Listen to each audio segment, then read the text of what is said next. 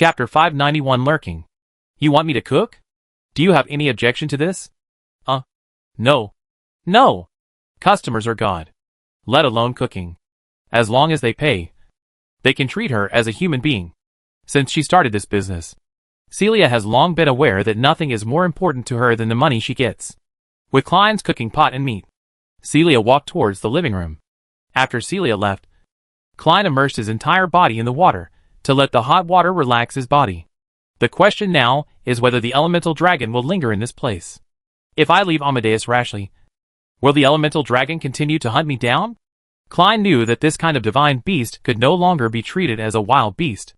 Their wisdom was almost the same as that of humans. Or there was no difference. The way they do things is not as smooth as humans. So when dealing with demons, it is more dangerous than dealing with humans. Klein was unwilling to take the risk at this time, and could only consider it after his body was fully recovered. After soaking in the water for a long time, Klein finally couldn't bear the tiredness and fell asleep directly in the bathroom. Celia, who had already cooked the food, was even more at a loss when she saw Klein fall asleep in the bathroom. If Klein continued to sleep in the water like this, once the water got cold, Klein would definitely catch a cold. In order to prevent Klein from getting sick, she could only continue to put hot water for Klein. But soaking in the water all the time is not good for the body. And it is not good for a long time. The skin will be wrinkled by the water, which is very embarrassing. Not knowing what to do, Celia could only wait silently in the bathroom, waiting for Klein to wake up. Although this guy doesn't play by the rules, he's not difficult to serve. It's okay. Just pay more money. Celia didn't expect Klein to sleep for dozens of hours. She couldn't hold on any longer. She could only eat some food sent by the hotel waiter when she was hungry, and lie on the big bed in the room for a while when she was sleepy, waiting for Klein to wake up. Klein's state at this time was somewhat inexplicably strange. It seemed that because of the overdraft of magic power, the regenerated magic power gradually began to merge with his limbs. These magic powers nourished his body, as if making the final preparations for something that was about to happen. Klein also felt that something was wrong with him, but he couldn't tell what was wrong. This was the first time he didn't have a clear sense of control over his body. Is this feeling the awakening that Projet mentioned before? It's a strange feeling. Just like my body has grown a second time. Although there is no ruler, Klein clearly feels that he has grown a little taller. As the apprentice of the world's greatest fighter, Klein is very sure. Klein quietly feels this physical change, and waits for his body and magic power to fully recover. He took out his communicator, and tried to contact Lilith and the others. Unfortunately, the current magic signal cannot reach such a high level. And now it is wartime, and various magic barriers will affect the magic signal. If a person is inside the barrier, then the magic signal inside is difficult to transmit. Voila! Klein stood up from the bathtub because he heard some strange singing and was a little curious. After getting dressed, Klein walked to the window, opened the window of the king's suite, and looked down. The soldiers were parading in bright red uniforms, and the people next to them were cheering for them. Klein could see that, at least in Amadeus, the people's will to fight was very high. This situation was not good news for Tarila, because of the love of Tarila. Except for the soldiers who wanted to turn over a new leaf through military merit. No one wanted to fight, which was far worse than the will to fight of Grandok. You're awake, sir. Celia came behind Klein a little embarrassedly. There was nothing wrong with sleeping in the guest's bed, but the premise was that the guest slept with her. Now she obviously didn't get Klein's permission, so it was really rude to fall asleep rashly. I hope I won't be complained about. I asked you to prepare the food. Is it ready? It's ready. It's here. Celia was relieved to see that Klein didn't blame her, but she was also a little sad that Klein didn't seem to be interested in her. If she couldn't get Klein's favor, she would have wasted a great opportunity. I'm afraid that both money and future development would be affected. Let's eat together. Klein's invitation made Celia stunned, looking at Klein wearing a mask. Celia couldn't guess what Klein meant at the time, so she could only nod silently. Although she was an ordinary person, she could recognize that what Klein took out was probably a piece of monster meat, which was very expensive. She was just an ordinary person. Such monster meat was usually eaten by professionals. She had never really eaten it in her life. Can I eat it too? Whatever. Klein was really casual. This meat might be expensive for others because it was the meat of a level 3 monster. But for him, It was no longer that important. What he needed to consider now was how to return to Telrilla from Grandok. It was too dangerous to go out rashly. Whether it was encountering Grandok's army or an elemental dragon, it would be a very bad situation. So he was considering whether there were other ways to get out. Logically speaking, Grandok's palace should have a special directional teleportation array. Could this be used? Just as Klein was thinking about how to get out, 3 level 5 professionals on the Amadeus wall were discussing the attack of the elemental dragon on the wall yesterday. A huge crack appeared on the outside of the city wall. This was the appearance after the elemental dragon used the freezing ray to freeze the city wall, and then cooled and destroyed it. With just one strike, the main structure of the city wall was completely destroyed. Such power is definitely not something that ordinary monsters can do. It may even be a superclass monster. Aren't you worried about a superclass monster wandering around Grandok? The speaker was a level 5 warrior named Bilson. Jonas, another level 5 melee professional beside him, had the same idea. The person they questioned was called Roy. A mage. Obviously. He knew more than Bilson and Jonas. Chapter 592. It's him. I told you before that this magic beast will not bring us danger. The question now is why this magic beast will attack the city wall.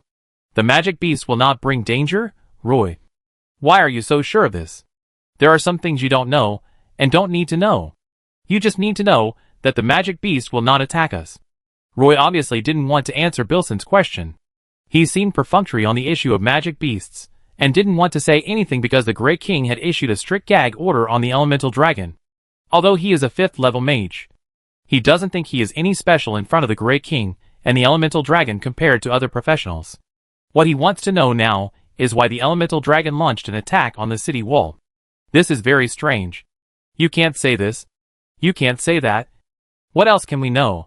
I might as well go to the front line to fight, Bilson said angrily. Obviously, he was a little dissatisfied with being assigned to Grandok to guard the royal family. Going to the front line to fight is important. But is protecting His Majesty's safety unimportant? Bilson, you'd better not have such dangerous thoughts. Hearing Roy's words, Bilson looked a little embarrassed. His old friend of many years didn't give him any face. Then tell me, what else can I do at this time? We are obviously the attackers, and Telrilla can only passively defend now. Do you think there will be danger in the Imperial capital? Jonas also nodded.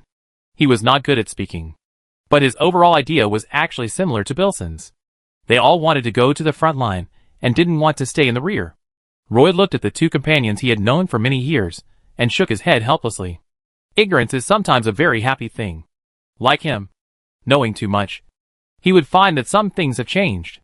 This war is no longer just a battle of honor for Grandok.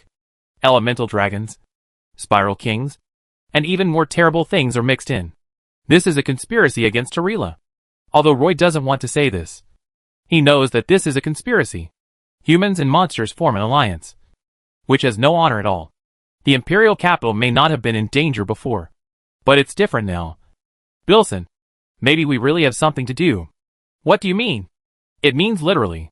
We were indeed a little boring before, but now there may be something to do that can make our lives less boring. The monster's attack definitely has a reason. I said before that it will not pose a threat to Grandok, so it must have discovered dangerous people or things when it attacked this part of the city wall. Bilson seemed to understand something. He also looked at the crack in the city wall, and then looked at the city of Amadeus. You mean? Someone who doesn't belong to Grandok came in? Yes. Cairo sent an alarm yesterday. The fuse of the war, Klein Alex, appeared in Cairo.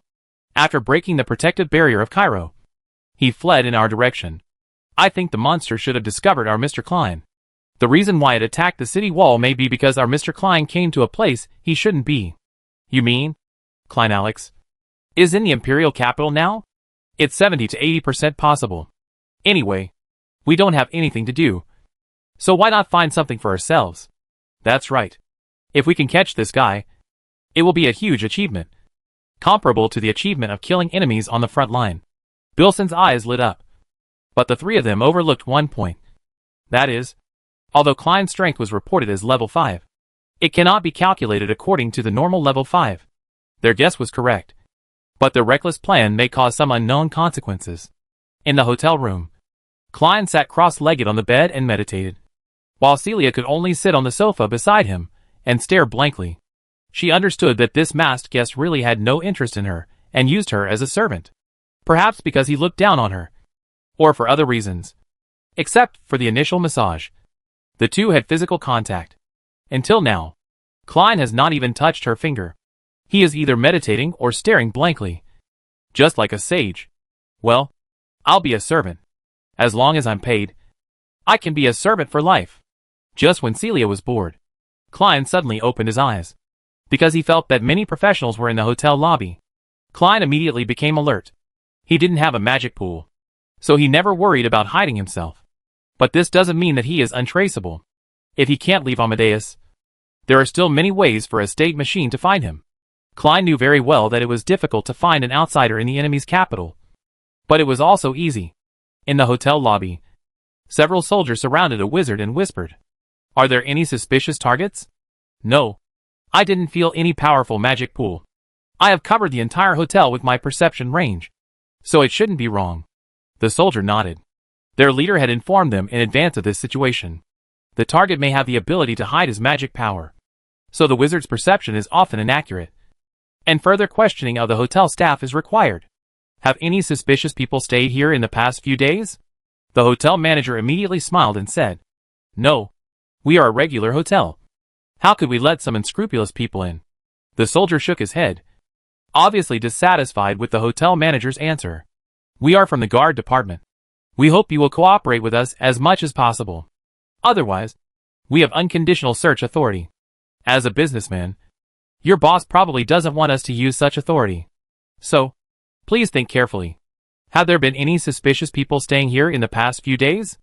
The suspicious people I'm talking about are not some dubious people.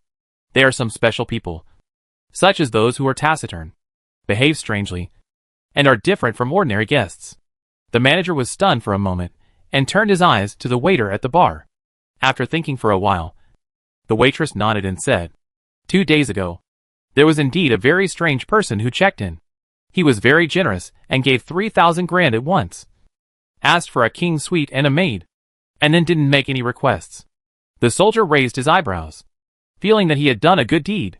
He immediately asked, "What is the name of this person registered?" "What's his name?" "His name is Kane." "That's him." Chapter 593 City Destroyer. Grondok soldiers surrounded Klein's room.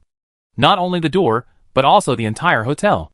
Anyway, now in the imperial capital, it is wartime, and there are almost no blind people who come to the imperial capital to cause trouble at this time. So they have enough troops to surround Klein. These people stand at Klein's door and gesture the time to attack. 3, 2, 1 charge. Hold your head with your hands and kneel down. Celia looked at the soldiers rushing in with some horror.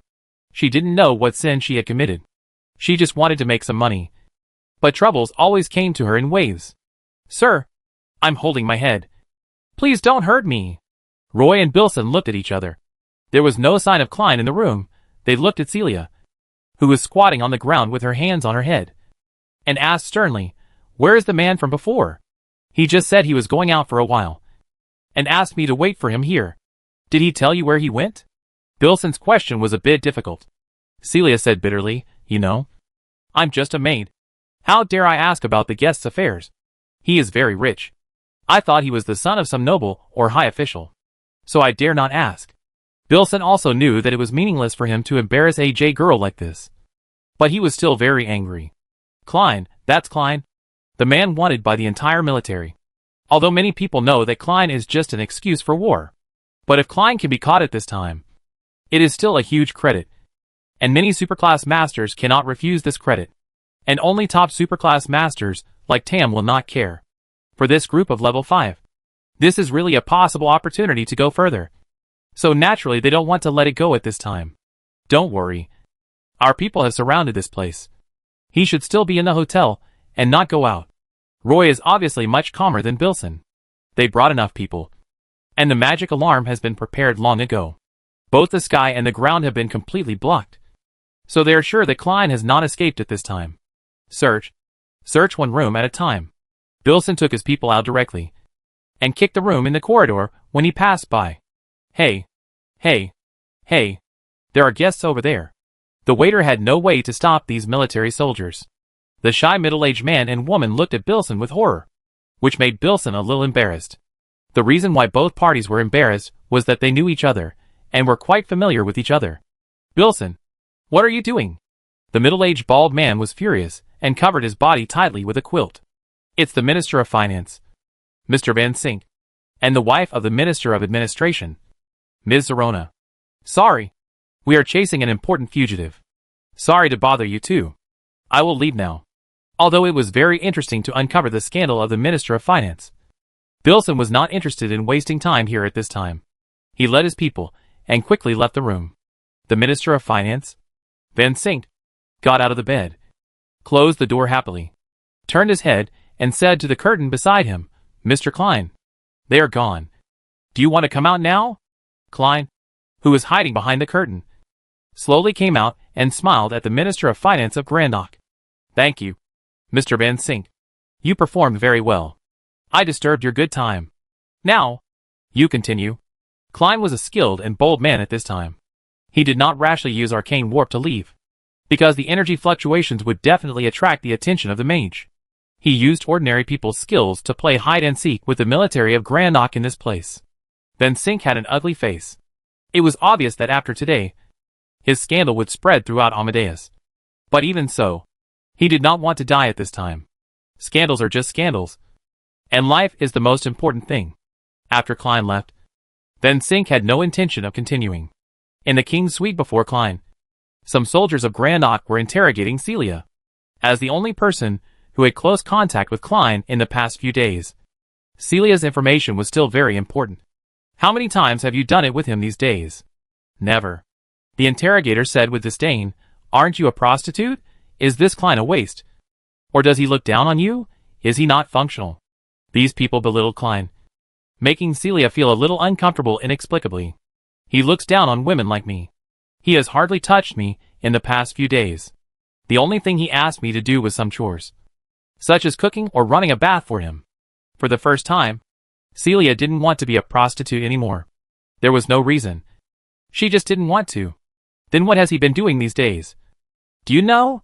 Has he told you any information? Or given you anything?" "No. He has said less than 20 sentences to me these days. And he has not told me any information. But he did leave me something." Unexpectedly, such an interrogation would actually yield something.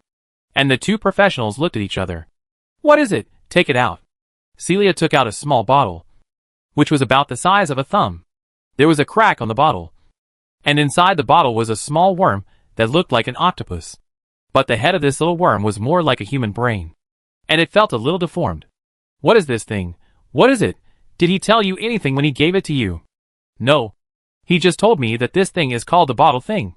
Whether it can be sold or passed down in the family. It is a good treasure." Celia looked at the bottle thing that Klein gave her with some reluctance. She now understood that Klein must be a very powerful person. Otherwise, he would not have asked so many professionals to capture him.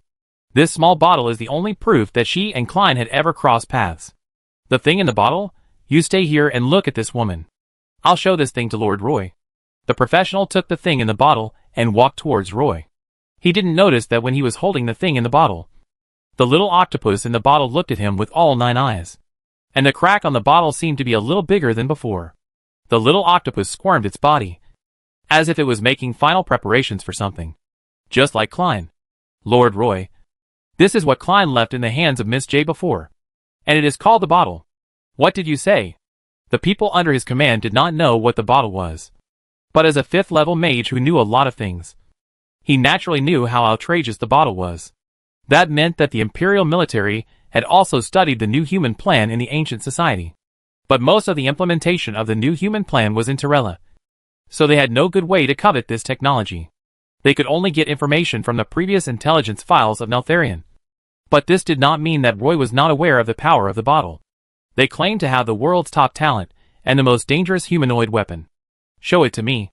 Roy took the bottle from his subordinates, and his eyes met the 9 eyes of the little octopus. And both sides seemed to understand something. Crack! The crack widened again, and Roy subconsciously threw the bottle out. Bang! The bottle finally broke, and the octopus tentacles seemed to be growing larger in front of Roy. The subordinate, who had just delivered the bottle, was already being rolled into the tentacles with a scream. Roy took a step back somewhat unnaturally. But the dignity of a 5th level warrior made him resolutely attack the octopus. Rain of fire. The fierce flames began to burn the octopus's arms. But the octopus was obviously beyond Roy's imagination in terms of strength and size. While it used its tentacles to resist Roy's flames, it aimed its 9 eyes at Roy. Buzz! The strong mental shock caused Roy's magic pool to begin to vibrate, and the dizziness made it almost impossible for him to stand still. He could only stagger and hold on to the wall. Roy was only a mage after all. In such a close distance, mages were extremely vulnerable in front of the monsters. The octopus's tentacles instantly pierced Roy's magic shield. When they were about to pierce his chest, Jonas, who had been silent before, took action. His long sword cut off the octopus's tentacles and saved Roy. Thank you. Let's deal with this monster first. The octopus's cut tentacles were restored, and the cut part actually began to grow and turned into another small octopus. The two octopus monsters looked very similar. The only difference was that the small octopus monster had no brain. You said before that the monsters would not attack Grandok. So what are we facing now? It's the bottle. Roy didn't know how to explain to his companions. He couldn't say that some monsters had become allies, while some monsters would still slaughter humans. Even in Grandok, the people cannot accept the cooperation between the country and the monsters. The war between humans and monsters can be traced back to the era of the new catastrophe. It is hundreds of years earlier than the founding history of the entire Tarila. Hundreds of years of fighting have made it impossible for humans and monsters to live in peace normally. Although the war between humans has never stopped, their will towards monsters has always been unified. That is, they are united against the outside world without any exceptions.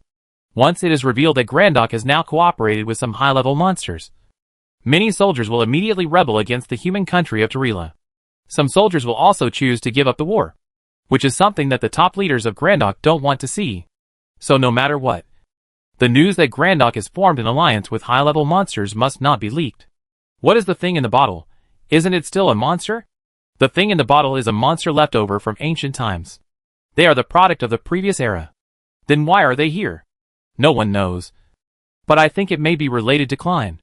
When the 3 level 5s of Grandok were entangled by the octopus, Klein himself had already walked towards the magic guild of Grandok. He has no other choice now. The strength of the elemental dragon is too strong. He doesn't want to take risks outside the city. He felt the breath of the super level in the palace. Even above the super level, a very strong breath. This person is likely to be the king level left in Grandok. Since the elemental dragon is nearby, Grandok cannot fail to leave a king level to protect their emperor. Because even if they have formed an alliance, once the divine beast suddenly turns against Amadeus, it is absolutely impossible to resist it by relying on the super class. Only the king class can deal with the divine beast. So Klein's only choice is the magic guild of Amadeus when he can't leave the city or go to the palace. Such a place must have a personal teleportation array to teleport to the place, as well as the resources to activate the teleportation array. What he has to do now is to kill in, and then find the teleportation array of Grandok. At this time, Klein stood in front of the magic guild, gathering the magic power that had been prepared long ago. 2000. Flame explosion. In the palace of Grandok, Emperor Close frowned slightly. The violent explosion just now made him understand that Amadeus was not as calm as he appeared. Next to him, a dwarf in heavy armor was eating a court lunch with big mouthfuls, not taking Close seriously at all. Close didn't care what the dwarf was doing, but asked with an odd tone, "Lord Muradin, do you want to go out and take a look? What to see? I'm here to protect your safety, not to be your nanny." There was some riot in Amadeus. Can't your soldiers handle it? So much money is spent every year to support these professionals. If they can't play a role, it's better to let them all die. Orange King Muradin, the 7th most powerful existence among the 9 kings. Even the Emperor of Grandok can't pretend in front of a 9 king. I understand. Lord Muradin, I will have someone take care of this matter. Closer is in a tough situation now. Because of the war, all of Grandok's superclass combat power has been transferred to the front line. There are probably no more than 3 superclass people in Grandok now. And they were all unreachable before. Because Muradin has stayed in the imperial capital Amadeus to protect his safety, there are no superclass people in Amadeus. And only a few level 5 are left to maintain normal city order. Under normal circumstances, level 5 masters are enough to handle most problems. But the current situation is that Klein is not a normal situation. Although he is level 5, He is more than half of the combat power of the superclass. In addition, he can use the bottle to summon large monsters and create chaos in the city. The destructive power and effect caused by Klein in this environment are probably more outrageous than many superclass people. Relying on the 3 level 5 before, I am afraid that he really can't be dealt with. Chapter 594 Orange King Muradin. Boom! The palace of Amadeus was shaking, and the dust on the roof fell into Muradin's plate like silk threads, which made Muradin very unhappy. In fact, at his level, let alone dust, even steel can be digested in the stomach. But digestion and being in a good mood are two different things. The noise made by Klein obviously disturbed him. This guy's destructive power is quite strong. The range of the 2000 magic power pyroblast is so large that the entire imperial capital can feel it. This is mainly because normal Amadeus people cannot release magic equivalent to 2000 magic power pyroblast in the imperial capital. They are all Grandok people. Normal Grandok people cannot do such things as setting off cannons in the capital of their own country. Klein did not have such concerns. He not only set off cannons in Amadeus, but also set off giant fireworks, and even set off cannons in 2 states of calmness and energy-saving casting. Amadeus's magician guild was blown up in half by Klein's double fire explosion, and a large number of mages died in the inexplicable magic bombardment. Many people didn't even know what happened, but just thought that some magic experiment accident happened in the magician guild, which led to the explosion. What's going on? Several mages looked at the guild that was almost in ruins, and at the same time, they saw Klein flying from the sky. Who are you? They answered that it was Klein's bone spear. At this time, Klein would not have any mercy and compassion. Anyone who blocked his way must be dealt with immediately. Those level 5 monsters should be coming soon. We have to stop them. The giant brain octopus has been killed. 3 level 5 monsters working together can still deal with a level 5 monster very quickly. Klein took out more than a dozen bottles at once. These were his accumulation over the years. Most of these monsters were level 3 to 4. Their strength was only average at this time. But they all had one characteristic. That is, they were destructive enough.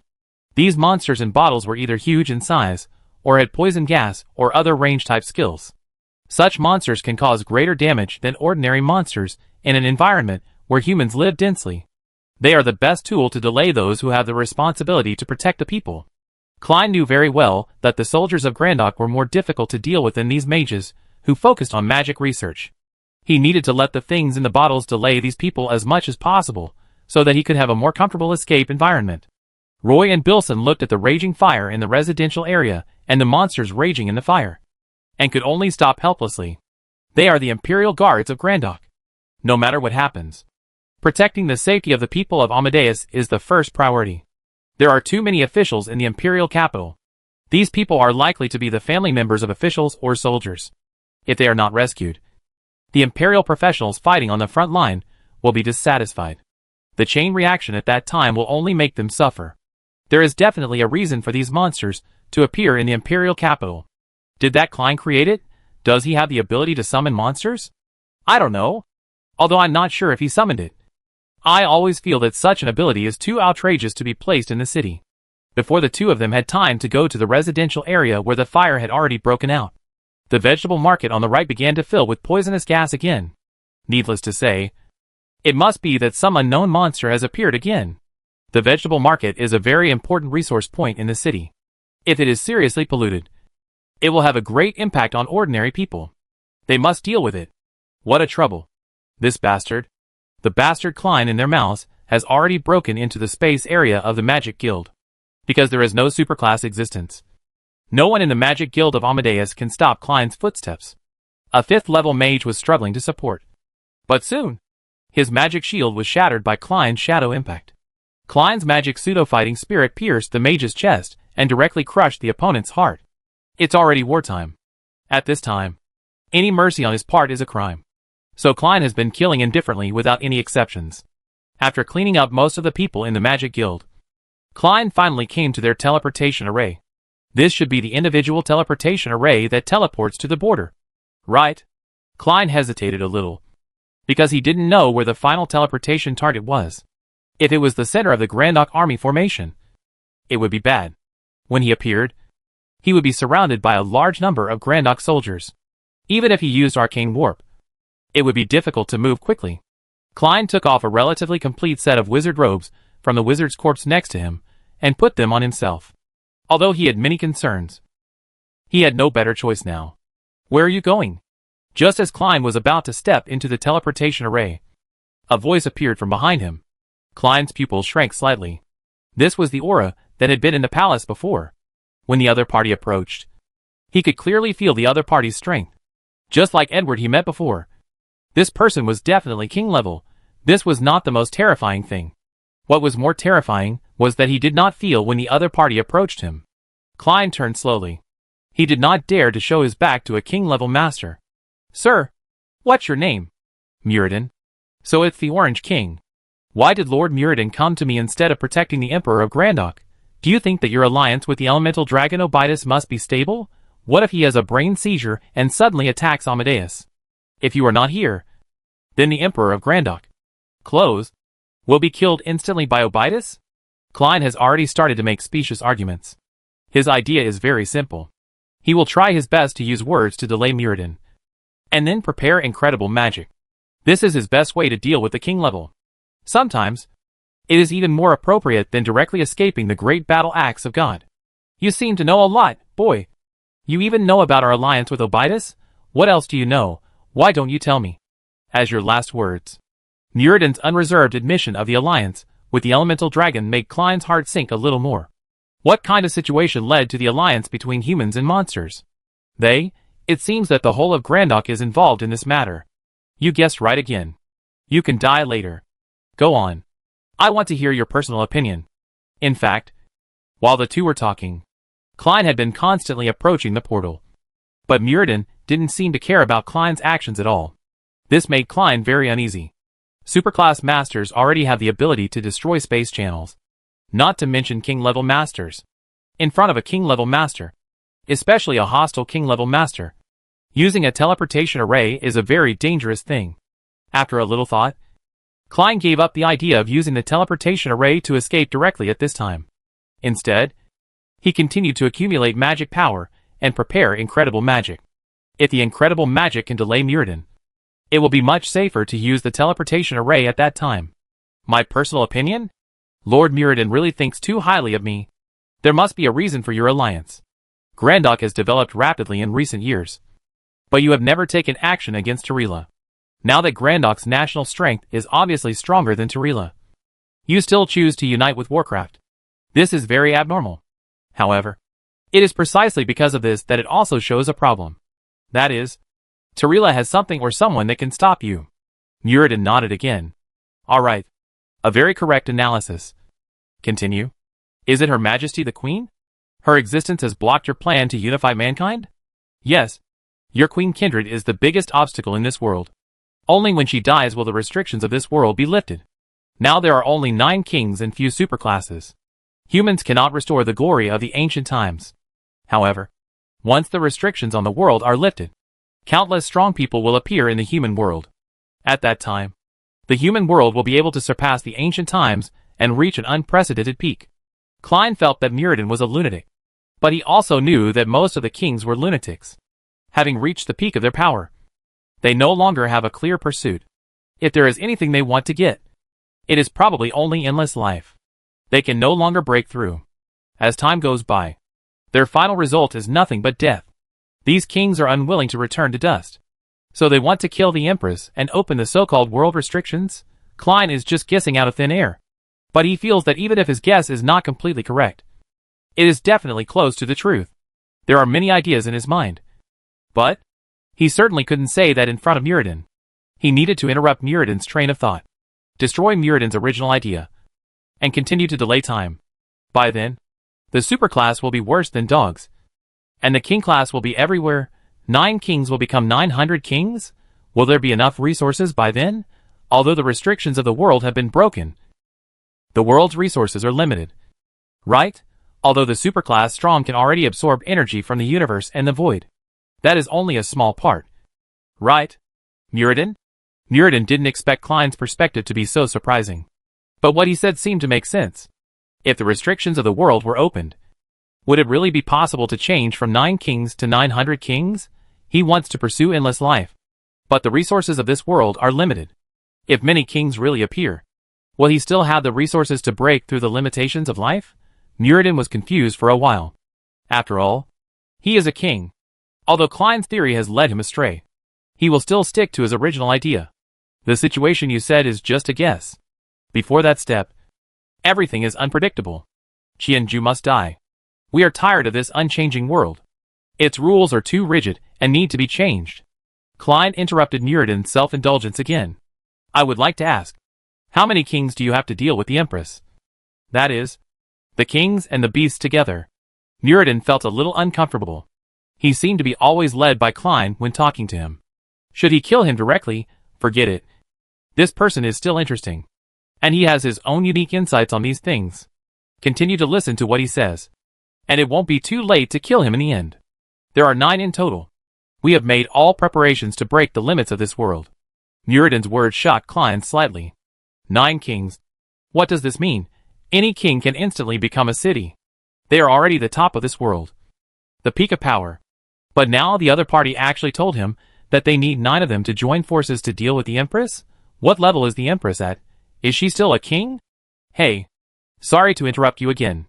If you want 9 of you to deal with your Majesty together, is your Majesty still a king? She is king level. And this has never changed. It is precisely because of her existence that only king level can appear in this world. And there can be no higher power. Qianju is powerful only because she is very special. This time, she will definitely die. Looking at Muradin's confident look, Klein suddenly felt a little sympathetic to him.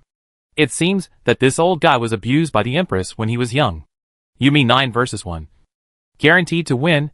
What if you lose? You should have dealt with His Majesty before. Right? Are you so sure? If the 9 of us can't deal with her together, then we are not worthy of being called king level. Qianju is very strong. I know this. But it is precisely because we have seen how powerful she is that we are fully prepared this time. Unite the elemental dragons and others to deal with Qianju together. As long as Qianju dies, Tyrella will no longer be a threat.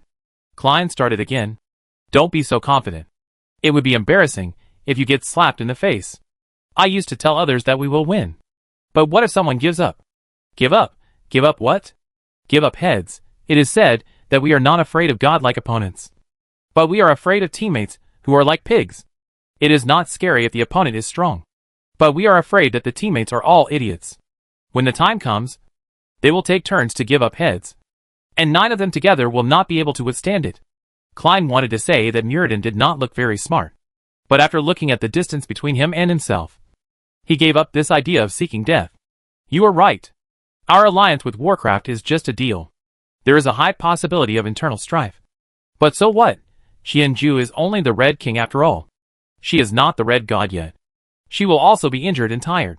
The siege of 9 kings, even if it is pure consumption, is enough to exhaust her will of fire. So whether we are of one mind or not, it makes no difference at all. Is that so?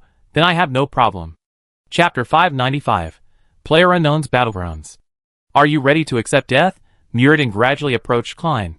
He was expecting some fear on Klein's face.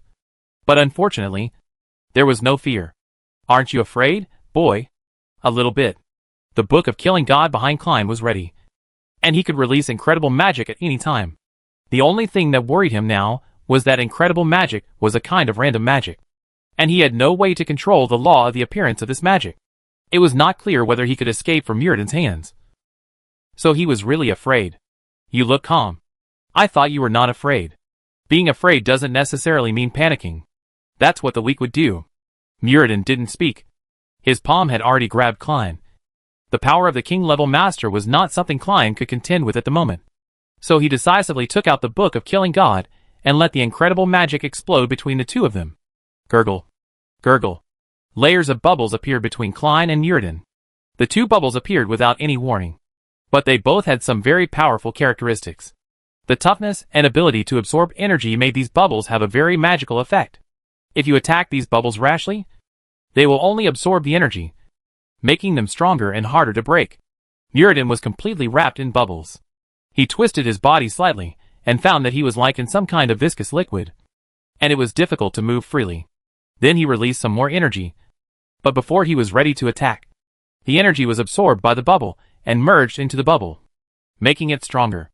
This kind of magic is really strange. Muradin struggled a little, then understood the characteristics of this magic and began to observe Klein. Klein didn't know why two bubbles appeared this time. One was holding Muradin. So what was the other one for? Let him go in by himself. That didn't make sense. He should be able to use the teleportation array to escape now, as long as he reached the border and found a way to return to Tarila. Even the king level couldn't catch up. What was this bubble for? There must be a reason. Right? Klein knew very well that after the evolution of the Book of Killing God, the incredible magic had become very useful, since it released two bubbles at once. There must be a reason for the two bubbles. Did it really want him to enter the bubble as well? Just when Klein was a little confused, a familiar voice appeared behind him. He's waiting for the bubble to disappear. What are you waiting for? Waiting to die? Fuck. Klein's body stiffened instantly. He had heard this voice more than once. The Spiral King. Black Arm Liarudo. How could this guy appear in the capital of Grandok? Shouldn't he be at the border? After all, there are many black soldiers at the border, and they should all be controlled by the Spiral King. Klein knows how powerful the other party is. Although he has not seen the Spiral King's true body, he has seen two superclass Spiral King clones. Klein immediately drew out the Godly War Axe and chopped it behind him. Boom! The black substance entangled the Godly War Axe, and Klein used all his strength to pull it back. I've suffered the loss of the artifact once. Do you think I will suffer the loss again? Klein? Little friend? Why are you here? Klein glanced at the teleportation array behind the Spiral King, and his heart was slightly cold. He knew his own strength very well. With the incredible magic, he could hold back the king-level masters. But if two king-level masters appeared at the same time, he really had no chance at all. No. There was still a little chance. There were two bubbles in total. As long as he could find a way to get the Spiral King into the bubble, he would still have a chance to survive. Before Klein could use the operation to realize his idea, an arm drilled out from his abdomen. Muradin had escaped. Now, even if the Spiral King entered the bubble, there was no possibility of escape. Where are you going to run? Very clever boy. Muradin crushed Klein's spine. But the endless magic power and super regeneration energy prevented Klein from losing his fighting ability immediately. He reluctantly stepped back, leaning against the wall alone, and said lightly, "It's really ironic that the 9 kings of mankind would unite with the Warcraft to kill a small person like me." That's right. Klein still didn't give up. He didn't want to die at this time. He hadn't married yet. He had promised Lilith that they would get married after the war was over, no matter what. He had to find a way to survive, even if he was facing two enemies that he couldn't compete with at all. That's a good way to provoke. I was fooled. But so what? Do you think there's any difference between joining forces or me dealing with you alone? Muradin slowly approached Klein, and the white face of the Spiral King did not show any other meaning. It seems that the man and the monster have reached a tacit understanding that Muradin will deal with Klein. This made Klein feel a little relieved. He still had a chance. The remaining bubble had not burst yet. Arcane! Klein put his hands together, and the unknown power in his body became stronger and stronger. This power burst out from his mind and merged into his magic power. The burning demon heart, which had been immersed for many years, became a forging furnace at this moment, melting his magic power strand by strand, and gradually merging with some of the original things in his body. Super Magic Arcane Giant. Klein, who instantly turned into an arcane giant, punched Muradin, and this powerful force that had been invincible before was easily blocked by the king-level master. Muradin's fighting spirit destroyed Klein's arcane arm in an instant, tearing off his original arm along with it. Even so, Klein did not stop for a moment. All his magic power and the previous power began to merge under the blessing of the burning demon heart, and together, they became a new power. Even the part of the power that escaped made Klein feel frightened and powerful. This was a new magic power different from this world, which made Klein's magic have more outrageous power than before. Destruction Orb. In Muradin's eyes, Klein had lost his last sanity. This scale of magic exploded in front of him. Even if the caster had the characteristic of being immune to some magic, there was no way to be intact. This kid has lost his mind. Boom! A violent explosion occurred between Muradin and Klein. Muradin blocked the impact of this energy with one hand, but he frowned slightly during the process of resisting, as if something unexpected had happened. After the explosion gradually subsided, Muradin glanced at his palm, and a shallow cut appeared on the palm. The defense was broken. A king-level master was broken by Klein's third-level rule power. The king-level rule power is level 3. And Klein's rule power has also reached level 3. What he lacks now is nothing more than accumulation, but a breakthrough in the level. Being able to hurt the king level shows a problem. Under certain conditions, Klein already has the ability to kill the king level. This is what shocked Muradin. What an incredible kid. The destruction sphere shattered along with Klein's arcane armor. He didn't know that he had hurt Muradin. He didn't care. All he did was to delay time and wait for the power to merge with himself. The furnace-like burning demon heart forged a strange symbol for Klein. This symbol allowed Klein to connect to a strange world. Like a key, Klein's mental tentacles soon touched the symbol, and an unknown door opened for Klein in a void world. Almost unlimited magic power surged towards Klein. These magic powers were violent and chaotic, just like the power in the void. The disabled Klein swung the arcane sword at Muradin again, but the result was the same. His other arm was also torn off by Muradin. The Orange King coldly crushed the arcane armor, kicked Klein away, and fell heavily to the ground. You're almost dead, right? Muradin didn't know that the battle inside Klein's body was more thrilling than the battle outside. The chaotic magic power before had begun to wreak havoc in Klein's body. They wantonly destroyed Klein's original magic power and body, and restarted super regeneration for Klein to recast his limbs. Muradin waved his knife and split Klein's body in half. It's over. He actually liked Klein very much. Or admired him. He always felt that Klein had the kind of qualities and thoughts that ordinary humans didn't have. Such people are suitable to be friends of the king level. As a king, Muradin doesn't look down on others, even if they are superclass or emperors of a country. Killing Klein, Muradin still felt a little sad. But what happened next was obviously beyond his expectations. He's not dead yet. The white face of the Spiral King suddenly said. I know. Muradin also felt it. Klein, who was split in half, with blood and internal organs all over the ground, was not dead. His vitality has exceeded the limit of normal humans. Now Klein is a real monster. Klein's body is regenerating, and his flesh and blood are united. The effect of super regeneration has been maximized. Endless magic power flows out from the void gate. Not only does it fill Klein's burning magic heart, but also fills his body, making every cell of his body full of super magic power. Get up. Klein stood up suddenly, his body reshaped like a newborn. And some unknown information flowed into his mind through the void gate. But he didn't have time to check now. The danger was not over yet. Magic baptism your body. All your attributes +2. Magic baptism your body. All your attributes +2. Magic baptism your body. All your attributes +2. Such prompts have been in the synthesizer for an unknown period of time. And Klein's all attributes have increased by nearly 200. Such an increase would be envied even by a superclass strongman. Having regained his power, Klein did not lose his mind. And his goal had never changed, which was to escape from the hands of the two kings. Arcane transition.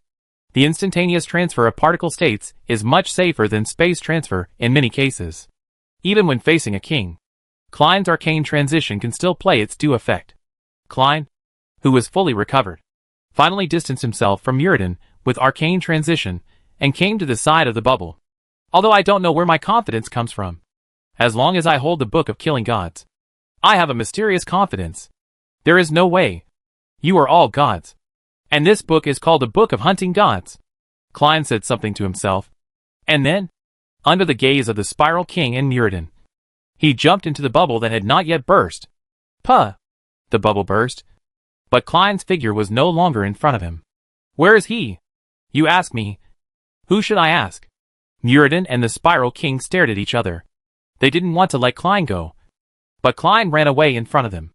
This made the two kings feel a little embarrassed. Humph! Muradin snorted coldly and flew towards the palace. Klein had already escaped, and he was not interested in continuing to tangle with the Spiral King. It was his duty to return to the palace to protect the Emperor, no matter what. The Emperor of Grandok symbolizes the face of this country. After Muradin left, the Spiral King was thoughtful. Klein, this kid, awakened at this time? He opened the door of the void. Since he is awakened, he will definitely return to the shackles of the god of the earth. Should I wait for him? Klein suddenly appeared in a dense jungle, and there was no trace of human beings in the surrounding soil. From the surrounding environment, this should not be an area where humans live. which made him feel more at ease. Huh? It should be safe.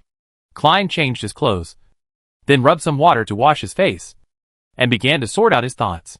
First, it's a change in physical state. Klein clenched his fists.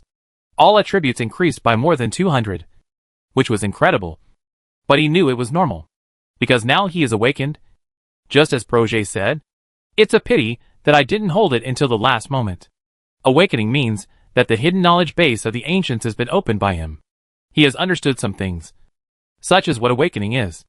For him, awakening, the energy accumulation over the years, finally burst out as a baptism for his body and spirit. After awakening, he has stronger power, stronger talent, and stronger magic. The later the awakening time, the more terrible this accumulation is. Klein's body has accumulated for 24 years. This is a terrifying explosion. It's a pity that I didn't hold it until the last moment. Chapter 596 Communication between Father and Son. If his awakening time can be delayed to the limit of blood awakening, then his benefits will be greater. But now these are not important. He has awakened, and if he hadn't awakened, he would have been killed by Muradin's knife. Awakening has completely stimulated his potential. Now he is more powerful than before, and the strength of all magic has been amplified by the invasion of void magic. His burning magic heart has evolved again. This time, the burning magic heart is no longer the core that accumulates magic before, but has become the door that can enter the magic world. Klein is in a good state now. The feeling of magic surging when he opened the door before was really wonderful. So he wanted to know what is behind that door.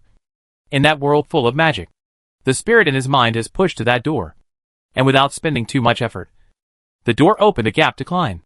Just like last time, a huge amount of magic power gushed out. But this time Klein's magic power was already full, and he couldn't hold more magic power at all. These magic powers could only circle around the burning magic heart and turn a few times, as if waiting for Klein to consume his magic power. Seeing that Klein's magic power remained intact, these new magic powers seemed to have their own will, gradually stagnated, and then flowed back again.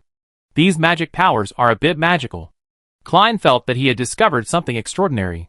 He had a lot of magic power, but the current high-intensity battle had already consumed all his magic power. Even with the support of magic recovery equipment, he couldn't fight a superclass strongman for too long. Klein's idea was that if he could open this place anytime and anywhere, he would have an infinite magic pool. Infinite magic? A flash of light appeared in Klein's mind. He had heard this word once, and that was his father Esmond. He once said that he also had infinite magic. Could it be related to this place? Klein suppressed his doubts and slowly walked towards the depths of this magic world. That feeling, that hostility, really appeared in front of Klein. You're here, Klein. Esmond's voice appeared in the distance of the magic world. Although Klein could hear his voice, he could also feel that Esmond was far away from him. But at this time, distance was no longer a problem. He had to figure out the situation in this magic world. So you are here too, Father! The two kept approaching each other, and the magic points of magic cheered around Klein, as if welcoming their king. After flying for a long time, Klein finally saw Esmond's figure in the distant magical starry sky. He was still wearing a gray robe, still so tall and thin, and his aura was still so strong. I guessed you would come here, but I didn't expect it to be so fast. Your progress speed has indeed exceeded my imagination. Have you reached the super level? Esmond spoke first. He seemed to be surprised that Klein could come to this place at this time, but he was not too worried about Klein's improvement in strength. Was it because of the bottle? Klein didn't know how much the bottle affected him, and he didn't know either. Not yet. I'm still a little short of the super level. Klein admitted it very generously. He didn't know why, but in this place, he had a feeling that he was not worried about fighting with Esmond here. Esmond was also very calm, and it seemed that he had no intention of conflicting with Klein at all. It shouldn't be difficult for you to reach the super class. You are indeed the most outstanding bloodline. Such talent is really enviable. It's a bit boring for a person who has already stood below the 9 kings and the top of all super classes to say such things. Hee. You don't understand, Klein. When a person reaches a high enough level, he will find that talent is really the root of everything. I think I work harder than any professional. I have maintained this effort for 30 years. But even so, I still can't break through the limitation of talent. Compared with those gifted people, there is still a big gap. Klein actually agrees with Esmond's sigh. Hard work is very important. Extremely important. Even in his previous life. Countless great people have said so. Genius is 99% hard work plus 1% talent. But that 1% talent is often more important than 99% hard work. In the previous life without extraordinary power, the gap in talent was already so obvious. Not to mention in this world with extraordinary power, the gap in talent will be unlimitedly widened in front of a truly strong person. Level 5. Super level. 9 kings. Each level is a world of difference. An insurmountable gap. Yes, talent is so important. Esmond kept his eyes on Klein. Same for you. Same for Project. You should have met each other. Right? Esmond's sudden question surprised Klein a little. Has he guessed what happened between him and Project? But he had no intention of admitting it. Who is Project? I don't quite understand what my father is talking about. It doesn't matter whether you admit it or not. All new humans are the same. No matter what kind of contract we have. Project can never really submit to me. I just figured this out recently. How can a person with top talent be inferior to others? Even I want to stand at the top of this world and see what it really looks like. Not to mention someone as proud as Project.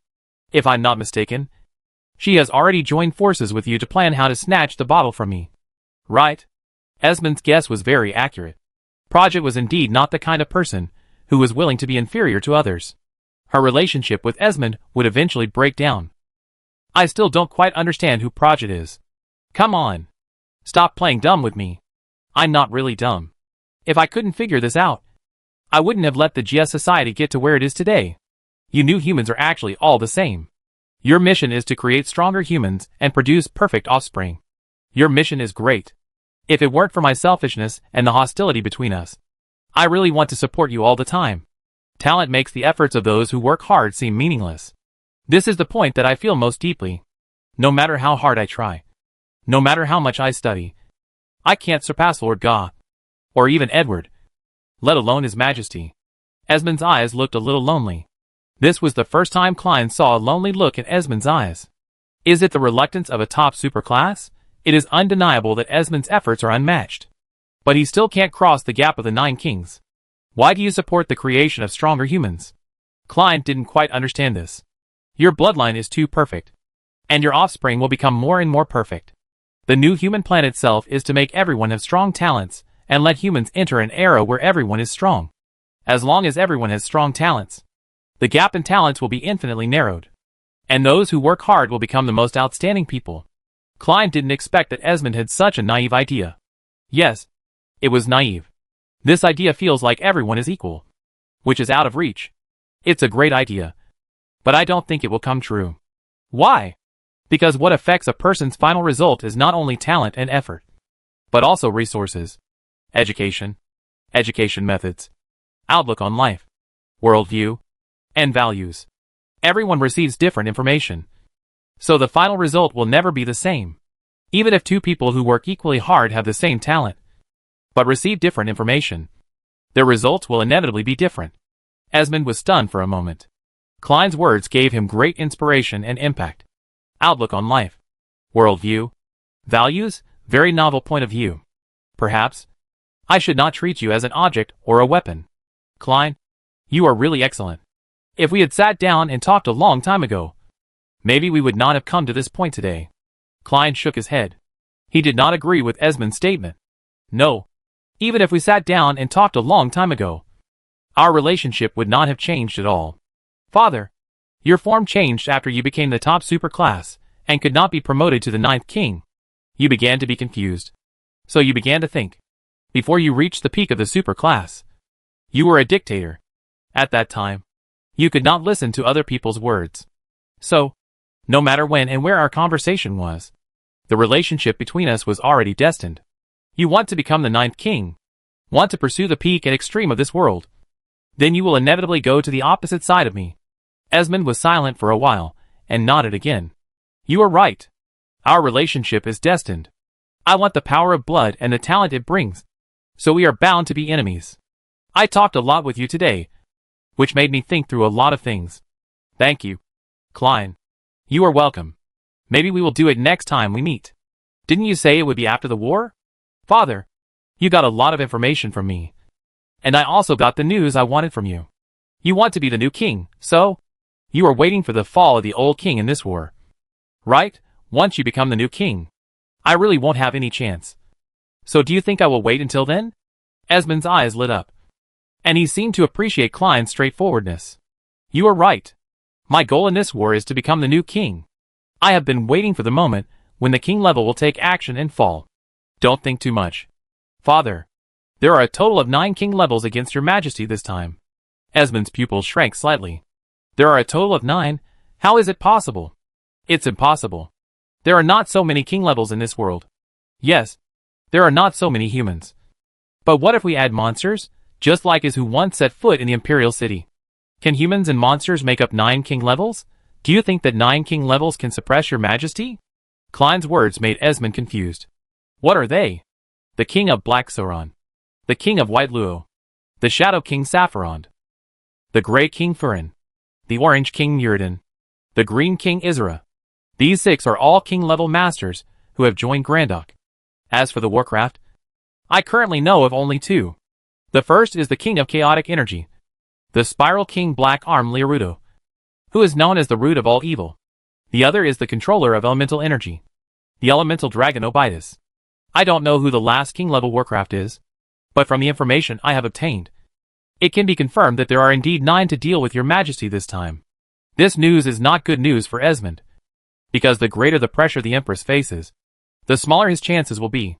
If there are only 3 to 4 kings, then Esmond has great confidence in the Empress, because he has seen how powerful the Empress is and understands the huge gap between the Empress and Edward. But when the number of enemies rises to 9, many things are no longer so certain. The Empress will also be tired, and she will die if besieged by 9 kings. Where did you get this information? Klein did not intend to hide his information. Although he and Esmond were hostile, he and Esmond were still in the same camp in terms of the country's position. Due to some special reasons and magic failure, I was teleported to Amadeus, the capital of Grandok, where I came into contact with the Elemental Dragon, Muradin, and the Spiral King. The news came from their mouths. Esmond was shocked and asked subconsciously, "Did you fight with them? Escaped from the hands of the king?" Well, it was a bit lucky, but I escaped after all. It was because of the fight with them that I came to this place. Hearing Klein's words, Esmond nodded thoughtfully. This news is very important. Whether it is for me, for His Majesty, or for the entire Tarila, nothing. We can meet here, and we can pass information to each other, which is also something I didn't expect. I am also a Tarila person, and helping Tarila is my duty. Oh, by the way, after saying so much, I always forgot to ask, what exactly is this world? Klein looked at the magic starlight around him and asked the question he had been wondering about. Esmond smiled. This is the origin of magic. It is the birthplace of some magic. It can also be the cradle of magic. Chapter 597. You can't give birth to a child by yourself. The origin of magic. What does the origin mean? A special event? I feel that the magic here is very chaotic, and normal mages should not be able to use the power here. Klein analyzed the situation of the magic world. These are his feelings after coming to this world. Esmond nodded. Klein's magic perception is very sharp. Most of the situations in this world are just as he said. It is full of magic order, but also has the chaos of the void world. The magic here is very chaotic, and normal mages really have no way to use the power here. But since you can come here, it means that you have the qualifications to use the power here. Qualification? Klein was a little confused. He didn't quite understand what the qualifications Esmond was talking about were. Qualification is arcane energy. Only people with disordered arcane energy have the power to come here. Klein, you already have the 2nd level rule power. So now you have the power to advance to the super realm. Improve as soon as possible. You can't play any role in this war now. Little friend, do you have a lot of questions? Klein was confused. The power she had was not just the 2nd level rule power and disordered arcane energy. According to Esmond, the 2nd level rule power can be promoted to the super level. So what about the 3rd level rule power? Does it mean that he has already mastered the key to the king level? Does it have to be so powerful? The infinite magic that Father mentioned is to connect your magic pool with this place? Now, Klein already knows what the infinite magic that Esmond mentioned is. It is to completely connect your magic pool with this magic world. and then let the void of the magic world and the magic directly enter her body, so that there will be the effect of infinite magic. But Klein doesn't think this method is good at all. If the chaotic void magic is not purified, it will not only have no effect on nourishing the body, but will also destroy the original body structure. Every mage's body is a sophisticated instrument. If there is no stable body, then there will never be a way to reach the peak. Klein thinks Esmond should also understand this, but he seems unable to resist this temptation. Infinite magic. It's scary to think about it. Father's behavior is very dangerous. He will die if he continues for a long time. I know it is dangerous, so I don't plan to stay in this state forever. I just use the power of this state temporarily. My original plan was to find a way to capture Edward, who also has the throne. As long as I kill him, I will be the new king. Just when I was about to implement this plan, His Majesty found me, stopped me, and gave me a new plan. He asked me to wait for the fall of the King of Grandok. This is a war where the two countries are betting everything, and even the king cannot stay out of it. If they want to defeat His Majesty, they must go all out. Once the battle between them breaks out, there will definitely be the fall of the king. The new plan is more appropriate and safer, and all I need to pay is to participate in this war. Klein nodded. Esmond did the right thing. If he didn't have any way to advance to the king level, he might make the same choice as him. What you said makes sense, but I don't think this is the best choice. Even if you reach the king level, the damage caused to your body by the void magic will not be reduced.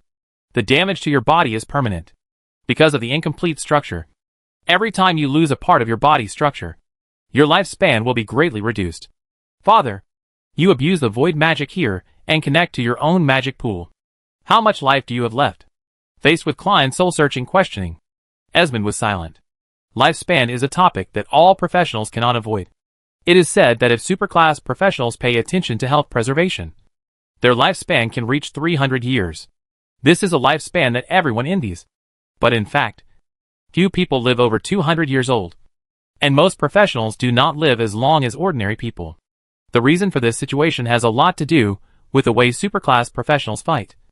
Live in practice, the basic lifespan of superclass professionals is very long, but their battles are also very fierce.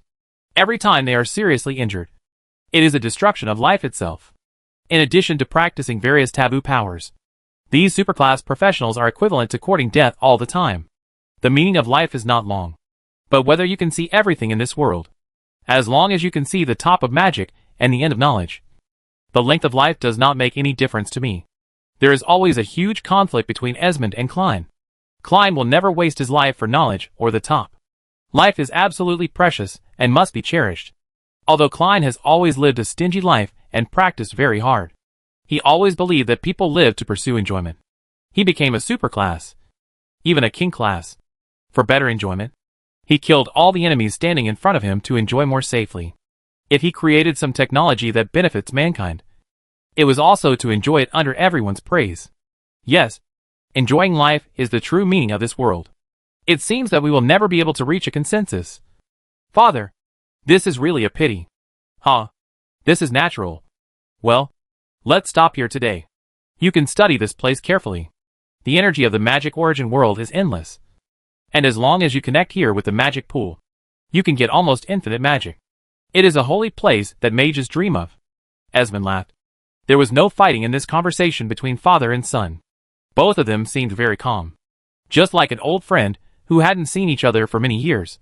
Esmond left this magical world after finishing the conversation, leaving Klein alone. If you were alone, this would indeed be your holy land. But now that I'm here, do you still dare to use the so-called infinite magic in the future? Klein knew very well that before, only Esmond could enter the magic origin world, so he could naturally extract the energy of this place without any scruples. But the situation is different now. Klein can also come in, and the two are still in a hostile state. If Esmond dares to continue to extract magic here, if Klein suddenly comes in to add some ingredients to him, Esmond will not be able to bear it even if he is at the peak of the super class. I didn't expect that the accidental awakening allowed me to crack his infinite magic. I don't know if it can be considered luck. Klein smiled and released his skeleton. The tips of these skeletons continued to extend and open, making Klein's body like a bone tree. There are countless magic perception points at the tips of the extended skeletons. These perception points allow Klein to receive information from the magic origin world more efficiently, as if it was stored in advance. Many ancient knowledge began to flow into his mind along with the magic perception nodes. This magical knowledge transfer mode suddenly appeared in Klein's mind after he awakened, as if he should have known such things. This inheritance is very similar to Agatha's dragon heritage. Klein feels very novel and interesting. Klein carefully pondered the knowledge that appeared in his mind. This knowledge was an unfinished product, very complex and obscure, even for the ancients. This was an immature technology that had not yet been mastered. The power of the creator? The power to imitate the gods? The first thing Klein thought of was his synthesizer, the third order arcane rules, and the power of the supreme arcane change. Everything was so consistent with the power of the creator, as if it was arranged by someone. If it is a coincidence, then it is too much of a coincidence. Isn't it? Klein knew that if everything was coincidental, it must not be a coincidence. It seemed that there was a reason for him to come to this world. Although I don't know why I came to this world. At least I finally know my life experience in this life. Because of the emergence of awakening information, Klein finally understood his life experience, Proget, and Qianxuan's affairs. In the New Human Plan, there are a total of 3 super new humans. They have the strongest talents and different responsibilities. These 3 people have inherited part of the knowledge of the ancient times. Their talents correspond to their responsibilities, and they have absolute dominance in their respective fields. They are S01 Proget, the continuation of the ancient fighting people, the strongest body, and the perfect self-protector. Her responsibility is to combine with Klein after awakening and nurture the next generation. So she is also called the mother body. The perfect talent and combat power make Proget as a mother body absolutely safe, and the telekinetic force field allows any enemy who rashly approaches Proget to be instantly controlled or even killed. Even if someone approaches her with some means, her body with the mechanical soul can withstand almost all the damage of the same level, or even higher than the same level. Her strong body, coupled with telekinesis, makes Proget the strongest warrior. As the mother, she is definitely the best choice. Then, there is RS02. Klein, the creator, the one who continues the ancient magic power, has the strongest magic, and the creator of magic knowledge. Like Proget, Klein has the most outstanding talents in ancient times. Their blood is not only the essence of human beings, but also the power of the gods. The natural arcane talent allows Klein to connect to the magic origin world after he advances. Just as Esmond said, the magic origin world is the holy land that all mages pursue. As long as you are not afraid of death, you will have unlimited magic. The ancients also gave Klein some strange duties. In addition to letting him marry Proget and have more children, he was also asked to use the endless magic power to spread the ancient magic knowledge as much as possible, so that people in later times would know the glory of ancient magic. This self-sacrifice idea is really noble. If someone else did this, Klein would definitely give a thumbs up and express his admiration from the bottom of his heart. But if he wants to do this himself, then forget it. He is a selfish person who just wants to live his own life. This self-sacrifice for the benefit of all mankind is better forgotten. However, in the knowledge he inherited, although there is a lot of information about magic and arcane creation, there is no news about synthesizers. Klein felt a little regretful and felt that something was wrong, as if something was not right. Then there is RS03. Soon. Qian is just her last name, just like Klein's last name is Alex. As the daughter of the Empress, Sun's last name is Qian. Sun's duties are very different from Proget's. Her combat attributes are not very strong, but her knowledge is the most extensive. Her heritage is culture. A lot of miscellaneous knowledge of ancient society has been poured into Sun's heritage. Because of this, she has mastered unpopular knowledge such as the Eternal Covenant and the Dark Coffin. Although Sun's knowledge is extremely broad, her combat power and talent are the weakest among the 3. To date, Sun's rank has just broken through to the 5th level. Although this seems to be faster than Klein. Klein reached the 5th level without awakening. Sun awakened shortly after birth, and it took nearly 20 years for him to barely reach the 5th level. The two are not comparable. Even if both are at the 5th level, Sun will be beaten up whether she meets Klein or Proget. This is when she contracts 2 kinds of inner god power at the same time. The 3 have their own responsibilities. But at present, except for Proget wanting to find Klein to have children, Klein and Sun have no intention of fulfilling their responsibilities.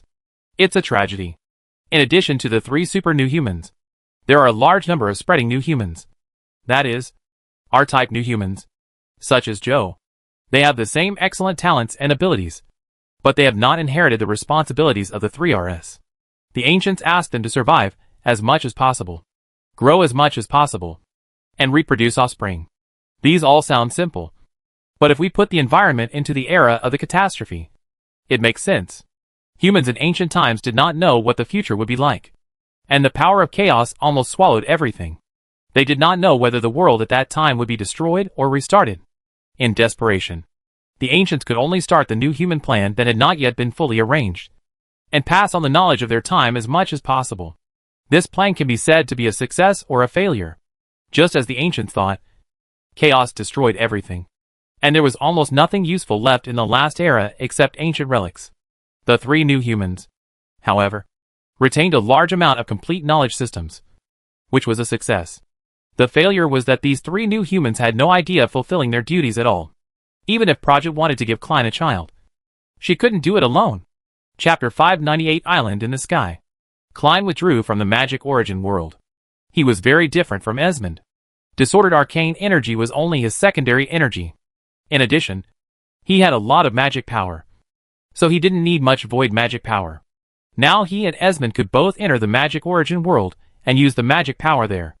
It seemed equal. But Esmond was the one who suffered the most. Klein could not use the magic power here. But Esmond no longer dared to use the magic power here casually because Klein could come here. Let's take a look at the surrounding situation first. Looking at the surrounding forest, Klein had a headache. But fortunately, he had the navigation system of Zuligian and could feel the location of other objects in the bottle. So he didn't get lost in this place. From the location of the object in the bottle, I should be in the south now? At the border between the 2 countries.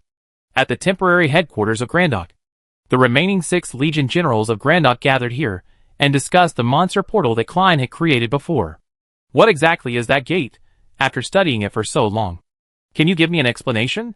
Tam said very dissatisfiedly. Letting Klein and Roger go was a huge loss for his Legion.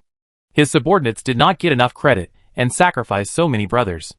If this continues for a long time, he will not be able to continue to be the general of the Legion. What's more, for him, Klein is also a very valuable person. He has the secret of the artifact and various unknown powers.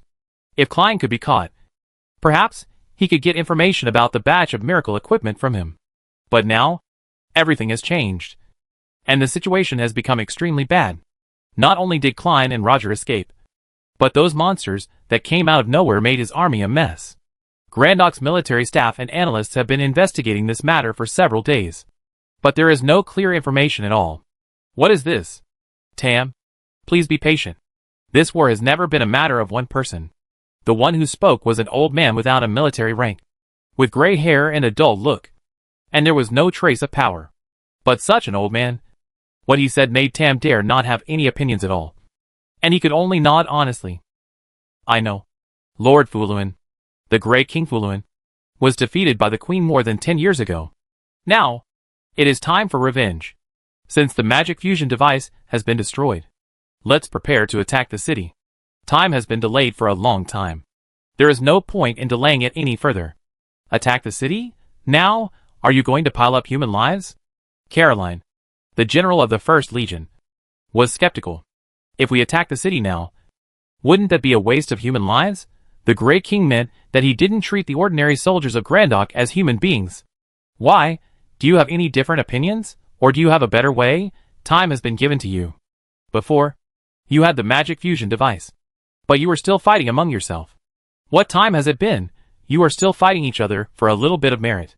You must understand that this is a war that concerns the fate of the 2 countries and even mankind. Since you are unwilling to fight together and insist on splitting up into different legions, which will only waste time, then show me your abilities. I want to see Belda conquered within 10 days. This is my bottom line. Furin's tone was very cold. Just like what Caroline said before. He didn't take the lives of ordinary soldiers as his life. Even the superclass strongmen present could only behave themselves in front of a king like him. Not to mention that all the kings of Grandok have united now. The power they control can destroy the entire Grandok in an instant. So the current Grandok Wine King doesn't need to care about other people's feelings and opinions. They only need to do one thing. That is, to break through the Belga fortress, invading the territory of Tarila and forcing the Queen Shinjua to take action. They didn't care how many soldiers died, and how many warrior masters died in Grandok during this period. Sir, if we sacrifice too much power in this place, what should we do if the monsters attack Grandok during this period?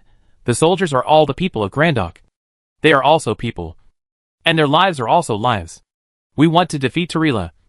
But the premise is that our homes are not harmed by monsters. Caroline argued with the Great King. And what she wanted to say was what many other admirals wanted to say. They did not agree with the Great King's approach. But none of them could compete with the Great King in terms of strength. Now that Caroline could stand up, the other admirals all looked at her with gratitude. Little girl, are you teaching me how to do things? Or do you want to tell me that the lives of soldiers are important? Such insignificant things? Since you have such an idea, the siege will start with your first legion. No, I refuse. Caroline directly rejected the order of the Great King. But the Great King didn't care about Caroline's objection at all, and just said casually, Caroline. Right, very good young man. But have you ever thought about it? If you refuse my order here, what will happen to your family? What will happen to your husband? What will happen to your children? If you refuse me now, you are refusing to fight for Grandok. If you refuse to fight for Grandok now, you are a sinner of Grandok. You don't think Grandok will let go of the family of a war criminal, do you? A group of Legion generals did not expect the Great King to use such a despicable means. This is simply a kind of coercion. A kind of coercion that uses them as weapons. Lord Great King, I have heard your story since I was a child. I used to admire you. But now what you do makes me feel sick. The army is not a weapon of some people, or some individuals. We are loyal to the royal family of Grandok. Not you. The Great King. Caroline's fierceness impressed the other admirals. But what happened next made them feel cold all over. Puff! The Great King's arm pierced Caroline's chest. A king attacked a superclass master at this time, and the other party had no room to react. Caroline also looked at the Great King Furin in disbelief. He didn't expect the other party to do this and attack him directly. They were all Grandok people. Why did it become like this today? Caroline covered her chest and took a few steps back. This is not a war about honor at all. This is not a war belonging to Grandok at all. You guys kidnapped Grandok. United Warcraft. Monster. Even the people of Tarila are not as disgusting as you are now. Although we have been fighting, Warcraft is our common bottom line. This has not changed for more than 300 years. But now you sacrifice the interests of Grandok, and even the interests of the entire human race, for your own interests. I feel disgusted for my childhood admiration for you. The blood gradually solidified from the initial turbulence, and Caroline's body gradually hardened, turning into a sculpture in front of everyone. The Great King has the ability to turn people into stone. And now he has shown this ability in front of his own people. But it is not to deal with the enemy, but to kill his own people. Okay. Now that the opponents have disappeared, let's start discussing again. I think it's time to attack the city now. What do you think? The Great King's practice of killing people in front of the Admiral made others very dissatisfied. But now they have no way to deal with it.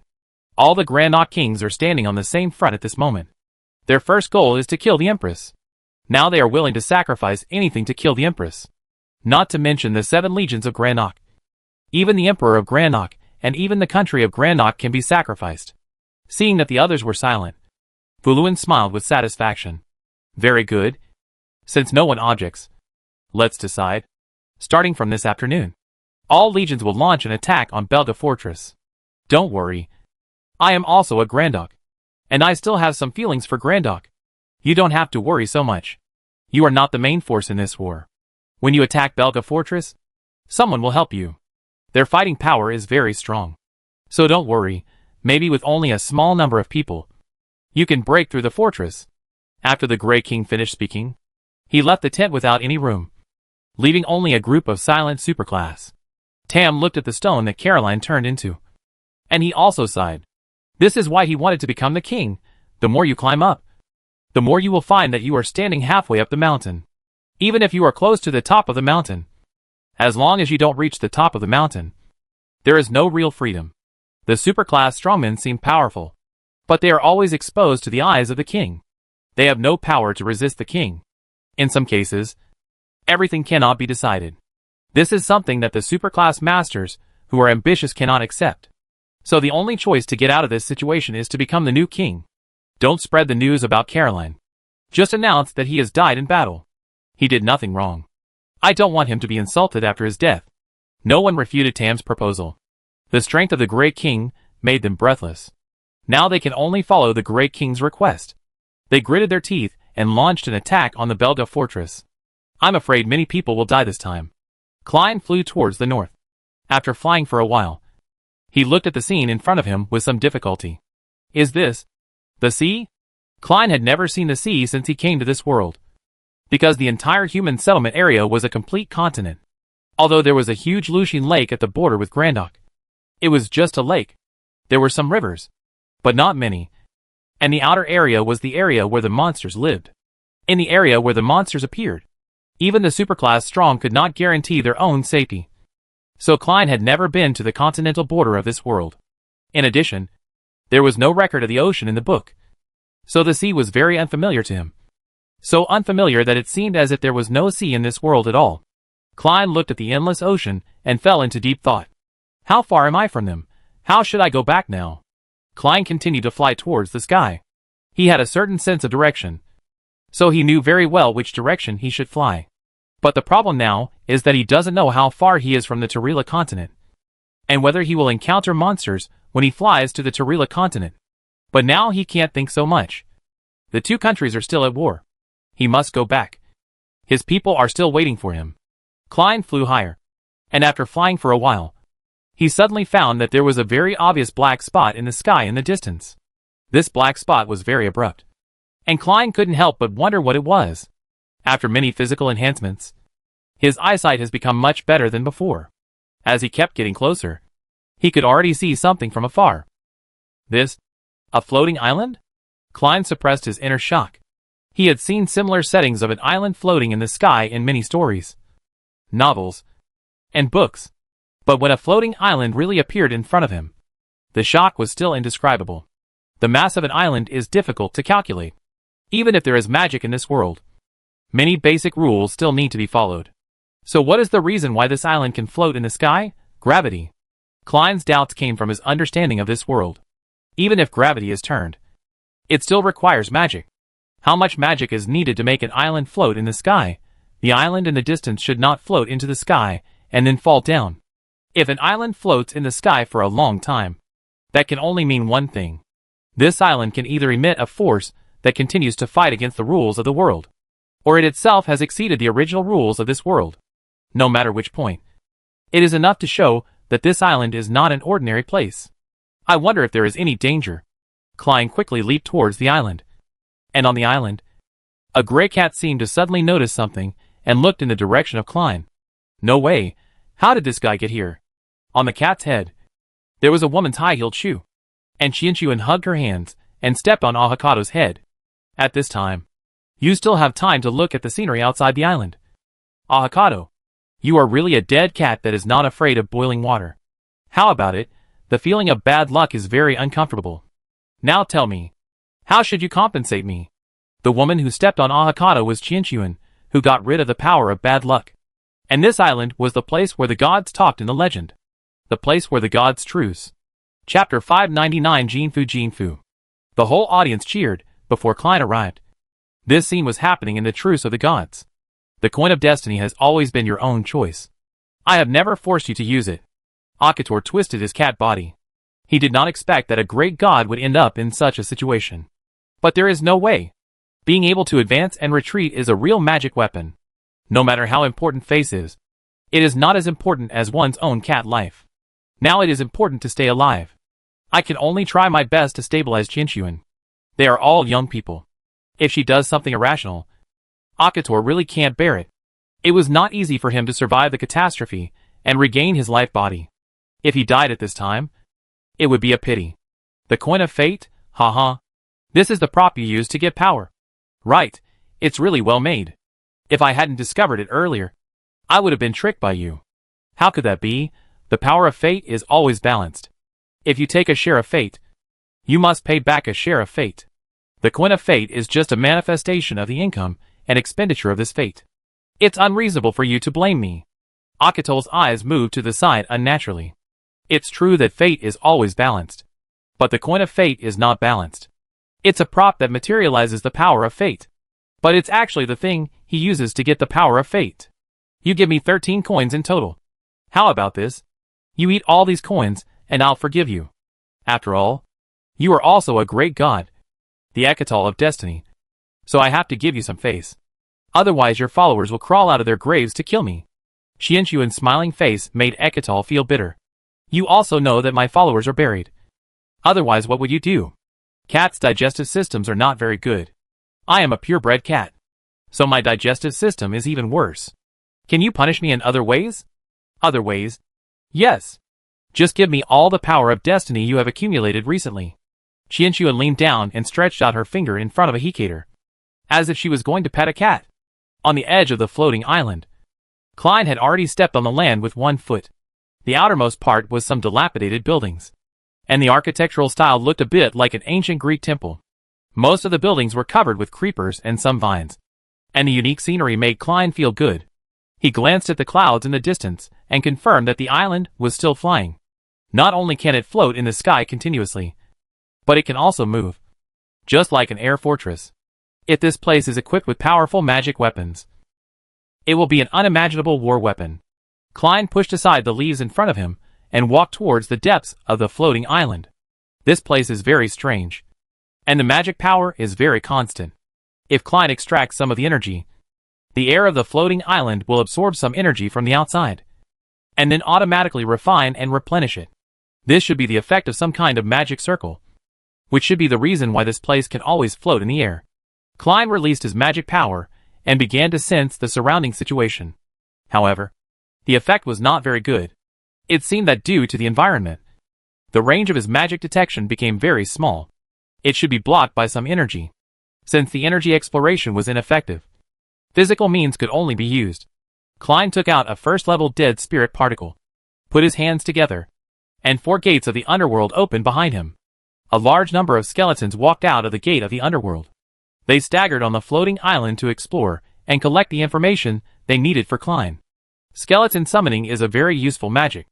Even if it is not used for combat, it is much better than many non-physical detection magics in terms of exploration. As for respecting ancient monuments and not destroying them, Klein never had such an idea. In his opinion, nothing is more important than his own life. As Klein's skeleton army went deeper, Xianxuan also discovered the situation. Skull, can the people of the Skull and Bone Society chase us here? Is there some magic mark on my body? When Xianxuan saw the skeleton, her first reaction was that the people of the Skull and Bone Society had found her and left a mark on her body. For this reason, she immediately checked her body and took out a weapon ready to fight at any time. The Truce of the Gods was her last retreat. If this place was lost, she would really have nothing. Who could it be? The skeleton discovered the temple of the inner god. After Klein, who was on the outskirts of the island, received the information from the skeleton, he took 2 steps at a time and walked quickly towards the temple.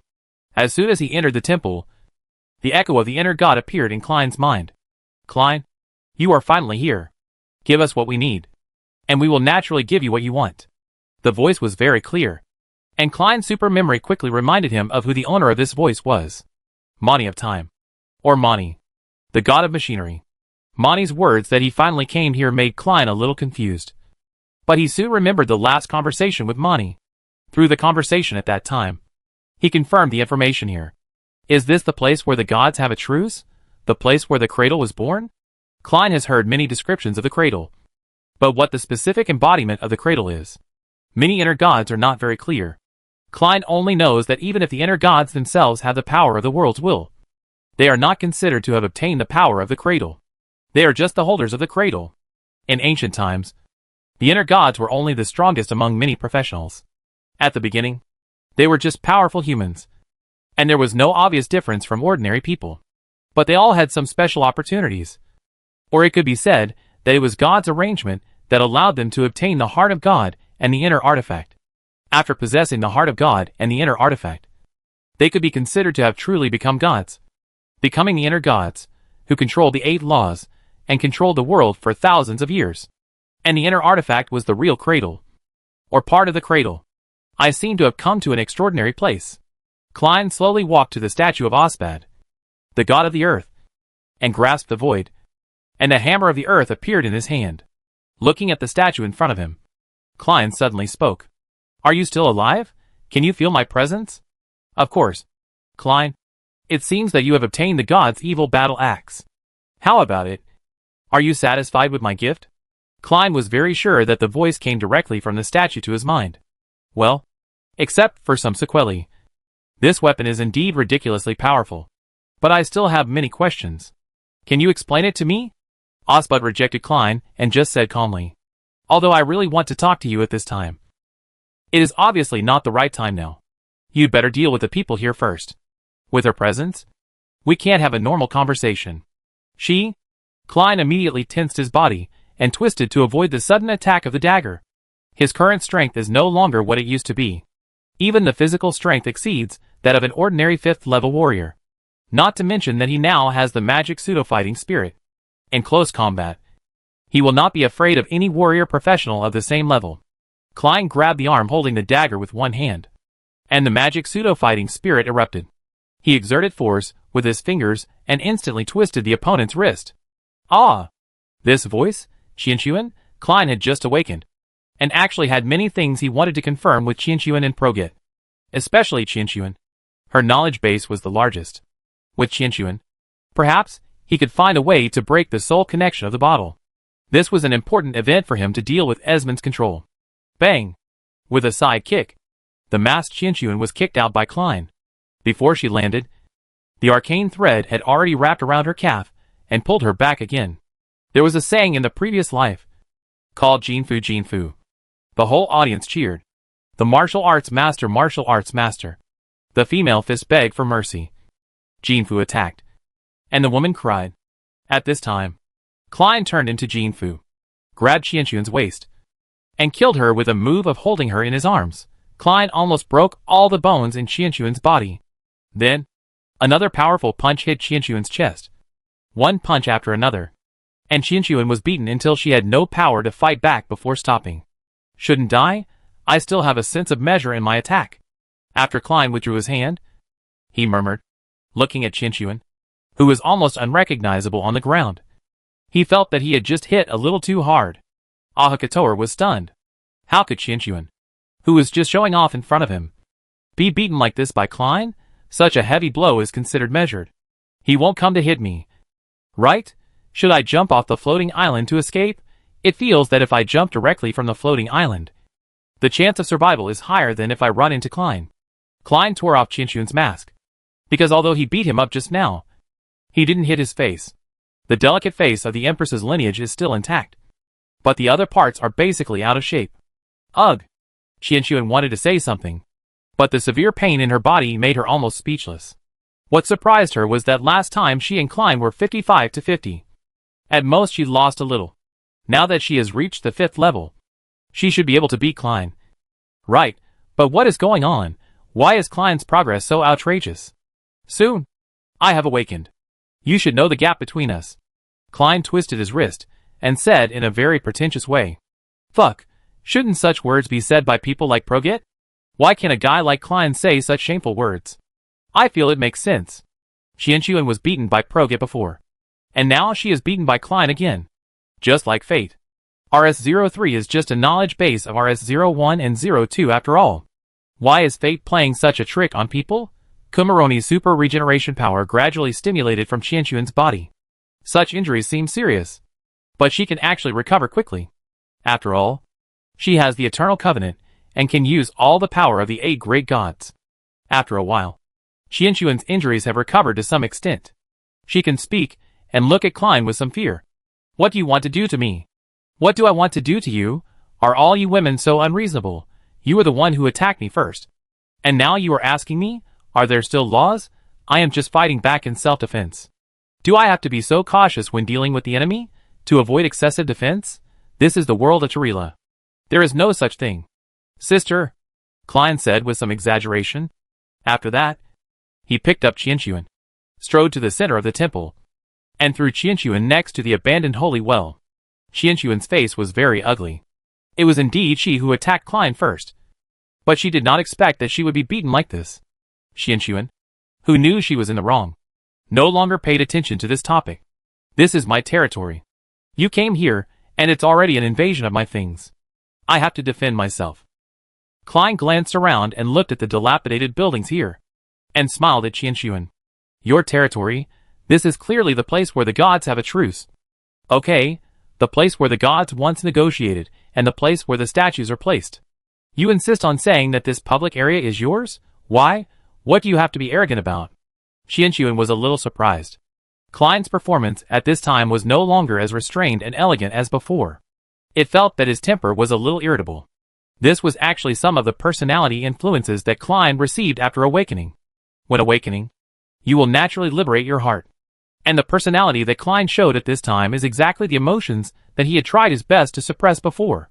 Perhaps after a longer period of time, he can slowly adjust his personality back. But now, the first to bear the brunt is Xianxuan, the natural sandbag.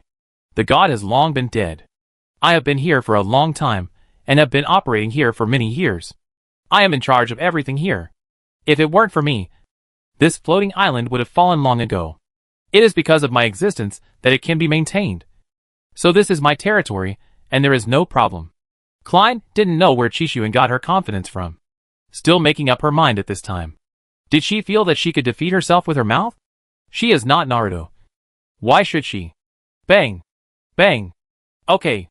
This is your territory. But I attacked you and defeated you. Now, this place belongs to me. Klein was very domineering and punched Xianxuan twice. These two punches made Xianxuan understand the truth of being a human being. Women, you can't challenge the bottom line of men. Chapter 600. There is a cat here. Xianxuan felt a little stupid. Why did she argue with Klein, whose sequence was higher than hers? If she hadn't argued, she wouldn't have been beaten by Klein. Anyway, the control of the truce of the gods was lost. So why should she suffer any more? Sorry. I understand. Xianxuan gave in. So Klein stopped beating her. He didn't care whether Xianxuan really gave in. It didn't matter to him. What he needed to do now was to understand what this place was for, then communicate with the gods, and finally let the floating island return to Tarila. Okay. I'm not unreasonable. Tell me, what exactly is this place? Xianxuan was stunned for a moment. Klein didn't know where this place was. So how did he get here?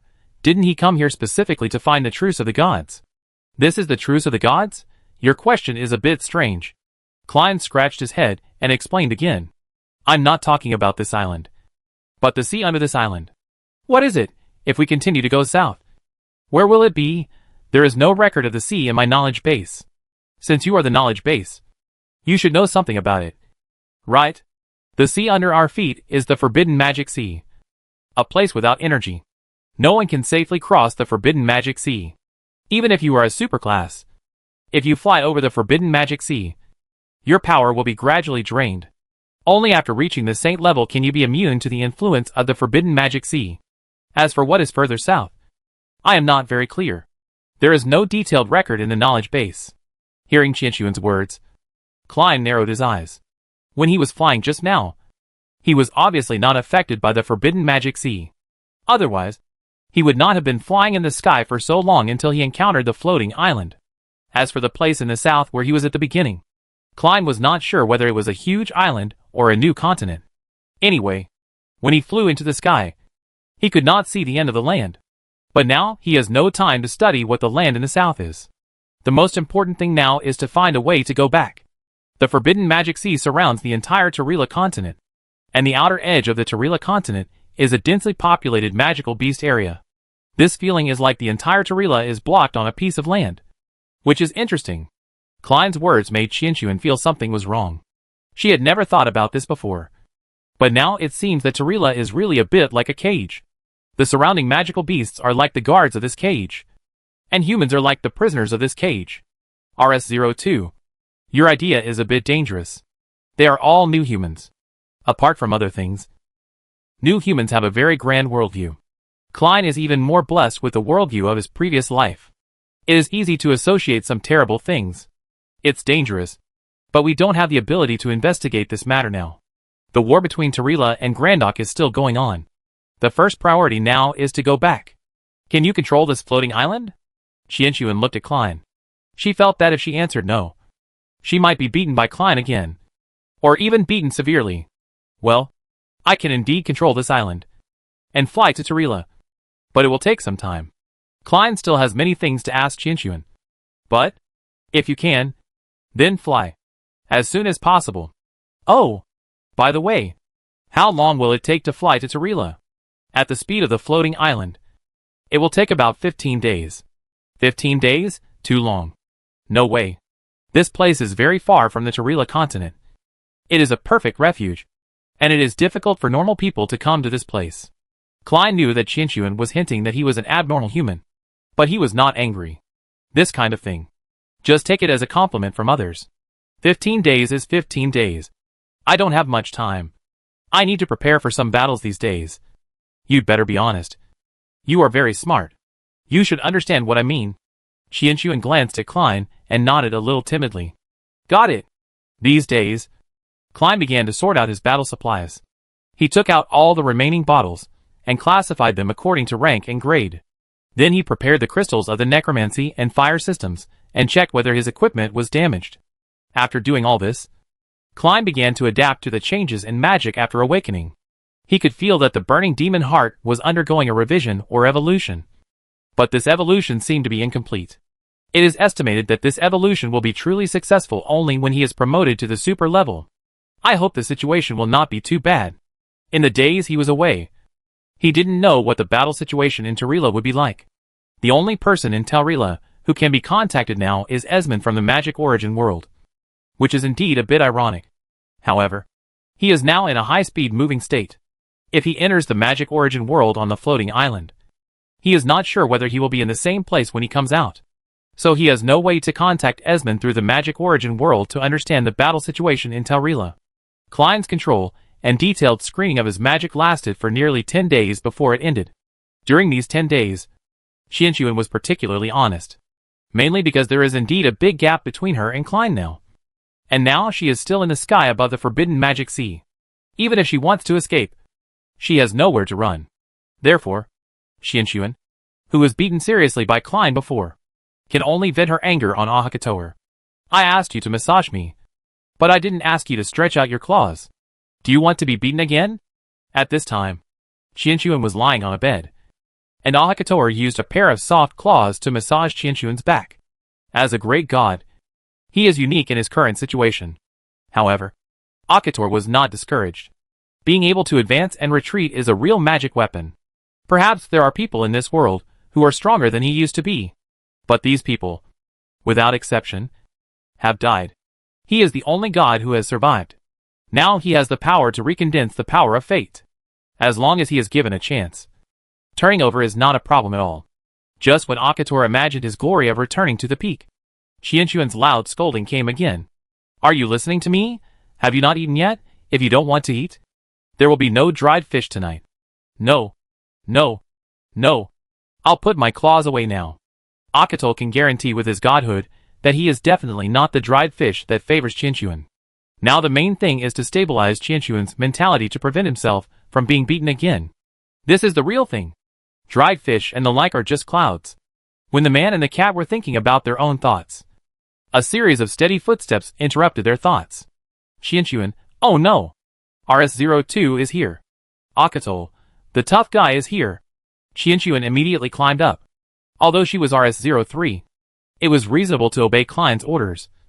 But what if Klein had any improper thoughts about her? Should she die rather than obey? Or half-heartedly, Klein was Qianyu's lover. If he cheated on Qianyu, it would not feel too bad. Klein saw Qianxuan lying comfortably on the bed, and he had no opinion or strange thoughts.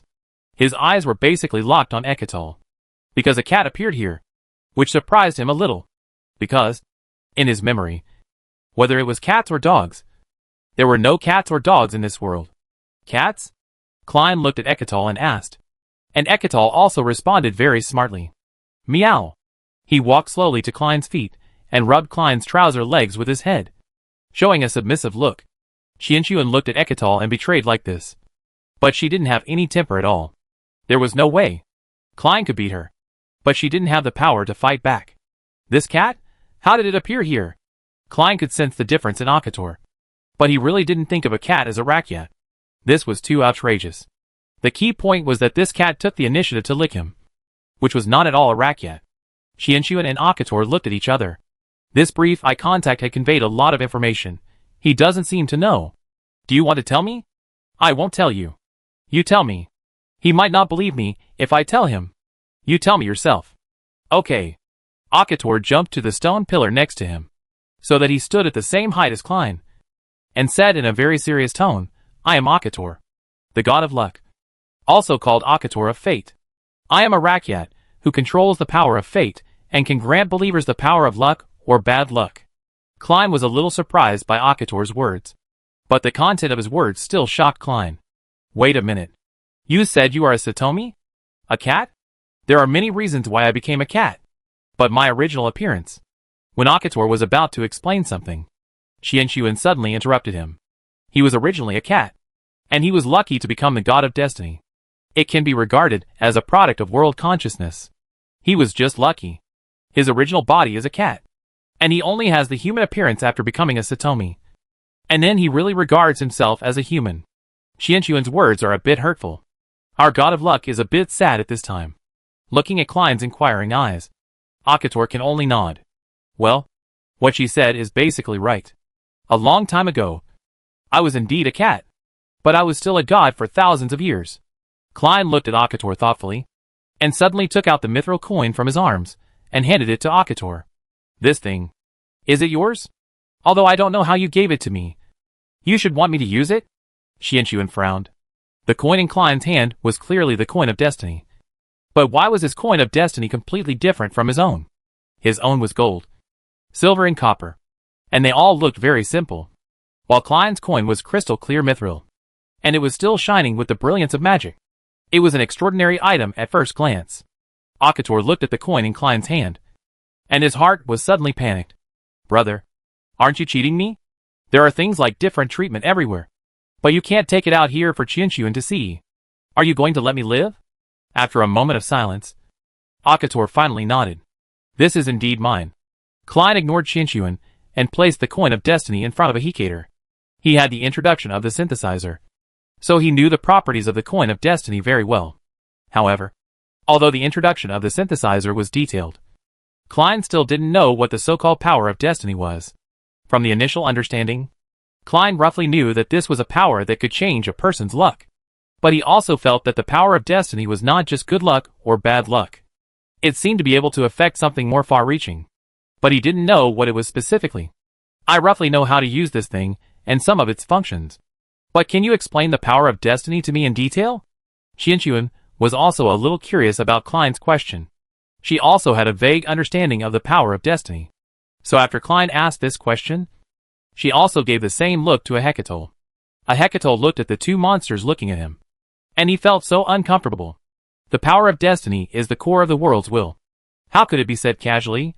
Isn't this asking him to die? You are all products of ancient ruins. New humans. So you should have heard the word cradle. Right? Cradle? Klein heard this word again. He did not interrupt a Hecatol, and waited quietly for the other party to explain. The meaning of the cradle is the cradle that breeds the will of the world. In other words, the will of the world is born from the cradle. The inner artifact is the cradle, and the power of destiny is also the cradle. Unlike the inner artifact, the power of destiny is a kind of power that can be collected. My inner god function is to collect these powers of destiny, and pass them to the will of the world through the inner artifact Fey. Klein's eyes narrowed immediately. Sure enough, even the will of the world has some needs. The power of destiny is what the will of the world needs. Or is it a kind of food for its existence? Klein quickly noticed the key point. Where is the inner artifact Fey now? Ahakator looked sad. Aren't you rubbing salt into the cat's wound? If I still had Fey, I wouldn't be so miserable now.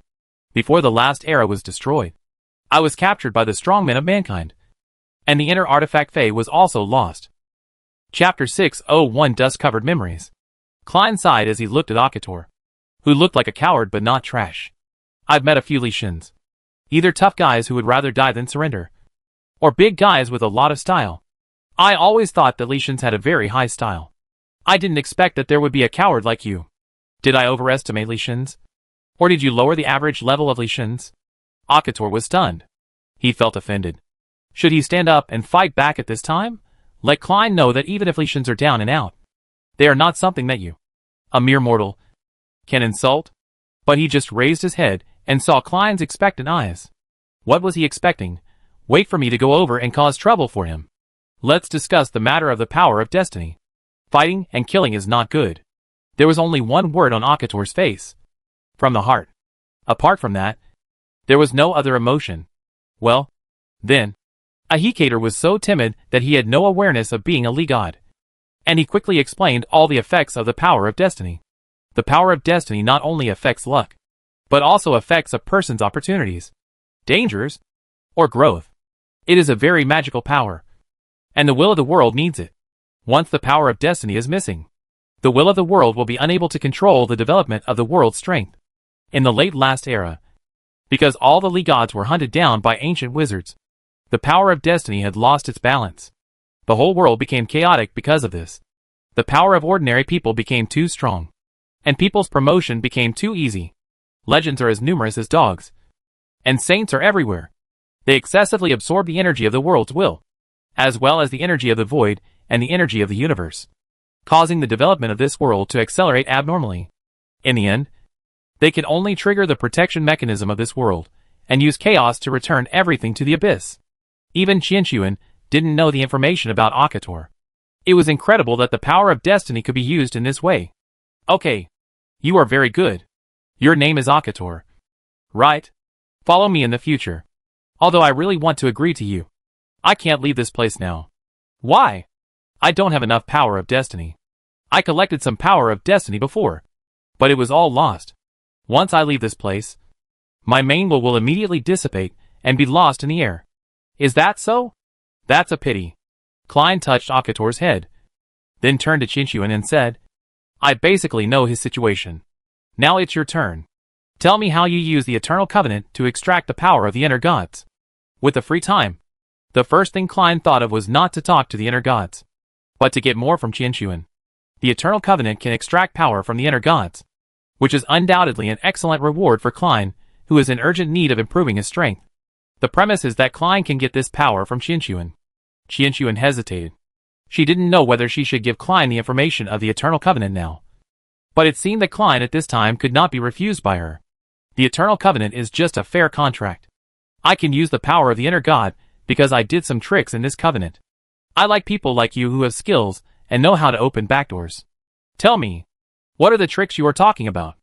Qianxuan no longer hesitated and began to tell Klein the information of the Eternal Covenant in detail. In the Heim stronghold of Telrila, Lilith tied with the injured Projet. This result shocked everyone a little, because the power displayed by Projet before made people very surprised. But the power that Lilith just burst out actually broke through Projet's telekinetic blockade. However, the battle between the two did not continue. Now they have to face the enemies of Grandok. Civil war is not a good choice. Integrating the power of chaos into yourself is a dangerous ability. It may mutate in your body at any time, just like cancer in ancient times. Once it mutates in your body, your chance of survival will be completely lost. Lilith did not respond to what Projet said. She was used to using the power of chaos. As for the dangers Projet mentioned, she did not feel it. I have been using this power for a long time, and the situations you mentioned have not occurred. Moreover, I am not the only one who uses this power in this world. Projet paused and immediately asked, besides you, are there other people who use this power? Do you know anyone? Tell me about it. Lilith frowned slightly. She didn't know why Projet was so concerned about the power of chaos. My mother also used this power, as did my grandfather. Not only them, but there should be some other people. But I don't know the specific identities of those people. What happened to your grandfather and your mother in the end? Lilith pursed her lips. Is this important? It's very important. Far more important than you think. Projet's strength and persistence finally made Lilith relieved. She recalled and her eyes gradually became sad. My grandfather and mother were killed by my father, Kukasero Sanya, when I was young. Is Kikasero Sanya the source of the plague beside the Empress? Yes, it's him. After hearing Lilith's answer, Projet was thoughtful. If this matter is related to the Empress, it should make sense. What do you mean by saying this? Projet suddenly laughed, and his eyes became a little sympathetic when he looked at Lilith. If I tell you that it was the Queen Qianjua's intention to kill your mother and grandfather, Would you seek revenge on her? Lilith was stunned. She had never thought about what Projet said. How could the queen let that man kill her mother and grandfather? Why? It's impossible, Lilith said flatly. If you can still remember what happened when your mother died, you should be able to notice it. Remember? Don't be hateful. And look at the problem from an objective perspective. If there is really something wrong with what happened back then, you should be able to notice it if you recall it carefully. Without hatred? Objective? Lilith was a little angry. But she had no hatred with Projet. Although Projet was arrogant, he was still a more down-to-earth person. In the previous operation, he said he would kill the superclass on the opposite side. And he took the lead in doing it. So Lilith had a good impression of Projet. But if she was asked to recall the incident without hatred, she would still find it difficult to do so. I'll try. As she spoke, Lilith began to recall the past that she didn't want to recall. It was a long time ago, but the incident was still very clear. She was playing with Messiah. Her grandfather was watching her and Messiah from a distance. And her mother was cooking in the house. Wait. Who is Messiah? Lilith just fell into the memory and found something wrong. It seemed that there were some things in her memory. Some things that had never been there before. Just like the little boy named Messiah. There was no impression of him in her memory at all. Why did he suddenly appear in her memory now? How is this possible? Did someone do something to her? Esmond? The surprise on Lilith's face was seen by Projet, who spoke. Feel something wrong? Wait. Give me some time. Lilith no longer bothered about who Messiah was. She began to carefully recall what happened at that time. Mom, Lilith. Messiah. It's time for dinner. Grandpa, come on. Little ones. Let's go eat. Lilith and Messiah chased each other to the sink to wash their hands. Then returned to the house. Looked at the table of dishes made by their mother. Laughed happily. And the family was happy. Lilith looked at her mother. But her mother's expression didn't seem very happy. But rather a feeling of sadness. Everything was normal during the meal.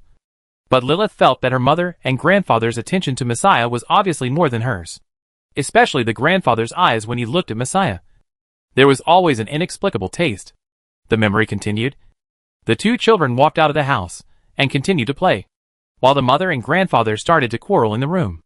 Messiah and she were both wondering what they were quarreling about. But it was obvious that for the children, it was more important to continue playing, especially when they found a little magic mouse. And they had no time to watch the adults quarrel. Then, Father Cucasero came. His eyes were not only indifferent, but also angry. He looked at Messiah angrily. Silent. Lilith was very scared. But soon, the memory ended here. No. Something is wrong. Something must have happened that I don't know. I want to see those memories. Do you know something? If you know, tell me now. Lilith began to talk to herself, not knowing who she was talking to.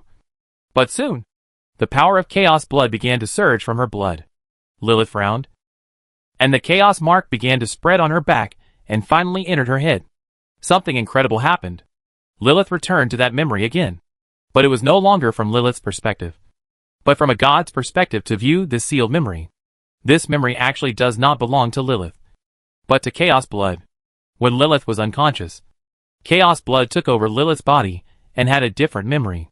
Lilith, from the perspective of God, came to the hut. She wanted to know what her mother and grandfather were arguing about.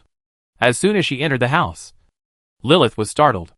Grandpa grabbed her mother's wrist and said viciously, Calm down. Anna, you need to know what you are doing now. And you need to understand your own identity. Mother Anna cried and shook her head. No. Father. Father. Messiah is still young. He is just a child. I think we have better choices. What do you know? It is precisely because he is still young that he can fully accept the will of our Lord. Do you want to wait until Messiah is fully grown and has the will to fight against our Lord? In his words, it seems that he does not care about Messiah himself at all, but wants to use him to accomplish something. But he is my son. Don't be soft-hearted here. Cucasero is here. Get rid of him and take Messiah away. At this time, the grandfather's body began to change, and he was covered by the black substance, with a hideous and ugly expression. Lilith knew that this was the changed state of chaos blood. She also had similar abilities. But now her control over chaos blood was obviously higher than that of Grandpa. Grandpa's chaos power was rough and chaotic, which was a bit like Lilith's state at level 1 to 2. As her level increased, Her control over chaos power became stronger and stronger, which was obviously different from Grandpa's situation. Outside the door, Father Cucasero had arrived. The cloud of death covered the entire garden, and all life died in this place. After he glanced at Messiah and Lilith, Lilith fainted. Seeing this, Lilith understood why her memory was so incomplete. Then, there was a battle between Grandpa and Father. Grandpa was very powerful, but he obviously didn't expect that Father had already advanced to the super level at this time. The result of the battle was obvious. Grandpa was killed by Father. An array of red flame burned all the black matter on Grandpa's body. Then, there was a confrontation between Father and Mother. Cucasero. Is there no other way? The cold Father finally showed a trace of tenderness at this time. He touched Messiah's head. This was the first time Lilith saw her father look like this. To this day, it's all your own choice. Anna, why do you do this? He is just your son. Lilith's brother. Your father regards your son as a container of the evil god. Would you accept it? The container of the evil god. I know I was wrong, but I hope Messiah will live. Mother Anna wanted to take Messiah back from her father, but her father refused. He looked at Messiah calmly, and after a moment of silence, he spoke, Messiah, you will always be my son. A great man. Anna realized what Cucasero was going to do, and rushed towards him frantically. But it was too late. The power of death entered Messiah's body. Cucasero killed his son with his own hands. And the death of Messiah was not the end of the matter. He turned into a monster. A huge black monster. Vile human. Ruining my good things. Chapter 602 The Truth. The black monster was crawling at Cucasero's feet, and the power of chaos continued to spread from him. Lilith could hardly imagine that the monster in front of her was actually the Messiah just now. Will I become like this in the future? Lilith couldn't help thinking so. If I become such a monster, then is there any meaning for Klein? Lilith didn't dare to think about it anymore. But she had to think about it. Just like Projet said, if she continued to use the power of chaos, then one day she would be eroded by the power of chaos. Now he can perfectly control the power of chaos. But it doesn't mean that he can do it in the future. He knows the danger of the power of chaos best. Chaos is destructive, full of fusion and corrosiveness. Once he falls into a weak state, the power of chaos will definitely pounce on him like a hungry wolf. Father Cucasero fought with the Messiah, who turned into a monster. Cucasero had become a super-class strongman at this time. The powerful force of death finally destroyed the monster in front of him. After that, Cucasero came to his mother Anna. Anna, turn back. It's not too late to turn back now. Mother Anna's expression was a little strange, and she looked at Cucasero with resentment. You killed our son, and now you want me to turn back? How can I turn back? Why should I turn back? We all have chaotic blood flowing in our bodies. Are you going to kill me too? As she spoke, Anna's body began to mutate. Unlike her grandfather and Messiah's transformation, Anna's body began to turn silver. After the black power of chaos flowed to the outer layer of the body, a hard silver shell formed on Anna's body. Even Lilith saw this strange form for the first time. Cucasero, you shouldn't kill our child. After being contaminated by the power of chaos, he is no longer our child. The Messiah is now a monster. Don't you understand this? I don't care. Since the Messiah is dead, you should die with him. Anna's eyes have completely turned silver, and her mind seems to have become unclear. This evil appearance in front of Lilith made Lilith have great doubts about her previous memories. Mother has been controlled by the power of chaos. Are we descendants of the Black King or slaves controlled by the Black King? Since the power of chaos is so dangerous, why do we have to keep stimulating the blood of chaos? Lilith has many questions, but no one can answer them for him now. If there is anyone, it is only his father Cucasero.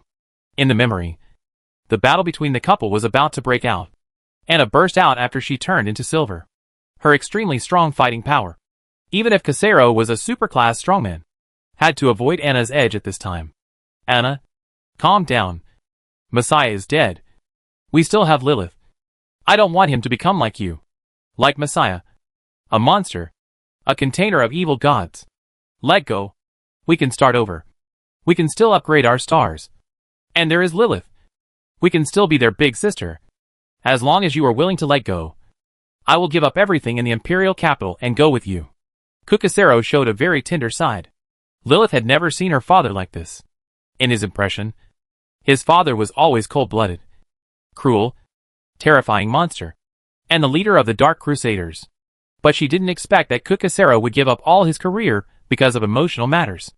Although Cucasero had made concessions, his mother Anna did not seem to have any intention of reconciliation, and her claws had already stretched out from his fingertips. You don't understand the Lord's strength at all.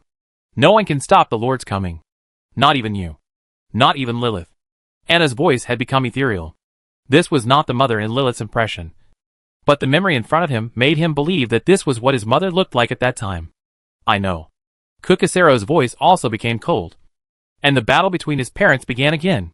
What happened next was the same as Lilith's normal memory. His father killed his mother. During the whole process, his father Cucasero's face became stiff. He killed his mother Anna, and then removed Anna's head and heart respectively. Finally, an unknown flame was used to ignite Anna and Messiah's bodies, turning them into ashes in the final flame. These memories were very clear, and Lilith once doubted whether this was true. Why did she have no impression of Messiah? Her brother? What happened later? This memory was not over yet. Cucasero picked up Liz, and his eyes were gentle again. But this gentleness did not last long, and was hidden by him. We are the only ones left. Lilith. Seeing this, Lilith's nose was slightly sour. This is what it means when a family is torn apart. If these things hadn't happened, she should have had a better childhood. Cucasero took Lilith back to the imperial capital. He flew directly into the palace. A guard stopped Cucasero, who was walking towards the palace. The forbidden area of Cucasero's palace is not open to casual entry. The guard was wearing the clothes of the Dark Crusaders. It seemed that Cucasero was not the leader of the Dark Crusaders at this time. I want to see His Majesty. Now! You want to see His Majesty? What nonsense are you talking about? You have to understand Cucasero. Although you are very talented, the most in short supply in the imperial capital is talented young people. Be honest and kneel here. Maybe I can let you go. Cucasero, who was already in a bad mood, ran away at this time. The power of death swept the whole place, and instantly swallowed the Dark Crusaders in front of him. The other guards around looked at Cucasero in horror. Son of Death. Cucasero, have you become a superclass strongman? Cucasero did not respond to these guards, but continued to hold Lilith, and walk towards the inside of the palace. Standing in the courtyard of the palace, Cucasero's expression became confused. At this time, he was not familiar with the palace, so he didn't know where the Empress was now.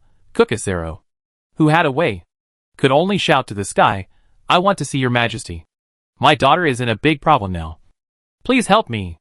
After saying that, Cucasero knelt down in the middle of the courtyard holding Lilith. Lilith had never thought that Cucasero would do such a thing for her before. This was completely different from her father's indifferent look, which gave Lilith a great shock. Did my father look like this before? After Cucasero knelt for a while, the Empress finally appeared in front of him. After glancing at Lilith in Cucasero's hand, she said lightly, Give him to me. And you come with me. Thank you, Your Majesty. After handing Lilith to the Empress, Cucasero cowed out heavily on the ground. Not many people knew about the danger of the power of chaos at this time. But Cucasero, who was combined with Anna, knew the horror of this power. If the Empress did not help Lilith at this time, then Lilith's result would undoubtedly be the same as Messiah, and she would eventually become a monster controlled by the power of chaos. And the ending of a monster is also destined. That is, to be killed by him. Cucasero has lost too many things. He lost his lover and his son. So now, he doesn't want to lose his daughter again. No matter what, he must save Lilith. Empress Qianju brought Cucasero and Lilith to his basement, where a large pool had been built by the Empress at that time. In the pool at that time, there were only a few scattered black substances, far from the situation that the black substances would fill the pool 20 years later. Lilith could see that this black substance was the neutralization product of the power of chaos and some other power. The energy of the power of chaos seemed to be exhausted, as a power that was said to be eternal and indestructible. It was incredible that the Empress could exhaust the energy of the power of chaos. Your Majesty, what should I do now? If you have any requests, just tell me. I will do it no matter what. The Empress glanced at Cucasero, and there seemed to be some disappointment in his eyes. Cucasero, you shouldn't be like this today. I neglected it. You have the opportunity to become a king, just like Katie of Jesha. It doesn't matter, Your Majesty. Whether it's a king or something else, it doesn't matter to me. I just want him to live now. The Empress nodded. Her pride made it impossible for her to comfort Kukisero at this time. You want to save him. You need to consume half of your blood. Come and bleed first. Put it in the pool. Got it. Kukisero cut his wrist and let the blood flow into the pool in the basement. After a long time, Kukisero retracted his arm. Because of his strong strength, even if half of his blood was shed, it would not have any substantial effect on Kukisero. The Empress put the unconscious Lilith into the pool and let Kukisero's blood merge into her body. This process was very slow, because during the fusion process, Lilith not only absorbed Kukisero's blood, but also absorbed part of the black hard matter in the pool. Your daughter is very special. She actually carries part of my will. It seems that she also wants to control the power of chaos. Kukisero didn't quite understand what the Empress meant. Your Majesty, is this a good thing? It's neither good nor bad. In the future, it depends on her own growth. If she can really make it to the last step, there is still a chance. The Empress's words were so confusing that Kukisero was a little nervous. Your Majesty, if Lilith grows up, will she become like Anna? No. She has absorbed my will, and she will not lose control because of this little bit of chaotic power. There are not many things she needs to worry about in the future. Just grow up well. But if she can't grow to the end, she will become a weapon of the enemy. Kukisero frowned. But the Empress didn't seem to care much. She scratched her finger and dripped a drop of blood on Lilith. Lucky little daughter. She will definitely become a beautiful little girl in the future. At this time, the unknown liquid in the entire pool began to gather towards Lilith, and the chaotic power was constantly suppressed and gathered. After a mark appeared on Lilith's arm and back, the situation gradually stagnated. Okay, Kukisero, your daughter is fine now. The Empress picked up Lilith, and Kukisero actually knelt down at this time. From today on, I, Kukisero, will serve your Majesty for the rest of my life, and I will never leave you. Oh, okay, I promise. The memories brought back by the chaos mark ended. Lilith looked at her chaos order mark. Only then did she realize that this thing was not just the power of chaos. This mark contained the power of the Empress's will, and later it was baptized by the power of time of the Dusk Dragon. Because of this, she was able to control the release of the power of chaos normally, and the power of chaos was very well behaved in front of her, and did not run away. Just like Her Majesty the Empress said, I am really a little special. Lilith was in a much more cheerful mood at this time, and some knots in her heart had been untied. Perhaps she still felt a little awkward with her father Kukisero, but this memory at least let her know that everything in the past had a reason. That's good. Project, who was standing by, saw that Lilith's expression brightened up and asked, Do you know how your family died? Were they killed by the Empress? Lilith smiled and shook her head. No. My father did kill my mother and grandfather. But now, I don't hate him anymore. My life was saved by Her Majesty the Empress. How could I hate my savior? Huh? Projet's expression was a little surprised. This was a little different from what she knew. Shouldn't the Empress destroy all chaos? How could she merge the power of chaos and appear in front of her? What is the meaning of Lilith's existence? Why? Is it strange? Lilith stared at Projet. She knew that Projet must have known something about the Empress, which should be about the Empress and the power of chaos. The pool in the memory was full of hard blocks after the power of chaos was neutralized. Those chaotic forces were huge and constant. After being neutralized by some force, they became a very stable substance. The chaotic power of them, compared with the hard blocks in the Empress's pool, was like the difference between ants on the ground and giants on the top of the mountain. The gap was infinitely huge. It's really strange. Lilith, your existence is unreasonable. If Qianju didn't have any ulterior motives, he must need your help. Chapter 603 Klein returns. Does the Empress have any intentions towards me? Lilith actually doesn't care, because if the Empress hadn't saved her at that time, her fate would have been the same as her brother Messiah. That is to turn into a black monster and then yell there, which is not the result she wants. Now that she can stand here normally, control the power of chaos, and have Klein and some companions, Lilith is very satisfied. And after knowing the inside story between her father and mother, Lilith also feels that her heart knot has been untied. So, these 20 years have been earned for nothing. If the Empress has any intentions towards her, she will just let it go. Even if she has any special thoughts about me, it doesn't matter. After all, she saved me. Praja has no way to deal with Lilith, who has entered the sage form. She knows a lot about the situation of the Empress. At least more than most people. Grandok wants to kill the Empress so much that he even joins forces with the Warcraft, which is related to these things. The Empress has hindered the development of energy in this world. If you want to open the restrictions, you must open the power of chaos and let this power spread. And the Empress should be the guardian of this gap. Everyone has a purpose. If one day the Empress wants you to die, but Klein doesn't want you to die, what will you choose? Lilith was stunned. She didn't expect Praja to make such a substitution of concepts. However, she still thought about it seriously before slowly speaking. Even if there was no Klein, I would not die easily. Not to mention that Klein and I have come to this point now. In the future, I will have my own family and my own life. And Klein will be my husband.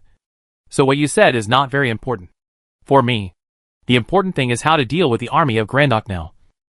And then wait for Klein to come back safely. Praja didn't know how to communicate with Lilith. Women who fall in love are blind. And the final result of love is just mating and breeding. Anyway, Praja himself thinks so. The so-called love is just a whitewash. Okay, your current state is still stable. But you should use less of the power of chaos. Especially when you meet the Spiral King. You can still suppress the chaos with the will of fire and the power of time. But once you come into contact with the Spiral King too deeply, this power will eventually break free from the suppression. Thank you, Praja. You are a good friend. Lilith was in a good mood and praised Praja for a rare occasion. But Praja felt as uncomfortable as if he had eaten a fly. How could I? A new RS-01 human. Need a mortal's thanks? What's more, this mortal was a woman who was competing with her for a spouse. So hateful. So hateful. In the Belga fortress, Esmond opened his magic book and read it carefully. It was a book about the world of magic origin. Klein was very surprised to be able to come to the same world of magic origin as him. But there was nothing he could do about it. This world did not belong to him, but to all those who controlled arcane energy. What a pity. It was originally my back garden, but now it has become a park. After reading for a while, there was a knock on the door. Lord Esmond, General Orin is looking for you. Okay, I got it. You go first and tell Lord Orin that I will be there soon. Yes. After simply tidying up his clothes, Esmond walked towards the meeting hall of Belga Fortress. The magic fusion device has been destroyed by Klein. And now the entire Belga Fortress has a relaxed atmosphere. At least it will not be continuously hit by long-range magic. This is great news for ordinary soldiers. When he came to the meeting hall, Esmond saw that all the superclasses had expired. And there were even some new faces he had never seen before. Warren pointed at the new group and said, "This is the second Princess Chinyu, Lord Carol of Daydream, Lord Puyol of Dragonlance Knight, and the Northern Army of Telrila." Esmond was slightly stunned. Why did the second princess come here, even if the Eastern Territory needs support? The princess shouldn't come to the Eastern Territory at this time? Second princess. Esmond nodded to Chinyu. And Chinyu also bowed slightly to Esmond, with a calm face, as if she was completely unfamiliar with Esmond. It can be seen that Orin's face looked much better because of the arrival of the Northern Army. With the Northern Army relieving the pressure, Belgar Fortress will definitely be able to hold on. This is only the first wave of support from the Empire.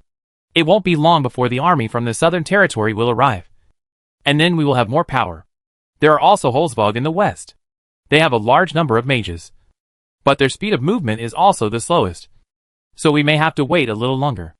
As if explaining to all the high-level officials, or as if comforting himself, Orin's words seemed to be saying, "You see, we have so many troops, so many masters, and even the second princess is here.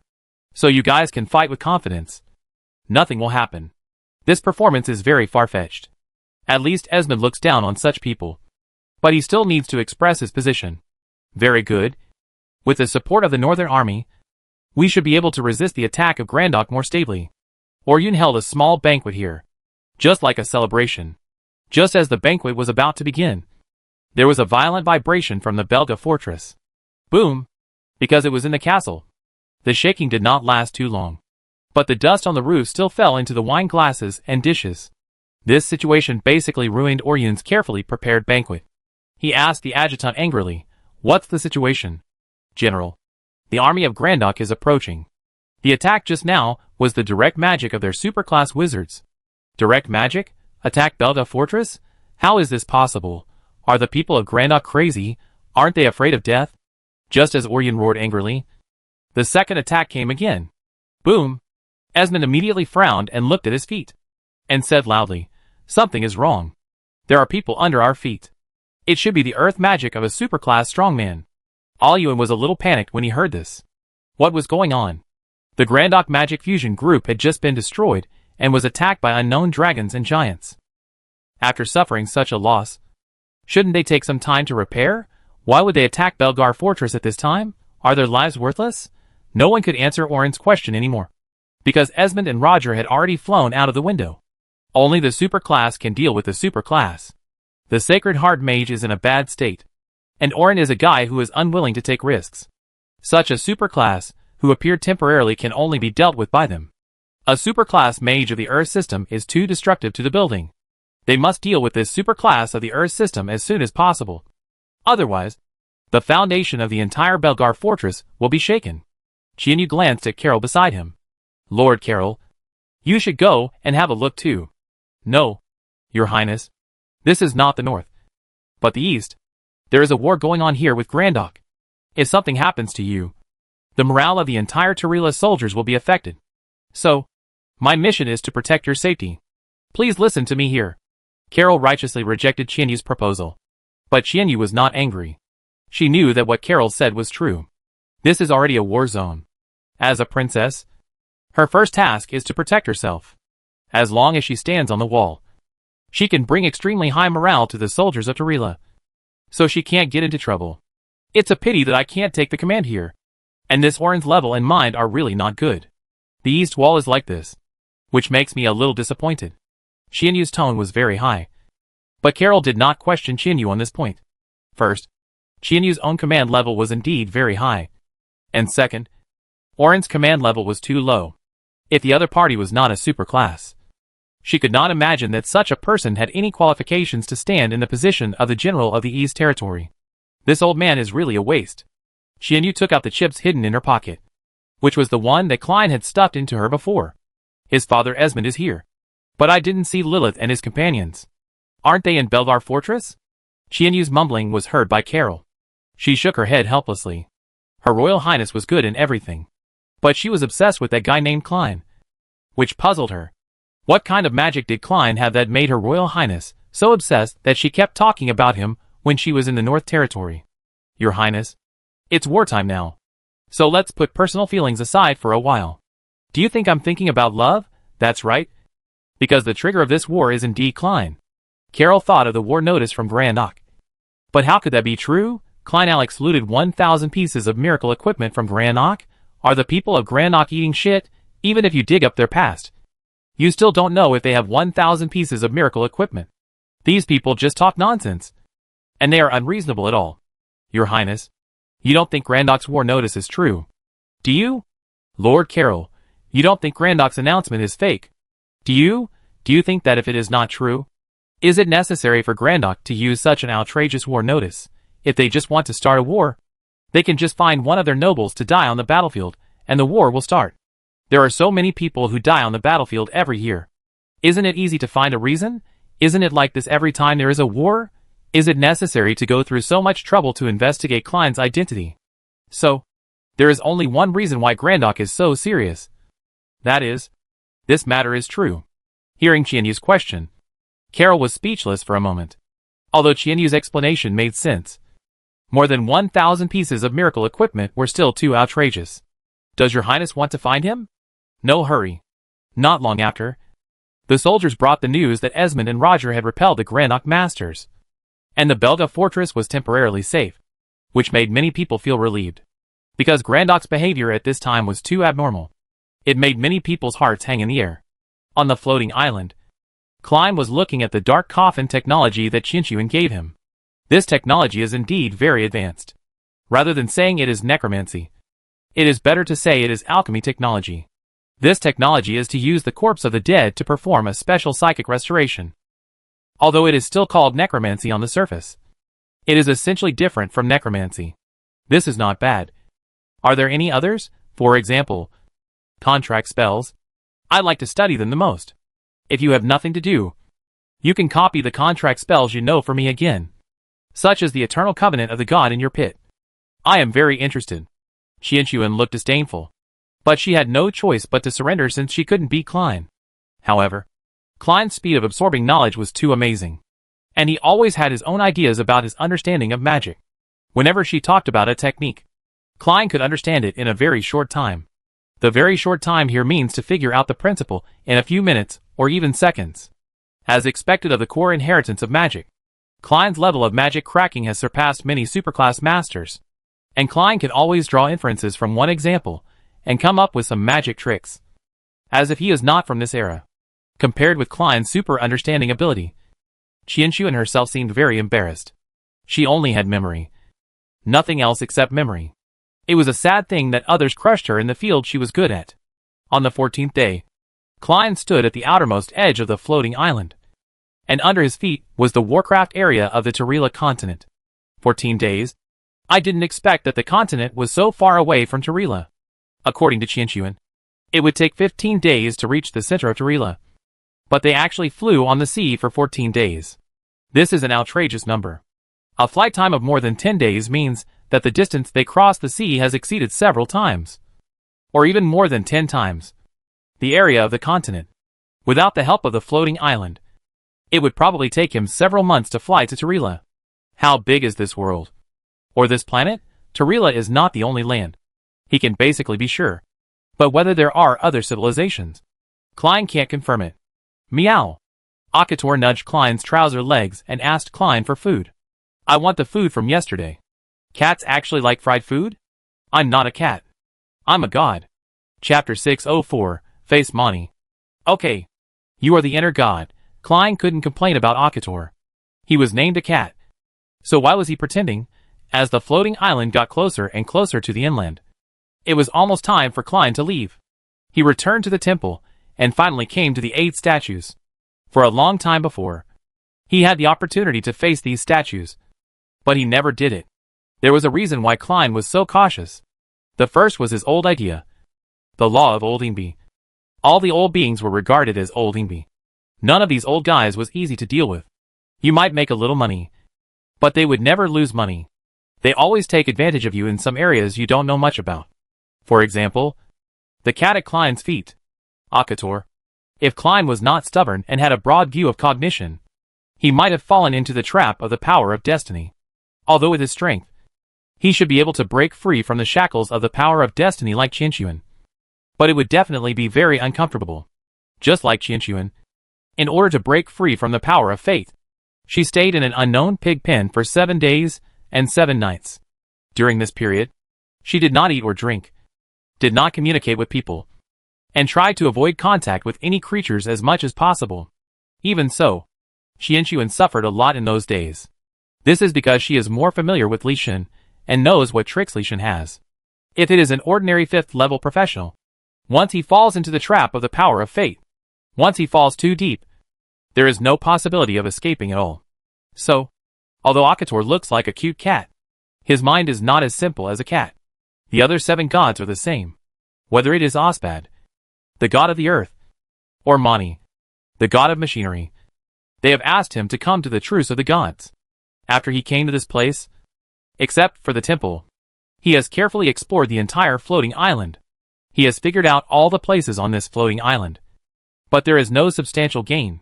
This also makes Klein more and more certain that the place where Mani and Ospad asked him to go must be that strange temple. In the past 10 days, he and Qianxuan have talked many times. From Qianxuan, Thorn knew the use of these statues. They are the place to connect the will of the gods. Standing in front of the statue of the gods and praying devoutly, you can enter the world of the will of the gods.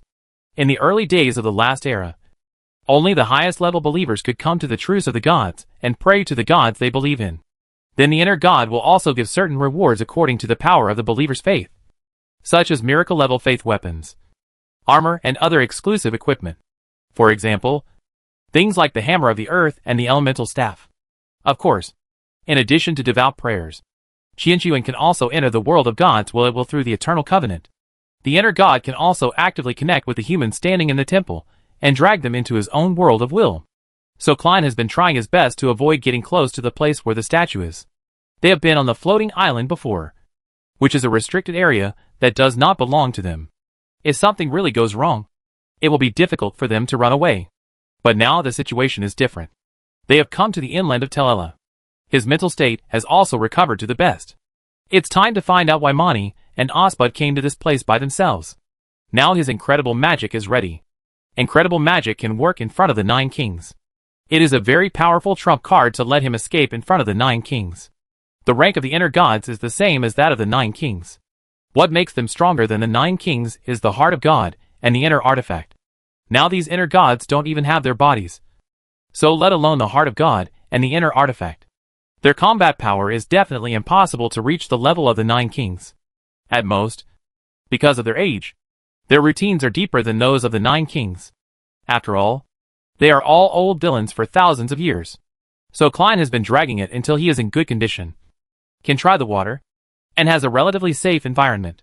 He is already in the inland, so jumping to survival is not a big problem. Even if he is pitted by these inner gods, he can use incredible magic to resist a wave. As long as he is careful, he feels that there should be no big problem. Moreover, these inner gods may not necessarily want to trick him. Maybe they want to seek his help. However, adhering to the principle of having the intention to harm others and being on guard against others, Klein still puts his own safety first. Xianxuan, how much do you know about Mani? Klein got Osbad's inner artifact, the god-destroying battle axe, and obtained many weapons of faith of the god of the earth. He knew Osbad very well. The god of the earth, the god of construction, symbolized strength and physique, and had absolutely strong close combat capabilities. Osbad's power is very much focused on fighting. He is a very strong warrior himself. And even among the inner gods, he is a very strong existence. Compared with Osbad, Klein knows very little about Mani, the god of machinery. He only knows that he is in charge of machinery. And the position of the inner god is Mani, who witnesses the time, and has a certain ability to control time. Logically speaking, Mani's power is somewhat similar to that of the dust dragon. But Klein still needs to ask about the specific situation. Xianxuan doesn't know why Klein asked this. However, from the contact in the past few days, she has discovered some problems. In the past 10 days, Klein has never approached those statues. Xianxuan guessed that Klein might be worried about something. And sure enough, he asked himself today, so how much should I tell Klein? What do you want to know about Mani? Just tell me anything you know. We should have another day to reach Belka Fortress, so we can chat during this time. Mani used to be an alarm clock. Xianxuan began to tell Klein about Mani's past in detail. Starting from the origin of Mani. It must be said that Xianxuan's knowledge base is very powerful. As long as there are clear documents about this kind of historical records, she knows them. And these memories will never be forgotten.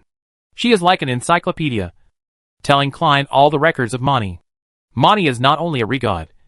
He is also the only regod who has clearly appeared and negotiated with humans. He is the leader of the Yale Science Empire, and has promoted Yale technology. In the final battle between Dusk, Yale Super Combat Mecha 99 stopped the powerful Chaos Super Darling. It was because of the powerful force of Yale's technology that other gods and empires were able to seal the Chaos Super Darlings of an earlier era. He defeated the Spiral King and lifted the Chaos Disaster. Because of this battle, Mani was worshipped as a god by the Yale Tech Empire, and pushed the Yale Empire to an unprecedented peak. Klein was a little excited when he heard this history. He was not surprised that the technological power had a strong combat power, because the previous life could be called a technological world. But he heard that a mecha could resist the Chaos Super Darlings, who were stronger than the gods. Klein still felt very incredible, and his mind had already begun to automatically imagine the scene of Gundam fighting Godzilla. Mani told me before that the purpose of letting me come to the truce of the gods was to let me inherit the knowledge system of Yale. Now, in connection with what Xianxuan said, these knowledge systems should be no problem. So, should we get in touch with Mani now? Klein nodded to Xianxuan, then took out a bottle object and threw it on the ground. A huge python appeared in front of Xianxuan. Xianxuan's attention was not on the snake, but on the bottle fragments on the ground. She said in surprise, "Is this a bottle object? This unrecorded magical beast? Is it a gene bottle object?" Xianxuan's knowledge base made her quickly realize that what Klein threw was a bottle object. How is this possible? Even if she had the knowledge about making bottle objects, it would require a lot of resources, technology, And equipment. There is no organization or person in Telella now that can provide equipment to meet the production of bottled objects, let alone other things. Just say that Jiesha has so many bottled objects. If they can produce them, they would have done it themselves long ago. And Esmond would not have had to do any genetic planning in the past few years. It is precisely because the technology is not up to standard that there are so many twists and turns. But where did Klein get the bottled objects from? This is obviously unscientific. How did you get your bottled objects? This kind of creature is not even recorded in my knowledge base. Is it a synthetic product of Warcraft? Xianxuan looked at the snake and asked her own questions. But Klein shook his head and had no intention of answering her now. Don't worry, Xianxuan. I still have a lot of things to ask you. When the time comes, we can exchange a wave of information. Useful information. But before that, I have to meet this mechanical god Mani. After all, he has something important to ask me. Klein took out the Book of Killing God and the Great Battle Axe of God.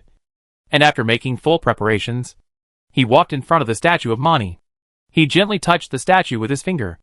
And the will of the god in the inner world also descended instantly. Welcome to the time, Mr. Klein. Mani's mechanical voice appeared not far from Klein. Although he had only heard it once, Klein still remembered his distinctive voice clearly. Mani now appeared as a robot about 25 nanofeet tall. Mechanical. Screws. Full of metal texture. He didn't even use anthropomorphic skin. He just stood straight in front of Klein.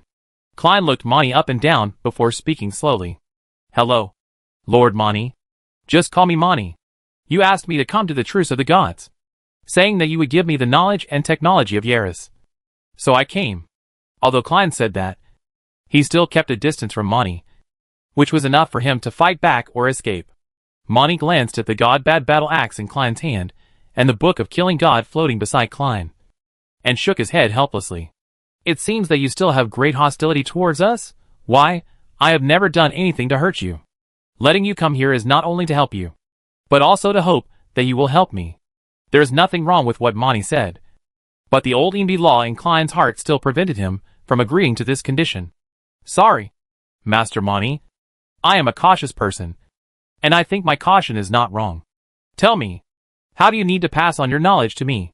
As soon as Klein finished speaking, a red light swept over him. He subconsciously wanted to defend himself, but he found that the red light seemed to have no hostility and no power. The red light came from Mani's eyes, and Klein was a little confused. What are you doing? After the red light scanned Klein's body, it was retracted. Relax, Mr. Klein. I have no hostility. I just scanned your body just now. However, your current situation is no longer suitable for inheriting Yale's knowledge. I'm sorry.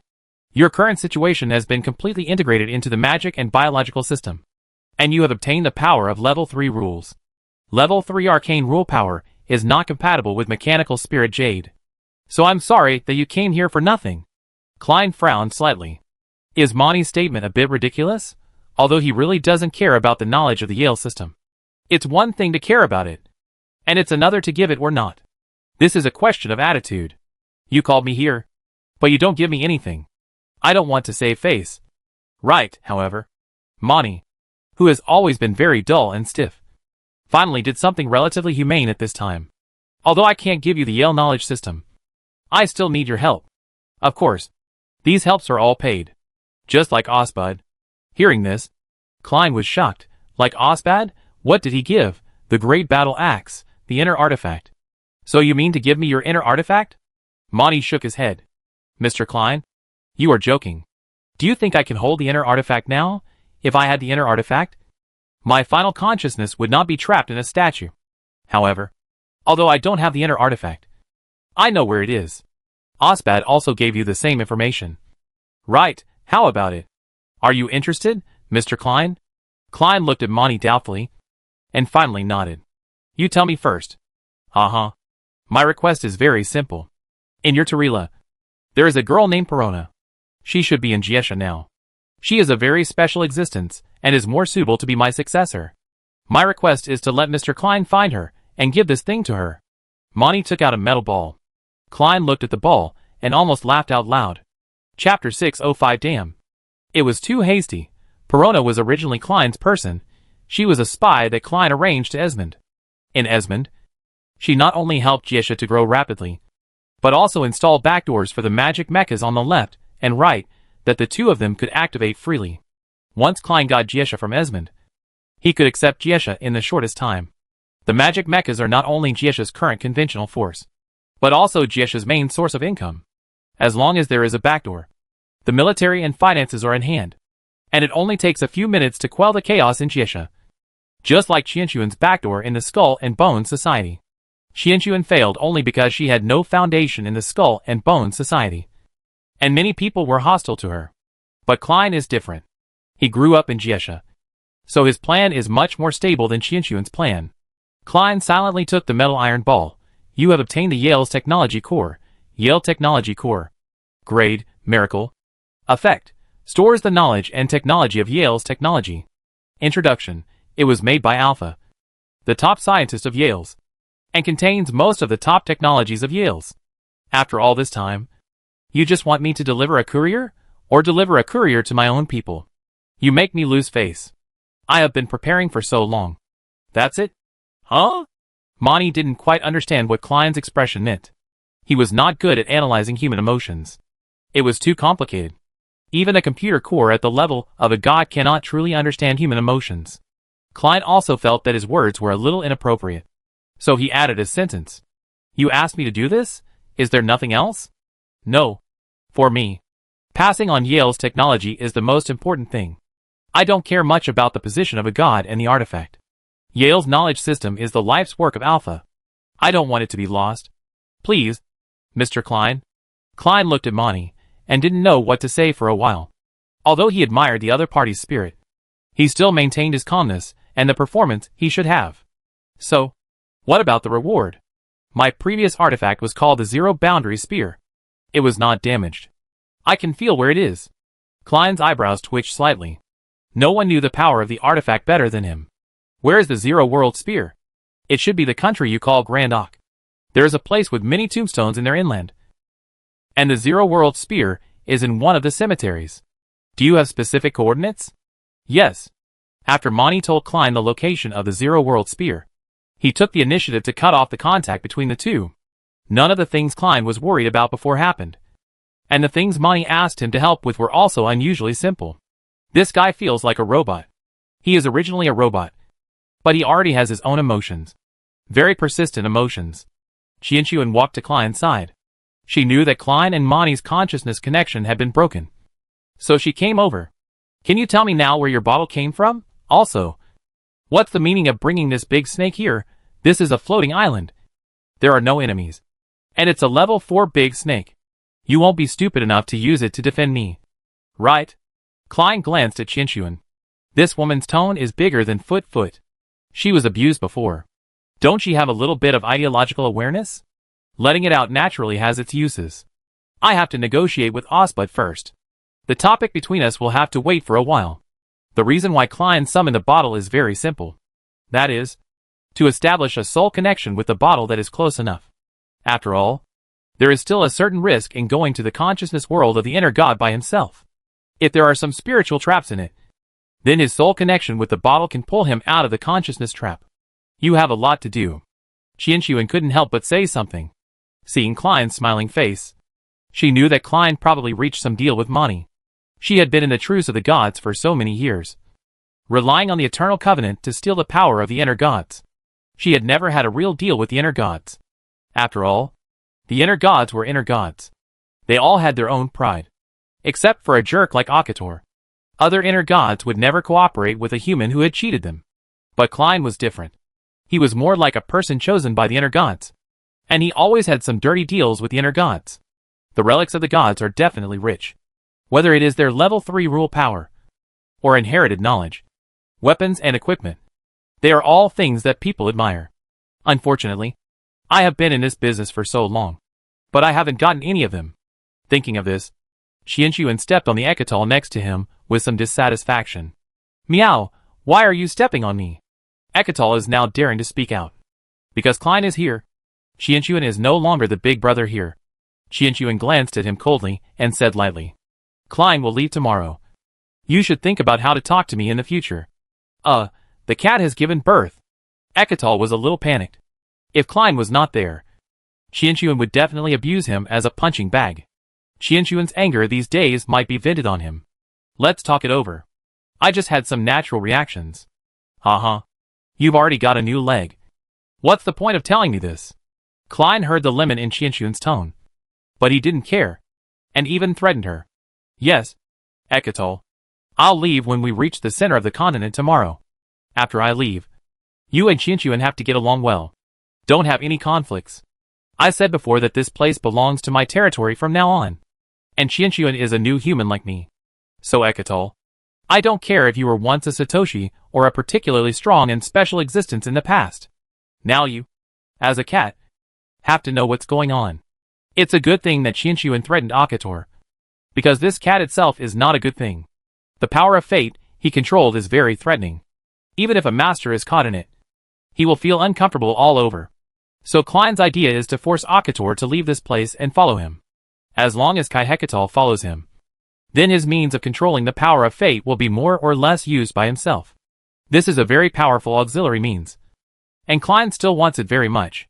He knows that this is a bit difficult. No one can predict the temper of the gods. Akator seems to be a coward. Maybe he is very strong in his heart, but Klein has already thought about it. Even if Akator doesn't go with him, it doesn't matter. Anyway, he just moves his lips and doesn't lose a piece of meat. It's all over. Akator looked at Klein pitifully, and his heart has begun to struggle now.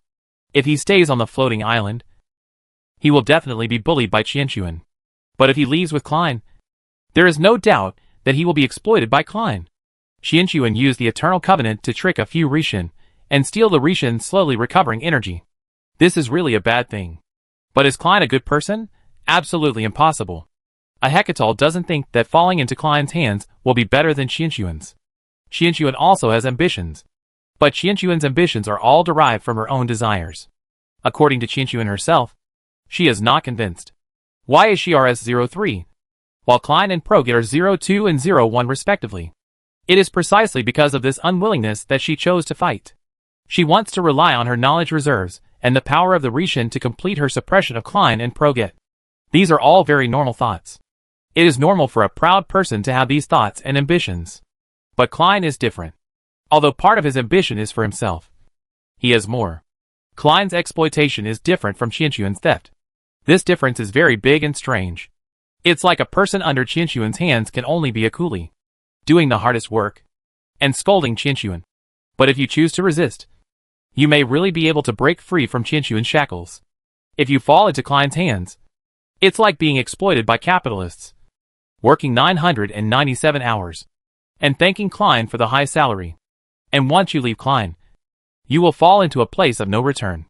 Which of these two situations is better, is the question that Akator is thinking about now. Mr. Klein, I have a plan. You go ahead, and I'll go to the toilet. Akator slipped away first. There is still a day, and he can still think carefully. Klein took his eyes off Akator and walked straight to Osbad's altar, entering Osbad's world of consciousness. Tall and strong. If strength symbolizes perfection, then Osbad's body is the symbol of strength. This is not the first time Klein has seen Osbad, but the pressure he feels from him is still so strong. I'm here, Lord Osbad. I've been waiting for you for a long time, Klein. How is it? Is the god's bad battle axe useful, after all? It's my weapon, and even I feel very satisfied with its power. Yes, the god's bad battle axe is indeed very powerful. Thank you, Lord Osbad, for your generosity. You're welcome. We have a cooperative relationship.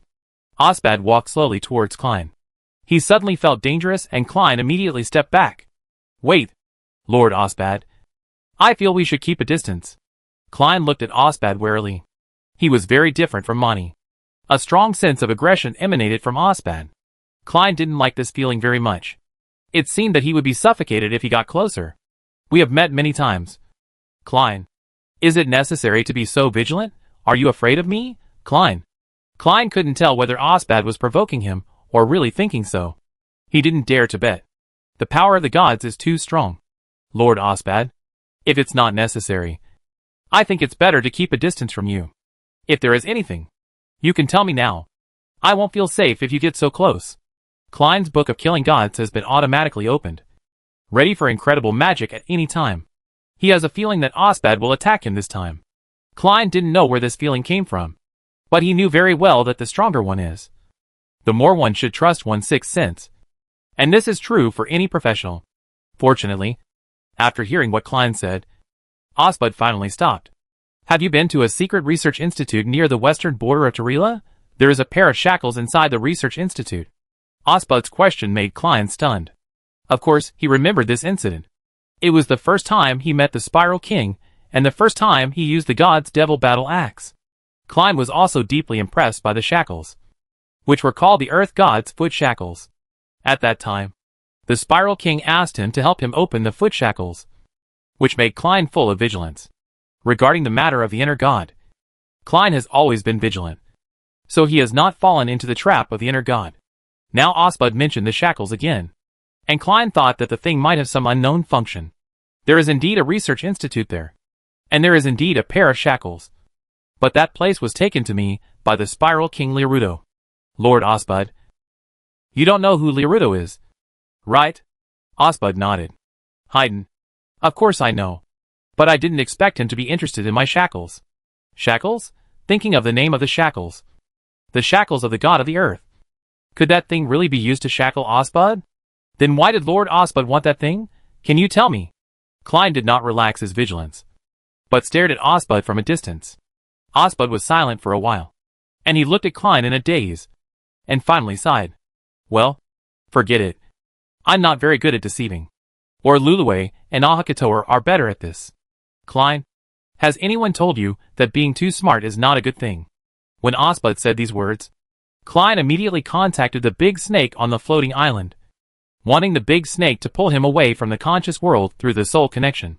But the soul connection between him and the object in the bottle had just been established, and it was blocked by an invisible position. Klein was not panicking. He had already flipped through the book of God killing and was ready to release incredible magic. But at this moment, his great battle axe slipped out of his hand. Damn, that was careless. Chapter 606 Klein's Book of Hunting Gods. When you think that thing is yours, it is not actually yours. Such as the woman in the nightclub, the shopping cart in the supermarket, or the divine weapon in Klein's hand. The great battle axe of the god was originally Osbud's weapon. Now it has escaped from Klein's hand and returned to Osbud's hand. If you think about it carefully, there is nothing wrong. But what Klein is worried about is that he and Osbud have to go to the point of a dead end. This guy obviously has bad intentions. Too fucking. Osbud held the great battle axe of the god in one hand. This huge battle axe looks particularly handy in the hands of a muscular giant like Osbud, compared to Klein's disproportionate situation. This weapon seems to be forged specifically for Osbud. My old friend, you are finally back in my hands. Osbud looked at the god's bad battle axe in his hand with satisfaction. His infatuated look gave Klein a warning that he must not let the inner artifact fall into the hands of the inner god again. They have some relationship with the inner artifact that they are not very clear about. Although they can get the inner artifact, it does not mean that they have become the real owner of the inner artifact. The inner artifact represents the will of the world. They are things that are older than the inner god. This time, just take it as a lesson. Osbud took his eyes back from the god's bad battle axe and looked at Klein not far away again. I cut off your soul connection with the outside world, closed this ideological world, and took back the god's bad battle axe. Why don't you seem to be very worried? Osbud was right. Klein was not really worried. The former Lishan might have been really strong. Their original strength should be the top part among the 9 kings, such as the third of the 9 kings. Ga. In addition to the original strength, Lishan also has the blessing of Lishan artifacts and the heart of God, which makes them more powerful than the general king level, and more outrageous rule power. For example, Osbud, his own rule power is physical destructive power, but when he holds the god-breaking battle axe, he also has the ability to control gravity, with the blessing of double level 3 rule power. Lishan is definitely stronger than the 9 kings in theory. But theory is theory. Reality is reality. And the current Lishan is just a group of lingering scum. They no longer even have their bodies. Their souls have been stripped away, and the heart of God, the blood of God, and the body of God have been completely divided by ancient wizards, with only a broken soul consciousness and a divine weapon. Why should Klein be afraid? Klein is no longer the soft persimmon he used to be. The book of killing gods floated in front of Klein. and the incredible magic was already ready. Klein began to confront Osbud. I'm really not that scared. Lord Osbud, you seem to have overestimated yourself and underestimated me. Osbud looked at the magic book floating in front of Klein and frowned slightly. This book has a very strong killing power, which can even corrode the gods. He hates this feeling very much. Does your magic book look special? Has it already possessed some of the qualities of a divine weapon? Is there anyone in this world who can forge a divine weapon now? Klein was slightly stunned. And then he silently remembered what Osbud said. Forging a divine weapon, it seems, is not that simple. However, Osbud said that the Book of Killing God already possessed some of the qualities of a divine weapon, which surprised him. Was it because it had swallowed Phrygia's tail before? At this moment, the Book of Killing God took the initiative to transmit a ray of will to Klein. Master, I want their power. The killing intent of the Book of Killing God locked onto Osbud and the great war axe of God. This is not the first time that the Book of Killing God has asked Klein for the great war axe of God. The last time Klein asked for the great war axe of God, because the great war axe of God had extraordinary power. The Killing God book did not swallow up the great war axe of God. Because of this, there was a change today. It seems that I was wrong. This time, I will satisfy it. Klein said silently in his heart, okay, let's kill Osbud today, and the great war axe of God will be yours. The Killing God book conveyed extremely excited emotions to Klein. The will of this book is now full of fighting spirit, and so is its owner Klein. Klein stared at Osbud. At this moment, his identity seemed to have instantly changed from prey to hunter. He said lightly, my magic book is indeed very special. It is my treasure, and it will always listen to me, unlike your broken axe, which can only be a traitor. Osbud, you must remember the name of this book, because your final soul and name will be recorded in this book. The name of this book is Klein's Book of Hunting Gods. Osbud's eyeballs bulged. Klein's tone disgusted him. The god of earth snorted coldly. Arrogant. Although I have no body, I have the inner artifact, which is simply unstoppable for you now. You haven't even reached the super level. Why do you fight me? Well, let me crush your bones bit by bit, and then peel off your soul, and let this body become my new container. Klein narrowed his eyes. Sure enough, Osbud wanted his body. Just like Akator, the incomplete souls and wills of these inner gods have been trapped in the truths of the gods for too long, and their minds have long been distorted. The reason why Mani is not mentally distorted is that Mani is a robot. Although he is a robot with emotions, his emotions are weak. The only thing Mani cares about seems to be the inheritance of Yale's mechanical knowledge. Apart from that, Mani doesn't care how long he is trapped, because he is not a living thing. The situation of Akator is a little different. He was originally a cat. Although he later gained great power and became a Lee god, he is still a cat in essence. Akator has now turned back into a cat again. So although he is a little resentful, he is definitely satisfied. Neither of them is a pure human, so they have not distorted their minds. But the other 6 Lee gods are different. They were originally strong human beings and enjoyed the beauty, power and strength of the human world. Then, they became Lee gods and enjoyed the belief, admiration and worship of countless people. Day after day, year after year, these inner gods have long taken these for granted. The rise of the ancient wizards caused the inner gods to fall forever. Their bodies were dismembered by the ancient wizards, leaving only the incomplete soul consciousness, which is really pitiful. With only incomplete soul consciousness, the inner gods were imprisoned in the statues for thousands or even tens of thousands of years. In this situation, even the gods could not bear it. They went crazy, either completely crazy, or tried every means to seduce humans and want to get a new body. The previous elemental god Isperud had this kind of madness.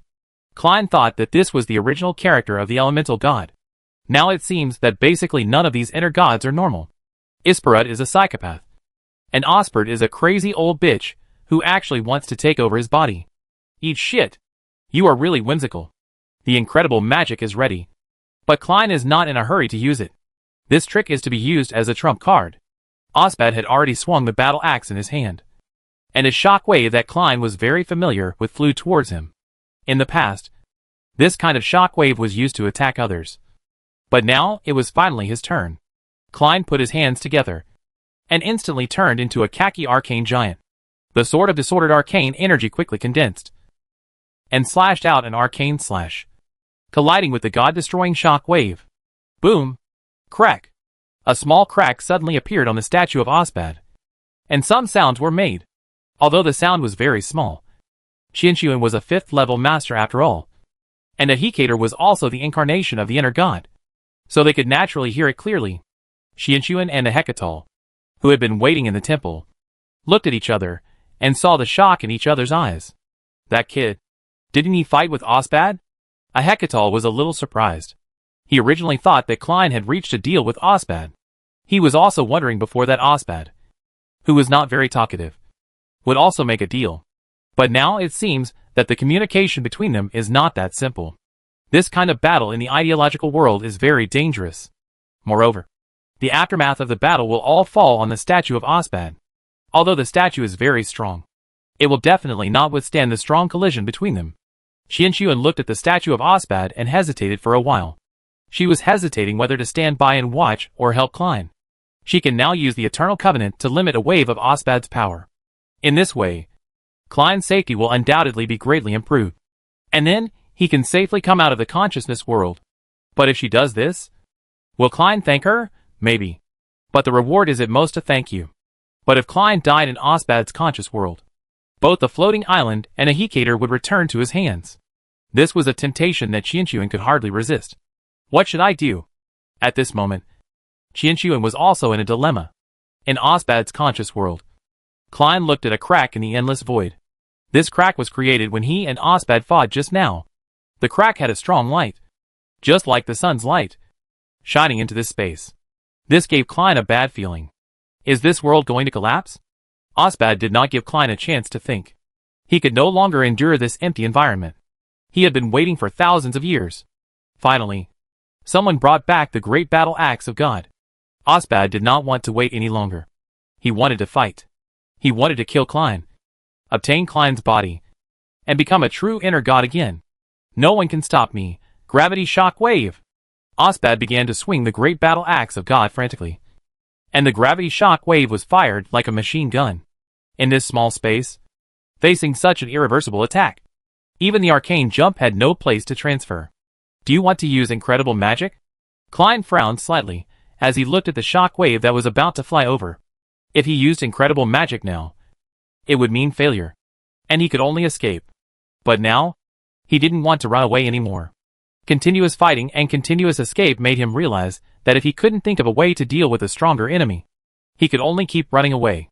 In this way, he would never be able to defeat Esmond, nor could he defeat the soul consciousness of Osbad in front of him. In just a few seconds, Klein's brain started to work at high speed. The magic knowledge after awakening allowed him to have all the arcane magic usage methods in the ancient world. His brain was like a computer, rearranging and integrating these magic usage methods, and deducing newer, more reasonable, and more powerful magic. Got it! Klein suddenly closed his eyes, stretched the arm of the arcane giant into the void, and suddenly opened a space gate of magic energy. Endless arcane meteorite. Access to the magic origin world. Absorb endless magic from the magic origin world, and release the endless arcane meteorite technique. The inspiration of this magic comes from Esmond's use and development of the magic origin world. He can access the magic origin world to keep his magic pool full and achieve the effect of infinite magic. Klein can do the same thing. The only difference is that although Esmond is powerful, his magic pool is still just a small pool. While Klein's burning magic heart is like an ocean. Esmond can use magic such as infinite magic shield and endless arcane missiles, because his magic pool is not big enough. And Klein can use the magic origin world to use outrageous magic, such as endless arcane meteorite. The magic power consumption of each arcane meteorite is between 1,000 and 2,000. Dozens or even hundreds of arcane meteorites fell from the void and flew towards Osbad. Just like a meteor shower. Boom! Boom! Boom! The arcane meteorites and gravity shock waves kept colliding with each other. And the earth-shattering tremors kept erupting in the world of consciousness. The void was shattering. The earth was shaking. And Osbad looked at Klein in disbelief. He could never have imagined that Klein could burst out with such a powerful force. The constantly waving gravity shock waves had been suppressed by the arcane meteorites. He had accumulated power for thousands of years. But now he felt that he could not stop it. How is it possible? How can you have the power to resist the inner artifact? Osbad's roar was only met with Klein's ridicule. I said before that you are no longer the inner God. Now you are just a broken soul consciousness. You overestimate yourself and underestimate me. Chapter 607 God Slayer. Meteorites were still falling. And Klein had already stretched out his other hand. Arcane Destruction Ray. This was a ray of light formed by the supreme arcane power. The predecessor of this magic was Klein's Destruction Sphere. A normal destruction sphere was only a little bit bigger than a ping-pong ball. But its power was unquestionable. But the destruction ray at this time was a pure supreme arcane energy ray as thick as an arm. Klein couldn't even calculate how much magic he had consumed. He just felt that his burning demon heart was being drawn out all the time. And then, it was constantly filled with void magic. This process was constantly washing the burning demon heart. And Klein felt that his burning demon heart had undergone some special changes. Like some kind of evolution. If possible. He even wanted to keep using magic like this until the burning demon heart completed its plan. Just as Klein was constantly drawing out the magic origin world. Esmond, who was far away in the Belga fortress, also felt the changes in the magic origin world. He and Klein had formed a tacit agreement not to use the energy from the magic origin world. Because both sides were afraid that they would be tricked by the other party when extracting energy from the magic origin world. For example, if some chaos power was inserted. The most feared thing for a mage was that his magic pool was not pure enough. But Klein now obviously broke this tacit agreement and took the initiative to use the void energy from the magic origin world. Which surprised Esmond. According to Klein's cautious attitude, if he really had no other choice, he would not use the energy from the magic origin world. Forget it. Let's go and see what he did. Esmond had no intention of using the magic origin world to harm Klein. Because in the relationship between him and Klein, he has always been the one who holds the initiative. Klein's bottle was still in his hand. So Esmond was not very worried that Klein would fight back against him. After Esmond entered the magic origin world, he was shocked by the scene in front of him. A huge amount of magic power was constantly flowing in one direction. It was obvious that Klein was extracting the magic power of this world. The reason why the magic power of the magic origin world is infinite is that no matter how much Klein extracts, the magic origin world itself will also extract energy from the endless void. After entering the magic origin world, these void energies will be quickly converted into void magic power, and then directly flow into the channel. Channel decline. These voids are very chaotic, and have not been precipitated or evolved at all. But Klein doesn't care whether these energies are pure or not. Now he only needs quantity, not quality. Esmond frowned. Because Klein's speed of extracting magic power is too exaggerated. Even if he tried his best to extract energy from the magic origin world, he couldn't achieve this efficiency. No, it can't be said that anymore. Because Klein's efficiency in extracting the magic origin world has reached more than 10 times his. What is this concept? How can Klein have such magic extraction efficiency? What is his magic pool like? The huge one. Like the ocean, if the magic pool is built too huge, won't it collapse? Esmond has never known what Klein's magic pool is like. This is something he has always wanted to know, but has no way to know. Klein has been hiding. So Esmond has never known about Klein's magic storage. He only knows that Klein has a lot of magic. A lot. And today, Esmond finally has a fairly clear concept of Klein's total magic. His current magic power has reached 500, which is the peak magic value of a superclass magician. And what about Klein's magic value, according to the current rate at which he draws magic from the origin world? Klein's magic should be above 5,000. How is this possible? What kind of opponent did this guy encounter that he needed to use magic like this? Esmond was a little curious. He really wanted to know what kind of opponent Klein encountered. But at this time, it would be very dangerous to enter the space where Klein was through the magic channel. After thinking about it, Esmond finally gave up this dangerous idea. Humph. You're lucky. He slowly exited the magic origin world. But in his mind, the scene of the void magic being extracted in large quantities continued to appear. This situation made Esmond a little uneasy, because he knew very well that in some aspects, Klein had surpassed him. Really surpassed him. ZZ. The destruction ray finally broke through the defense of the god's evil shock wave and shot straight towards Osbud. Osbud had no choice but to use the god's evil battle axe itself to resist Klein's destruction ray. There were more and more cracks in the void, and Osbud was about to collapse. His eyes, which were already very crazy, turned red. I never thought that Osbud, would come to this point today. But, Klein, The will of the gods will never yield. Since it has come to this point, you will be buried with me. Auspad took back the god's bad battle axe and let the destructive light penetrate his body. Just when Klein thought he had won, the god's bad battle axe suddenly exuded a strong and dangerous aura. The feeling that made Klein palpitate appeared again. And this time, the feeling was hundreds of times stronger than the feeling he had when he was in the 2nd Legion of Grandok. What is this? The consciousness world that was about to collapse was instantly repaired by the energy that erupted from the god's bad battle axe. The dark chaotic power erupted from every corner of this consciousness world. And these chaotic powers began to continuously erode Auspad's consciousness world. Auspad in front of him finally lost his spirit and energy. Holding the god's bad battle axe, half knelt in front of Klein. Return to chaos with me. Klein. Klein looked at the chaotic power that was constantly devouring this world, thought for a moment, and turned to look at the Book of Killing God. Devour Auspad's consciousness. The Book of Killing God nodded, and happily lay on Auspad's consciousness. Although it was only the incomplete soul consciousness of the inner God, the essence of this consciousness was the purest divine power, which was the most satisfying delicacy for the Book of Killing God.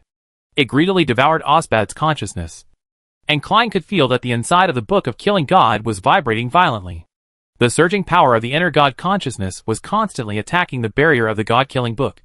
But all the backlash was in vain. The God-killing book was like the nemesis of these divine powers, steadily suppressing the counterattack of divine powers. This process lasted for a long time. Klein looked at the approaching power of chaos, and knew that he could not wait any longer. How long will it take you? This world is not going well. We don't have time. It will take about 5 minutes. The God-killing book conveyed a message. 5 minutes. This time is definitely not enough. It seems that we can only give up. Just when Klein was about to leave with the God-killing book and the God-evil battle axe, Xianxuan's voice suddenly appeared in this world. Klein, I am communicating with you through the Eternal Covenant. The statue has been eroded by the power of chaos. How are you now, if you can hear me? Answer me. I should be able to help you now. Klein was a little surprised that Xianxuan would appear at this time. Shouldn't this woman be eager for her death? A guy like her would actually help him. Is this the sun coming out of the water? Although he was very surprised, Klein was still a human being and certainly couldn't say that. I can hear what you said, Xianxuan. Now the entire consciousness world of Auspad is being swallowed by the power of chaos. Do you have any way to maintain the stability of this world? Xianxuan, standing in the temple, was slightly stunned. Klein's request was a bit strange. Shouldn't he escape from Auspad's consciousness world as soon as possible? Why do you still ask her to stabilize that space? This is very tiring. Okay. I can help you stabilize that world temporarily. But the corrosiveness and devouring power of chaos are too strong. I can only use the Eternal Covenant to extract the power of other gods, to resist the power of chaos. This process consumes a lot of energy, and other gods will not last too long. So how long do you want to maintain the stability of that space? Xianxuan's answer made Klein laugh. He didn't expect that this woman could still be of some use at this time. Not bad. It doesn't take too long. 5 minutes will do. Okay. I'll help you maintain it for 5 minutes. Xianxuan didn't ask Klein anything else. They were not children anymore. Klein wanted to stay there. There must be some special benefits. If Klein needed it, he would tell her actively. If he didn't want to tell her, it was useless for her to ask. With Xianxuan's help, Auspad's soul consciousness space stabilized again. 7 forces came from different directions and injected into this unstable space to fight against the power of chaos. Klein knew that this must be the power of other gods extracted by the Eternal Covenant. Xianxuan was quite reliable, so he had to speed up the progress. Killing God Book. How long will it take you? Very soon. After receiving the reply, Klein looked at Auspad's soul consciousness, which had been mostly devoured by the Killing God Book. Once Auspad's last wisp of consciousness was also devoured by the Killing God Book. That means that Auspad, the former god of the earth, has completely fallen in this world. There is no chance of resurrection. Both the soul and the body are completely extinct and destroyed. Klein thought of the shackles of the god of earth. He was thinking about what the thing that could trap the inner god was for. The king of Spiral asked him to open the shackles. And Auspad also mentioned that thing. When the war is over, he really needs to go back to the Underground Research Institute again. Okay. Master. The will of the Book of Killing God interrupted Klein's thoughts. He picked up the fallen god evil battle axe and said to Xianxuan, Xianxuan, You can stop. I'm going out now. You come out? Don't you need my help? No. As soon as Klein finished speaking, the supreme arcane power began to gather into a point. He used this arcane power to forcefully open a space door in this remaining consciousness space and walked out leisurely. When Klein appeared in front of Qianxuan, the statue of Ospad in the temple was instantly shattered. The originally hard stone is now like powder, which breaks at the touch. Qianxuan and Akator both looked at this scene in disbelief. They knew what the broken statue meant. Klein came out, and Ospad's statue was destroyed, which meant that the inner god Ospad had completely perished, and there was no possibility of resurrection. It's a pity that this fool died. I got a lot of destiny power from him before, but I didn't expect this result. Akator, who was also an inner god, sighed. The fall of an inner god requires too many steps. But Ospad completed all these steps abruptly. It was really a pity. Klein looked at Akator and said lightly, "Do you feel pity? Maybe some people don't think so. Humans and cats have different ideas. They feel that this place is a cage. Whether it is escape or death, it is better than being imprisoned in that cage forever. What do you think?" Akator was frightened by Klein's look. At this time, Klein was full of dangerous aura, and that aura felt like he had killed a god. As for what Klein said, he just took it as fart. It is better to live a miserable life than to die. People are like this, let alone gods. Ospad died unclearly. It is most likely that he was killed by Klein. I have to be careful. This guy is weird. As a great god of fate, being able to bend and stretch is a good quality. The cat has to bow its head under the eaves. I'd better obey Klein first. Well, you are right. Maybe death is a kind of relief for Ospad. Now that he is relieved, he should be very happy. Klein looked at Akator with a smile, and there were only 4 words left in his eyes. A teachable boy. Qianxuan, who was standing by, looked at Klein with more complicated eyes. Klein killed Ospad, which she had seen through the Eternal Covenant. His magic book was terrible, and it actually had the power to devour gods, which was too outrageous. At this time, Qianxuan no longer had the intention to continue fighting Klein, but just hoped that Klein would leave this place as soon as possible. Oh, by the way, there is also the matter of the bottle. Before Klein leaves, she still needs to know about the bottle. Okay, now you have also come out of Ospad's consciousness world. Can you tell me about the bottle? Is the thing you used before a bottle? Where did your bottle come from? Chapter 608, Deception. Klein spread his hands and showed a helpless expression. Although I really want to have a deep exchange with you at this time. I'm sorry. I have other things to do now. Very important things. So, our in-depth exchange can only be postponed. Qianxuan was stunned. Why did Klein have so many things to do? What does it mean? Before she wanted to say anything else, Klein had already said to a Hecatal beside her, "Your Excellency a Hecatal, the great god of fate, I need your help with something. Can you come and help me now?" Although Klein's expression was amiable, a Hecatal always felt that if he refused, he would be beaten to death. The mind of this cat abuser is unpredictable. Okay. Anytime, Mr. Klein. Qianxuan just watched a Hecatal follow Klein, and they found a relatively secluded place to sit down. Akator looked at Klein with some curiosity. He didn't know why Klein wanted him to come over here. Could it be that he wanted to kill him? No. He should still be of some use to Klein. Could it be that he had some undue desire for him? He was a male cat. Right? Was he going to succumb to a human being like this? Klein didn't know Akator's complicated mental state. He just stood there and took out many magic materials one by one and placed them on the table. There were many kinds of these materials, but the most common one was Klein's mysterious potion and original arcane essence. Akator couldn't guess what Klein was going to do, and curiosity drove him to ask Klein directly. "Mr. Klein, what is the matter with you asking me to come here?" "Of course there is something, and it's very important. Lord Akator, look at what this is." Klein took out Ospad's god's bad battle axe with a smile. This powerful weapon once gave Klein a lot of security, but after experiencing this incident, Klein no longer planned to use this weapon. The inner artifacts are the inner artifacts after all. They have their own origins. They are the embodiment of the world's will, so they can never be their own things. But the Book of Killing God is different. It is his own exclusive item, completely belonging to him alone. So, Klein made a bold decision, which was to synthesize the inner artifact god's bad battle axe. This was a very crazy idea, He didn't know what the final result would be. But when he put the book of killing God, which was absorbing Osbud's will, into the synthesizer had already given the correct answer. Hunting God book, already saturated. It needs a real evolution. Please help it. The synthesizer proactively gave Klein a unique synthesis formula for synthesizing the Hunting God book. And the consumption of this formula is very huge. But looking at this huge consumption formula, Klein didn't feel sad at all, but was extremely happy. Because the huge consumption means that the final result will be a powerful item. Hunting God book, main body, plus God's War Axe Destroyer of the Earth plus various original essences asterisk 750 plus mysterious potion, level 5, plus power of destiny equals Book of Hunting Gods, although the result of this synthesis process is still the Book of Hunting Gods. Klein is very sure that this synthesis will definitely make the Book of Hunting Gods have an extraordinary qualitative change. He has all the other materials. The only thing missing is the so-called power of destiny. Klein does not have this thing, but a Hecatol has it. So the key to synthesizing a new Book of Hunting Gods falls on a Hecatol.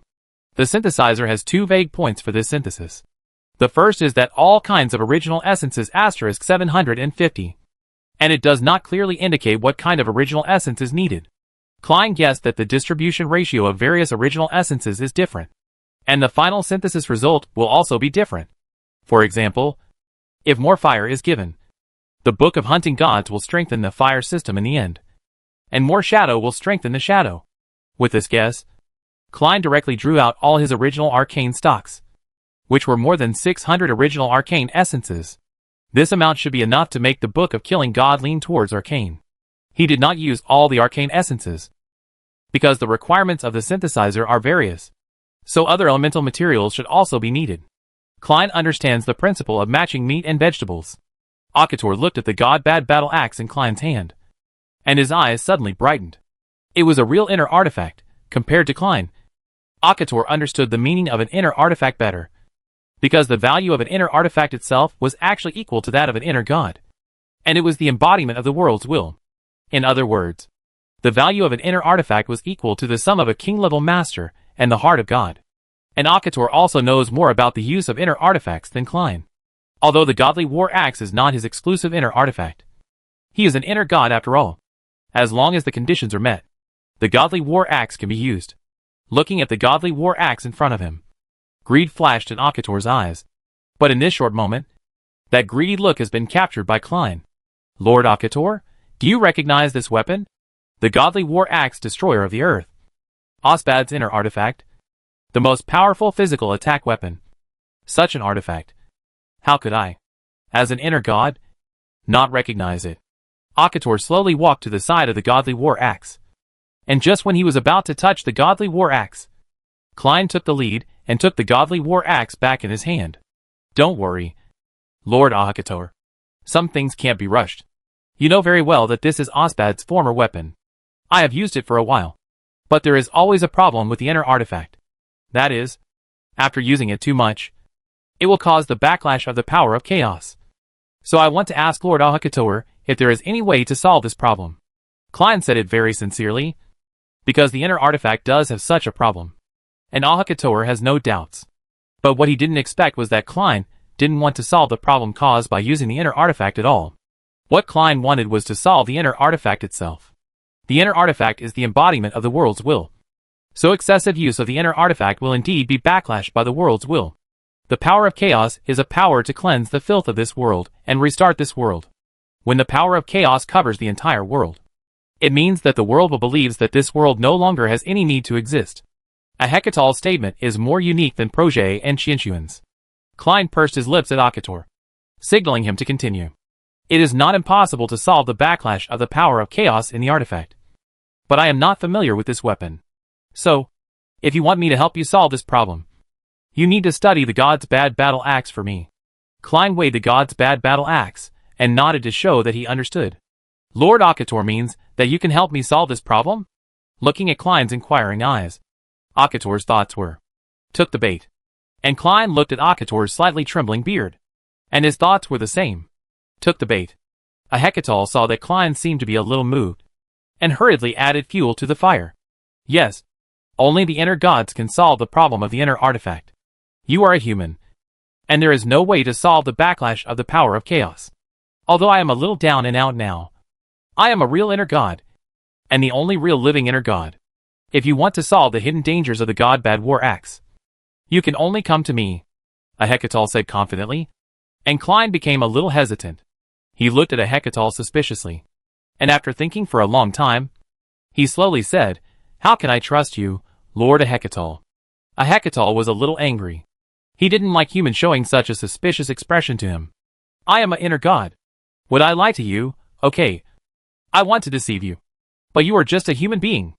Isn't it normal for you to be deceived by the inner god? Do you want to fight back?" Akator really wants the great battle axe of God. He thinks this is an opportunity for him to turn things around. So he must seize this opportunity. As an inner god, how can I deceive a mere mortal? You think too much, Klein. I am an inner god. And inner gods disdain to deceive people. I don't believe you. You old men are very bad. Klein complained in his heart while saying what he had prepared long ago. Although the inner gods were all very powerful, that was only in the past. Now, the inner gods are just a group of prisoners trapped here. Lord Ahakator, I can give you the inner god artifacts first, but I need to see your sincerity. Ahakator couldn't help but tighten his cat claws. Sincerity is easy to talk about, but he still said very reservedly, seeking sincerity from an inner god. You are really good. Tell me, how do you think I can show more sincerity? Klein thought for a while, and then as if he suddenly thought of something, he handed the Mithril Destiny coin to Ahakator. Lord Ahekatoel is the god of destiny, and the most important power is the power of destiny. I can give you the great battle axe of God to study.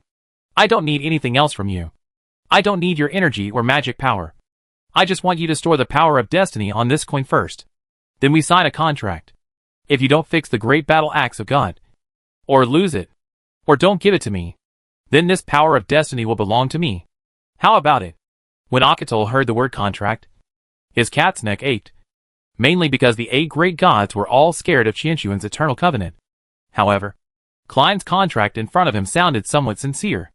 Besides, compared with the divine weapon, the power of destiny he has accumulated now is nothing. As long as he gets the divine weapon, he will regain the second rule power. Moreover, the divine power of the divine weapon will continuously feed back to him. It won't take long for him to evolve this cat's body to a strength beyond the super level. At that time, he will have the real ability to protect himself. Therefore, compared with the divine weapon, nothing else is important. Even the power of destiny he has accumulated for many years. As long as he recovers his strength, builds a temple, and has believers, he can accumulate it again. Contract. The contract is indeed fine. But I need to check the content of the contract carefully.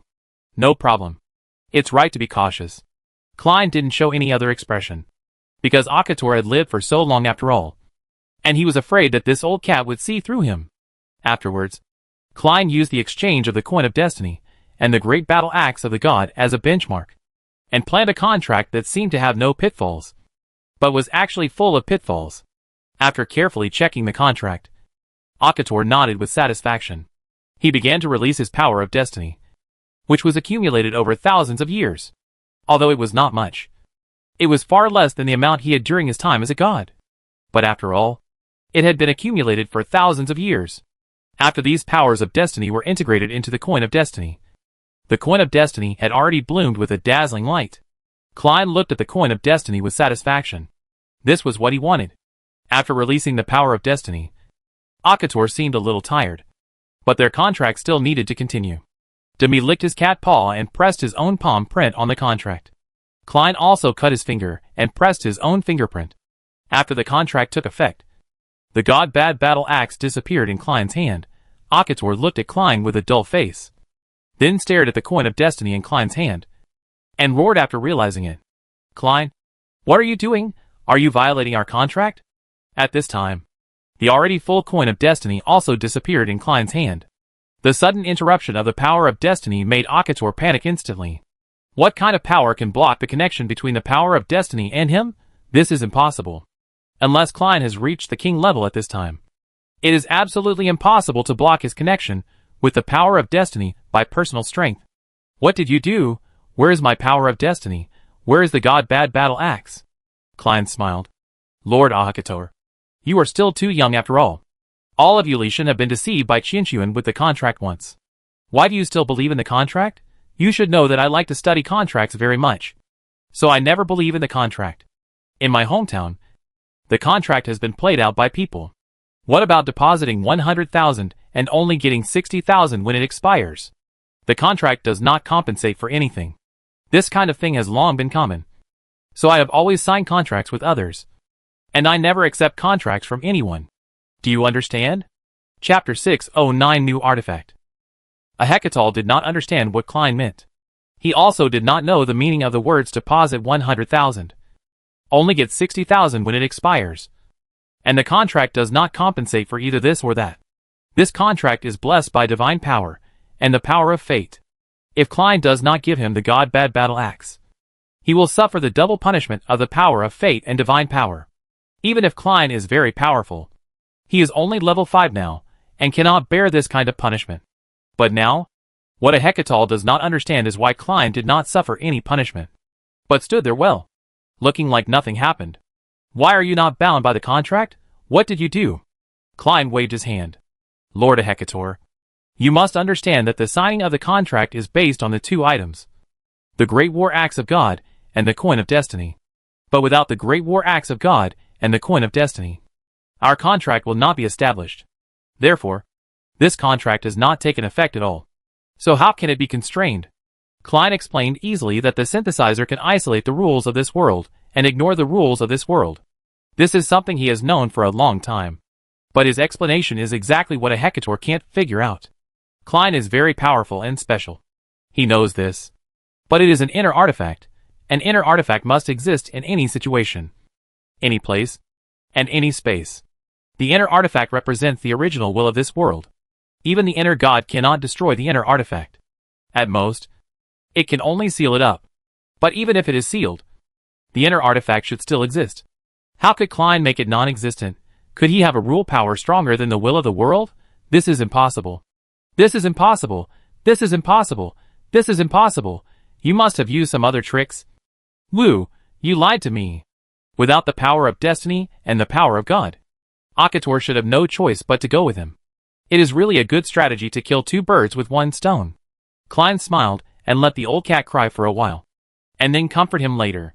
He turned on the synthesizer again, and the 5 items were automatically arranged.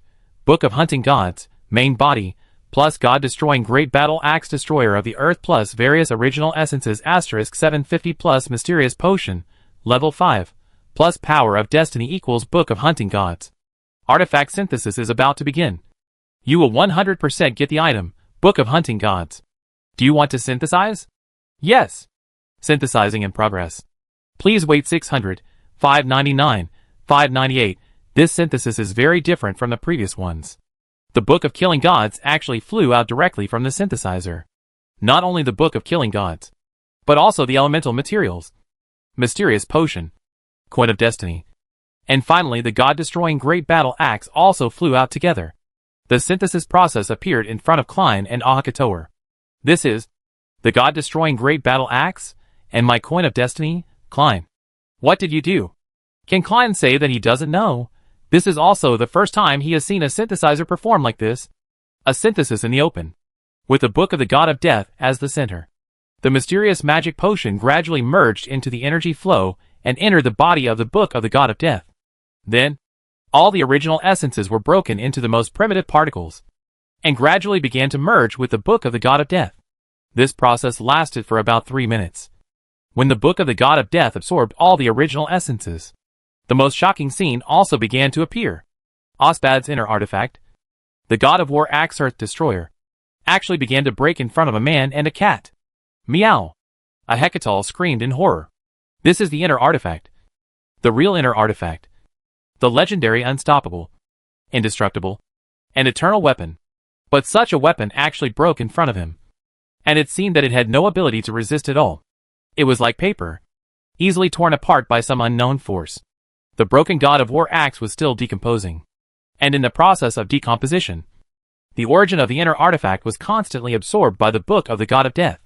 The color of the fragments of the God-evil battle axe gradually dimmed, while the power of the Book of the God of Death became stronger and stronger.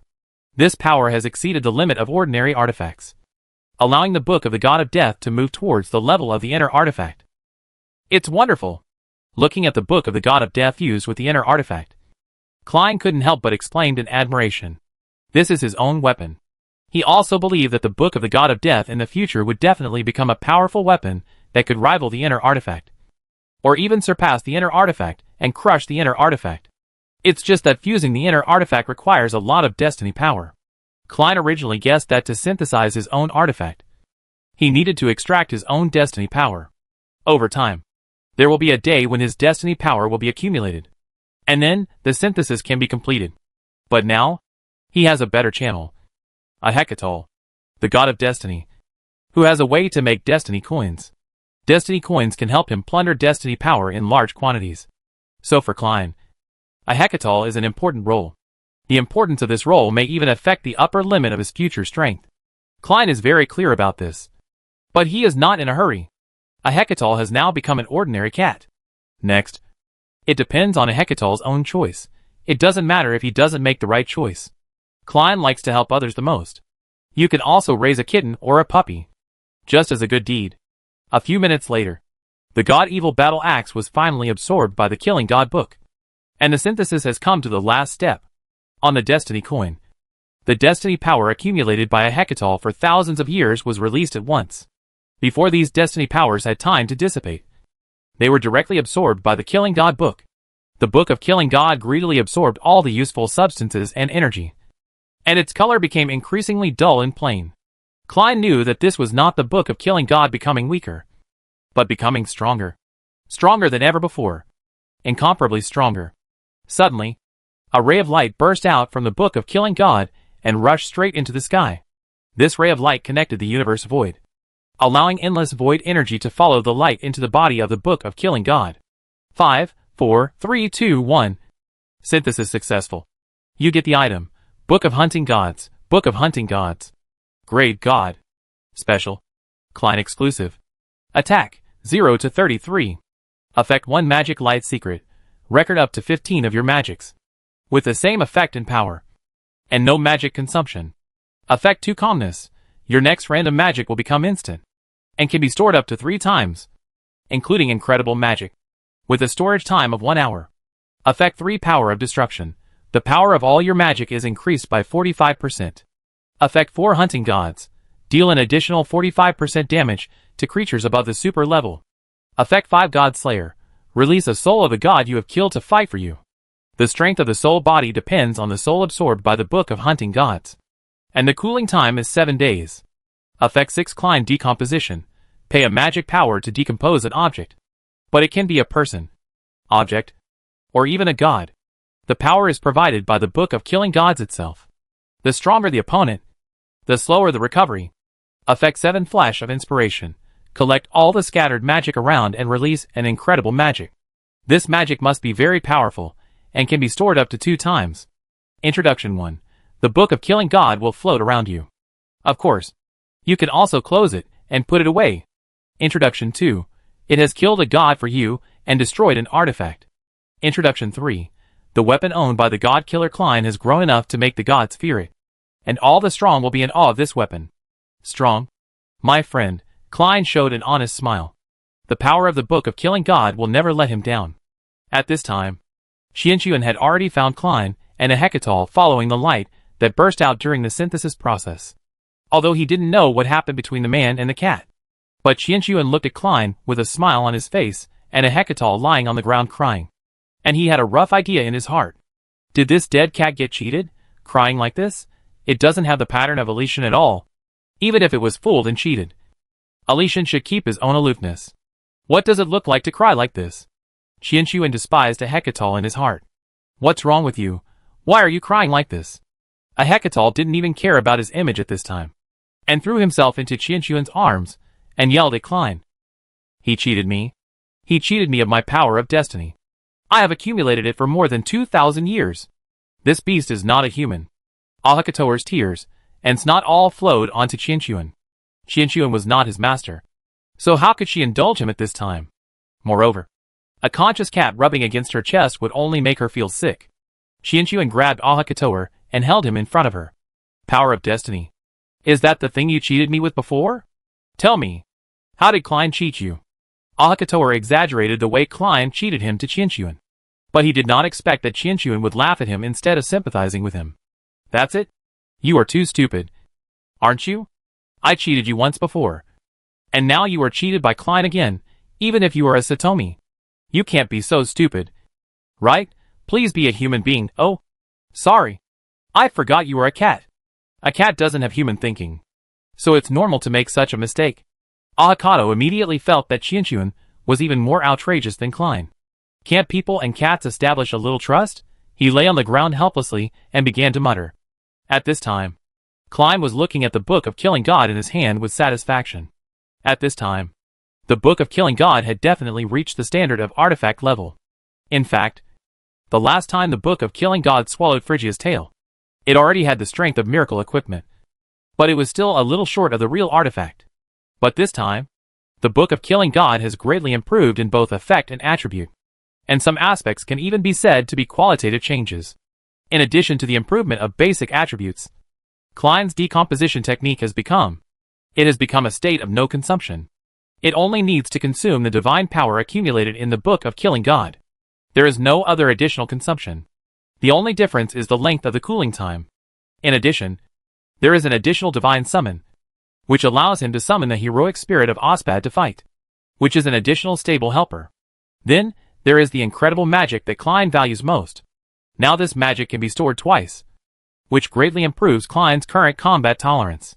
The difference between 2 times and 1 time is huge, because there are many times when Klein has no way to accurately judge the strength of the enemy. If there is only one incredible magic, then Klein can only choose to use this magic to escape. After having 2 chances, he can use the first incredible magic to attack. If the enemy's strength is not very high, and he is sure to win, he can use the second incredible magic as a trump card to guard. If the opponent's strength is very strong, and he has no way to compete with it, then the second incredible magic can also be used to escape. This enhancement is a very obvious qualitative change. And it is also the point that Klein is most satisfied with at present. Qianxuan no longer pays attention to Ahakato, slowly walks in front of Klein, and carefully stares at the Book of Killing God in Klein's hand.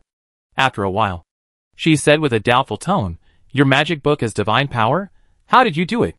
Klein has never understood what the definition of divine power is. A special power? Klein can feel the existence of divine power, but he can't describe the energy nature of divine power specifically. What kind of energy is divine power? I feel that there seems to be no accurate rule-level division for divine power. Klein said this, obviously admitting that there is divine power in his magic book. But he doesn't seem to explain why he has the intention of divine power. Qianxuan said unhappily, "Shouldn't you answer other people's questions before asking them? This is the most basic courtesy. You're talking to me about courtesy? I'm not interested in that kind of thing. If you want to see whose fist is bigger, we can talk about it in detail." Klein was ready to reason with Qianxuan at this time. Isn't it crazy to reason with a woman? Qianxuan saw that Klein didn't answer the question about the magic book, and there was nothing he could do. He could only curl his lips and express his contempt for Klein in his heart. And then said, "Divine power is the power generated by the world's will itself. It does not have a clear level division, but it can offset the third level rule power of any attribute. There are no advantages, but there are no disadvantages. It wins in stability." Chapter 610 I'm reasonable. Your Highness Qianxuan. No advantages. No disadvantages. Is this the level of divine power? It sounds quite mediocre. Klein said that there was nothing wrong with the mediocre divine power, because he had already mastered the third level rule power. Compared with other third level rule powers, divine power was indeed very mediocre. But this mediocrity was only relative to other third level rule powers. Normal attribute energy could not reach the strength of the third level rule power. Only when you reach the level of the 9th king can you have the third level power. And the characteristic of divine power is that although it is mediocre, it originally has the third level power. Although it has no additional attributes, it is strong enough compared to other ordinary powers. Klein had roughly understood Qianxuan's explanation. Although divine power was very ordinary, its advantage was that its starting point was high enough that other attribute powers had no way to compete with divine power. Okay, that's enough. This time, I came to this place where the gods fight and cultivate, and I still gained a lot. If you have asked all your questions, Can you answer my questions now? What is the matter with the bottle you mentioned before? Where did the big snake come from? Qianxuan and Proget are both very concerned about Klein's matters about the bottle. And Klein has been prepared for this. For new humans like them, the creation of the bottle is indeed closely related to themselves. Qianxuan wants to know where Klein's bottle came from. And Klein also wants to know the situation of Qianxuan's own bottle. After all, this woman is the daughter of the Empress. Her status and position, according to normal theory, are much higher than Klein and Proget. She is not like Proget, who keeps staring at Esmond. So is it possible that Qianxuan has taken back her bottle? If Qianxuan has taken back her bottle, can she borrow it? Klein's idea is very simple. Just to see what their new human bottles are like. What is the difference between ordinary bottles and super new human bottles? And there is absolutely no idea of threatening Qianxuan. Only after truly seeing and studying, and having a complete grasp of the plan to seize your own bottle in the future. I can tell you where my bottle comes from. But there are conditions. Qianxuan is very disgusted with Klein's endless conditions. But she has no way to refute. Whether it is strength or initiative. It is already in Klein's hands at this time. Tell me what the conditions are. Tell me first. And I'll see if I should agree to them. I want to know where your bottle is. Are you still affected by the bottle? If possible, can you take out your own bottle and show it to me for research? Don't panic. I have no ill intentions. Proget and I are planning to take back our own bottles. So I want to see what the original bottles of our new humans look like, and what specific effects they have. If I have your information, I think our chances of success will increase a lot. What do you think, Your Highness Qianxuan? This was the first time Klein called Qianxuan His Highness in such a long time. And this opening made Qianxuan feel uncomfortable all over. There was no way. The blood suppression was still very obvious. Although Klein's suppression of Qianxuan was not as outrageous as Proget's. But after all, Klein was RS-02. And Qianxuan was still obviously distant from him. Qianxuan stared at Klein for a long time. Things like the bottle were related to their soul's safety. And it was usually impossible to hand it over to others for inspection. Even if the other party was a new human like herself. And the level was higher than hers. It was impossible. So Qianxuan was very hesitant. She really wanted to know the situation of the bottle in Klein's hand. But the conditions proposed by Klein still made her a little worried. You really won't threaten me with the bottle, Klein? You're too radical in your way of doing things. I can't trust you most of the time. Of course. Don't worry. This time, I will never use the bottle to target you. And our relationship is different now. Qianxuan, the floating island is no longer a place that belongs to you alone. So our current relationship should develop towards alliances. There is no benefit in your hostility towards me. Although I often threaten you. It's only because of my own safety.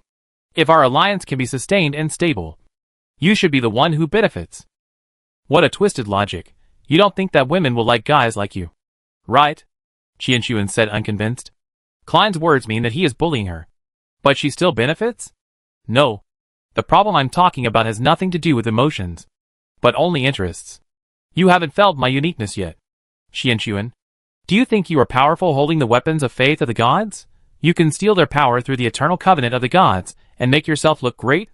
Qianxuan didn't quite understand what Klein meant by this. Using the contract to steal the power of the gods. Isn't this a great thing? What do you mean? The weapons of faith of the gods may be considered powerful in the hands of ordinary people or other professionals. But in my eyes, this kind of standard equipment can only be said to be a little better than garbage. You are so arrogant. I don't know where your confidence comes from. My confidence comes from my strength and my ability. I am different from ordinary professionals. You don't understand RS-01 and RS-02 correctly. Am I right, Qianxuan? Qianxuan was silent. Her knowledge base was indeed rich. But she only had a partial understanding of RS-01 and 02. It was as if the ancient makers had thought of this.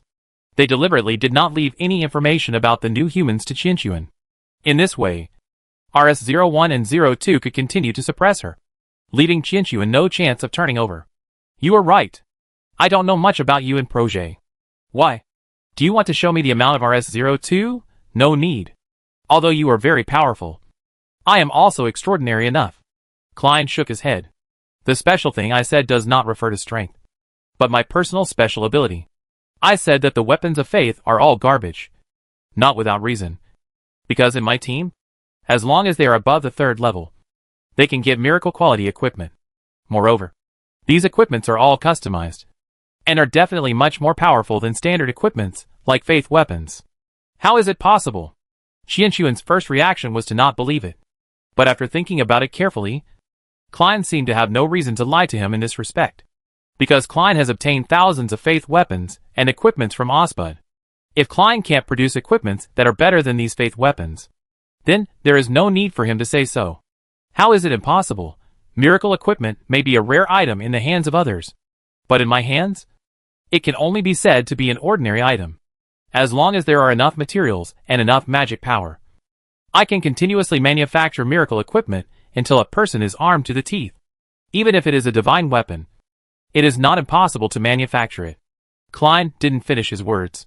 In fact, he had already discovered a problem with the synthesis of the synthesizer.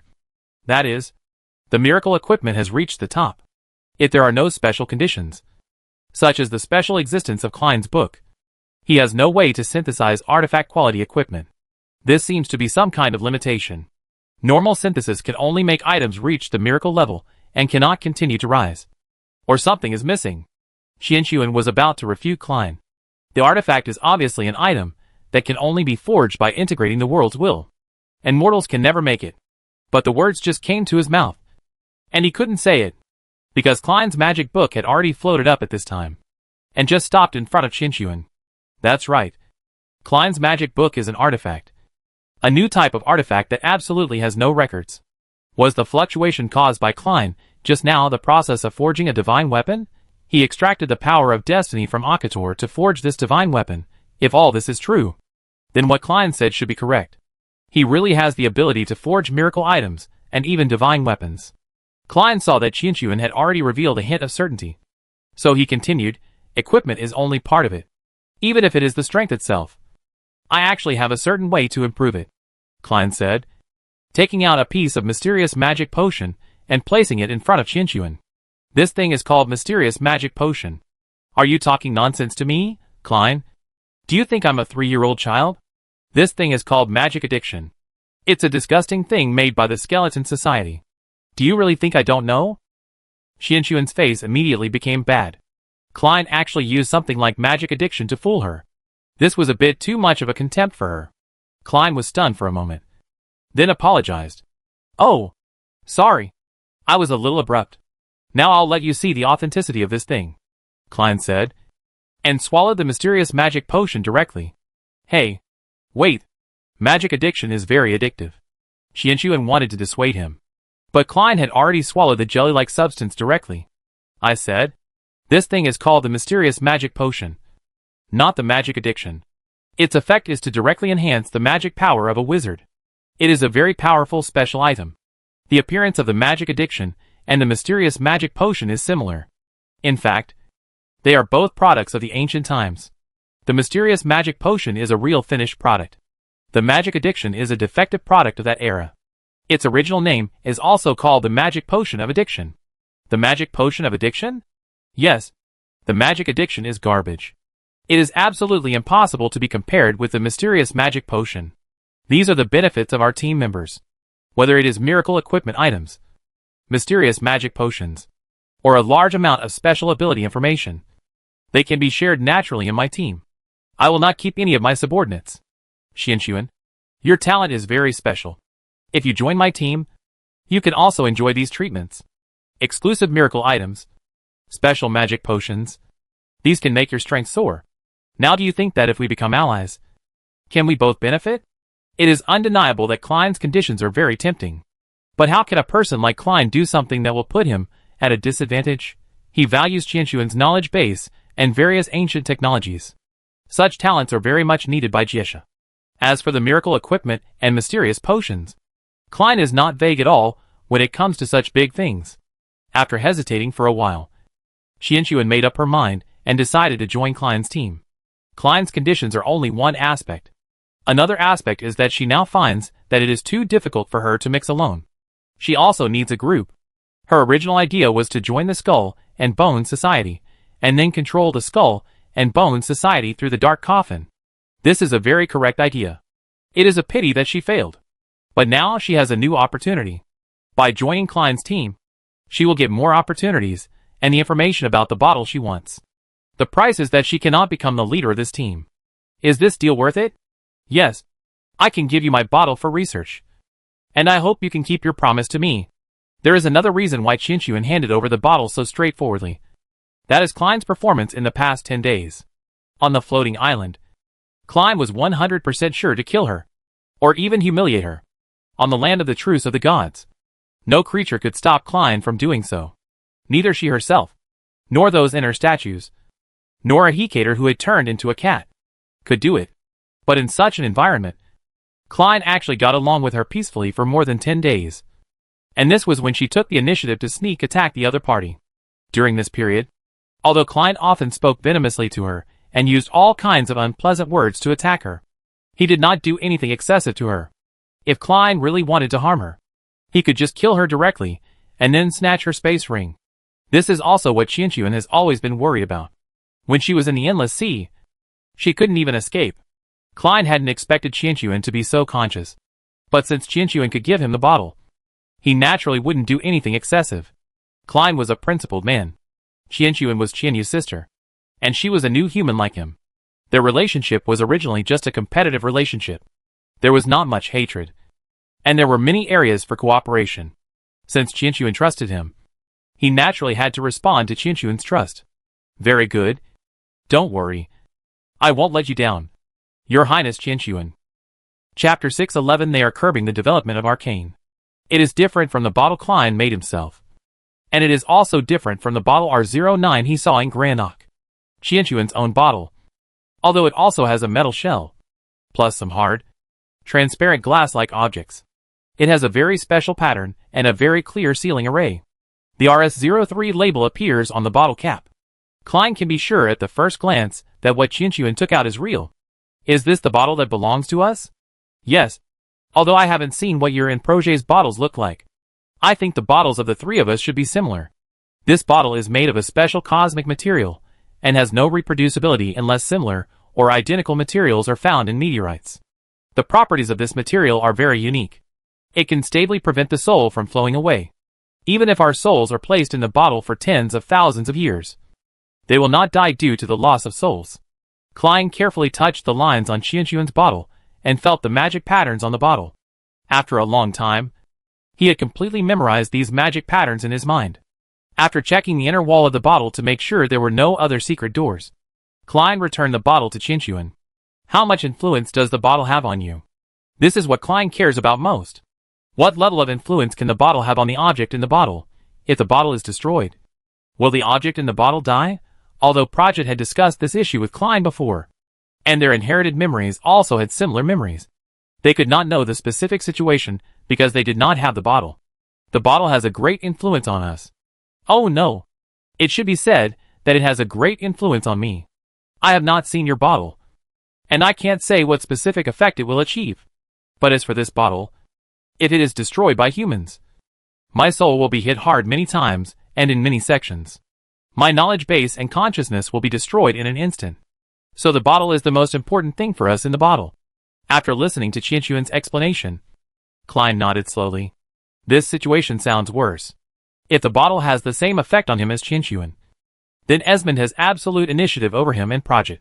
If there is no way to obtain their bottle in advance, then no matter how powerful he and Projet are, there is no possibility of defeating Esmond. Is the effect of the bottle so strong? Yes. This effect is a bit like the insurance of the knowledge base of the little man in the bottle by the ancient people. It's a pity that the ancient ruins have been discovered by Jiesha.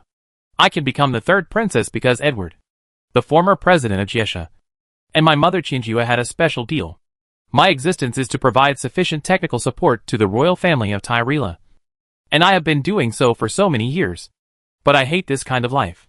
Every day I am like a machine, providing all kinds of technology for the royal family. They didn't treat me as a human being at all. Even my mother, Qianju, was very cold to me.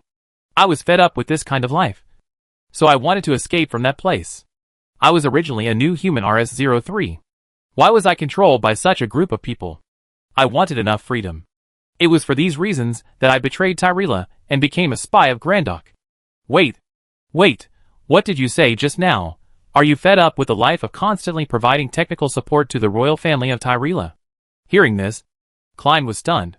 How could the situation described by Qian Sun be completely different from what he knew? But looking at Qian Sun's expression at this moment, Klein felt that the other party was not lying. What happened to Tyrella before? If Qian Sun has been providing various technical support to the royal family of Tyrella, where did these technologies go? Klein suddenly felt that the situation in Tyrella was not as simple as he imagined. Just like Grandok's pig beast cultivation technology, Tyrella obviously already has it. But why hasn't it been popularized and used for so many years? If Tyrella has pig beast cultivation technology, how many new professionals will appear once the number of professionals increases significantly?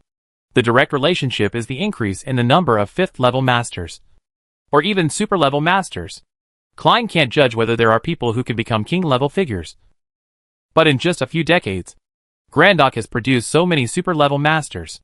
If Qianquan really gave the royal family of Tyrella the technology, if the royal family of Tyrella used these technologies, it would not be a problem to beat Grandok. But the question now is, why didn't Tyrella do this? Everyone is saying that Tyrella is corrupt and the queen doesn't care about worldly affairs. So what has the queen been doing all these years? Is it the queen's order that Tyrella doesn't develop new technologies? Why did she issue such an outrageous order? What is the reason, at this moment? Klein thought of many things, and Qianquan gave Klein a positive answer. Yes, I did pass on a lot of ancient technologies to the royal family of Tyrella, including ancient genetic technology, and many military and civilian technologies. Your Jiesha's magic power train, magic power core, sensors, and space automatic technology were actually provided by me. I don't quite understand why the royal family had to pass on these technologies to Jiesha before releasing them. But these things are not the most core, especially in terms of people's livelihood. I have provided new crop cultivation technology, but the royal family of Tyrella has not popularized and used it. I'm not sure if this is my mother's order. Her strength is too strong. I have no way, and don't want to question her ideas. Klein was stunned for a while by Qianquan's words. New crop technology, similar to wheat and rice. If there is such technology, then the profession of arcane baker will become meaningless. If it becomes meaningless for arcane bakers to make bread, what will they do? Klein immediately reacted. If arcane bakers no longer make bread, but study arcane, even if the rules of arcane have completely changed in this era, but once a large number of arcane masters study the new rules, new arcane strengthening methods will definitely be developed. With arcane strengthening, the elemental power of other attributes will have a qualitative breakthrough. At that time, let alone other things, the first level rule power will definitely be widely popularized among the mages. Once the first level rule power is popularized, the arcane masters will naturally guide and develop the second level rule power. With the second level rule power, there will be many superclass strongmen. Very many.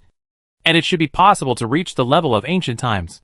As for the third level rule power, although it is not something that ordinary people can achieve, Klein believes that as long as there are enough people with the second level rule power, there will always be someone who can master the third level rule power. He has always believed that geniuses in this world are absolutely endless. As long as there is a suitable environment and soil, geniuses will grow wildly like weeds after rain. Of course, all this is thanks to the people's livelihood. People's livelihood means that ordinary people have enough nutrition.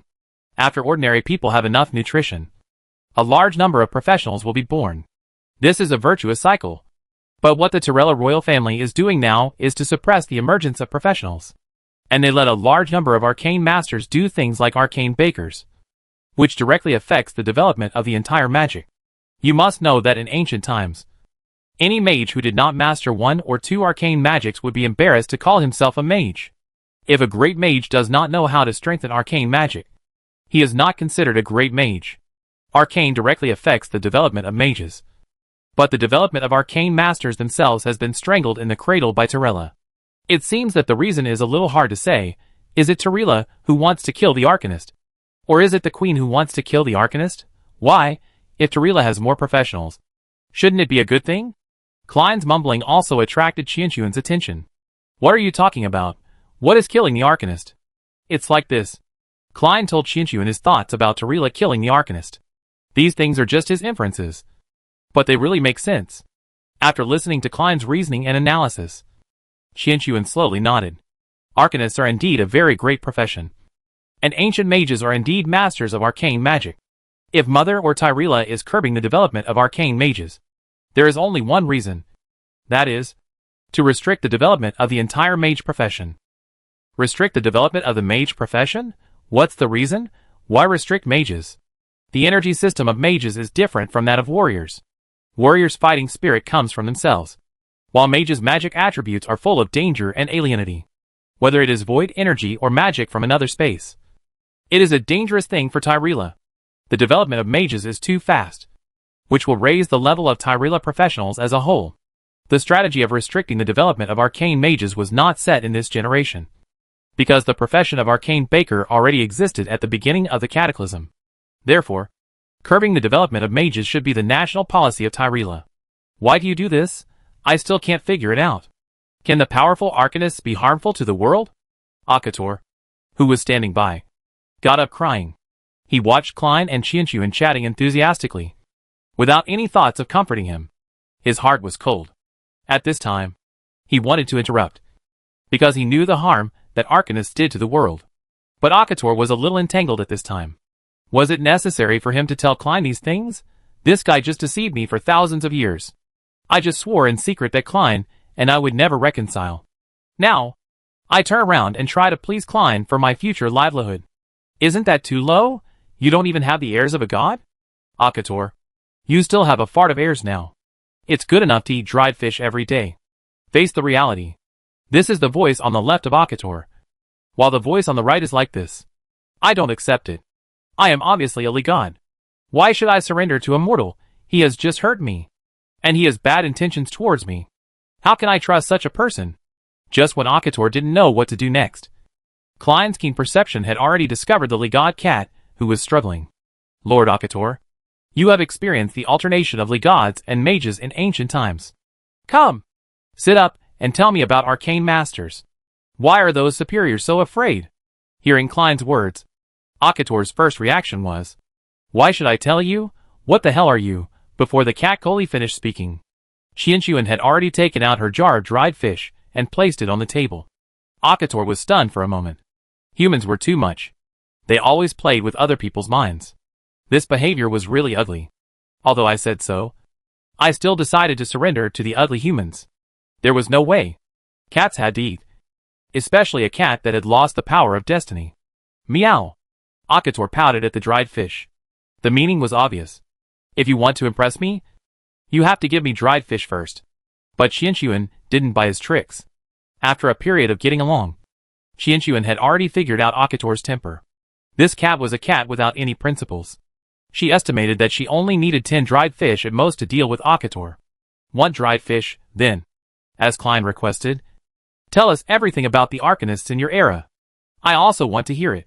A Hecatal looked serious and did not start to speak directly, but strongly demanded, no. You humans are not trustworthy. I won't say a word before I see the dried fish. Qianxuan blinked. She felt a little funny because of a Hecatal's righteous look, but she nodded. Okay. How many dried fish do you want before you are willing to tell us about that era? A Hecatal frowned. How many? After losing the power of destiny, he couldn't even gather divine power. Without the nourishment of divine power, a Hecatal is now just a talking cat. His various attributes are steadily declining, including his intelligence. Yes. Now a Hecatal can't even count. He raised his paw, which had 4 nails. After confirming it again and again, he said to Qianxuan, I want 2 paws. That's enough. Chapter 612 The Arcanist's Destruction of the World. After Klein finished speaking, Qianxuan took out her soul bottle. Qianxuan didn't react at first. How many are 2 claws? Klein, who was standing by, had understood what a Hecatal meant, and said to Qianxuan, a claw has 4 nails. He said 2 claws means 8 small dried fish. Right. Lord a Hecatal? A Hecatal nodded his head. Klein was smarter, and understood what he meant at once. Qianxuan, this woman, was still a little bit behind. A Hecatal didn't notice that Qianxuan, who was sorting the small dried fish, was about to laugh. Originally, I thought it would take 10 small dried fish to deal with a Hecatal. But I didn't expect that it would take only 8. This cat is really naive enough. Such a cute guy is actually a Sasami, which is really unbelievable. Okay. I'll give you 8. You must tell us everything that happened at that time. Qianquan's tone seemed to cause dissatisfaction in Ahikator. He grabbed the dried fish and put it under his butt. He turned his head and said to Qianquan proudly, "You have to understand, Qianquan, I am not a human like you. As a Li Shen, of course I am trustworthy. Since I have taken your things, I will naturally do what I should do." Yes, that's what you said. How could you tell us such an important secret of the last era just because of a few dried fish? Dried fish is obviously eaten by cats. How can a noble creature like Li Shen eat such a thing? Let's do this. You and Klein continue to talk, and I'll take the things away. Qianquan was about to take the dried fish that had been handed to Ahikator, and Ahikator couldn't hold it anymore. He jumped up and rushed to Qianquan, hugging Qianquan's shoes. "I'm sorry. I was wrong. Don't leave." Klein was a little speechless about Ahikator's 3 consecutive qualities. He didn't know what to say about a Rishan who had fallen to this point. Is it sad? But if it is sad, then what are the other Rishans? The only Rishan who survived was Ahikator. The other Rishans either fell completely or were still sealed in statues.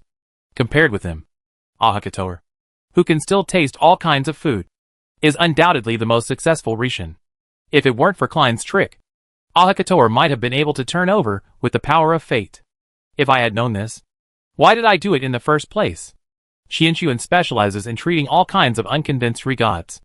Compared with Klein, she has been in contact with regods for much longer, and she knows and understands the tempers of these regods better than Klein. Qianquan handed the dried fish to Ekatal again, and there were 2 more than before. She was originally going to give Ekatal 10. But she didn't expect this regod cat to be so cowardly that he only asked for 8. Now she will treat it as a supplement for him. Anyway, this kind of dried fish is only 2 telephones per can. With Qianquan's economic level, even if Ekatal eats it all the time until he dies, it won't cost much money. Hey, I'll give you 2 more. But you have to think about what happened at that time and tell it in detail, so as not to miss anything. Of course. Don't worry. Ahikator suddenly became excited. At this time, he felt that Qianquan was better. Compared with Klein, Qianquan was a female, and was generally much gentler than Klein.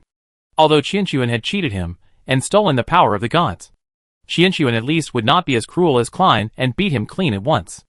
Ahikator ate a small dried fish first, and while eating, he thought about what happened in the past. After all, it has been more than 2,000 years. After losing the power of God, Ahikator's memory has also degenerated a little, so he needs to think for a longer time. The reason for restricting the Arcane Master is actually very simple. That is to maintain the stability of the world's will and the longevity of life in this era. The stability of the world's will and the longevity of life in this era? Klein repeated it. Yes, although the Arcanists are very powerful and have the power to enhance other magics, the emergence of Arcanists also accelerates the progress of the world. If the Arcanists are strong enough, and there are enough of them, the speed of development of the world will reach an uncontrollable level. In our era, the 8 great gods were already the most powerful existence. But everything changed because of the outbreak of the Magic Revolution in Ilea. After the Magic Revolution in Ilea, Arcanists emerged like mushrooms after rain, and they developed arcane abilities wantonly without any restraint. When their Arcanist technology spread to other countries also discovered the power and secrets of Arcanists, and developed arcane magic one after another. The rise of arcane magic and the strength of arcane enhancement also led to the emergence of a large number of legendary wizards across the continent at that time, which is what you call superclass wizards. The number of legendary mages in this world once exceeded 900. Can you understand the meaning of this number? Klein and Qianquan's eyes shrank. 900 superclass mages? What is this concept? The superclass mages of Tarila and Grandok combined are less than 100. Or even less than 60. That is to say, in the middle of the last era, the number of superclass mages alone reached 15 times the total number of all superclass masters today. Now there are about 60 superclass masters, and a total of 9 kings have been born. How many king-level masters will be born from those 900 superclass mages? This is simply an uncontrollable form. Ahikator paused. He could see that Klein and Qianquan were digesting his news. The 900 legendary mages were indeed too shocking. But this was just the tip of the iceberg in the middle of the last era. Do you think this is the end? Everyone knows how powerful the arcane masters are. But the magic power of a world itself is limited. All arcane mages are constantly absorbing the original magic power of this world, which makes the worlds will continue to dry up. The mages will naturally discover this. They certainly don't want the world they live in to lose its vitality. So since the original magic power of the world can no longer be extracted, and the mages want to develop, what should they do? When Akator asked this question, Klein reacted directly. Extract void energy. Akator had a teachable expression. But Klein immediately slapped him, and taught him to be a correctly Shinkat. Tell your story honestly. Don't have any strange ideas. Akator felt wronged. He didn't say anything. But Klein slapped him. But now he dared not speak. He could only continue to tell the previous story honestly. You are right. Mages are very smart. Especially those who can reach the legendary level. They know that the origin of the world cannot be destroyed. So they will find another way. Increasing revenue and reducing expenditure. There is endless energy in the void. Mages can permanently solve the problem of magic power exhaustion by converting void energy into magic power. This is a very good idea. Everyone thinks so. But the final problem is precisely because of void energy. The number of legendary mages is really too large. They continuously extract void power from the void, refine it into magic power, and provide it for their own use. During that period, those legendary mages would even take the initiative to travel in the void, capture void creatures, and then use them as their mounts or experimental materials. Their mentality had expanded to the limit. The secular kingship and religious theocracy could no longer suppress the mages at that time. After the mages mastered the endless magic power, they began to transform, and the number of legendary mages increased. At the most, the number of legendary mages recorded in the Temple of Luluwe, the god of wind, and the Temple of Ispalud, the god of elements, exceeded 4,000. How many? 4000. Qianxuan was also shocked by this number. The resources of a world could not accommodate so many superclass strongmen, especially the mages. They are like black holes. They absorb energy all the time. Such a scale of mages will only cause the collapse of the world. Yes, the record is 4,000. But there were many unrecorded masters at that time. A large number of legendary mages appeared. And with endless magic power, the mages began to explore greater power. They began to establish mage organizations and build their mage towers.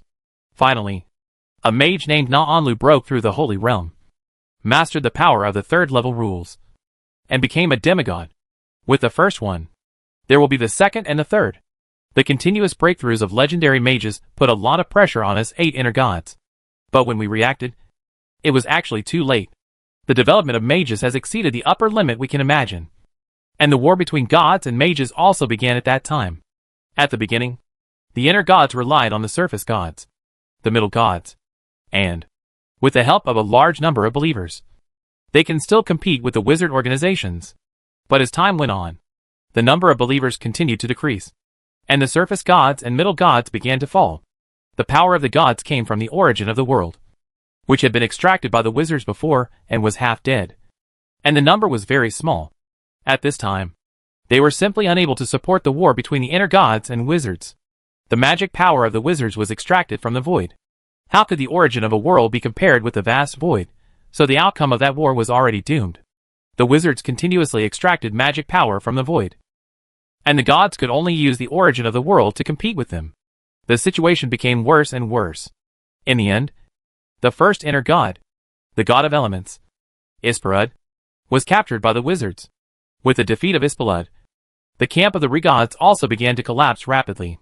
Not long after, the 8 re-gods completely disappeared in the long river of history, and the mages also ushered in their new era, which was called the strongest era. That is, the era before the catastrophe. Klein and Qianxuan were both shocked. Even Qianxuan's knowledge base did not store this information. I didn't expect that the fall of the gods was so closely related to the development of mages. But the development of mages has clearly ushered in the strongest era in the world. Why is it said to be harmful? What happened later? Why was there a catastrophe? And what happened when chaos swallowed everything? Klein had heard the ending of the last era from both Projet and Qianxuan. That is, the power of chaos swallowed everything. The whole world was restarted. All the rules were recalculated. Magic was completely suppressed. And no particularly outrageous magic appeared again. Arcane bakers also came into being. Klein, do you think the development of mages is really good for the world itself? Why not? If the void energy can be purified, then this world will naturally become stronger and stronger after absorbing the void energy. There is nothing wrong with what Klein said. Even in his previous life, the whole world was looking for a way to completely solve the energy problem. If a country comes up with stable nuclear fusion technology, it will be a real bomb. Akator shook his head. That's right. If the void energy can be evolved, it can indeed feed back to the origin of the world itself. But these mages do not have the ability to purify the void energy. They just transform the void energy into relatively stable void magic for use. Void magic? Klein immediately thought of the magic origin world. The void energy that entered that world would indeed be directly transformed into void magic. So, the magic origin world is related to the war between the inner god magicians? This is too ancient. As more and more void magic entered this world, the dissipated void magic began to be transformed into void energy again. And these chaotic energies began to erode the world itself. And the Chaos Super Darling was also born during this period of time. The birth of the Super Darling is not the most fatal thing. The fatal thing is that after the Super Darling appeared, no magician took it to heart. In fact, the magicians discovered the terrifying effect of the power of chaos very early. But the arrogant magicians thought they could control the power of chaos. They thought that the power of chaos and the void energy were just things of the same level. But they didn't know that the power of chaos was the most terrifying attribute, which would devour everything in this world. After the birth of Super Darling, the Spiral King found her. Super Darling, who had no mind, was soon completely polluted by the Spiral King. Super Darling itself is the embodiment of world consciousness. After experiencing the pollution of the Spiral King, Super Darling made a decision, which is to restart this filthy world. At this point, Klein finally understood how the powerful ancient times perished. The power relied on by the mages in the ancient times was already void energy. Void energy is a dangerous energy, which the world has always known. So the world has always been rejecting this energy. Chapter 6:13 Ability to surpass an era. But the arrogant wizards didn't care, and didn't take the world seriously at all. They had killed all the inner gods. What else could stop them in this world? Not even the world will itself. This world has been completely controlled by the wizards. The world should just stay at home. The world knew that it couldn't compete with the wizards. Its minions, the inner gods, had all fallen. The world which had no fighting power, fell into despair. It made a bold decision, which was to merge itself with the power of the void. The world was originally the master of this world. It could feel all the power of this world itself, including the power of the wizards themselves. After integrating the endless void energy, the world will merge this energy with the divine power and the energy of various wizards. Finally, under the mixture of multiple energies, the chaos power that devoured everything was born. Since there were no inner gods anymore, the world would make a new inner god. Here, the ninth inner god, the Super Darling of Chaos, was born. The name Super Darling was not chosen randomly. It was the name given to it by the will of the world. No one in this world cares about it anymore, so it has to pamper itself. And that's why it defines itself as Super Darling of Chaos. You should have known what happened after Super Darling was born. This world was easily destroyed by it, and the power of the mage was easily absorbed by the power of chaos, leaving no room for resistance. Then, chaos devoured everything. The world restarted. The catastrophe and the rules of the world changed. After listening to this long passage, Klein was relieved for a long time. Although the world will's approach was a bit extreme, he felt that it was correct. This was very strange. There doesn't seem to be anything wrong with this approach. Xianxuan also had a complicated expression. After she glanced at Klein, she slowly said, "Our birth was also due to the destruction of the world. So, we should thank the world for something? Oh no! It is now called Chaos Super Darling." Akator was so dry that he jumped to the side to drink a few sips of water, then jumped back to eat a small dried fish, and said with lingering feelings, "This is probably what happened at the time. Have I explained it in detail enough?" Klein nodded with satisfaction. "Very good. Your information is very useful. I roughly know the situation of the Tyrella royal family." Klein was very sure that the royal family of Tyrella knew about Chaos's Super Darlings. And even the things that Akator said were very clear to the royal family of Tyrella. The reason why they did not develop people's livelihood and resources was probably to prevent the excessive development of mages. It must be said that turning arcanists into bakers is a very genius idea. It can not only solve the employment problem of arcanists, but also give arcanists a very high status in the age of cataclysm. Because of food, everyone will respect arcanists. With respect, arcanists themselves will no longer develop in the direction of fighting. In addition, the change in the rules of the world makes the development of arcane more difficult than before. So 99% of arcane masters will definitely choose the path of cooks. Why not get a high salary by rolling bread and water for others? In such an environment, the development of arcane masters is absolutely very slow, which greatly delays the development speed of the world and makes the existence of the entire world longer. So, the royal family of Tyrella is quite great. But now that Grandok has come, they are still hiding, which is a bit unnecessary. Right?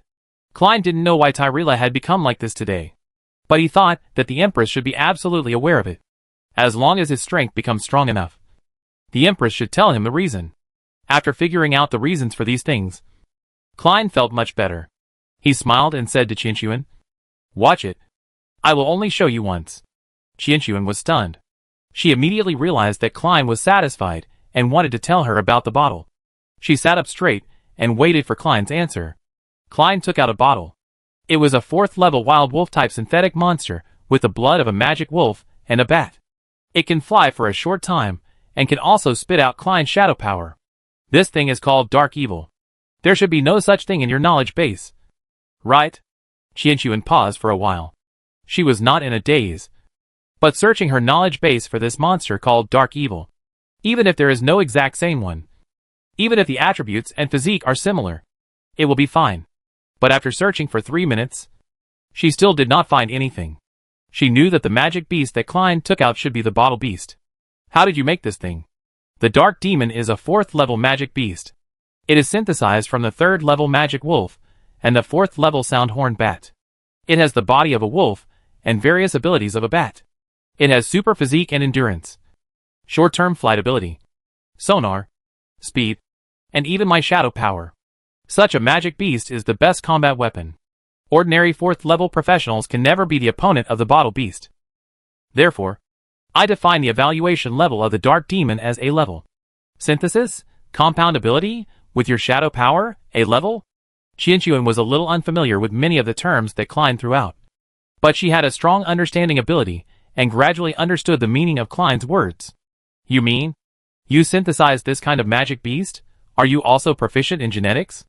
Speaking of genetics, Qianxuan seemed a little nervous, because genetics itself is related to the birth of the bottle. The 3 of them are also the products of genetics. And she herself has no knowledge of genetics.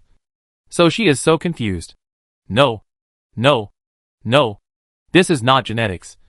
It is a greater power. I named it the power of creation. The power of creation? Hee. Do you feel like you have become a god?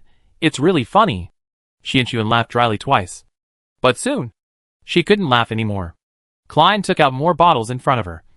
More and more. Most of these bottles were 4 to 5 level monsters. And the numbers on the bottles were different from those of the new humans. Most of them were 4A, 4B, and a few were 4S and 4SS, which indicated that they were 4 level.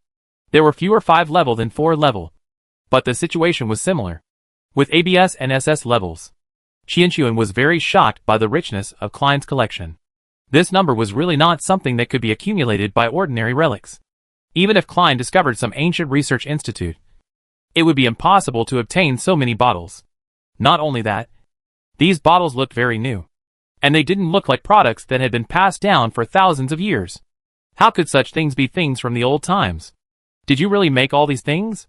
Qianxuan already believed it a little, but she still wanted to confirm it with Klein. After all, how could one person synthesize the bottle, even if it was a magician research institute in ancient times? It was a magician team doing this. Don't you think so? These monsters have very special abilities. If they are put into the battlefield in large numbers, they will definitely be a considerable fighting force. They not only have the strong bodies of monsters, but also my own attributes, such as shadow, fire, or bones. Do you know why? Because my blood flows in their bodies. I am their master. I created them and gave them life. This is what is in my bottle. Klein's bottle in the palm. Klein's bottle in the palm, at this time. Qianxuan realized how big Klein's ambition was. He definitely wanted more than just to take back the bottle left in Esmond's hands. Your ability is indeed very powerful and special. I'm afraid you are more special than Project. Right, Klein? What kind of blood and power do you have to be able to do such a thing? Your number is only RS02. There is no reason for you to master something that the ancient mages themselves cannot master. Right? Klein put away the things in the bottle. These are all his treasures. If they are broken, it will not be easy to stay on the floating island. My talent is innate, and it has nothing to do with whether I am RS02 or not. You should also know that I awakened very late. Before I awakened, I already had the ability to synthesize the things in the bottle. So my ability has nothing to do with those ancient mages. Qianxuan shook his head. This is impossible. The feeling of you synthesizing the things in the bottle is too similar to those mages. It should be a kind of inheritance of ability. Klein smiled and suddenly asked Qianxuan a question. Similar? Am I like them? Or are they like me? Qianxuan couldn't answer Klein's question for a while. Because Klein's bottle was too simple. Yes, too simple. It was as simple as an ordinary glass bottle. How could such a bottle preserve the complex contents? I don't know. At this time, Klein took out another bottle. A small bottle that was more delicate than the other bottles. Qianxuan looked at the bottle in Klein's hand, and his eyes could no longer move. Because inside this bottle, there was no longer a monster, but a little man. A little man in a bottle. Little man in a bottle, Klein. Is this true? Do you want me to let him out and see? Little man in a bottle Naraku. Grade, 5th level A level. Abilities, Dark Domain. Black Hole. Death Vortex. Shadow Magic and Barrier Technique. Introduction. The fusion product of an unknown superclass strongman. Klein's blood and shadow power also flow in his body. Before Qianxuan answered, Klein had already thrown Naraku's bottle on the ground. Crack! As the bottle shattered, the body of Naraku, the little man in the bottle, began to expand rapidly and grow, and soon returned to the size of a normal human. He first glanced at Qianxuan, then prostrated himself in front of Klein and said humbly, "We finally meet. My master." Qianxuan was so shocked by the scene that he couldn't speak. Was this naked man really a dwarf in a bottle? The same dwarf in a bottle as them? It took thousands of years in ancient times for the core technology of so many mages to pass down the 3 super new humans and make them into dwarfs in a bottle. But why could Klein make a dwarf in a bottle so easily? Has Klein's magic technology surpassed that of ancient times? Qianxuan's cognition was greatly shocked, and she didn't know how to face Klein at this time. Klein, how many secrets do you have? There are still some, but they are not very important. Not many people know about the dwarf in a bottle. Except for you. Only my little man in the bottle and my lover Lilith know more. And everyone else is only half informed. You also know that a master who suddenly appears beside me, especially a 5th level master, will be doubted no matter how reasonable the explanation is. So, if some things can be concealed, it is better to conceal them. Klein expressed his sincerity to Qianxuan, which surprised Qianxuan. Don't people in your team know? Except Lilith. No one knows. Even my mother and sister don't know about this. Since you keep it so secret, why did you tell me about this? Klein pointed to the bottle that Qianxuan had just taken out. You have just given me your soul bottle, which is your sincerity. Since you have shown your sincerity to me, I will naturally show my sincerity to you. And you are different from them. You have a very large knowledge base. For me, your importance is far higher than some people who can only fight. I didn't expect that I am quite important in your eyes. Qianxuan laughed at herself. The whole process of her and Klein going from hostility to alliance and becoming temporary partners seemed a bit bizarre. She felt that Klein was not a particularly generous person, but she didn't expect that Klein would really choose to let her go because of her talent, without exploitation and oppression. Just a secret exchange. Qianxuan's perception of Klein has changed dramatically. This person's methods are a bit clever. Yes, Your Highness Qianxuan. Your importance is unquestionable, and our future cooperation will be very pleasant. From you, I learned about the characteristics of the soul bottle, which gave me a clear plan and intention for the next thing. Speaking of which, I still want to thank you. You're welcome. Tarila is coming soon. You should get ready. I don't think it's easy to win this war in Tarila. Chapter 6:14 Future Choices. Klein did not respond to Qianxuan. It was not only that it was difficult to win, but in his opinion, there was no chance of winning the war between Tarila and Grandok. Okay, I'll get ready. Oh, by the way, Lord Hecatal, have you decided whether to go to the ground with me? A Hecatol glanced at Qianxuan and then at Klein. He was a little hesitant about who to follow in the future. Although Qianxuan had dried fish, Klein would also have a lot of fresh ingredients. So which side should he follow? After struggling for about 10 seconds, a Hecatol finally chose to stand with Klein. I'm sorry, Qianxuan. I decided to go down with Klein to have a look. For so many years, I have been staying in the same place. Although Klein cheated me this time, he also woke me up. This era has changed. Some people and some things are no longer the same as in our era. If I don't recognize this world, even if I still have the function of a god, I will only be eliminated by this world. So, thank you very much for cheating me all these years and letting me grow up. Goodbye, Qianxuan. Akatol's words were actually a bit irritating. Klein wanted to laugh, but didn't know whether he should laugh or not. At this time, it's better not to speak. Qianxuan, who was hugging his hands, really had a dark face and turned his head away with dissatisfaction. It's up to you. Anyway, you know this place? After leaving a mark, you can come back at any time. After listening to Qianxuan's words, Klein also gave up the idea of bringing Qianxuan to the ground. Qianxuan's ability is very special. She has a knowledge base that benefits mankind. With such ability, she should not participate in such a meaningless war. If Qianxuan accidentally dies in the war, it will be a loss for the entire human race. Although Klein is not a great man, he still wants to keep the seed of Qianxuan's technology, no matter what the final result of this war is. He doesn't want Qianxuan to participate in it. Okay, let's go, Qianxuan. See you later. Klein grabbed a Hecator next to him, waved to Qianxuan, and flew down from one end of the floating island. On the ground, Belga Fortress. The war has ignited the entire moat, and even the moat water has been decomposed by the high temperature of the fireball by the mage, and then reignited. Fireballs bombarded the walls of Belga Fortress continuously. At this time, the Grandok Legion has launched a general attack on Belga Fortress. This attack is at all costs. A large number of soldiers died on the way of charging, and blood and flames continue to spread around the city wall. Qianyu, standing on the top of the city wall, even saw several times that the Grandok soldiers were bombarded and killed by the enemy's magic group. This indiscriminate charge plus magic bombing. Are the people of Grandok crazy? Orin looked at the city wall on the north with embarrassment, where a gap had been bombarded by the charging knight. At this time, when the city wall had a gap, there would be a steady stream of Grandok soldiers rushing up.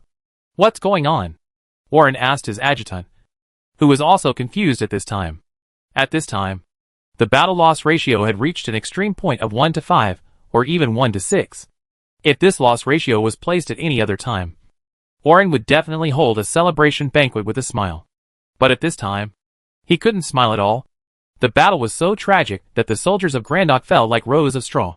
But the footsteps of the Grandok people did not mean to stop at all, and they were even more crazy than before. Orin was a little panicked. The support from the west and south had not arrived yet. If the Belgar fortress was breached at this time, then the soldiers of the entire Grandok would drive straight into the territory of Tarila. Such a result was unacceptable to both the royal family of Tarila and the queen. Father, we can't wait any longer. The city wall was already in danger. At this time, Orin only had two choices. The first was to retreat, abandon the Belgar fortress, and save his own life. If he did so, he was gambling that the queen would not kill him directly at this point in the battle. The second option is to hold on to the end and continue street fighting with the soldiers of Grandok. They are all Tarila people, and they must be more familiar with Belga Fortress than the people of Grandok. Continuing street fighting in Belga Fortress and holding on until the last moment is the best destination for many soldiers. Pass on my order. Everyone pick up weapons and prepare to fight the cubs of Grandok to the end. With Orin's order, the others roared wildly. For Tarila! For Tarila! For Tarila! Carol beside Qianyu frowned slightly. She had excellent eyesight, looking in the direction of the Legion of Grandok from a distance. She had already discovered 6 Legion generals. If all these Legion admirals join the battle, it means that Belga Fortress will face 6 superclass masters at the same time. Although Belga Fortress now has Orin, Esmond, Sacred Heart, Roger, Katie, Puyol, and herself, who are 7 superclass masters. The actual situation is different. Orin is too slippery. Sacred Heart's magic power was exhausted before, and has not been fully recovered until now. Roger and Klein even charged into the 4th Legion of Grandok and destroyed the magic fusion device. The combat power exerted by these people is uncontrollable, and even cannot reach the normal superclass level.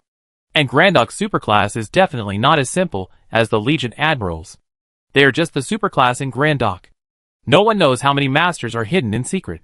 In addition, the soldiers of Grandok are probably now more than 10 times the number of Tarila's soldiers. Once the fight starts, it will be a protracted war.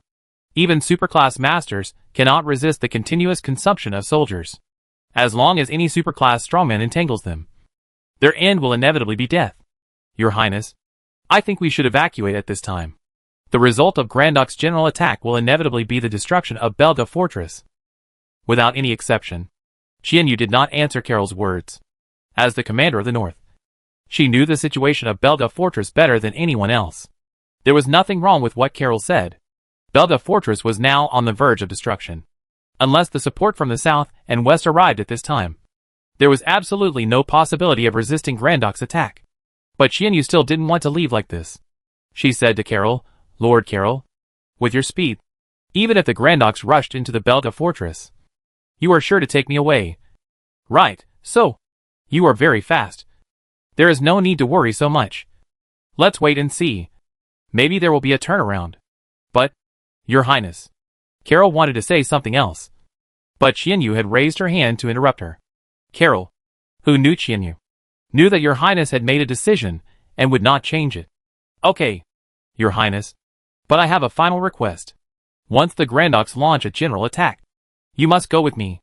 If Your Highness still doesn't leave at that time, even if it is an offense to Your Highness, I will directly attack you. Xianyu nodded woodenly. Okay.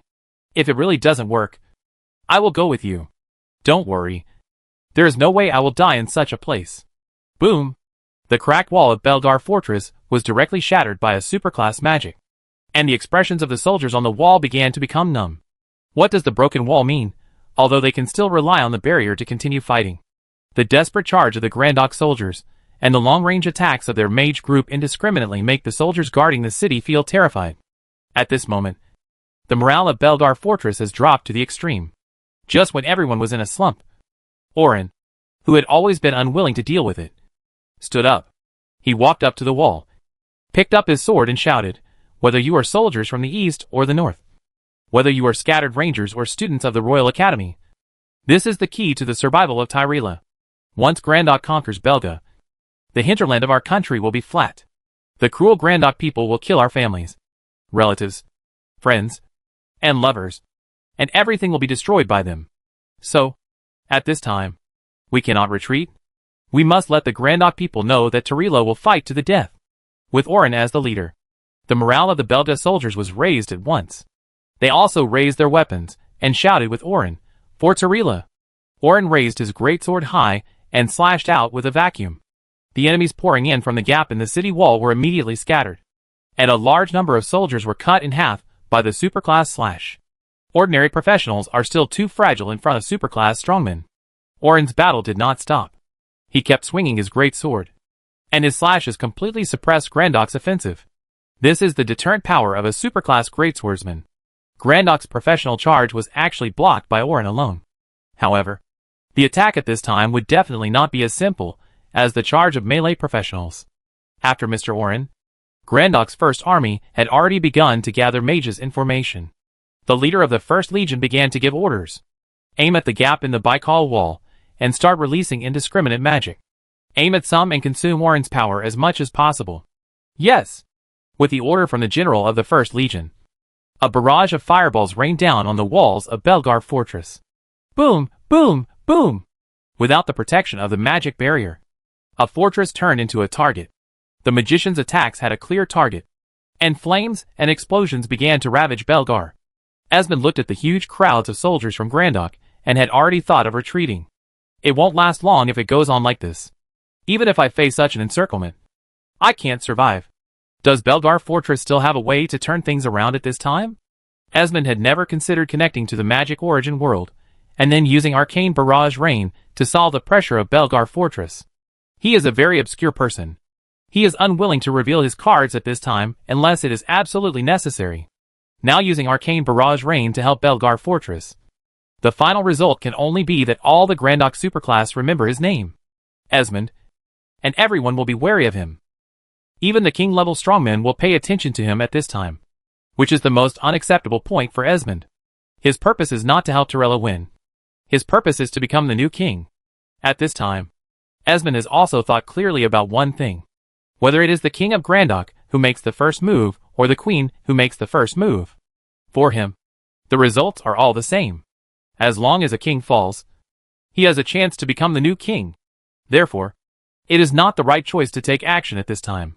The right choice is to wait. Esmond's forbearance caused the defense line of Belga Fortress to collapse quickly. Now there are only two superclass mages in Belga, Esmond and Sacred Heart. Although Prajet also has the ability and strength similar to that of a superclass mage. She is actually a magic warrior and cannot be considered a pure mage. Moreover, Prajet is similar to Esmond. They are unlikely to fight for Torella.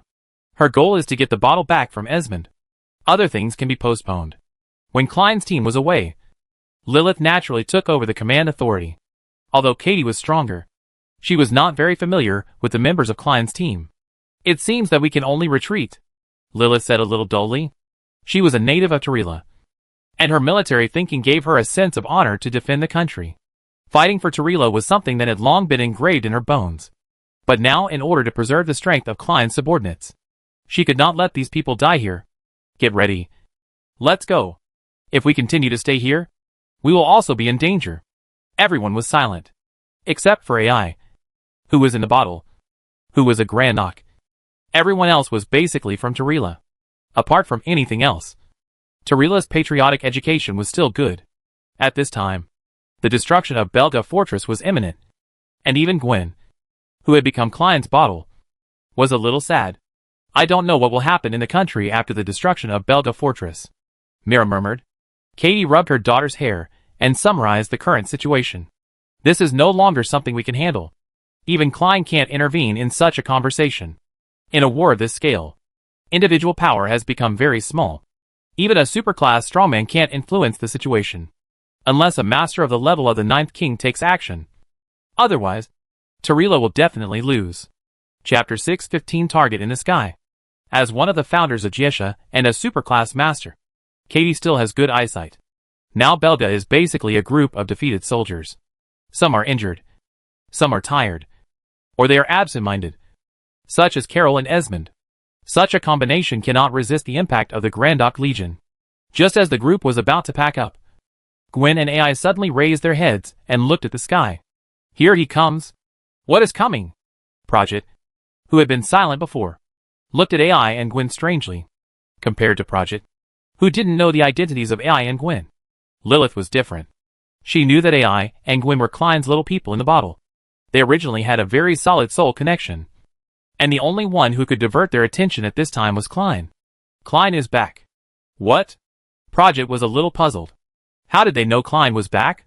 Why didn't she feel anything? Did she overlook something? Or was there some contact information in Klein's team that she didn't know? Klein's return can't change the current situation. If you can contact him, tell him to come back quickly. Don't go to the battlefield to die. At this time, Grandok superclass strongman should have gradually approached Belga. Although his strength is okay, if he encounters a superclass siege, he will definitely die. Prajet reminded Lilith a little arrogantly. She was a little worried about Klein's safety, but the meaning she expressed was a little different from that of normal people. Lilith also looked at Gwen. Only the little man in the bottle could have a soul connection with Klein. Gwen and the others knew Klein's current situation best. The master comforted us and asked us to wait here. He went to Belga Fortress by himself. Lilith was shocked and said quickly, he is going to Belga Fortress now. Doesn't he know the current situation of the war? If he is surrounded, he really can't run away. The information transmission of the soul connection is relatively simple, and Klein can only transmit information to them unilaterally. As little men in the bottle, Gwen and the other soul power has almost negligible impact on Klein. So there is no way to express such a complicated meaning.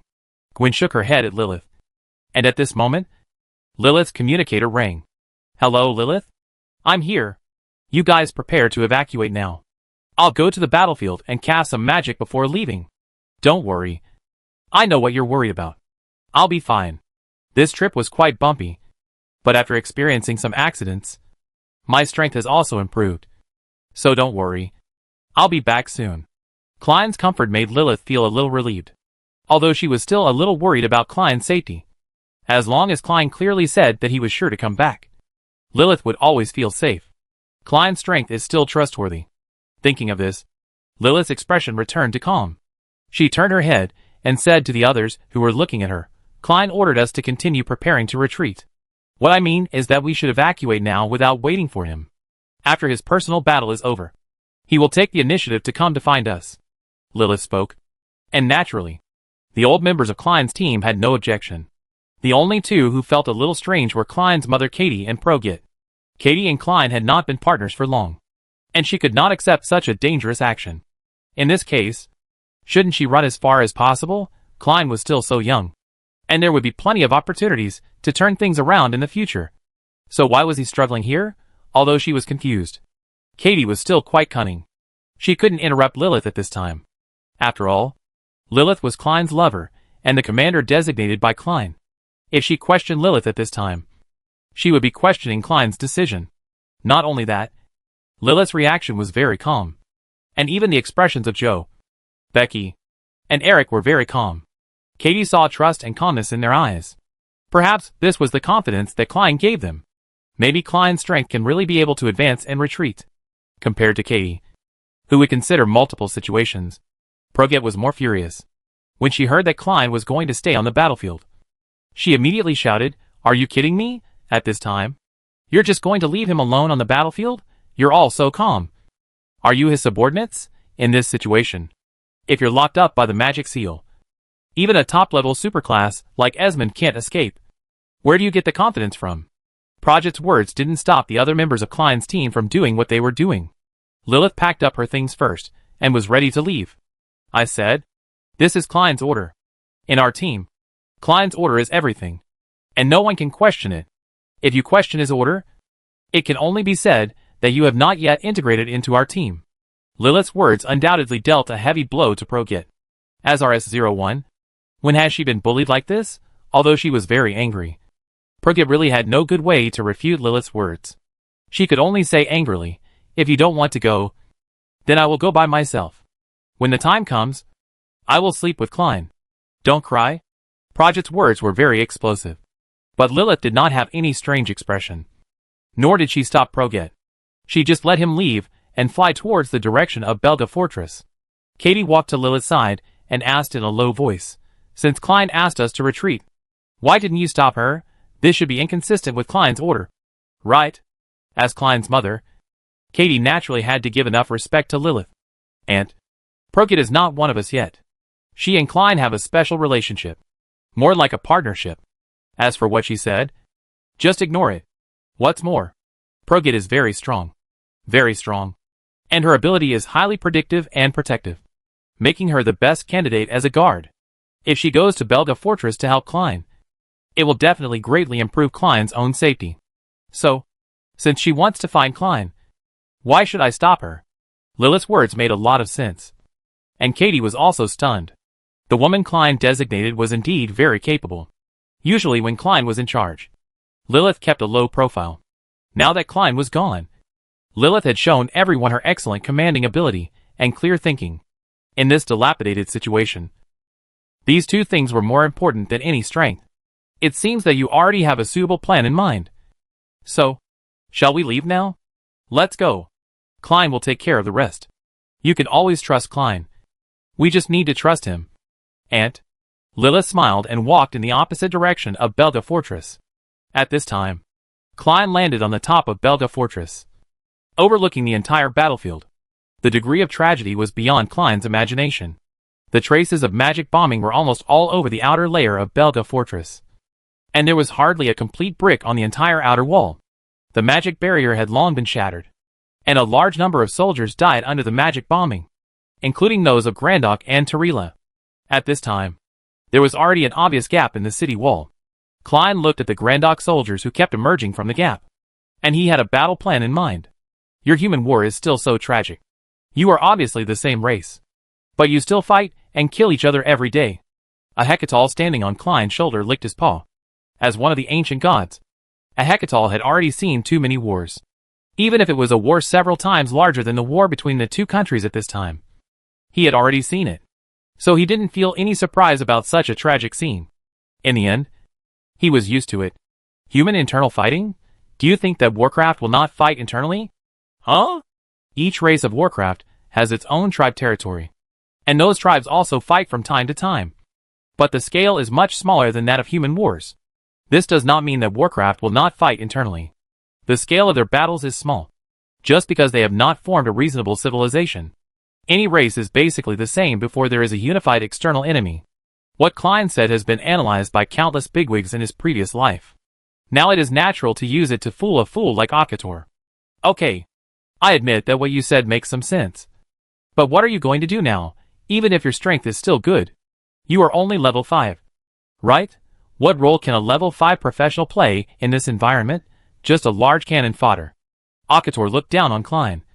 And Klein knew that this guy deserved a hammer again. It seems that what happened on the floating island has not made him realize that people have to bow their heads under the eaves. You don't know how fierce I am in Osbad's consciousness world. If I wasn't strong enough, how could I have killed Osbad, who had the artifact? In that environment, killing Osbad on the floating island is Klein's most powerful record. Unfortunately, no one else saw it except himself. What a pity. Akator, do you know how Osbad died? Akator's face froze. Klein's expression and tone always gave him a very bad feeling. Just like the last time he was deceived by Klein. Didn't you kill Osbad? Yes. You know that I killed Osbad. And you still dare to talk to me like this? Are you tired of living? If you don't want to say it, then don't say it. What's the point of scaring a cat? Akator was also a coward.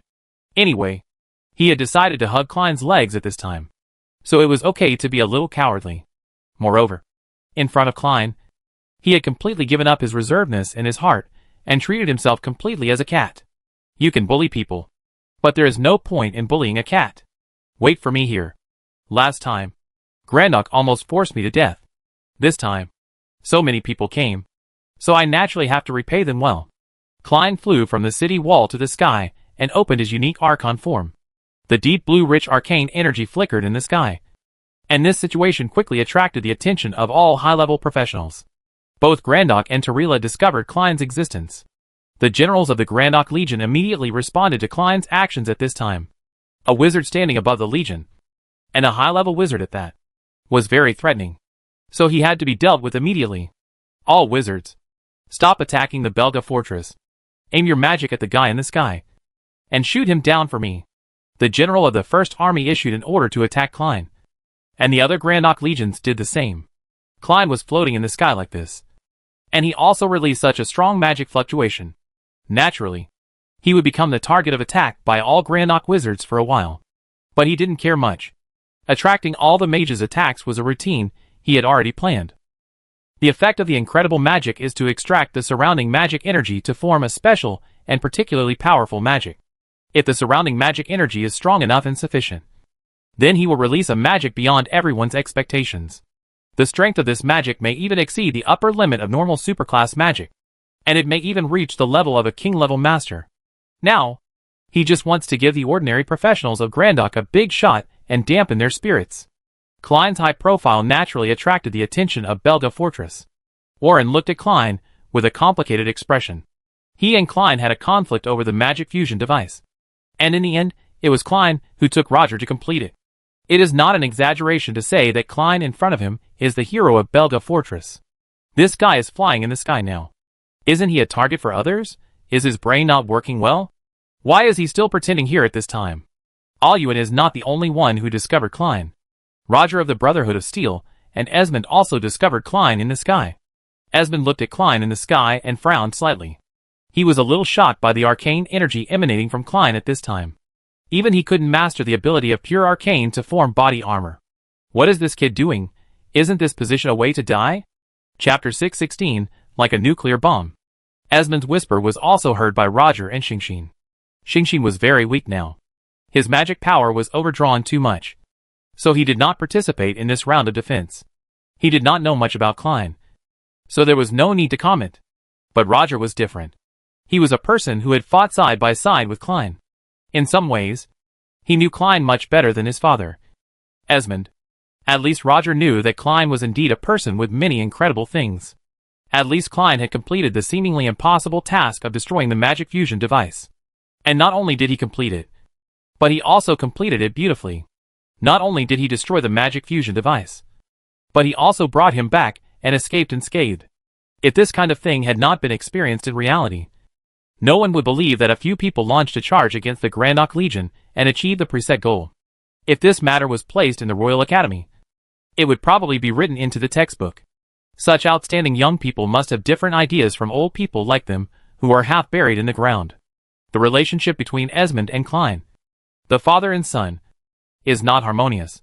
Most people who came to Belga Fortress this time knew it. Roger had received help from Klein, so he naturally had to speak for Klein at this time. It was not his temper to keep silent. President Esmond, you can't say that. Young people always have some young people's ideas. The reason why we humans can progress is basically because young people don't listen to the words of the older generation. Experience is just experience. It can't bring any innovation or anything unknown. You think he is dying standing there. But maybe he doesn't think so? Maybe he thinks that standing there is a perfect position for counterattack. And he is ready to counterattack? Roger stood up for Klein, which was unexpected for Esmond. But if you think about it carefully, Klein saved Roger, which is reasonable. However, Esmond didn't agree with what Roger said. Experience is experience. If experience is useless, then humans don't need to set up colleges and invest in education. You are changing the concept again. I am talking about new ideas and new concepts. Most of the time, these new things are contrary to previous experience. It is only by doing something knowing it is impossible that you can create miracles. Isn't it? When Roger mentioned innovation, Esmond felt disgusted from the bottom of his heart. He not only hated what Roger said, but also hated himself. Roger was right. Experience and innovation are often opposite sides. His choice was to take the path of experience, because he had no way to innovate, no way to master the power of the third-level rules of the arcane. So he could only choose the path of experience. That is, to wait for the fall of the old king, get the rules of the fall, and become the new king. Although this is also the right way. But Esmond knows very well that once he takes this path of seizing the throne, even if he becomes the new king, there is no possibility of going further, because the new king's rules are a field he has never touched before. He is good at arcane, but none of the current 9 kings are proficient in arcane. If he admits what Roger said at this time, it is equivalent to denying the path he has chosen. Miracle is not suicide. His behavior is no different from suicide in my opinion. Sent to death? We went to the Grandok War Zone to destroy the magic fusion device. There should be many people who think it is suicide. Right? Do you include them, Mr. Esmond? The task he and Klein completed before was the best way to slap these people in the face. Esmond had no way to refute Roger on these things. He could only snort coldly, turned his head to look at Klein in the sky, and whispered, "Okay. Let's see what kind of miracle Klein can create." Wait and see. Klein, who was floating in the sky, looked at the dense fireballs and ice arrows that were about to fly. If he resisted such dense spell attacks, he would definitely die. Fortunately, he had already prepared an incredible magic at this time, and he was calm and ready to go. The overwhelming magic had already reached his side, and the Book of Killing God began to turn automatically, and the incredible magic flashed out of his hand. A white light curtain appeared in front of Klein. All the mages who were observing Klein were puzzled. What kind of magic was this? The light curtain in front of Klein seemed ordinary, but its effect was amazing. All the magic attacks that flew towards Klein were reflected by this light curtain. The reflected magic did not disappear or be absorbed by the light curtain, but was refracted to another direction. Magic rebound? Just when all the mages thought so, the second light curtain appeared. This light curtain refracted the magic back again, which made many people unclear about what the spell released by Klein was for. The refraction continued. The third, the fourth. More and more light curtains appeared, and they gradually formed a huge regular polyhedron. All the magic was reflected back to the inside of the polyhedron, and then these magics were constantly refracted and collided in the polyhedron light curtain. The magic attacks of tens of thousands of mages were gradually manually merged by Klein at this moment. This fusion process was much more unstable than the magic fused by the 4th Army of Grandok before. Most of the magic had collided and exploded inside the light curtain polyhedron, But the energy generated by the explosion could not break through the light curtain itself, and was once again reflected back and refused.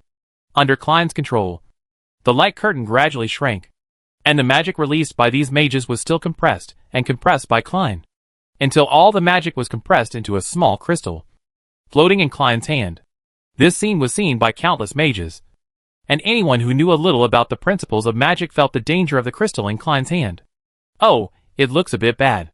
General Tam of the 2nd Legion of Grandok also saw the crystal in Klein's hand. If such magic fell into their army, the consequences would be unimaginable. How did he manage to fuse and compress all those magics? Esmond, who was standing on the city wall, was also staring at the small crystal in Klein's hand. If Klein really had the ability to fuse the enemy's magic, then even he would have to consider Klein's specific combat power. Roger laughed at the side. Seeing Klein show extraordinary abilities, he was happy from the bottom of his heart. Then seeing Esmond's frustrated look, he was even happier. Huh? Have you forgotten our previous mission, Esmond? Mission? You mean to destroy Grandok's magic fusion device? Yes. Our mission is to destroy the magic fusion device. When he was in the 4th Legion, Klein should have been in contact with the magic fusion device for a long time. Right? It was because of this contact that he realized the true meaning of magic fusion and released such a magic. Of course. These are just my guesses. If I guess wrong, don't be surprised. After all, I am just a warrior and can't compare with a magic master like you. Roger may not be as good at fighting as Esmond, but his yin and yang skills are definitely better than Esmond. Esmond is the kind of person who grows up in silence. He is definitely not an opponent to a guy like Roger in terms of talking. Does the pleasure of language make you feel comfortable? Esmond's face was a little cold. If Tarila didn't really need enough fighting power, he would have slapped Roger in the face long ago. However, Roger was not impressed by Esmond's cold attitude. He picked his nose and said, "Of course, talking nonsense is the most enjoyable thing in the world. You see, I am in such a good mood now. All because I can talk nonsense in front of you. Do you want to try it?" Esmond didn't want to pay attention to Roger anymore. He turned his head and continued to look at Klein in the sky and the lens in his hand. Such dangerous magic should be very unstable. Right? What will you do next, Klein? Floating in the sky, Klein raised his right hand. The combination of calmness and fire explosion was already ready. He was aiming at a superclass master who had attacked suddenly. There was no way. As Esmond said, the lens in his hand was very unstable now. Such a dangerous structure made it impossible for the lens to vibrate at will. Before releasing this dangerous thing, he had to repel the enemy in front of him. Fire Explosion 2000. The blazing fireball instantly engulfed the warrior, who soared into the sky. Klein took advantage of the situation to maintain the state of the Archon and wrap the lens with the supreme arcane energy with both hands. I have used the magic of arcane transition many times. Every time I use it, I wonder if this magic can allow me to perform particle jumps. So can it allow other objects or energy to perform similar actions? This is an untested and dangerous move. But fortunately, I have prepared incredible magic for escape. Once the lens breaks, I can only run away. Arcane Transition Crystal of Magic Destruction. The small magic crystal began to particle in Klein's hands and disappeared into the air bit by bit. This process is not as fast as Klein's own arcane transition. But fortunately, this process maintains absolute stability. The crystal slowly disappeared in Klein's hand, and no one knew where Klein had teleported the crystal to. That dangerous feeling disappeared? Esmond looked at Klein. He paid more attention to Klein than the generals of the various legions of Grandok. No, this feeling has not disappeared. It has been transferred. In Grandok's army. This dangerous magic. Esmond did not continue to speak. He knew very well how outrageous the power would be if the magic that fused tens of thousands of fireballs and ice arrows was released at once. Just think about Grandok's magic fusion device before, and you can understand that the combined magic of 3,000 people is far more powerful than the superclass magic of the superclass magic of the superclass mage. The crystal released by Klein now is several times more powerful than the previous magic fusion energy. The ratio of energy and power is often not addition, but multiplication. 5 plus 5 has only 10 power, while 5 by 5 has 25 power. This is the most outrageous part of magic fusion. Klein has already put up a magic shield for himself. He rarely put up a magic shield because he has many defensive methods. But at this time, he really has to put up a shield. The real art is explosion. Little brothers of Grandok, you have to rely on yourselves. Boom! The dazzling white light enveloped the entire Grandok army formation. And an explosion that exceeded the limit of magic appeared in the center of the 3rd Legion. The 3rd Legion of Grandok has a total of 26,000 people and a superclass warrior. And these people were melted into gas at the moment of the lens explosion. The circular shock wave instantly swept the entire Grandok Legion phalanx. And a large number of professionals died. A huge mushroom cloud rose into the sky. This scene was as outrageous as the nuclear bomb explosion in the previous life. Klein, who had been flying in the sky, also had a sense of swaying in the wind. The shock wave generated by the lens explosion was too powerful. He was also very close to the Grandok army phalanx, and was naturally affected by the shock wave. Oh my god, is this the incredible magic of offensive nature? This is too outrageous. Klein knew that under normal circumstances, even the incredible magic of offensive nature could not reach the scale of the lens explosion in front of him. To be able to release such a magic, you need to have everything. He needs to maintain a stable Archon state, then use incredible magic to absorb tens of thousands of magic attacks, and then use the light curtain to merge, and finally use arcane jump to transfer. If there is even a slight mistake in this process, Klein will not succeed. Of course, since it succeeded, the fruit is also enough to make people happy. The shock of the explosion shocked the entire Grandok Legion. Even if they had used drugs to suppress the soldiers' emotions before, it was useless now. The effect of drugs is limited after all. The shock of the lens explosion and the horrific destruction it brought have been deeply imprinted in the hearts of the Grandok soldiers. Although Klein has no conditions to use such magic a second time, others don't know. The psychological activities of the Grandok soldiers at this time are mostly like this. If such an explosion happens again, can they still survive? Chapter 6:17 King of Grey Fuluin. Look at the 3rd Legion. All 26,000 people in the regiment turned into ashes in an instant. If the lens exploded in the center of their legion, would their bodies still be found? It is true that their war with Tarila was tragic, and they were prepared to sacrifice. But that was under normal circumstances. The magic released by Klein at the moment has exceeded the normal range. This is not the power that humans should have. Perhaps only the level of the 9th King can have such a powerful power. What they don't know is that even at the level of the 9th King, in terms of pure destructive power, it is absolutely impossible to achieve the effect of the lens. The strength of the 9th King lies in the rules. Klein's lens is purely destructive enough. That is, the equivalent is enough. At this time, the soldiers in the Belga fortress also gradually changed from being stunned at the beginning to being surprised and cheering. Klein's magic can be said to have saved the Belga fortress. With this magic, we don't have to die. Long live Tarila. Long live Lord Klein. Long live Lord Klein.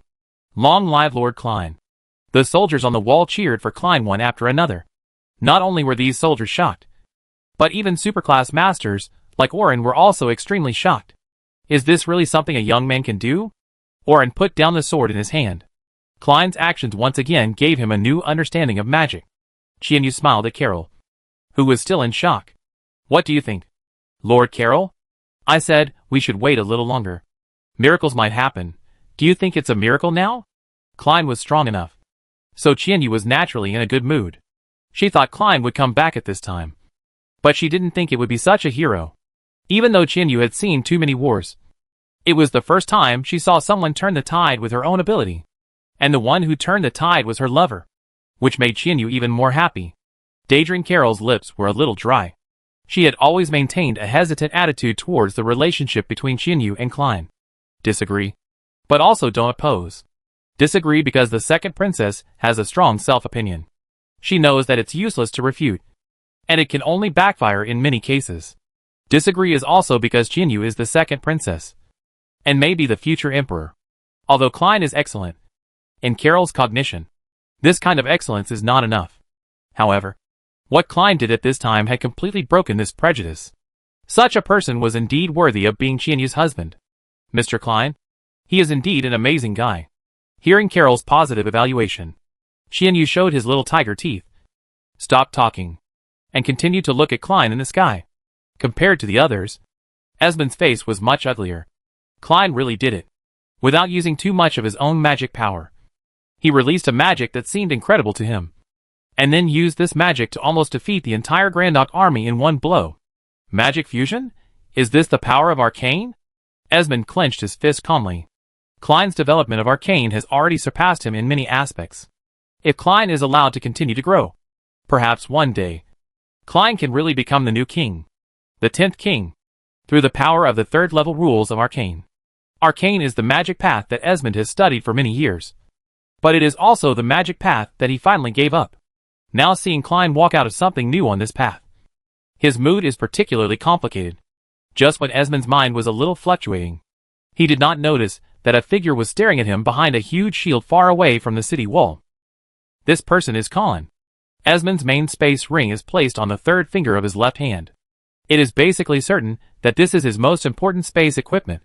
What is uncertain now is whether the bottles that Projet mentioned are actually placed in this ring. I have a chance to contact Projet first.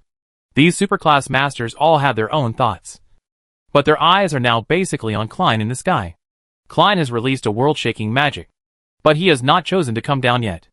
What does this mean? Does he have a follow-up? Is it still such an outrageous magic? Many people dare not think about it anymore. But the soldiers on the side of Tarila are looking forward to it. At this time, Klein is already their hero. Since he is a hero, it is understandable for him to do something incredible, such as another crystalline magic. At this time, the Grandok Legion was in chaos.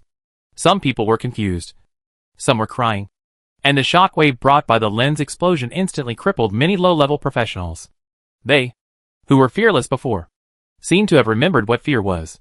This situation made the entire Grandok Legion begin to confuse. Everyone, calm down. That person's magic attack has ended. He can't release such magic again. The attack just now was just because he used the last magic fusion device. Tam, who had been on guard before, was the first to calm down. Although he was also shocked by the destructive effect of Klein's magic, he also knew that he had to stabilize the soldiers' emotions now. Otherwise, these soldiers will soon collapse. Once a major collapse occurs, the entire Grandok Legion will be useless. He actually didn't know whether Klein could release such magic again. But he understood one thing. If Klein could really use such magic simply, then Tarila would not be beaten so passively. When the fusion magic was used to bombard Belga, Klein did not stand up, and even broke through to destroy their magic fusion device. From these 2 points, it can be seen that the magic used by Klein was probably just an accident.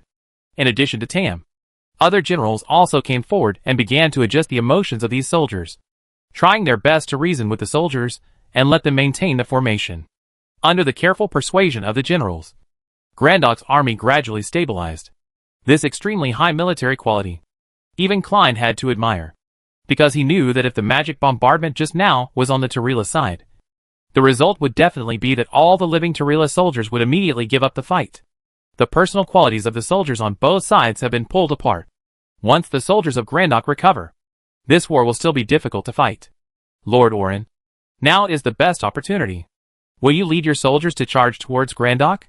Klein's voice was not loud, but it was very penetrating.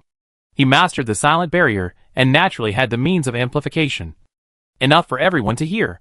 Now is the best opportunity to counterattack. If you don't counterattack at this time, then the Tarila side will never have such a good counterattack opportunity again. However, Klein is not good at commanding wars. All he can do is to hand over the decision to Orin, the commander of the East Territory. In the eyes of everyone's doubts, expectations, and suspicions, Orin still hesitated. He is a very complicated person. He is very good at defending the city, but he is very resistant to attacking. He has been guarding the Belga fortress for more than 20 years. Even at this moment, he is unwilling to easily step out of the Belga fortress and attack the Grandok Legion. Mr. Klein, the Grandok Legion is powerful, and our soldiers are exhausted. If we go out at this time, the outcome is unpredictable. I think it is not a good idea to choose to attack now. Okay. I know. You are very cowardly. And you are surprisingly cowardly, and you are reasonable. Klein retracted his gaze with some disappointment. He did not blame Orin, because there was no need to do so. He had done the best he could for Tarila. But if the people of Tarila don't help themselves, then he can't do anything. You can't let a 5th level little wizard rush directly into the Grandok Legion to kill randomly. Right? Okay. Lord Orin, I respect your choice. My magic power has been exhausted. It's up to you how to fight this war next. Klein didn't want to help, But he was really powerless. You can never wake up a person who pretends to be asleep. And Orin is such a person. Orin was stunned. He didn't expect Klein to give up like this. At the critical moment just now, Klein was willing to stand up and help Belga. But he gave up at this time, which seemed very strange. Klein's voice changed from the excitement just now to a little flat. More than one person heard the change in his tone. And the soldiers on the city wall also became a little at a loss. They all looked at their leader Orin, expecting Orin to change his nature and issue an order to attack Grandok. But Orin not only disappointed Klein, but also all the Tyrella soldiers. Even at this time, he still had no intention of attacking, but shouted loudly, "Everyone! Repair the city wall. The mages restore their magic power. And those who have physical strength should do things. And the injured should rest. We still have the next battle. As long as we have the Belgar fortress behind us, we will definitely be able to hold on. Orin's defense is not right or wrong. At least Klein will not comment on it. He is indeed a little tired. In a word, he can't carry it and doesn't want to win." Just when Klein was about to fly down, a strong aura completely locked him. This made Klein feel that if he moved rashly at this time, he would definitely be hit by some unavoidable attack. Ninth King. Klein had secretly prepared incredible magic. Facing an enemy of the 9th King level, he needed to ensure that he was 100% focused. A gray figure quickly moved to the center of the Grandok army formation, and the generals of the various legions of Grandok flew towards the direction of the gray-clothed man as if they had sensed something. After arriving in front of the gray-clothed man, all the generals knelt down together. Lord Fuluin, the Grey King Fuluin, rank 6th among the 9 kings. According to the ranking, he is after the Queen and before Muradin. In this way, Fuluin's strength should be stronger than Muradin. Fuluin looked at Klein in the sky from a distance, and the aura that locked Klein was released by him. If a king-level master targets a level 5 professional, I am afraid that many people will laugh at him if he says it out. But if anyone knew what Klein did today, they would probably understand why Furin attacked Klein. As the supervisor of this war, Furin had been hiding at the back of the Grandok Legion. In his opinion, even if it took the lives of many soldiers, the Grandok Legion with medicine and magic could easily break through the Belga fortress. But he didn't expect that Klein, this kid who suddenly appeared, destroyed everything. His magic could actually turn the tide. And with one blow, he broke the morale of the entire legion. In this state, it is impossible to recover the fighting power in a short time. This made Fuluin unable to accept it at all. He was only the 6th-ranked Grey King, and there were other kings above him. If he did not do a good job, it was very likely that he would be pushed out by others to deal with the Empress first, which was the result Fuluin least wanted to see. The horror of the Empress could only be understood by those who had seen it. Fuluin, as an existence, who had fought with the Empress when she was young, was very sure in his heart. The first, especially the first batch of kings who fought with the Empress, would definitely be killed directly by the Empress. He had no doubt that the Empress had such power. Now the situation between the two countries had developed to the point of a national war. The Empress would never hold back on the people of Grandok like she did last time. If he was pushed out first to deal with the Empress, his result would almost certainly be death. Therefore, even if Klein was only a level 5 professional, even if the current battle situation was not extremely bad, Fuluin could not wait any longer. The morale of the Grandok Legion has been greatly defeated, and it will take a long time for it to recover. He can't wait any longer, since these soldiers and generals are unreliable. Then, he will break the Belga fortress in front of him. You are really a bunch of trash. You can't do such a simple thing. You let a mere 5th-level kid be beaten like this. You are all super-level strongmen in the open. How can your actions be called super-level? Facing Furin's reprimand, the remaining 5 generals were silent. Tam, who had long been scheming, narrowed his eyes. His narrow eyes scanned Furin's gray figure. In his opinion, the throne of the Grey King seemed good. If he could win it, it would be a perfect choice. Chapter 6:18 Fellow countrymen. I don't have much time left. Lord Fuluin, Klein's magic is completely unreasonable. We have already launched an attack on him. But we didn't expect this result. We have no way to judge this. Fuluin didn't bother to pay attention to the explanations of the admirals. In his opinion, failure is waste. And he still has to take action in the end. Enough. So many people can't solve a small fortress. No matter how many explanations. It's redundant. After Fuluin finished speaking, his figure slowly floated up and began to look at Klein in the sky. Klein Alex, I have heard of your name. And Muradin also told me that you escaped from his hands. Very good. You are really good. With a real talent. If you are given enough time to grow, you may really be able to reach a position equal to us. But unfortunately, you will never have such an opportunity again. For the 9th king who knew how to show off at the beginning, he was no longer surprised. Klein did not show any fear, but showed a disdainful expression. Are you teaching me how to do things? You're 9 kings of Grandok.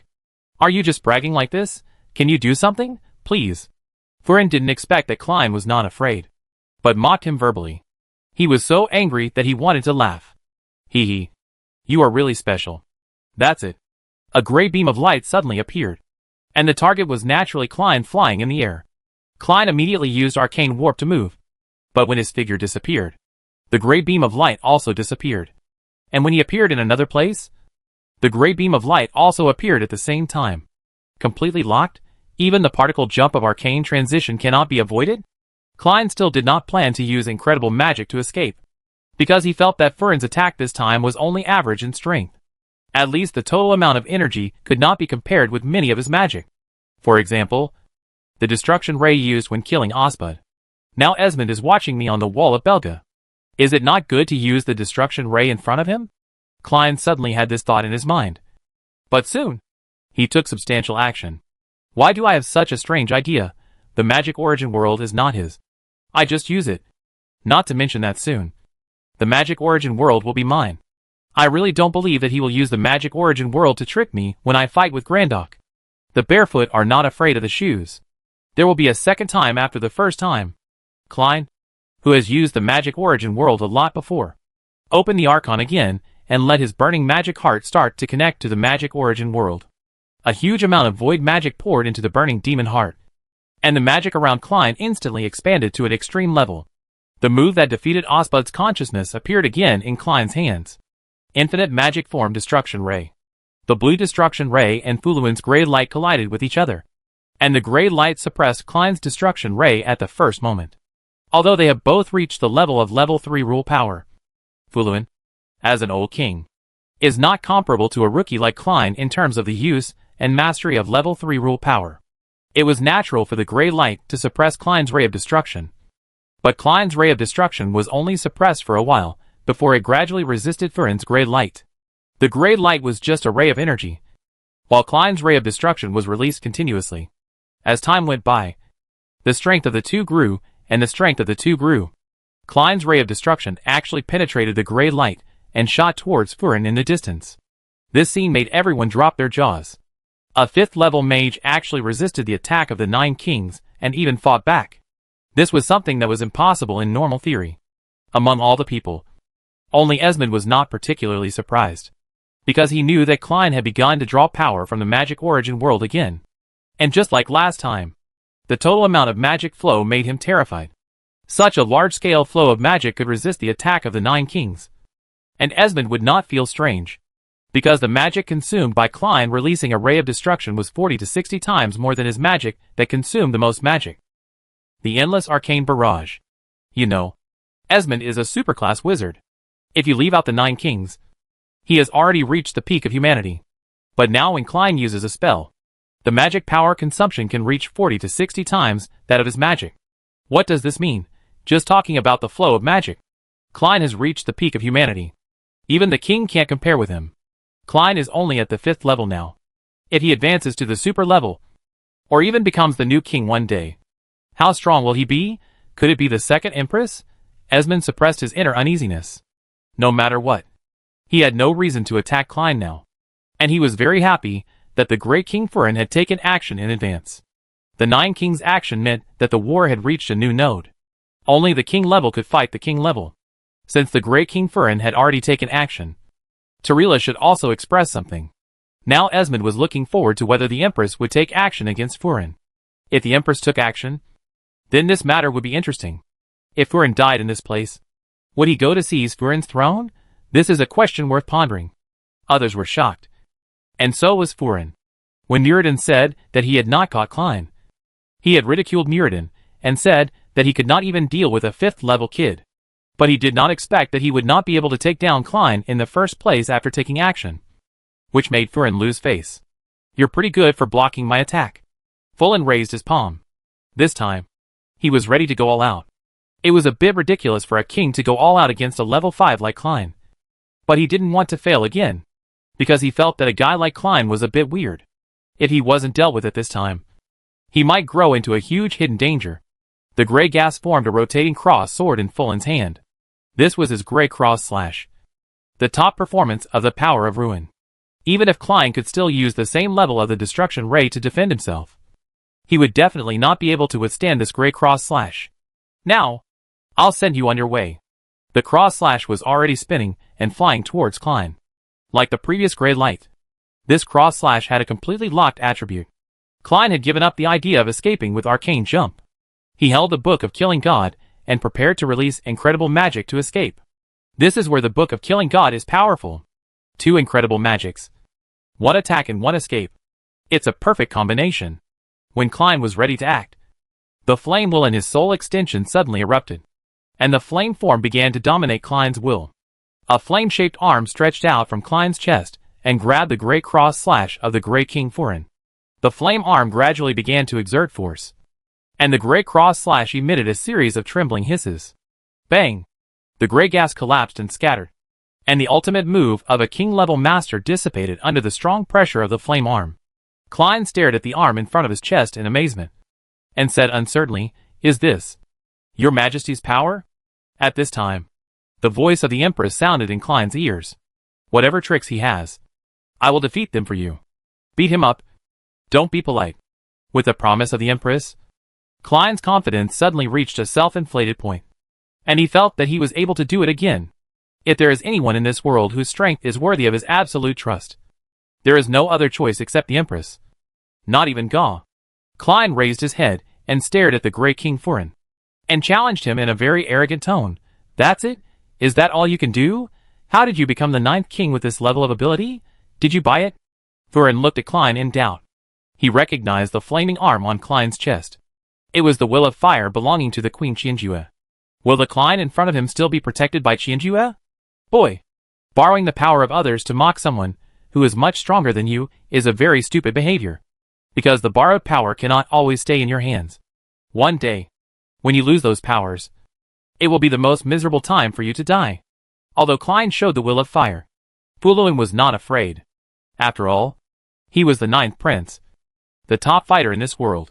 Even if Klein had the Will of Fire, so what, as long as the queen did not come in person? No one could stop him in this place. Klein was not surprised to see that Fulin was not very afraid of the Will of Fire. After all, he was the 9th prince, and he still had to save face. However, he still planned to teach Fulin a lesson verbally. "Lord Fulin, right? I wonder if you have heard of the theory of equipment suppression." Equipment suppression theory? What does it mean? Once a famous strongman said that when a mage's equipment is one big piece ahead of the opponent, the damage of this mage will appear to be particularly high. As I just showed, one strike can defeat your entire army of Grandok. And when a mage is 2 big pieces ahead of the opponent, then this battle basically does not need to be fought. It is better for you to surrender obediently, so as not to die too ugly. Klein's words were arrogant. Fulin smiled contemptuously, and the gray cross in his hand began to condense again. "I don't know who gave you the courage to say such words to a strongman who is 2 levels higher than you. But you have to know that the gap in rank can never be made up. You are wrong, Lord Fulin. If the gap in rank is compared to level, this gap can actually be made up. Especially when our power is essentially at the same level. This gap can be made up by many kinds of power. For example, the difference in skill level, the difference in supplies, and finally, the difference in equipment. What you said are all irrelevant things. The strength itself is the root of everything. I agree with your words.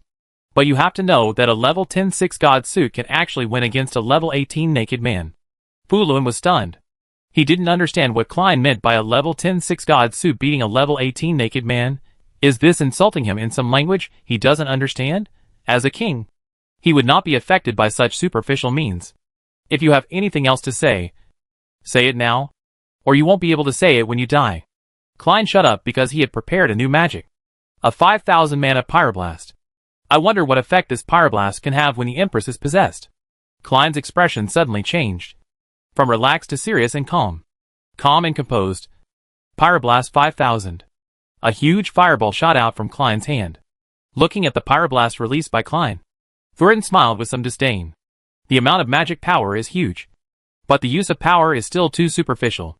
Such a flame has no effect on me at all. He also threw out the gray cross slash in his hand, confidently waiting for the scene of the gray cross slash splitting the fireball.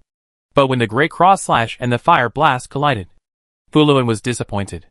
The collision between the fireball and the gray cross slash did not explode, but entangled with each other. From this point of view, Klein's fire blast still has some power. But Fuluin was not worried. He raised his hands high and began to gather the second and third gray crosses.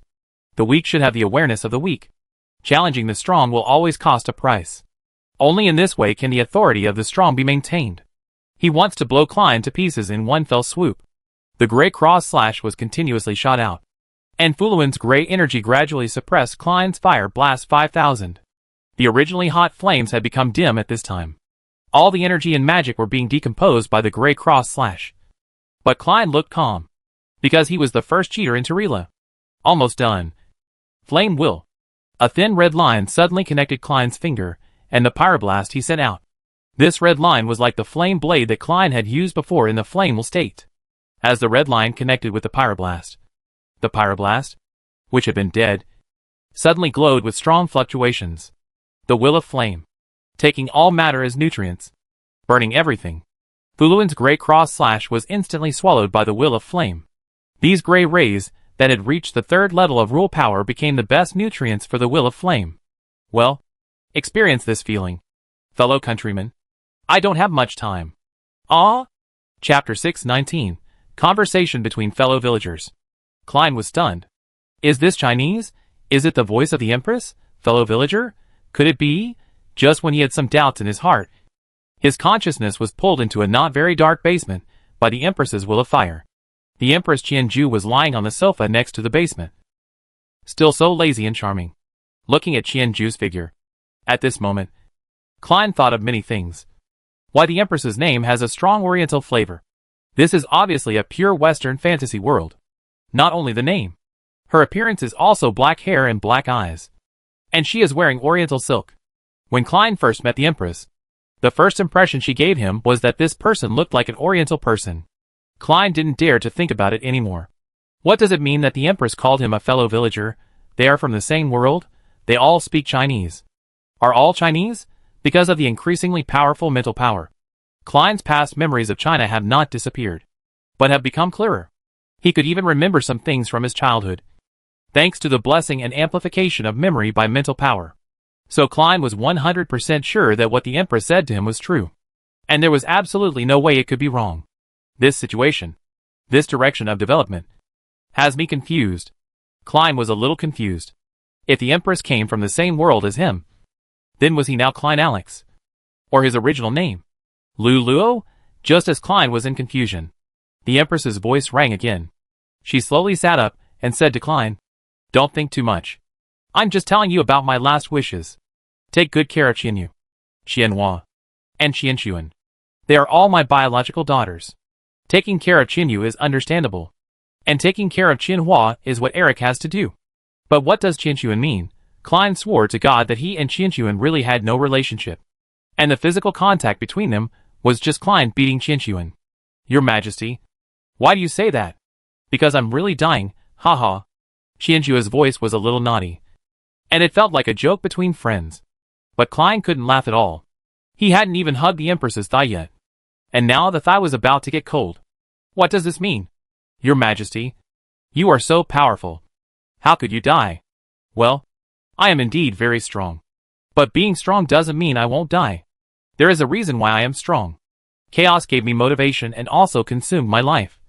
So the line of the Tirella Empress died relatively quickly. I am the best among all the Empresses in history, and I delayed the upcoming changes for a while. This period of time is long enough for you to grow up." Klein was a little irritated. He didn't like the feeling that God would give great responsibilities to this person. He was living a good life, and being a salted fish was also good. Why did he always have to arrange some huge missions for him? "Your Majesty, What do you want me to do? The Empress seemed to have guessed what Klein was thinking, and said jokingly, don't worry. Letting you grow up does not mean that you will become the savior of the world. And the changes I mentioned are not necessarily bad. That is an unknown. The reason is too old. But you have Ahakator by your side. You should know some specifics. These are all sequelae of the arcane era, which have been hidden in the world itself. The original Tyrella had the ability to welcome the changes in the world.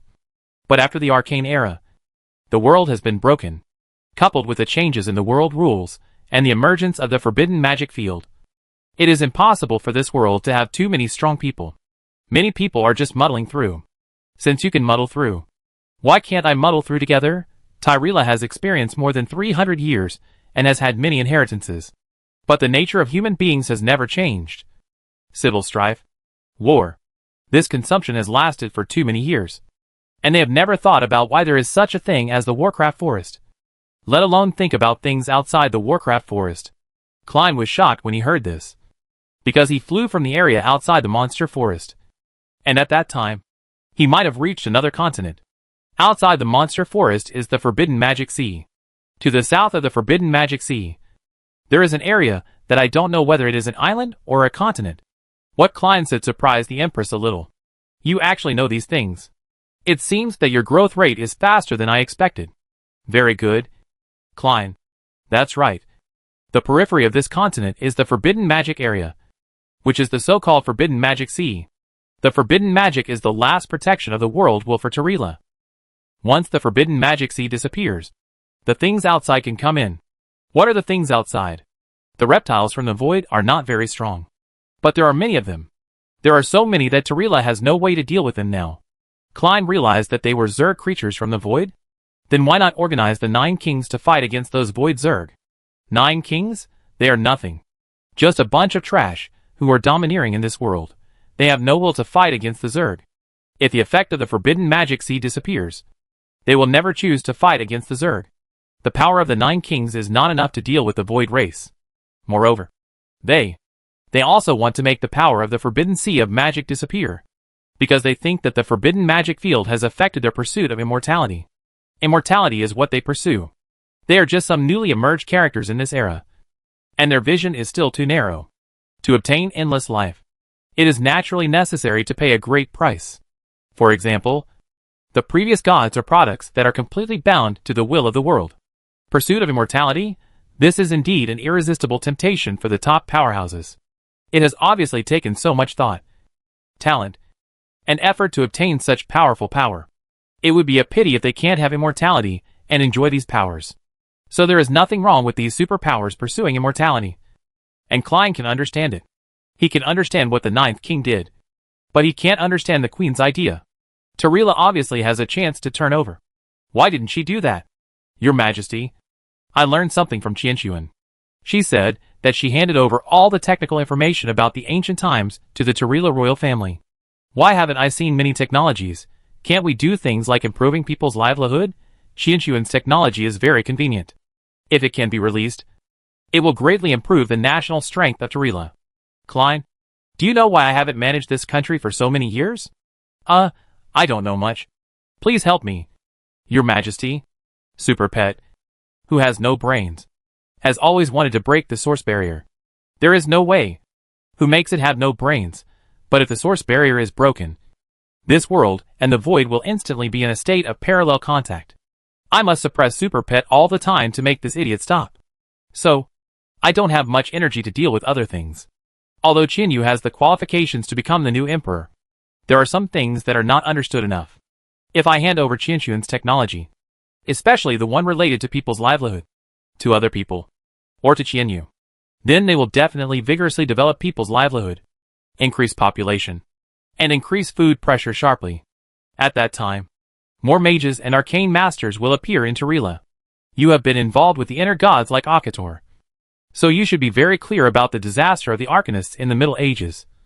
Right? So you should have the answers to the questions you asked in your heart. Some of the things that happened in Tyrella and the mess left behind were all caused by you Arcanists. Arcanists use too much void energy to hunt down the world will and the inner gods, causing the will of this world to completely reject humans. It was thinking about killing humans all the time. And then it really did it. becoming a super darling, mixing the power of chaos. It really killed almost all the mages of the last era, and completely changed the rules of this world. After the catastrophe at the end of the era, the destroyed magic energy automatically formed a dissolution field, which is the forbidden magic field. That is, the forbidden magic sea.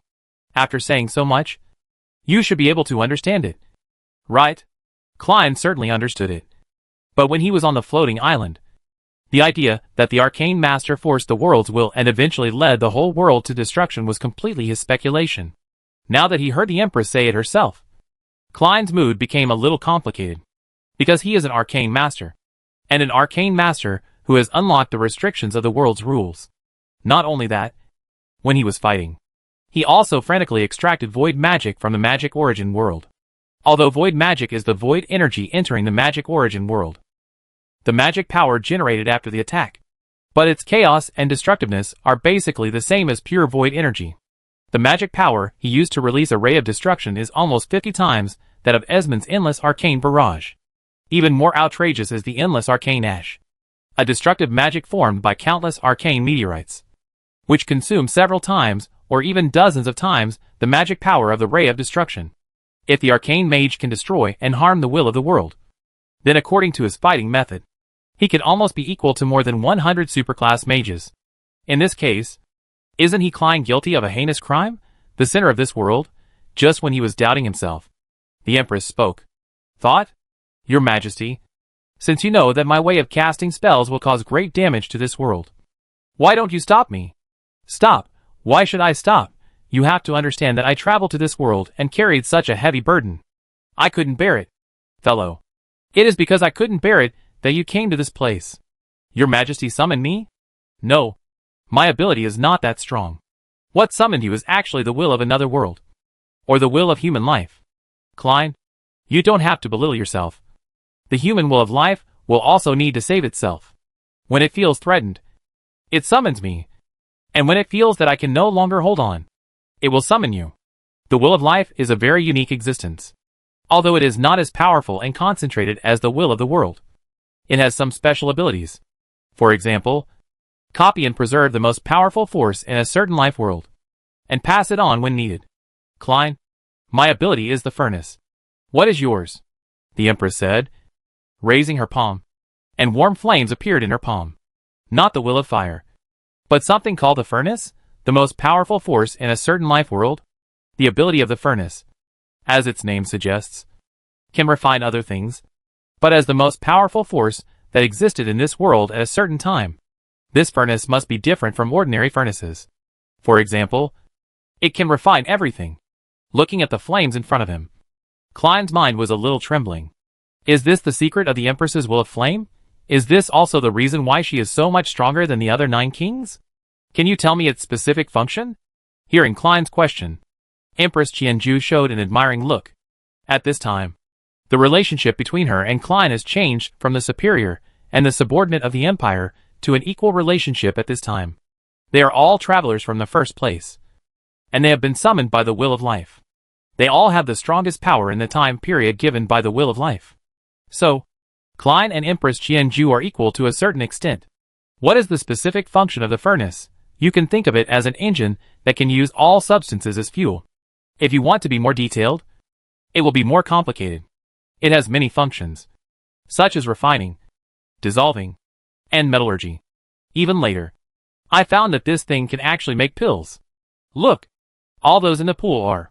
When Qianju said this, Klein immediately thought of the effect of the will of fire, burning everything and using everything that burned as fuel to continue burning. The power of the will of fire has exceeded the limits of ordinary rules. Even space, time, and other energies will be reduced to ashes under the burning of the will of fire. He looked at the pool that the Empress pointed to. The pool was already filled with a large number of black balls. Is this what the Empress called the elixir? It doesn't look like a real elixir. Is that so? I roughly understand the function of the furnace. Okay. You should already know the ability of the furnace. What is the ability given to you by the will of life? Tell me. Although I still don't know what the will of life is, and what it has given me. My guess is that it is most likely a synthesizer. Chapter 620 The mission of saving the world is up to you. Synthesizer? A tool for synthesizing items? 2 or more items are synthesized into a more powerful item. This synthesis can even allow you to gain combat power across levels, and these cross-level items can continue to be synthesized upwards, allowing your combat power to break through the sky. The Empress, like Klein, comes from the same world and has also experienced the baptism of the information explosion era. So her brain circuits are naturally strong. At this time, as soon as Klein opened his mouth, the Empress had already guessed the general function of the synthesizer. She even guessed some of Klein's fighting methods and the reasons for fighting across levels. Well, although some parts are wrong, most of what you said is correct. I can fight beyond my level, and a big factor is because of the synthesizer. This thing is really powerful. It can not only synthesize items, but also strengthen some props, such as the Book of Hunting Gods in my hand. Originally it was just a miracle level item. After being strengthened many times by the synthesizer, the Book of Killing Gods has now reached the artifact level. There are also some other functions, such as soul extension, and things like things in bottles, which can greatly improve my combat power and achieve the effect of fighting beyond my level. At present, the biggest improvement to Klein's combat ability, in addition to soul extension and the power of the 3rd level rules of Arcane, is the Book of Hunting Gods in his hand. Super strong magic amplification, additional damage to powerful creatures, calmness, magic record, Klein decomposition, incredible magic. These skills almost constitute a combat system for Klein. If he didn't have the Book of Hunting Gods, Klein wouldn't dare to show off in front of the 9 kings. But with the Book of Hunting Gods, he can really show off all the time, and even fight back and show off in front of the 9 kings. Of course, except for the Empress. Klein had no reservations about the Empress, and told Qianju all his abilities. Qianju listened very carefully, and nodded from time to time. There are many reasons why Klein was so unreserved about the Empress, although the two were both time travelers and had some intimacy. But what really made Klein put down his concerns was the strength of the Empress. The Empress was too strong. So strong that there was no way to compete. For such an existence, all conspiracies and tricks seemed meaningless. At present, the Empress looked like she was not too worried even when the other 9 kings joined forces. What she was worried about was always the future of Torella and the incarnation of the world's will. The super darling of chaos. Such an Empress was indeed great. Very good props. As I said before, the items given to us by the Will of Life are the most powerful items that have ever existed in a certain era. My furnace and your synthesizer are both such items. They should have originated from a certain life civilization that has already died out. Although these life civilizations have completely died out, their most powerful technologies have been recorded and passed down by the Will of Life. The Empress's statement surprised Klein. Could it be that there have really been many civilizations in the same world? Your Majesty, has there ever been any other civilization besides humans in this world? The Empress shook her head. It may not be another race, but perhaps it was humans from a long time ago. They evolved into humans little by little, and then experienced extinction. After everything disappeared, other creatures evolved into humans again, had civilization again, and became extinct again. There may be intervention from the Will of Life and the will of the world. But the will of the world is eternal, while the Will of Life represents endless life. The Will of Life modified and evolved the civilization that existed little by little, and only then did we have the human beings of today. Of course, these are just my guesses and do not count. The Empress seemed very cheerful at this time, and her ageless face made Klein stunned for a moment. In fact, Cucasero, who had the most contact with her, knew that this was the character of the Empress. Cheerful and free and easy. If she had not been carrying too many things, she should be a very happy character. But she is too tired now. Even when her body is about to fail, she still needs to maintain the maintenance of this world. The Empress is very similar to Qianyu, Qianxuan and Qianhua. The 4 women looked almost the same, but Klein could tell the difference between the Empress and the other 3 at a glance. The Empress was so special. Your Majesty, since you know that as an arcane magician, I will cause great damage to this world. Why do you still indulge me to use arcane magic like this? You should know that the amount of magic I consume is far greater than that of my father Esmond. No, it can't be said to be greater. Even 100 Esmonds can't compare with my magic consumption. And as my strength grows, this gap will become larger and larger. If I become the new king one day, can this broken world really bear my consumption? The Queen smiled. She was still a little happy that Klein could think about Torella at this time, although she did not originally belong to this world. But now kindred has long been a part of this world. You are right. Your existence will indeed continue to destroy this world. And the stronger you are, the greater the destructiveness. But have you ever thought, Klein, that even without you, this world will be destroyed? Without Klein, there will be other arcane mages who will discover the secrets of arcane. Just like Esmond, who has actually been thinking about the third level rule power of arcane. But his vision is still too narrow. I moved him with the throne of the new king. Otherwise, an uncontrollable holder of the third level rule power of arcane is really too terrible. If he gets in touch with Super Pet, the forbidden magic sea of this world will be immediately polluted by arcane. By then, even if I'm not dead, I can't do anything. Is there any difference between me becoming the holder of the third level arcane power and my father Esmond?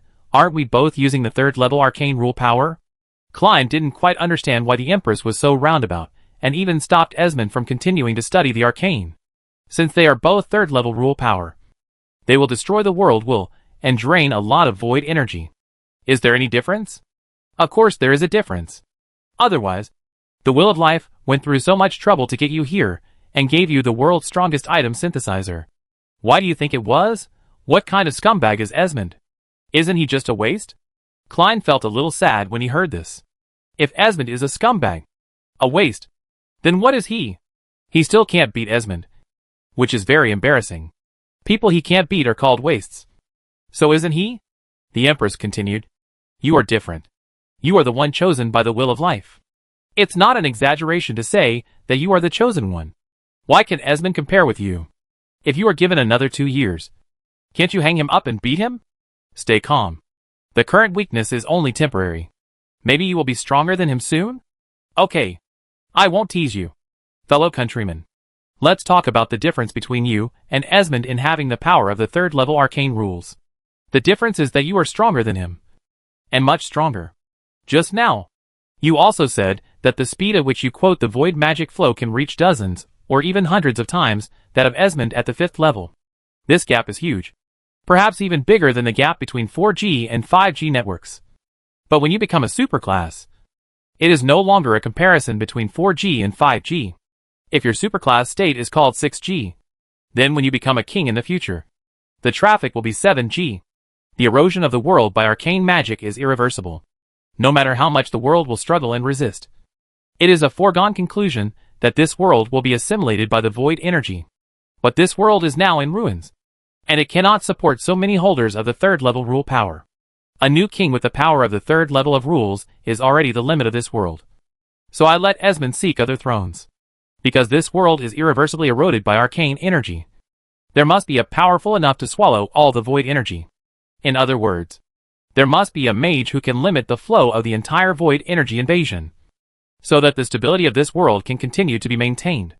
After the forbidden sea of magic dissipates, the void energy will instantly corrode this world. At that time, you need to stand up and absorb all of this energy, then release a part of it, and let the world slowly adapt. In this way, as time goes by, the world will and life will of this world will always slowly adapt to the void energy. At that time, Torella and mankind itself will be preserved. This is probably my plan. And it is also the purpose of my fighting you. Klein was dumbfounded.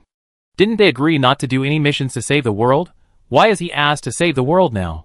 Saving the world is so difficult. He doesn't want to save the world at all. He just wants a wife and children to live in. And then drink some wine and eat some meat. Travel on sunny days, and beat the children on rainy days.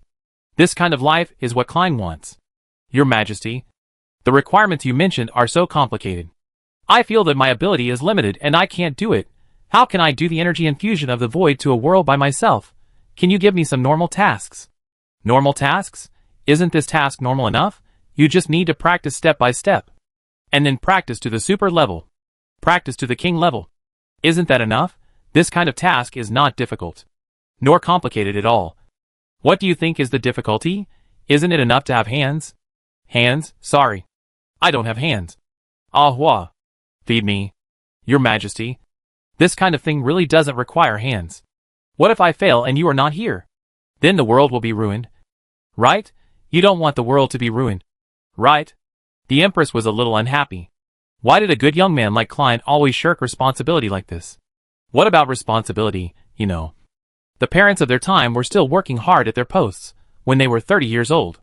Their comrades and posts needed them. And they were shining. After get off work, they could occasionally socialize, be strong, and feed 1 to 2 human cubs. People like this are called socially responsible. What kind of people are Klein? They are not willing to take any social responsibility. Isn't it just saving the world? Is it really that difficult?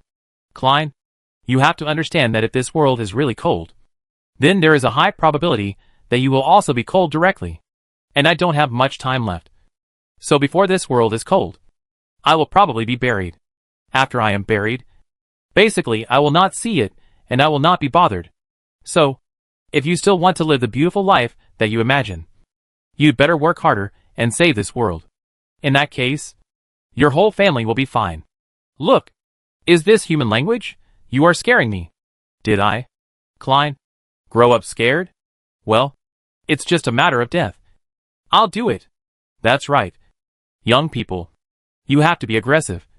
This is the time for you young people to shine. Okay, then your majesty, is there anything else? There are some other things, but they are not very important. The only important thing is your girlfriend. Your majesty, are you talking about Lilith? Sorry. If your majesty wants me to dump Lilith and choose Jinyu, I can't do this. Seeing Klein clearly refusing to break up with Lilith, the Empress's eyes brightened a little. There are still good men in this world. Oh, no. If Klein is really a good man, he wouldn't sleep with his daughter. Not only her daughter, but also the dragon girl. And his subordinates. It's unclear. Forget it. I'm old. Let the young people judge these things for themselves. What are you talking about? When did I ask you to break up with Lilith? Are you crazy? But I didn't realize you were so devoted. You slept with Jinyu, but you're still so devoted to Lilith. That's good. Klein was relieved when he heard that the Empress didn't ask him to break up with Lilith. It was hard to go against the will of the Empress. If she asked him to break up with Lilith at this time, he could only choose to directly resist the Empress. Then your majesty, what do you want to find Lilith for? My business with her is also very simple. Anyway, it's simpler than you saving the world. With the joke of saving the world just now, Klein has been on guard. It's okay for him to be cheated, but it's a bit unreasonable for his woman to be cheated again. Your majesty, don't worry. Tell me first how simple it is. Although Lilith is my lover, I don't think I can cheat her at this time. What do you mean? Do you think I will cheat her? How can I? The Empress. Cheat a weak woman? Chapter 621 The Crucible. You just tricked me. I am just a weak man. All right. Your majesty, we are all time travelers. Stop acting. You have been away from that world for too long. Your acting skills are no longer good. The Queen Qianju laughed dryly and suddenly said to Klein, you are right. I have been away from that world for too long. Acting skills require constant practice. And my acting skills are no longer good. Hey, Klein, I really want to watch TV, eat potato chips, and drink milk tea. The sudden change in the Queen's tone made Klein a little overwhelmed. He could only reply subconsciously. Then eat whatever you want. Do whatever you want. After Klein finished speaking, he felt that there was something wrong with this sentence. As if only doctors often say it. Yeah. Anyway, I'm almost dead. And no one in this world will care about me anymore. Klein was speechless. The Empress obviously had poor acting skills. But she was also a drama queen. This guy. Has no one been acting with her for too long? Okay. I won't tease you anymore. Klein, do you see the black spheres in the pool? These spheres are the most terrifying substances in the world. It is a mixture of a large amount of chaotic power and my will of fire. And then it is calcined in a furnace and finally formed. Although it is a pill, this kind of sphere contains too much chaotic power, chaos, fire, and the will of me and Super Pet. For ordinary people, such things are extremely toxic substances, and they will die if they touch them. Klein listened to the Empress's increasingly terrifying words, and his premonition became worse and worse. Your Majesty has said so much. What exactly does he mean? Are you asking Lilith to deal with these things? You are right. I want Lilith to deal with these things. Isn't this thing poisonous? Just now I said I would not cheat people. You and I are from the same hometown. Lilith is your lover. How could I cheat her? Look at what you said. Although these chaos balls are extremely toxic substances for ordinary people, even professionals, they are the most unique and nutritious supplements for Lilith. Klein was stunned. What does this mean? Why do you say that? Even if Lilith has the power of chaos, it wouldn't be like this. Right, what's more, there are more people or creatures with the power of chaos than just Lilith. You don't know this? Lilith is Kukusero's daughter, and naturally she is one of my own. I have been paying attention to her since she was very young. Even the blood of chaos in her body was transformed by me. I have always wanted to cultivate her personally, and then let her inherit chaos and continue to fight against the will of the world. Until you came to this world, I changed this idea. Klein was a little stunned. This situation obviously exceeded his previous expectations.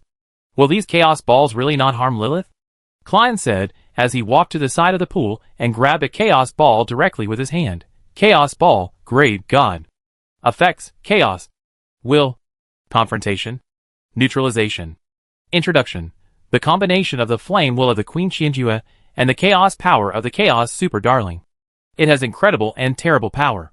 No matter how Klein looked at it, this thing was extremely poisonous. Could it really be a tonic for Lilith? Your Majesty, are you sure you can give this thing to Lilith? Yes. You don't have to be surprised. Lilith can indeed use this.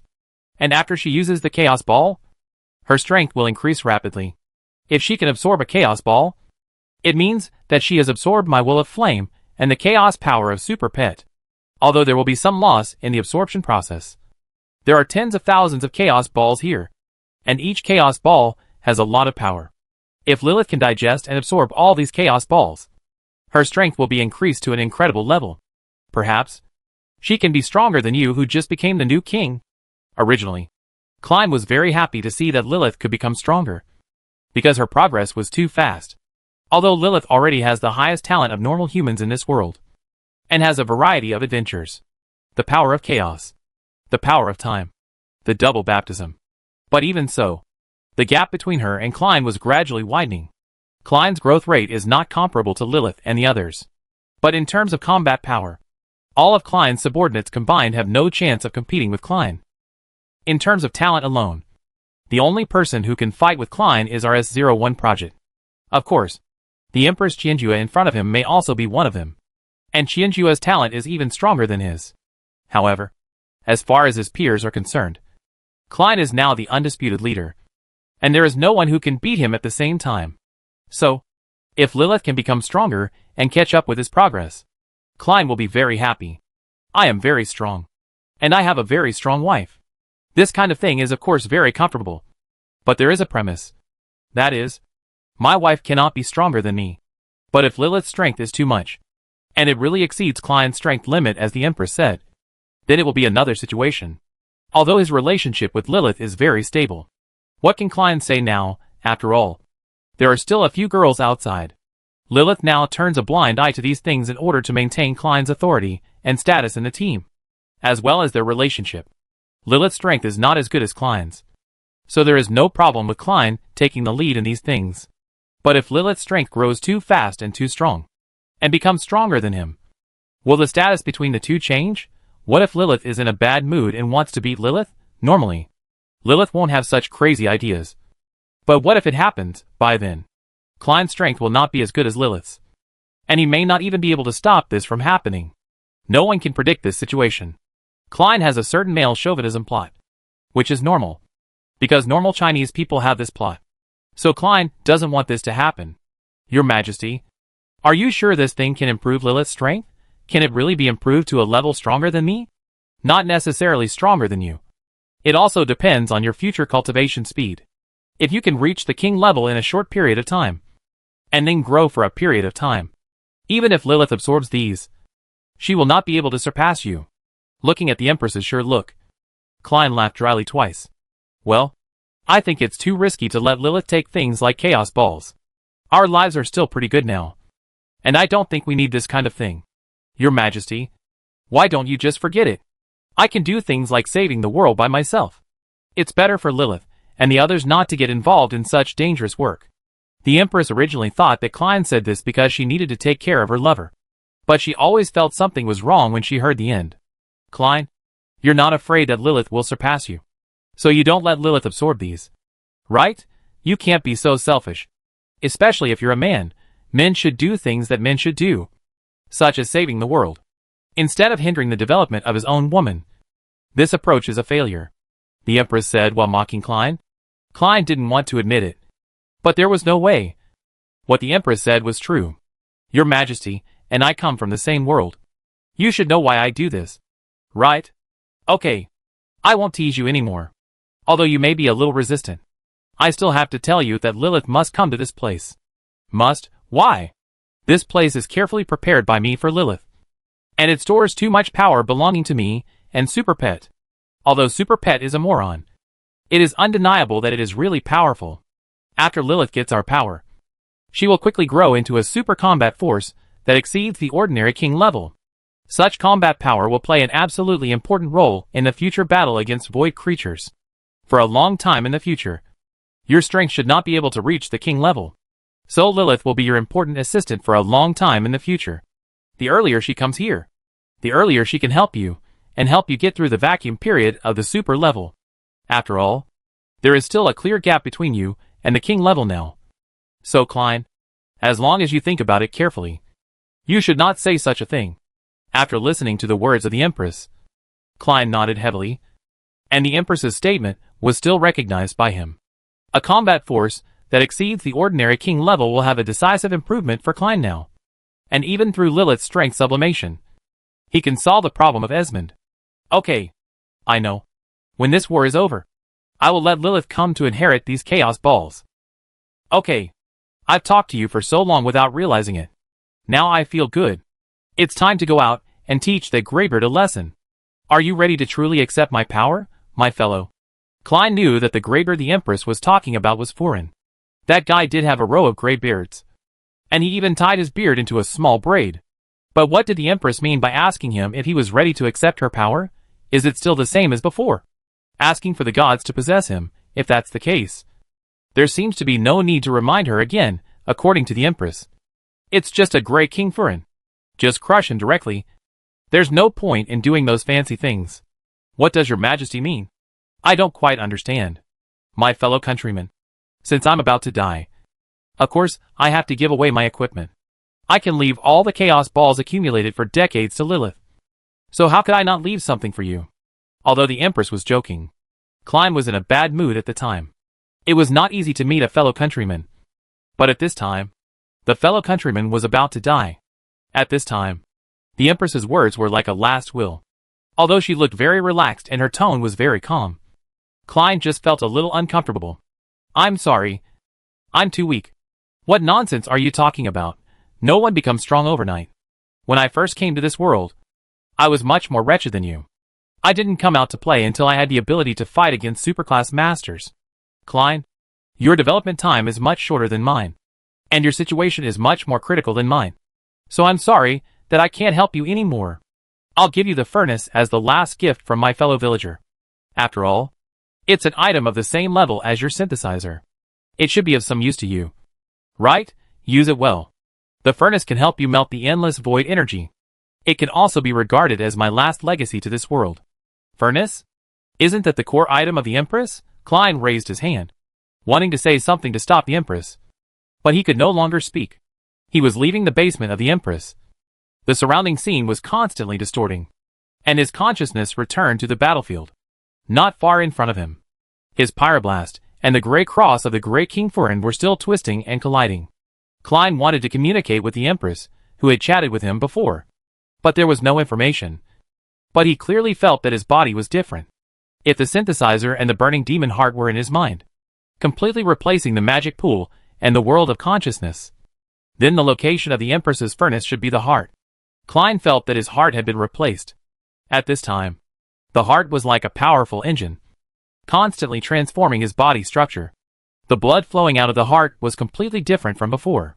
This blood carried strong hot energy, and was transforming his body, as it flowed through every part of his body. The synthesizer was also constantly reminding Klein that his body was constantly changing. Your heart has been replaced by an unknown object. The degree of danger is unknown, and the item information is unknown. This is the first time Klein has seen that the synthesizer has items that cannot be analyzed. The furnace is indeed, as the Empress said, an item of the same level as the synthesizer. And the furnace and the synthesizer are obviously not from the same era civilization. So the synthesizer has no way to analyze the structure of the furnace. The current state is detected to be benign. And the hard part is a new power source. Please name the new power source. Furnace. The furnace system is ready and is testing the specific function. Please wait. Klein does not have free time to wait for the furnace system to be tested. He still has a lot of things to do. Such as Furin, who is still rubbing the gray cross slash on the opposite side. My fellow villager. I will help you keep the furnace. So, Great Flame Ringian Emperor. Chapter 622 6th level. Earth-shattering star. Klein, of course, copied the fashionable moves of the Great Flame Ring plus Flame Emperor from some anime in his previous life. But now Klein is really capable of releasing moves like the Flame Emperor. It can even be said that his moves are more powerful than the Flame Emperor. At this time, the fireball in his hand is like a new sun. And the red flame is constantly devouring the surrounding energy. Even Klein's original arcane archon form can't be maintained stably at this time. The will of fire burns everything. Burns and devours all energy and matter. And then uses it as its own fuel again. This domineering power is just like the character of the Empress herself. Unreasonable. Fuluin, who was not far away, was already stunned. As one of the 9 kings who had been beaten by the Empress, he certainly felt what the fireball in Klein's hand was at this time. This is it. Xian Ju's will of flame is the real body. How is it possible? Klein raised the fireball and threw it at Fuluin. The Empress was going to die. And he always felt uncomfortable in his heart. So he wanted to vent. Fuluin in front of him was his best target. Aren't you awesome? Die for me. The previous fire blast and gray cross slash were instantly swallowed by the Flame Emperor. The will of flame was ignited with Klein in sight. Before Fuluin had time to escape, a raging flame ignited on his body. Then, it was the frontal bombardment of the Flame Emperor. The fireball like the sun descended on the army of Grandok again. Boom! The power of the Flame Emperor was no less than the previous fusion magic. The wanton burning of the will of flame made the destructive power of this magic even more outrageous than the fusion magic. The shockwaves swept through Grandok's team again. And 2 of the legions faced an irresistible catastrophe. In the unbearable high temperature, the 2 legions were instantly burned to ashes by the Flame Emperor, leaving no residue. At this time, the Grey King Fuluin still showed his 9 kings level combat power. He knew that if he defended the Grandok Legion at this time, that would not be his own problem. Even the Black King and the White King would hold him accountable. A level 5. Relying solely on the power obtained from the Queen. Wants to suppress me. It's too much of a disdain for me, after all. I am just the Grey King. At this time, a huge gray curtain rose from Fuluin's body. And these gray energies began to resist the erosion of the flame will. It also temporarily blocked the blazing heat after the Flame Emperor's explosion. Masters above level 4 to 5 may be able to resist the heat of the Flame Emperor's aftermath. But ordinary soldiers have no way to deal with this heat. If Fuluin does not take action, these ordinary soldiers will only be burned to death by Klein's Flame Emperor. Although the will of flame is powerful, it is obvious that my mastery of the Empress's abilities is not as good as my familiarity with arcane. Now I have a furnace, maybe I can try to rub something else. After muttering for a while, Klein turned off the will of flame and turned on the Archon form again to connect to the magic origin space and open the void channel. This time, a more outrageous flow of magic than Klein's previous use of the destruction beam rolled in the magic origin world. Esmond, who had been observing Klein, was speechless. How could this be possible at this moment? All the void energy flowed into Klein's body along the magic origin world. Unlike the previous direct release, Klein now has the Empress's furnace. No matter how huge the energy is or how outrageous the moves are, he can use them with the blessing of the furnace. As Klein continued to smelt the void energy, everyone felt the terrifying aura appearing on Klein. Esmond suddenly stood up and said to the others in Belda Fortress, "Retreat. Everyone. Retreat. Now. Leave Belda Fortress immediately, quick." Orin looked at Esmond with surprise and asked strangely, "Mr. Klein has the upper hand at this time. Why do you want to leave? We may really be able to turn defeat into victory." Not only Orin, but others also have similar ideas. Klein is really too brave. He almost completely changed the situation of the battle by himself.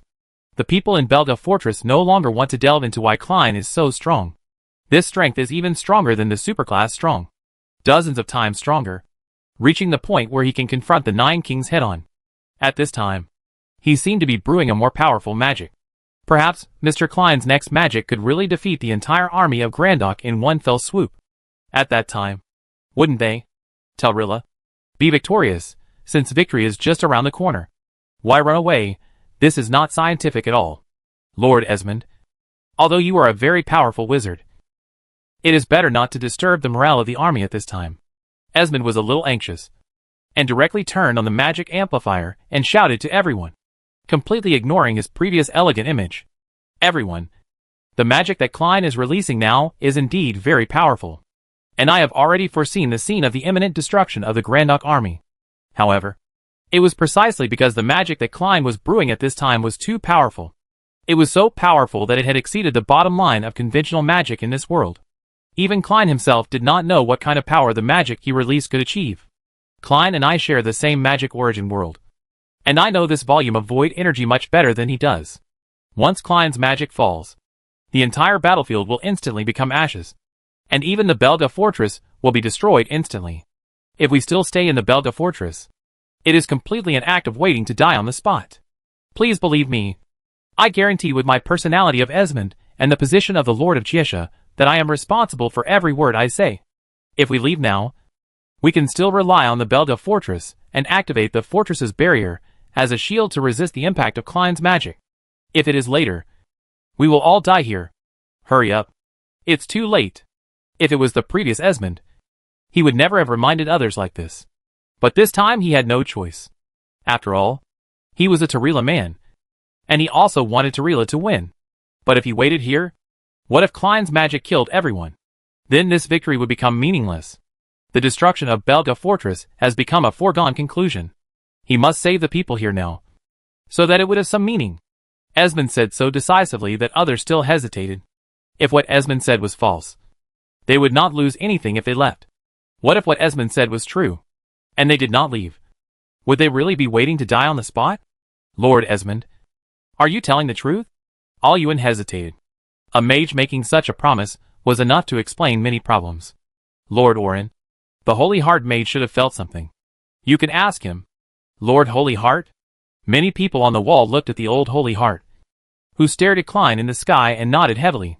Lord Esmond is right. If we don't leave now, it may be too late. Are you sure? The whole retreat is not as simple as you think. Aluin was still a little unwilling and had some luck. Do you want to gamble with the lives of all the people in the Belda fortress, Lord Orin? The Holy Heart looked directly at Orin. At this time, he would not give in. Many people from the Mithril Council were in the Belda fortress. He could ignore the lives of others, but he had to be responsible for the members of the Mithril Council. In terms of performance, the performance of the Holy Heart mage in this period can be said to be completely better than Esmond.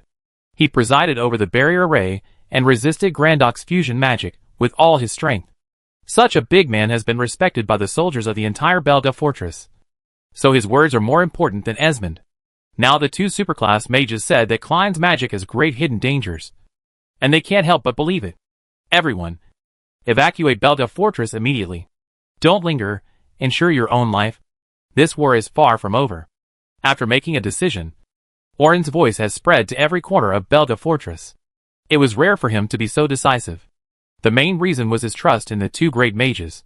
Although Esmond was very pitiful, his strength was absolutely unquestionable. The Sacred Heart mage had also come forward, regardless of whether this matter was true or not. He could not take risks. The soldiers, mages, and scattered professionals of the entire Belda fortress began to evacuate quickly and orderly. Although this withdrawal meant completely abandoning the eastern frontier defense line, it also meant that the country that Tarilla had defended for hundreds of years was truly open for the first time. But there was no way. They had already experienced it. The rest of the matter. And Tarilla was not defeated, because Klein had not left yet. He was Tarilla's last line of defense. Klein raised one hand high, gathering a huge amount of magic power in his hand, and continued to guide the power into the void.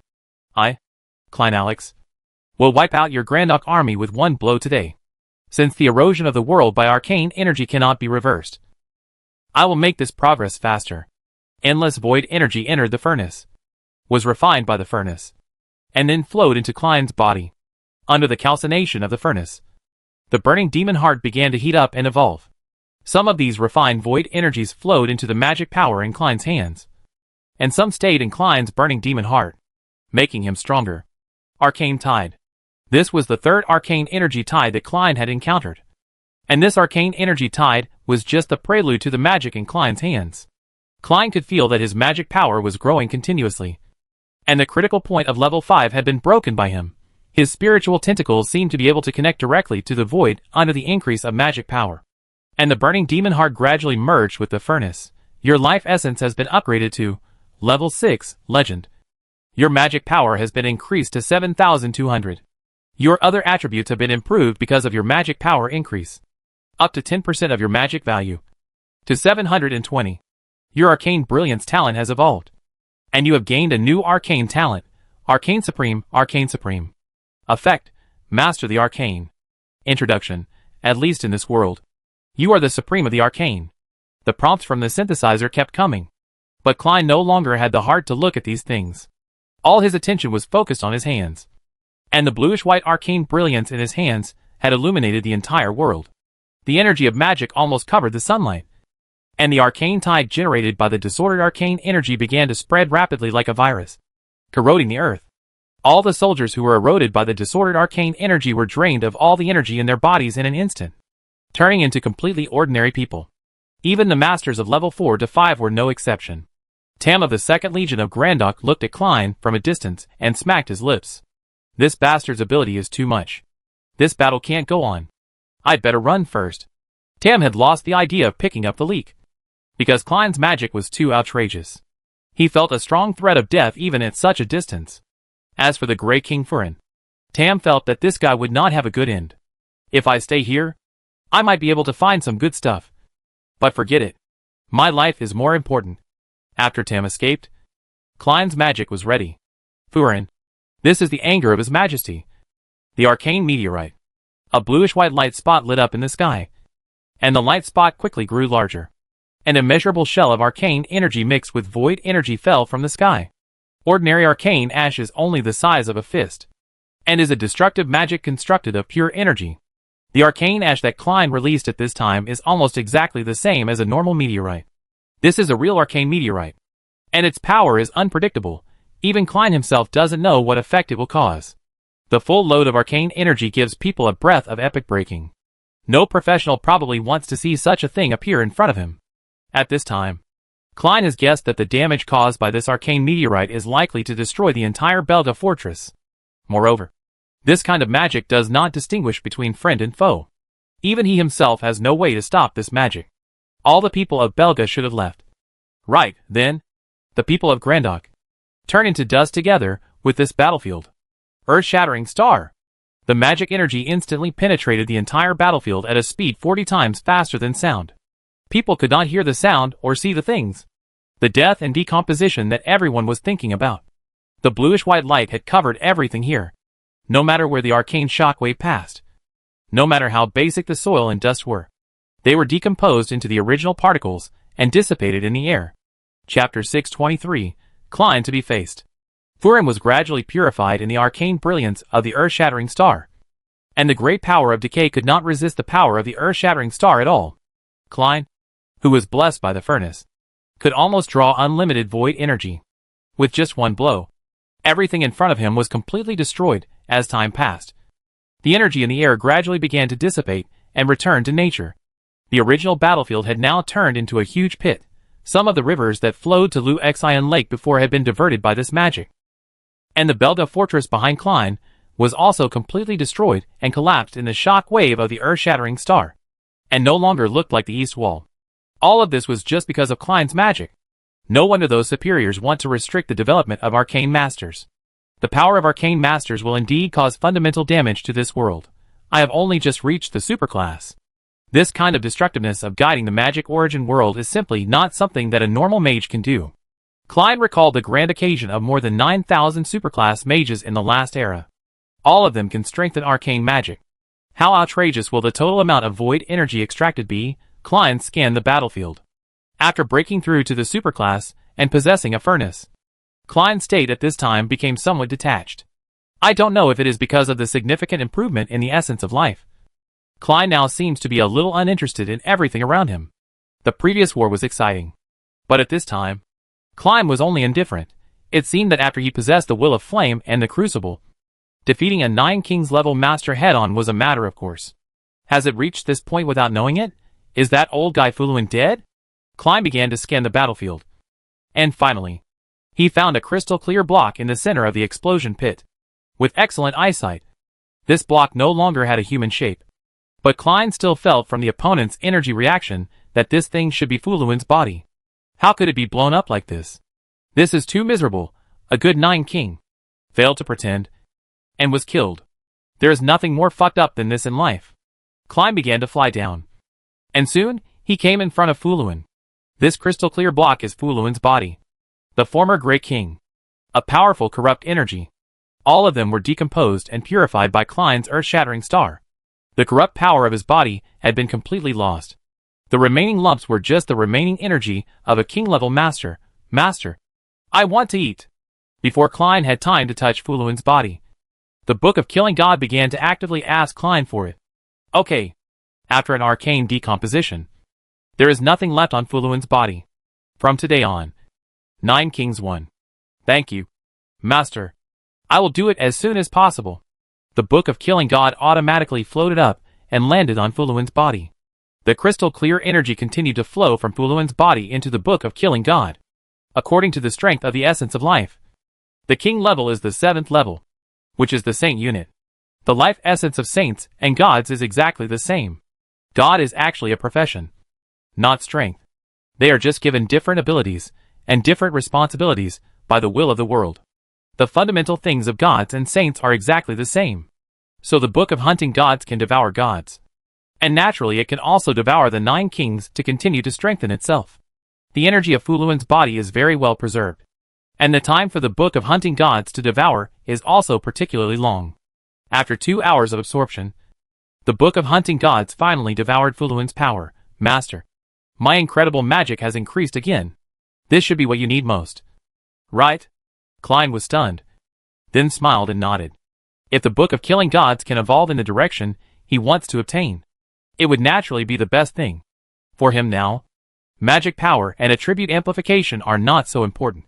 He has almost unlimited magic power. And the high total magic value can really make the Book of Killing Gods undergo a qualitative change. There are still a few functions. The first is calmness. The second is Klein decomposition. And then summoning life. The last one is of course incredible magic. Among which incredible magic is the best. It is a weapon to turn the tide of the battle. Killing God Book. Can you evolve in the direction I want? Of course. I am the incarnation of the Master's will. And the Master's will is the direction of my evolution after receiving a positive response from the Killing God Book. Klein nodded with satisfaction. The current Killing God Book is becoming more and more like a divine weapon. But it is not so easy to find a master at the level of the 9 kings. Found it. If there are no completely suitable conditions, he can't kill him. Klein didn't get inflated because he got the furnace and broke through the 6th level. He still has a lot to do, since killing a master of the 9 kings level is not feasible at present. There are only 2 channels for him to quickly obtain power. The first one is the inner artifact left by Mani.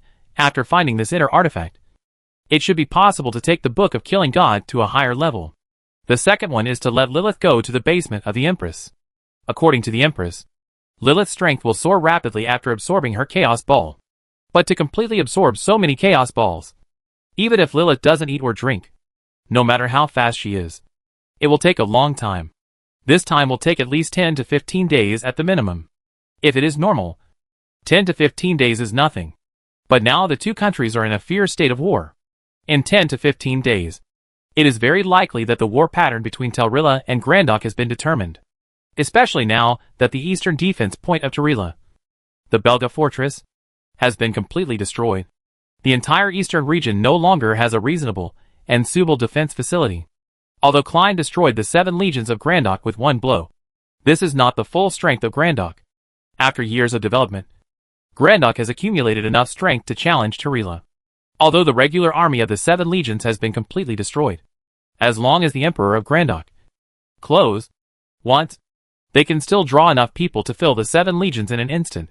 There are so many reserve soldiers in Grandok that Klein has no way to count them. Klein sat on the ground, took out a skewer of barbecue, and ate it bit by bit. He was mainly thinking about the problem. He really didn't want to eat. Wanting to eat meat is just some people's late-night thoughts. However, the author wants to lose weight, which is too miserable. After thinking for a while, Klein finally decided to take people back to the imperial capital. Lilith needs time to absorb the chaos ball, and his team also needs enough time to adjust at this time. It's better to contact Lilith and the others first. If there is one more king-level master, the future combat power can also be guaranteed. Klein's eyes flashed a ray of light. He turned on the synthesizer and began to check the furnace in his body. The furnace has been fused, and your new power source has been fully integrated. Furnace grade, synthesizer level. Effect 1. Refine. Refine all substances and transform them into energy that enhances your life essence. Effect 2. Refine. Automatically refine rare materials into new materials or items. Effect 3. Burnout. The flames of the furnace can burn everything for you, even time and space, the past and the future. Effect 4. Source. The furnace is the source of your power and motivation. It never stops. Effect 5. Heart. The furnace gives you the power of rebirth. If the furnace is not destroyed, you can restart it. Introduction. Items of the same level as the synthesizer. Many of its abilities are still unknown. Please explore it carefully. Klein looked at the attribute effects and introduction of this furnace, and suddenly felt a little amused. The synthesizer is really real. The Empress once told him that the synthesizer and the furnace should be the highest wisdom products of a certain stage of civilization. They represent the peak technology of this era and are the crystallization of wisdom of that life stage. Now it seems that the synthesizer did give a positive evaluation of the furnace, because the synthesizer's evaluation of other items is generally very clear. Artifacts are artifacts, and inner artifacts are inner artifacts. The meaning is also very simple. These things are very strong, but that's it. And inner artifacts are also garbage in my eyes. However, the introduction of the grade of the furnace is much more realistic. Synthesizer level. Look. What does this mean? It means that the synthesizer thinks that the grade of the furnace is the same as it. It is definitely not of the inferior level of artifacts or inner artifacts, but of the same grade as it. Unique. Then in the introduction of the item, it was noted that the synthesizer could not analyze and understand many functions of the furnace, and let Klein explore it by himself, which was too cool, because in the past, when Klein got any item, the synthesizer would give an analysis as soon as possible. Even if it is a divine weapon, the synthesizer will show its power and past clearly. Only the current furnace gives an introduction to self-exploration. After seeing the introduction, Klein's first reaction was that the synthesizer was fake. So you also have knowledge that you don't know. Is it because the furnace's technical limit has exceeded your knowledge reserve? Ahaha. Klein laughed a few times, and found that the golden finger that mocked him seemed meaningless. And he touched his head leisurely. Okay. It's time to meet up with Lilith and the others. And Projet and Colin, we should meet now. Superclass power is enough to deal with Father. Things like bottles are too dangerous. It's better to take them back and keep them for yourself. Klein jumped up and flew in the direction where the people of Belga Fortress had evacuated before. After Klein left, the death god of the Skull and Bone Society, Leathers, and Agatha's master, the Lord of Corpses, Prometheus, were staring at the big pit caused by Klein on a distant mountain. It's not that they didn't want to talk, but they were a little speechless looking at the big pit in front of them. Is such an attack really something that humans can do? If they were in such an attack, they would not be much better than those ordinary soldiers without thinking. They are all mages. When facing the arcane tide, unless mages can resist, the result will definitely be the worst. Even under the erosion and pollution of arcane energy, they may explode faster than ordinary professionals. Their goal is to use the souls of the war to revive the previous Black King, the former president of the Skull and Bone Society, Black Mad King Leoric. Originally, they thought that they would be able to collect enough souls and corpses in the Battle of Belga Fortress. With enough souls and corpses, they can revive Leoric as a ghoul, but now the problem they need to face is no longer whether they can revive the previous Black King, Black Mad King Leoric, but facing such an outrageous attack from Klein. Can Leoric survive? This is a very realistic problem, and no one can avoid it, because they just saw Klein use this meteor-like magic to kill the 6th-ranked powerful master among the 9 kings, Grey King Furin. With one blow, Although Great King Furin is not as powerful as the former Black Mad King Leoric, he is powerful enough to suppress the other 9 kings, just like the current Black King. But Furin is also a living king after all. Why would a living king be killed like this? Then is there any meaning for them to resurrect Leoric? They used the corpse ghost sacrifice. And even if they resurrected Leoric, it would not be Leoric in his peak state. No matter how powerful the corpse ghosts are, they do not have the endless life aura of normal living people. Dead people are dead people. They can never be stronger than when they were alive.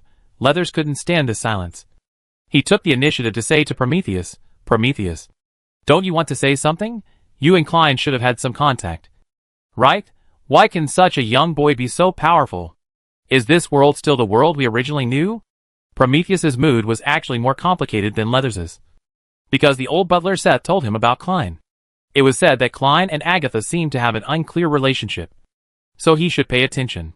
His reaction at the time was that Agatha was so outstanding. How could she fall in love with a member of the Gia Society? This was simply impossible. So he was absolutely opposed to Agatha's contact with Klein. But he didn't expect that the next thing would be more outrageous than the next. This kid named Klein was just like a machine that created contradictions and legends. Wherever he went, things would break out. Such a troublemaking physique is really rare. Chapter 624 The Skull and Bone Society's decision. Whether it was stealing a large number of miracle items from Grandok, causing war, or later causing riots in Grandok. Up to now, one person has directly defeated the 7 legions of Grandok, killed several superclass strongmen, and killed the Grey King Furin. Such a record and resume, if not seen with one's own eyes, no one would believe that this was the work of a 25-year-old young man. He turned his life resume into a legend. A living legend. As for the fact that the Grandok people said that Klein stole the miracle weapons of Grandok, many people thought it was an excuse for Grandok. But today, I am afraid that many people will change this idea. Because Klein's performance is too strong, now Klein has the combat power comparable to the 9 kings. And he himself has never denied the theft of weapons. Some things need to be supplemented in the brain. If there is no denial, it is equivalent to admitting it. Then the question is, if Klein is really the one who stole the weapons of Grandok, then is he the fuse of this war? Does Torella need to settle accounts with Klein? After all, it was he who triggered the war and caused the lives of the 2 countries to be destroyed. He is simply the people's great sinner. Well, this idea can only be thought about. Prometheus is already regretting at this time. If he had fully supported Agatha and Klein to be together at that time, could he have absorbed Klein into the Skull and Bone Society? Such a strong man. Especially a young strong man. His meaning is no longer the same. In history, it seems that only the Empress Qianju can reach the strength of Klein. Even the previous empresses were not as strong as the contemporary Empress Qianju. So strong that the 9 kings of Grandok dared to challenge her. Unfortunately, there is no regret medicine in this world. And there is no such thing as a second chance. It is meaningless to discuss these now.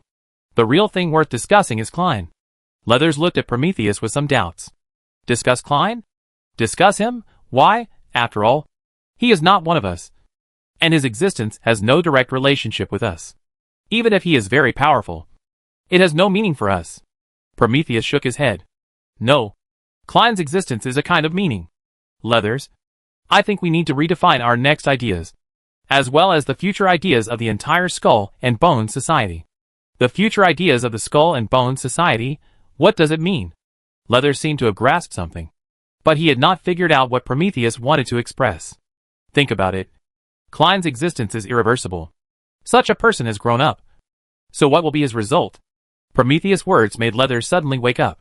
Yes, Klein's existence is irreversible. His existence means that Torella has another top genius. A true super genius. A genius comparable to the Empress. Such a person will definitely have an impact on the entire Torella and even the entire world in the future. As for what kind of impact Klein will have, that depends on Klein's personal preferences. You are right. Klein's existence is indeed enough to change the world. Prometheus continued, No. Leathers, you still haven't thought of what I want to say. Klein is not the Empress. He is very likely not to be like the Empress. The Empress has been indifferent to worldly affairs for 20 years. Or she has no interest in other things at all, and is only busy with her own affairs. So the powerful Empress ignored various cult organizations, and our Skull and Bone Society was able to survive. If the Empress really interferes in political affairs, Then with her power, can there still be organizations in this world that go against her will? No way. That's right. If the Empress really intervenes, no one can resist her will. And she is the real master of this world. Fortunately, the Empress has no interest in us, or even in the entire country. We don't know where the Empress's interests are. So all these years, all cult organizations have subconsciously ignored the terrible existence of the Empress. Leathers nodded solemnly. And he understood what Prometheus meant. That's right. We all subconsciously treated the Empress as air. She didn't seem to care about us at all. Some people also speculated about her behavior. Some said she was lazy. And some said the Empress was fighting some unknown enemies. Yes, no matter what. It's true that the Empress didn't care about us. But her not caring didn't mean Klein would ignore us. According to Klein's revengeful character, if we stand on the opposite side of him, he will definitely destroy our Skull and Bone society to ashes. The problem now is no longer how to start a war, destroy the country, etc. But can the Skull and Bone society survive in the future? Prometheus is not exaggerating. But how could Leather surrender at this time? Surrender to a 25-year-old boy? You mean for us to surrender to Klein? That's impossible. Even if I agree, other members of the Skull and Bone society will not agree. And why should we surrender to him? We can soon resurrect Lord Black Madman Leoric. By then, even if Klein is very strong, we may not be powerless to fight. Prometheus glanced at Leathers with his dead fish eyes and repeated, Klein is only 25 years old. Leathers? Just by simply explaining youth, Leathers was completely defeated. Yes, Klein is only 25 years old. He is far from growing to the peak state. He can kill the 9th king just after breaking through. If he grows to the same level as the Empress in the future, what's the point of having a Black Madman Leoric in their hands? A resurrected king-level master. Does he want to face a son of the world head-on? This is completely courting death. Then what do you say? Give up the plan to resurrect the Black Madman? Then surrender? Wait for Klein's decision. Leather's tone has already compromised a little. And he is also unwilling. He doesn't want to give up the Skull and Bone society because he has been here all his life. Born, apprentice, learn, grow, become a superclass, become the president. He has too many feelings for the Skull and Bone society. No matter what, he doesn't want the Skull and Bone society to be destroyed. His original intention is just to make the Skull and Bone society stronger. And his strength may still be considered good among the superclasses. But compared with Klein today, there is no comparison. He has no choice. If Klein really wants to liquidate the Skull and Bone society in the future, what should he do? Kneel down in front of the other party and beg him? No. Leathers, we have a better choice. We, the Skull and Bone society, also have bargaining chips. In some cases, our bargaining chips are even huge. Maybe we can really control the outcome of this war. Bargain? Leathers was startled and turned his head to look at the big pit blasted by Klein. You mean the Black Mad King plan? Yes. The plan to revive the Black Mad King was originally intended to attack and destroy, which was a failure. The current war between the two countries is no longer something that any king can control. Both sides have reached a white-hot battle and entered a relatively balanced state. Grondok lost a 9th king and 7 legions. It seems to be seriously injured. But how good can Tarila be? There are not many kings who really stand on the side of the Empress. And the overall national strength of Grandok completely crushes Tarila. Now that the Belga fortress is gone, the next war will be a real bayonet fight. A war between kings. I am sure that at that time, the Empress and the King of Grandok will inevitably have a head-on battle, although Klein is strong now. He has not really reached the peak. He will still be very exhausted in such a 9 kings group battle. So, my plan is to help Klein. Black Mad King definitely has this strength. Its appearance is likely to change the outcome of this battle. Leathers, there is an old saying that icing on the cake is never as good as sending charcoal in the snow. Klein, who seems to be strong now, is also the time when he needs help the most. If we can stand up and help him at this time, this favor is enough to save our skeleton society. Prometheus' analysis and explanation can be said to be well-reasoned. And Leathers nodded frequently after listening. You are right. Icing on the cake cannot be compared with sending charcoal in the snow. Help in times of crisis is the most memorable. Let's do it this way. The plan to revive the Black Mad King will continue. But the follow-up plan will be changed to help Klein defeat Grandok. Leathers is the president of the Skull and Bone Society. Although Prometheus has great power, this kind of thing still needs to be determined by Leathers, the president. But fortunately, compared to his own face, he still cares more about the survival of the Skull and Bones Society. This is good. As long as he helps Klein at this time, he will definitely be remembered by Klein. Then let's decide it this way. Continue the Black Mad King resurrection sacrifice. The wronged souls on the battlefield should be enough. What we lack now is enough corpses. Wait, Prometheus. Our relationship with Klein is not harmonious. How should the initial trust be established? You forgot that Agatha is one of ours, and her relationship with Klein is extraordinary. The conversation between the two old bastards continued until the night, and the Agatha they were talking about was constantly practicing her new dragon roar. The two old guys made some correct judgments at this time. Now joining Klein is indeed the last chance for the Skull and Bones Society. Agatha also turned her eyes to the big pit that Klein had blasted. At this time, there was already some water at the bottom of the big pit. If this continues, the big pit should become a new lake. But Klein's growth rate is still so terrifying. I have been chasing him, but he is getting farther and farther away. If I hadn't really recognized his abilities and talents, I'm afraid I would really be unwilling. Agatha had a smile on her face, and this smile was like saying, "Did you see that person? The most powerful one." Yes, it was him. How about it? He is the person I like.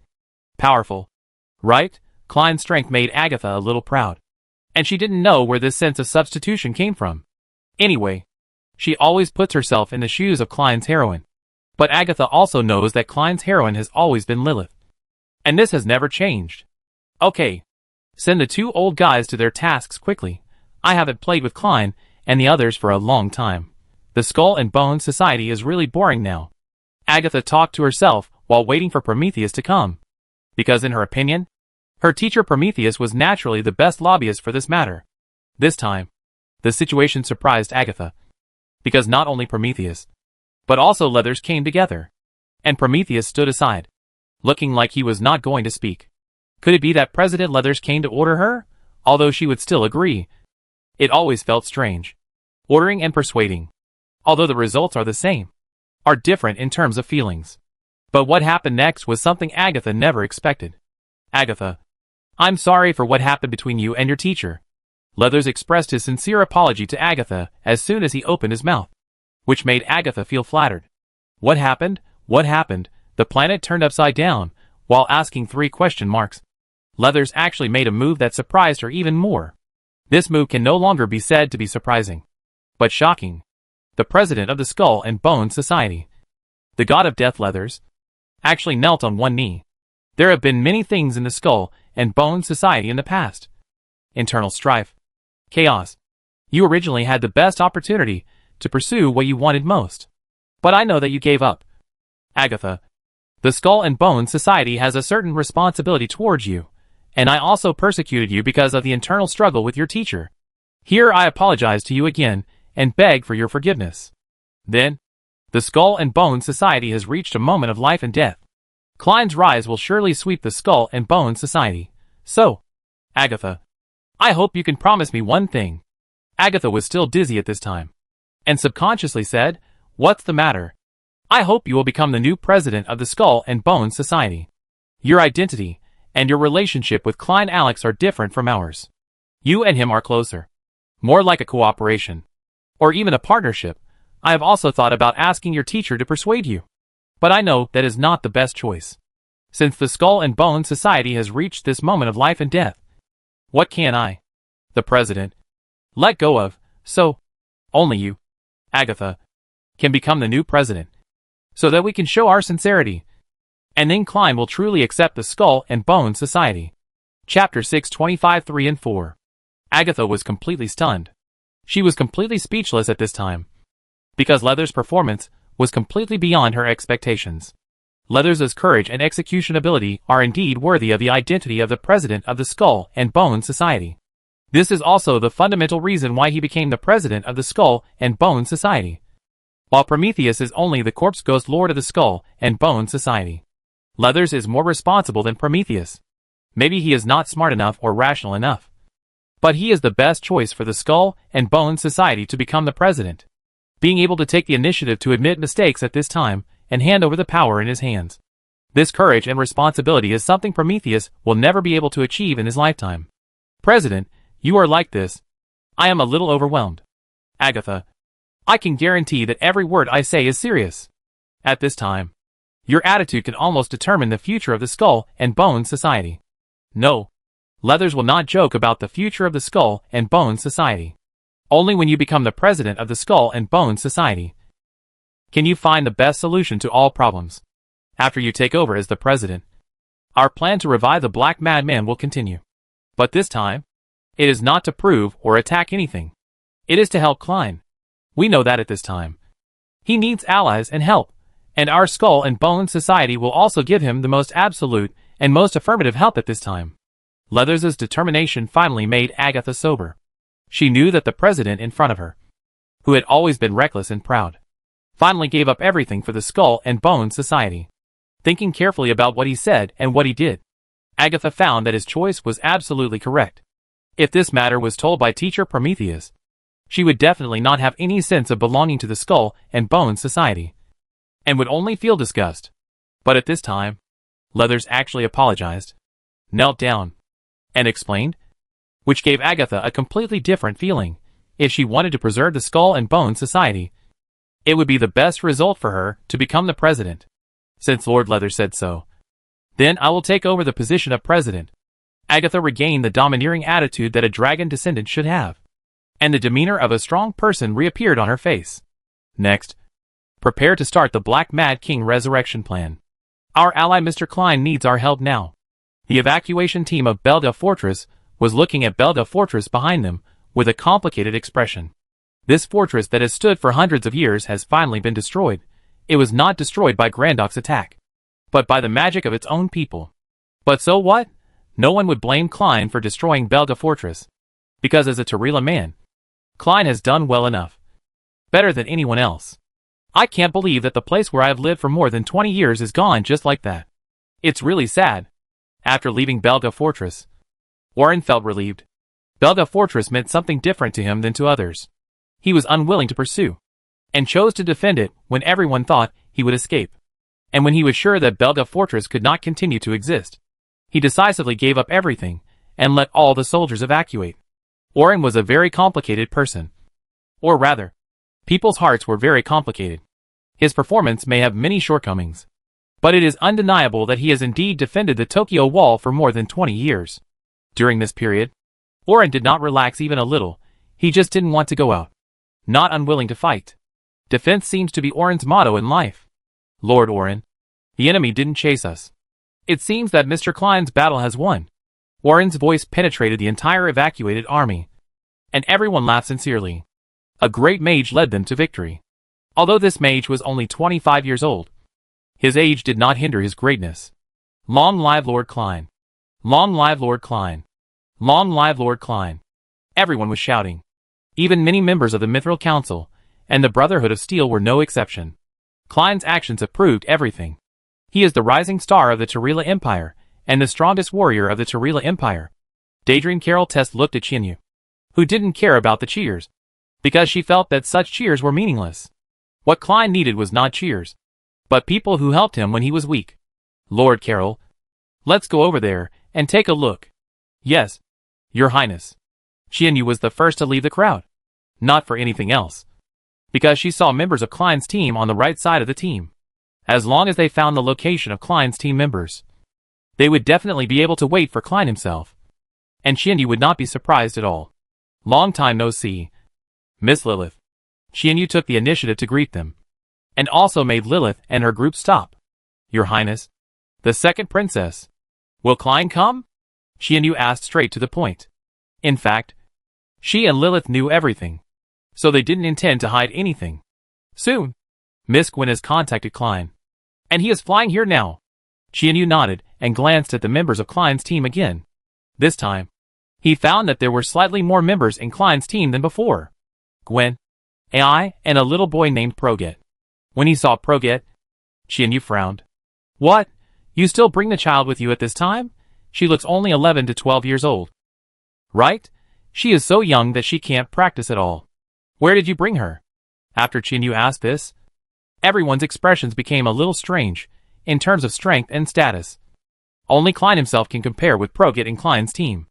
Even Lilith is weaker than Progit in strength. And by a large margin. However, Progit has proved herself with strength and actions. So the members of Klein's team are not disgusted with Progit. On the contrary, they all agree that this arrogant little girl is very interesting. She often shouts that she wants to be Klein's spouse. But Lilith always turns a blind eye. Originally, everyone thought that Progit was just kidding. But they didn't expect that she would grow so much in just 1 month. This finally made others realize a fact. What Progit said about her regaining her true figure in 6 months should be true. Looking at the bulge on her chest at this time, many people have realized that Progit is probably a very strong competitor of Lilith. Why is it also?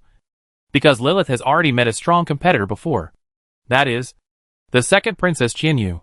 If the second Princess Qianyu is considered a mistress, then Progit can only be considered a mistress. But now, the mistress and the mistress have met. And they are fighting. This situation is exactly what Lilith wants to see. She looks cold and ruthless on the surface. But at this time, she actually wants to laugh in her heart. And even wants to laugh so hard that the corners of her mouth begin to twitch. And she is about to be unable to suppress it.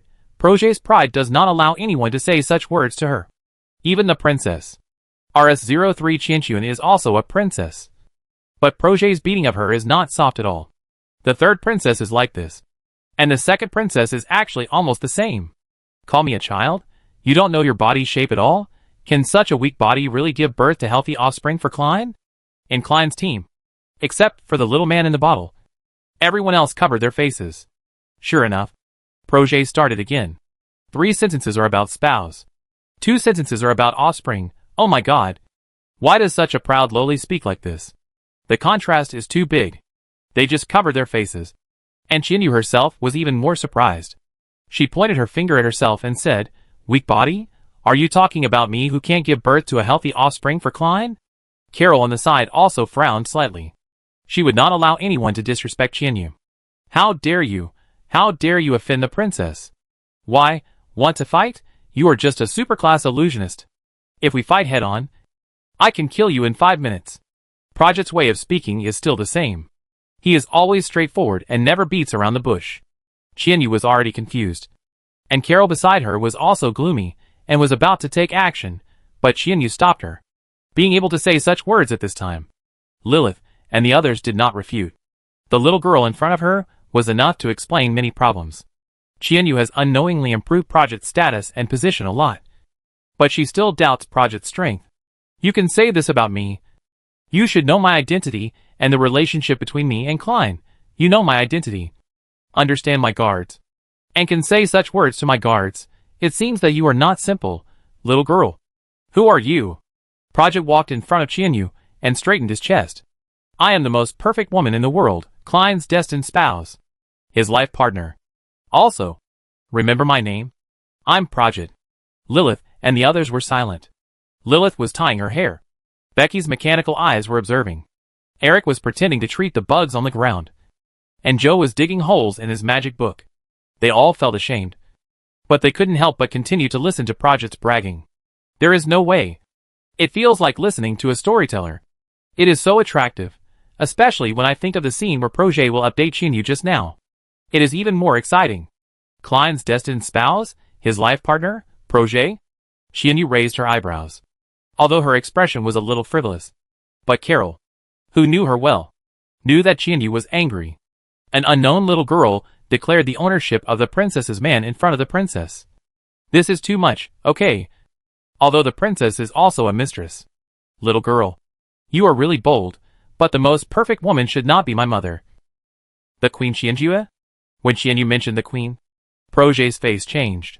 If she had a different sense of who in this world, besides Klein, it was only the queen.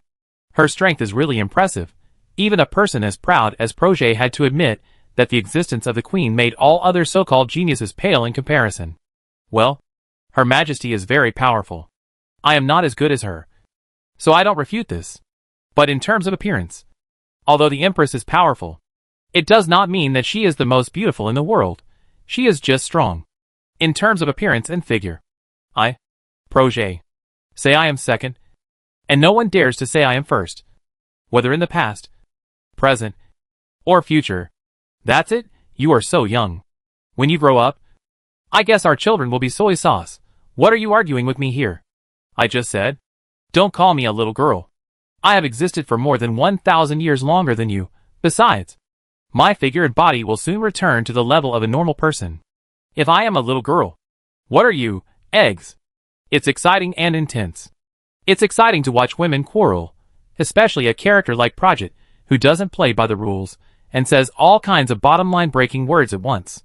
It's even more exciting when the two of them refuse to give in to each other. Carol was about to step forward, but Pradjit stretched out his hand and knocked Carol out. I just said that your illusion has no meaning to me at all. In terms of speed, there is no advantage in my field. Without illusion and speed, you are just an ordinary superclass. An ordinary superclass is not good enough in front of me. I have said so much to you. It seems that you don't take my words to heart. At this moment, Qianyu and Carol were really alert. Carol's strength is very strong, as can be seen from her ability to directly contain Neltharion in the north, among the superclass strongmen. She is also the best choice. But as Pradjit said, Carol's specialty was completely restrained by Pradjit. The signs of mechanical life form made Pradjit completely immune to illusions. And Carol's greatest advantage, speed, could not be fully utilized in front of Pradjit. Even a speed master like Colin, who can travel through space, could not. There was no way to get close to Pradjit, let alone Carol, who is just a master with a fast basic speed. Once he entered Pradjit's telekinetic field, Carol's every move would fall into Pradjit's suppression. In this case, Carol had no way to fight Pradjit. You guy. It was just a simple quarrel. But when things developed to this point, it was not as simple as a quarrel. Pradjit obviously had the ability to threaten Qianyu. At such a close distance, Carol was a little worried that Pradjit would attack Qianyu. Chapter 626. She waved her sleeves, leaving no cloud behind. The atmosphere fell into silence. But soon, things took a clear turn because Klein arrived. What are you doing? Are you all idle? If it were the old Carol, she would definitely stand up and refute Klein at this time. But now, Klein's status has risen unknowingly, and it is no longer something that Carol can evaluate. Although they did not see Klein's final earth-shattering star, the Belga fortress that was destroyed in an instant just now, as well as the words of the Holy Heart and Esmond, let everyone who left the Belga fortress know that Klein released a magic that was enough to destroy the entire area. The power of this magic is so strong that the evacuated personnel need to rely on the remaining barriers of the Belga fortress as a shield to get out safely. Considering the previous feat of Klein confronting the Nine Kings head-on and destroying a Grandok legion with one blow, the current Klein has already faintly become the first person under the Nine Kings. Lord Klein. Klein had no official position, but Carol still used honorifics to address him. This was a recognition and respect for Klein's strength. Klein nodded to Carol. The last time they met, he was just a rookie, maybe not a rookie, but definitely not as good as Carol. At that time, he had a hard time facing ordinary superclass. I didn't expect that in such a short time. The scene between the two had changed. Klein turned his gaze to Qianyu, and Qianyu responded with a gentle look. You're back. The hero of Tarila. Seeing Klein and Qianyu flirting with each other, completely ignoring her, Pradjit was furious. She walked directly between the two and pushed Klein away. Hey, do you take me seriously? Don't you realize that I have grown up a lot? Are you blind? Klein glanced at Pradjit. Well, it's going well. But he still feels a little guilty about such a young girl. You're still too young. I'm not interested. Pradjit was anxious. She said quickly, after a while. About 2 months. I should be able to reach the level of 15 years old, then. Can we? 15 years old? Klein was stunned. His first reaction was that 15 years old is illegal. It seems that it is not illegal, but in the previous life, 15 years old was still the flower of the motherland. What about the law of Tarila? It seems that 15 years old has reached the legal age of marriage. Which is fine. Pooh. Fuh. How can you have such a sinful idea? Climb. Pradjit. Wait a moment. I have something to say to Qianyu. What are you waiting for, RS-02? How can you be like this? We are reasonable spouses. You should not look for other women in front of your spouse. Pradjit's expression was very serious. I don't know if it was because her body had grown to the puberty period. Her emotions seemed to be stronger than before. Klein was a bit troubled by her, but he really had something important to discuss with Qianyu. Otherwise, the first thing he would do When he came back would be to find Lilith. And it would never be Project's turn. Please get out of the way. I'll talk to you after I've finished talking to Chinyu. Klein had tried his best to be nice. But Project was obviously angry at this time. And she directly stopped Klein with telekinesis. No. No matter what you say today, I won't let you go directly. Klein frowned slightly. If it were in the past, Project's strength would indeed be able to compete with him. But now, his strength is no longer what it used to be. With the furnace and the breakthrough of the super level, Klein's strength has increased by more than 10 times. From the direct defeat of Fuluan, one of the 9 kings, it can be seen that Project's telekinetic field is no longer a particularly strong ability in front of Klein. At least now Klein has 2 ways to deal with the telekinetic field. One is to use arcane energy to directly decompose the telekinesis. And the second is to use the furnace to absorb and refine all the telekinesis. Klein was a little annoyed by Project's ignorance. He stretched out a hand and tapped directly on the telekinetic field. Suddenly, Project's entire field began to dissolve. The strength of this power was completely superior to Project's RS-01. Klein, your power? Have you broken through to the super level? No. Even if you have reached the super level, you can't have such power. Have you awakened, or no? What you get after awakening is just a knowledge base of inheritance. You are a mage. Even after awakening, what you get should only be various magic theories. Without basic strength, it is impossible to do this. Do you still want to fight? You are no match for me now. Project. There are many reasons why Klein became stronger. The first is the breakthrough. The second is the possession of the furnace. And the third is the awakening of ancient magic knowledge. The breakthrough has brought about a qualitative change in the essence of his strength. The furnace gives him unlimited energy. And sufficient magic knowledge is the ultimate leverage. The compound change is the strongest change. 10 plus 10 plus 10 is only 30. While the result of 10 times 10 times 10 is 1000. Project's face is very ugly. She is on par with Klein in strength. It can be said that she is her last pride. I didn't expect that even this point was forgotten by Klein at this time. Then what is the meaning of her existence as the mother of RS-01 in front of Klein? Is she just a tool for him to reproduce in the future? This is not what Project wants, feeling a little sad. Project did not stop Klein anymore. And she gave way. Go ahead. Klein did not say anything more. He could see that Project was uncomfortable. But he had no time to comfort Project now. He had things to do one after another, all of which were urgent. He had to deal with these things in order, and in an orderly manner, at this time. Other people in the Belga fortress also found Klein's traces. And Oren brought a large force to the vicinity of Klein's team. As soon as they arrived here, Oren and several other superclasses saw an astonishing scene before they had time to greet Klein. Klein walked in front of Chinyu with a stern face, which made Chinyu a little at a loss. What's wrong? Klein, what happened? Chinyu. Kneel down. I have something important to tell you. Kneel down? Chinyu was stunned. What did you say? This is impossible. How could His Highness kneel down to you? Carol immediately spoke out to stop him. Even if Klein is very powerful now. So powerful that he can easily kill her. As a guard, she must maintain the dignity of the royal family. Even if she dies in battle, she must die in front of the princess. Kneel down. Klein repeated it again. And then took out something like a fireball. This thing is the last legacy of the Empress, although the Empress is not dead yet. She has given up everything she has. Whether it is the furnace or the throne. She will take her last will of fire to fight the 9 kings of Grandok. Her last request to Klein was to maintain the royal family of Tarila and protect this country. Or this world, because she needed to fight against Chaos's favorite. The Empress never had the energy to manage this country. And many things were not suitable for others to know. Only the inner god. The object in the bottle. The Empress and Klein knew about the illusory things like the will of the world. Even the 9th king didn't know much about these things. It was obvious that the Empress didn't tell her daughter about these things. But entrusted her last hope to Klein. She waved her sleeves, leaving no cloud behind. Chinyu was stunned when she saw the fireball in Klein's hand. This kind of intimacy, and the connection of blood made her understand that this was something left by the Empress.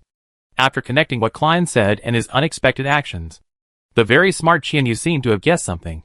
Mother's things, she? No. I won't kneel. Tell me what's wrong, Klein. Klein's will began to become hot. And he repeated again, kneel down. This time, the voice had the power of the furnace and the will of fire.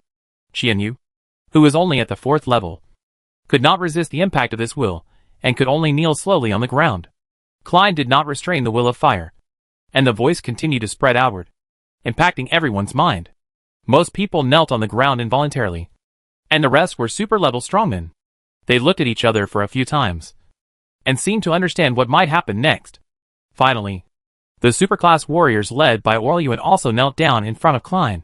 Klein raised the fireball in his hand, and the fireball gradually began to change and turned into a red crown. Seeing this scene, old people like Xingxin and Oryuan immediately exclaimed, "Flame crown." The flame crown is the inheritance of the successive empresses of Torella, and the symbol of the ultimate power of the Torella royal family.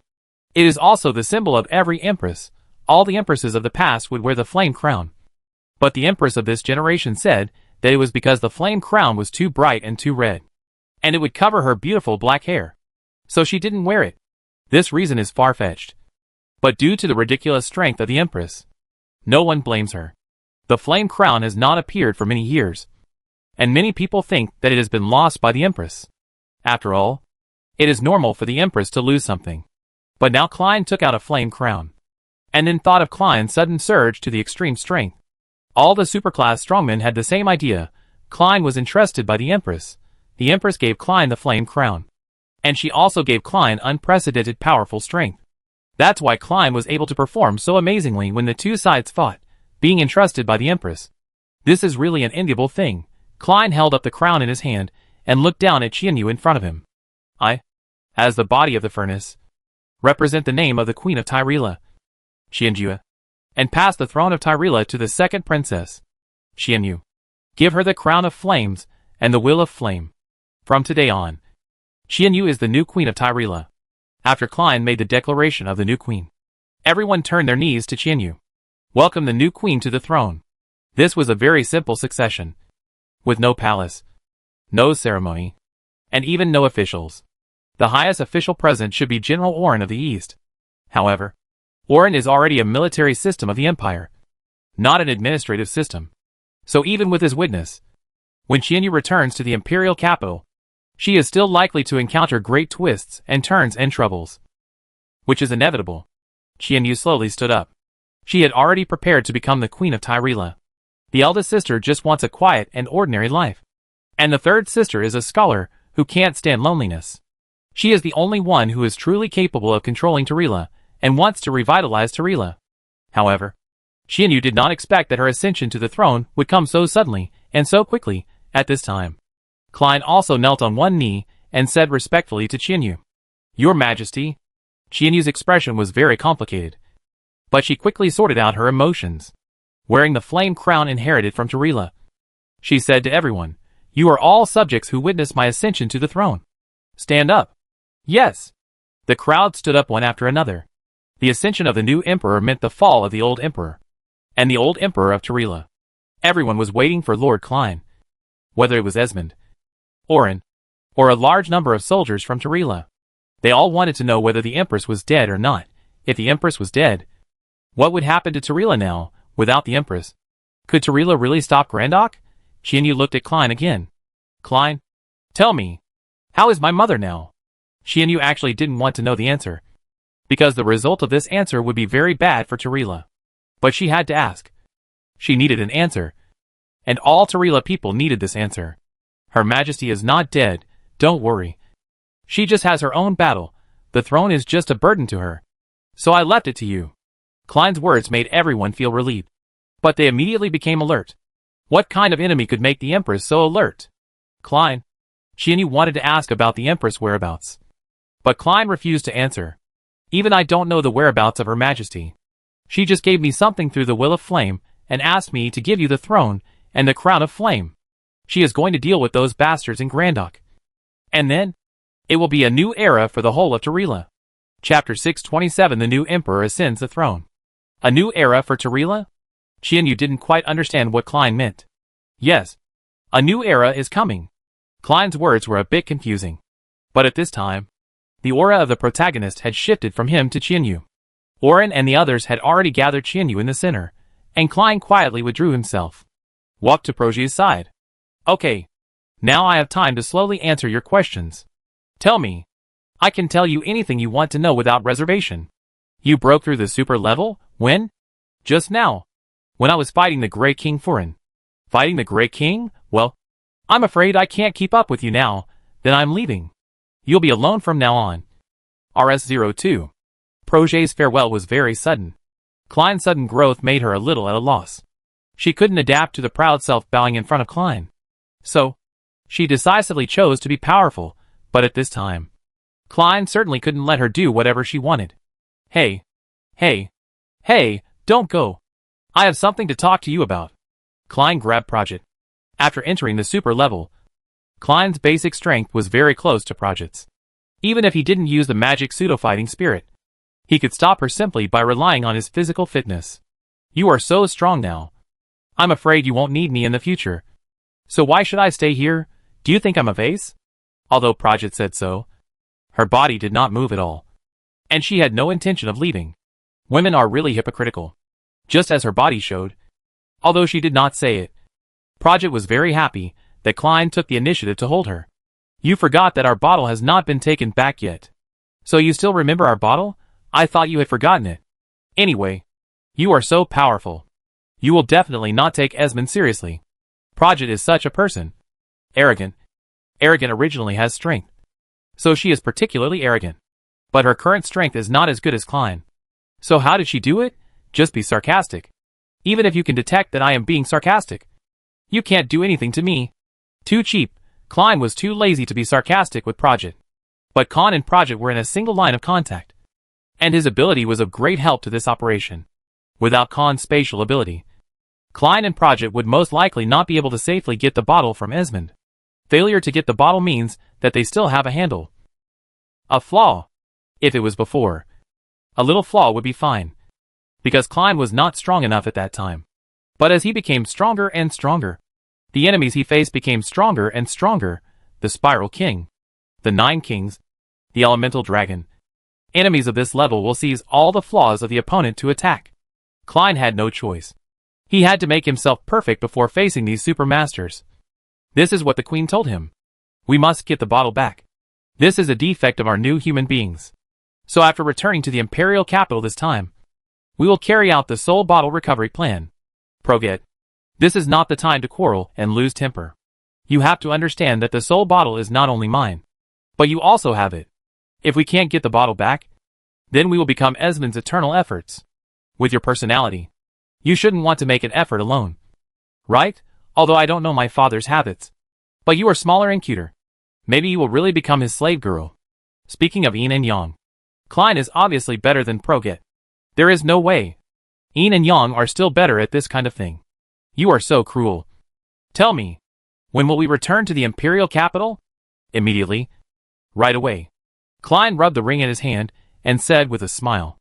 After chatting with Projet, Klein returned to Lilith. Lilith glanced at him casually and said something with a little dissatisfaction. Have you finished talking? You're back? I'm back. I'm glad you're back. Lilith suddenly said a little sadly. Klein also paused. He could probably understand why Lilith was depressed. It was because he couldn't help it all. This was what Lilith couldn't accept the most. Projet was very arrogant. So when she felt that she couldn't help Klein, she chose to leave. But Lilith was different. She would not leave Klein. She could only help Klein silently. But because she really couldn't help, it was normal for her to be depressed. Lilith and Projet are equally proud. But she won't say it at this time. Klein is fighting on the front line. And she can only escape with others.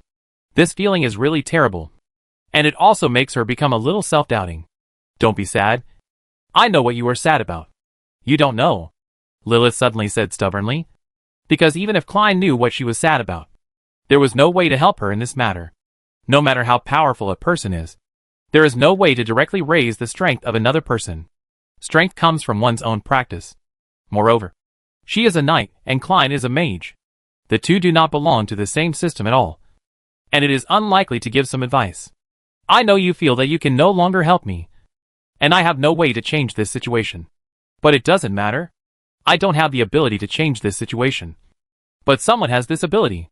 Lilith was stunned. What does that mean? What are you talking about?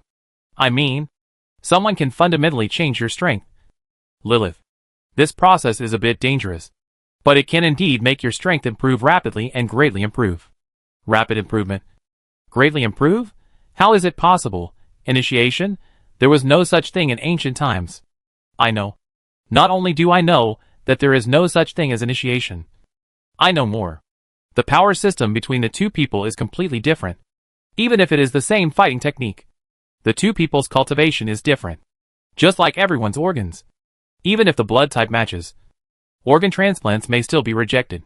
Therefore, even if you want to transfer your energy into other people's bodies, you have to see if the other party will reject it. But given the violent nature of energy, this approach is hundreds of times more dangerous than organ transplantation. Klein's own personal experience made Lilith dizzy. She knew that Klein would not mention this for no reason. And he must have gained something. Since you know this, what is the meaning of your saying this? What did you get? Although energies of the same attributes will repel each other, there are three types of energies that generally will not repel each other. Three types of energies that will not repel. That's right. The first one is the Empress's will of flame. The effect of the will of flame is to burn everything and turn everything into its own fuel. The second is arcane energy. The decomposition and change of the effect of arcane energy. Decomposing everything into the original particles, and then changing the properties.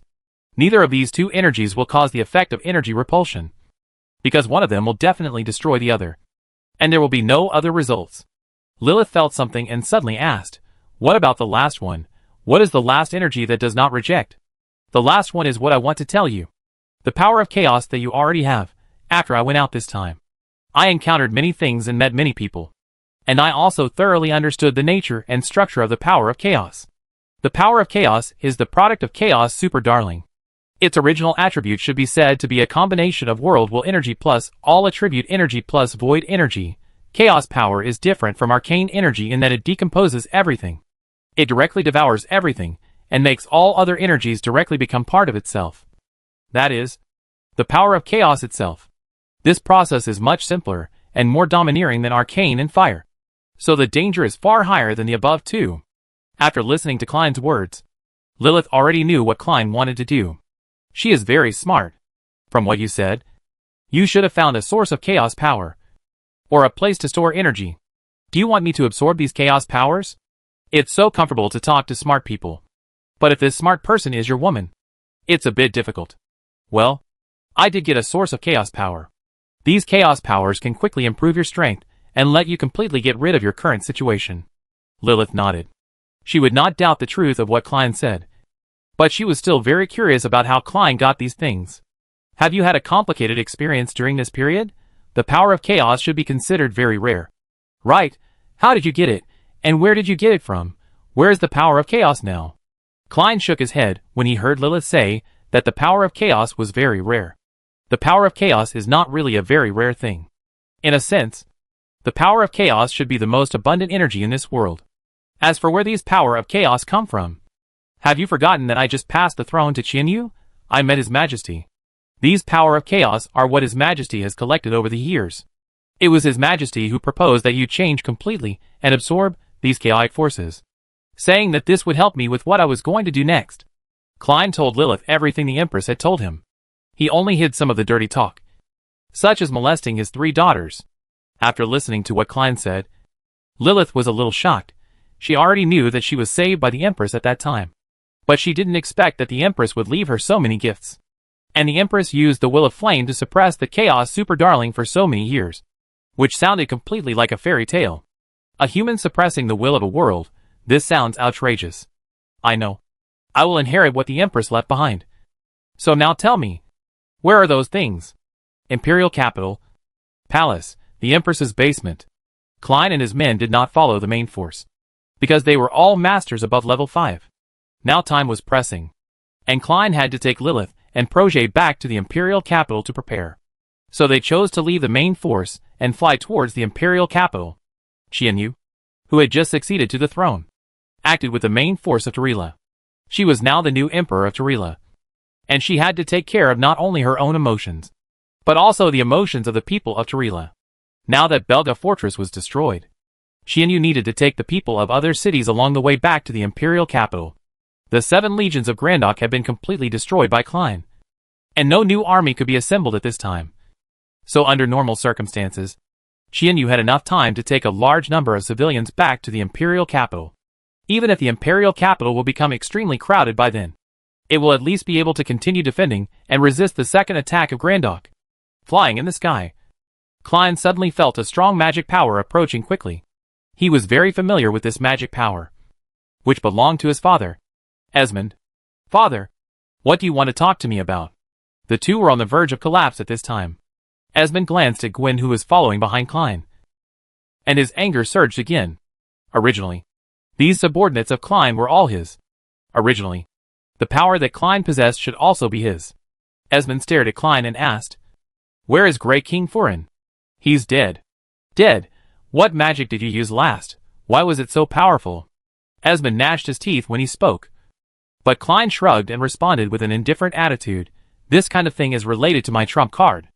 I should have no reason to tell you. Right? You should know our relationship. My respected father." Esmond really couldn't do anything to Klein at this time. He wanted to take out the bottle and threaten Klein, but he quickly gave up the idea. Anger will make you lose your mind and lose what you should have gotten. Forget it. These are not important. Did Grey King Furin leave anything after his death? Klein narrowed his eyes slightly. He knew what Esmond was pursuing. This was a trap left for him by the Empress. Let him pursue the illusory throne, which is the law of the third-level rule power. After Fuluin died, he turned into a kind of energy block crystal, which should be the power of rules that Fuluin mastered before his death. At that time, that power had become a pure energy withdrawal, and was completely absorbed and swallowed by the Book of Killing God. So Klein did not study it carefully. However, Fuluin's power of rules seemed to be the power of corruption, which sounded quite powerful. But unfortunately, it was still not enough in front of the power of arcane. Chapter 628 Lonely Words. Things left behind after death? I don't know what my father is talking about. My magic is so powerful that after the bombardment, everything will turn into nothingness. Even the Ninth King is no exception. Even if Fuluin has any treasures, it is impossible to leave them behind. Right? Klein began to pretend to faint, and Esmond looked at him suspiciously. He remained skeptical of Klein's words. Klein is only a superclass now. Although he has the ability to fight across levels, he may really know nothing about the exploration of the throne, as he said. And the magic power of Klein, before, was indeed too huge. That kind of power is simply beyond human understanding. Esmond himself didn't know whether the Ninth King's throne would be preserved under the impact of that kind of power. I believe you for now.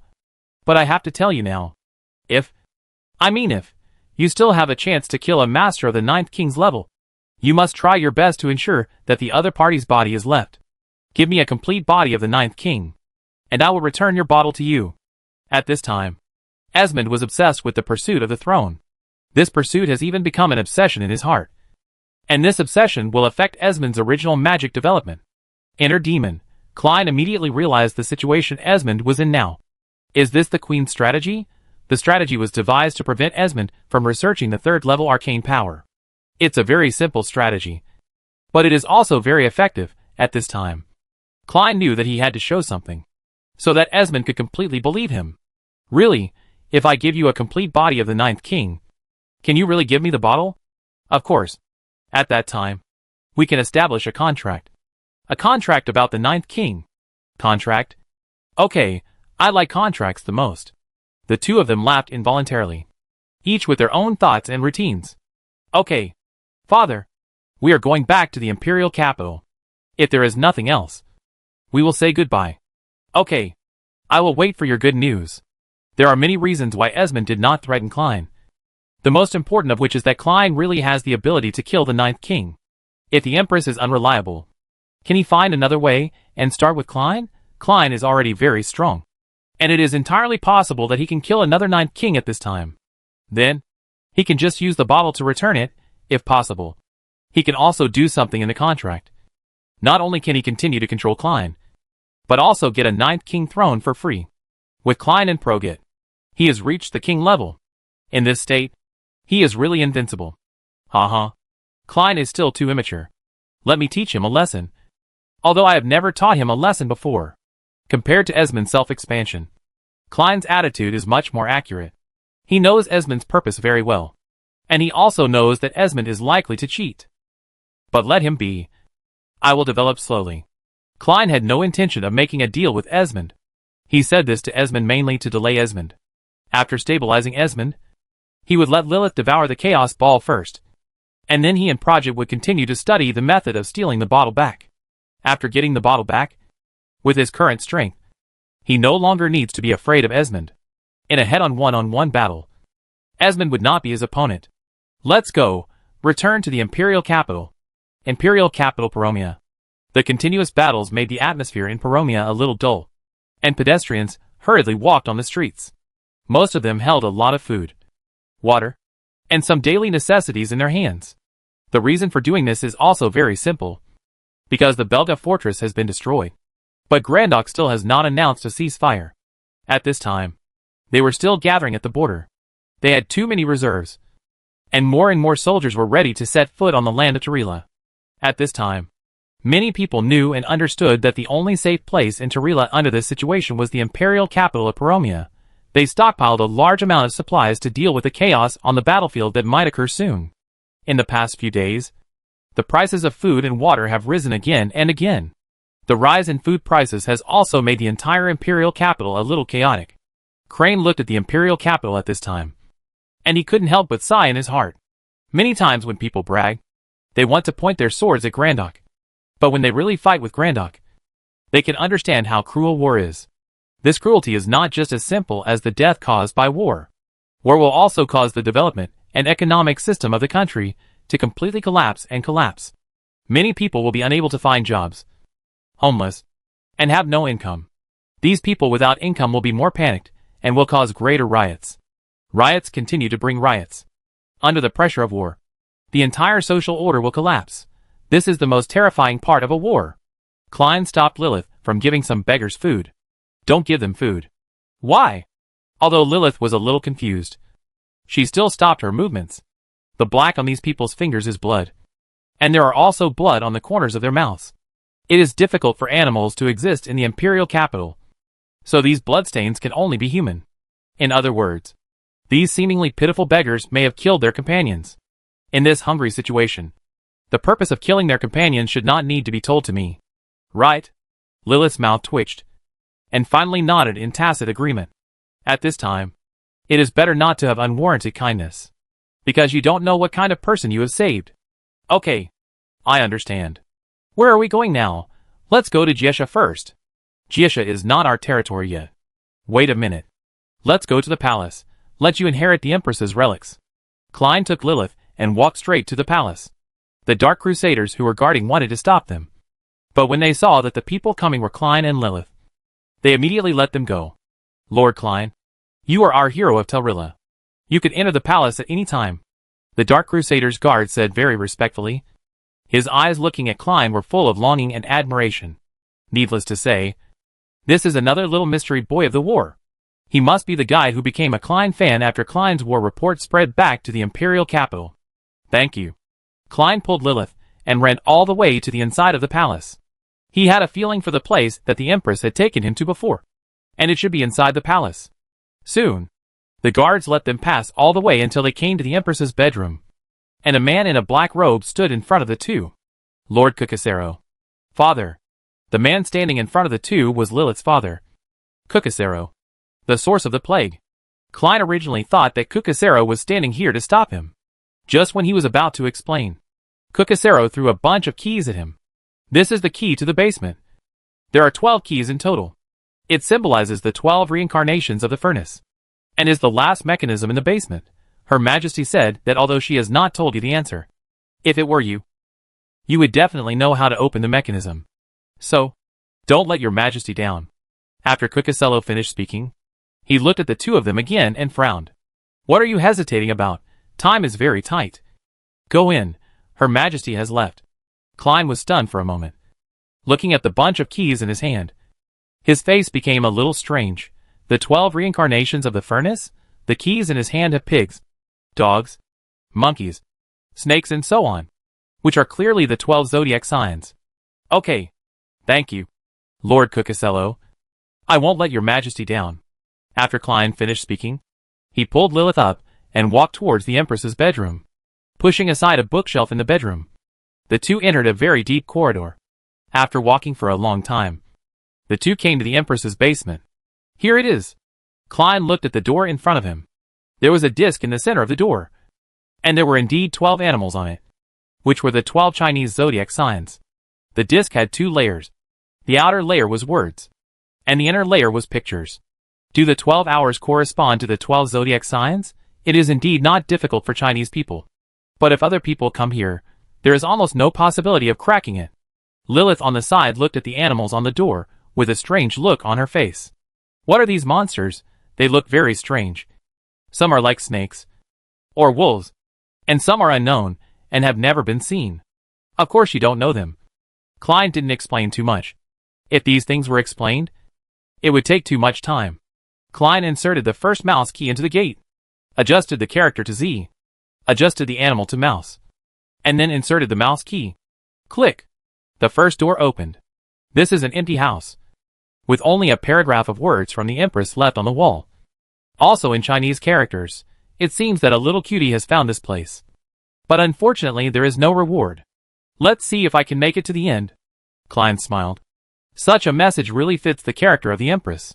He did not stay any longer, but took out the second key and continued to open the door. Rat, ox, tiger, rabbit, dragon, snake, horse, sheep, monkey, rooster, dog, pig. These are the 12 zodiac signs. Klein actually sang it out, and Lilith beside him was confused. What kind of song is this? It feels like a slang song, but it's pretty good. Are you singing, or are you chanting a spell? Singing? I never sing. I was just chanting an ancient spell. You are not a wizard, so you don't understand. Since it's a spell, why do you laugh while you're saying it? Is this spell funny? Yeah, it's probably a little funny. Klein opened one door after another, and behind each door, there was a message from the Empress. What a smart guy. You're going to discover my secret. Are you Chinese, or? Great. But I'm bored. I don't know how long I've been dead when you came here.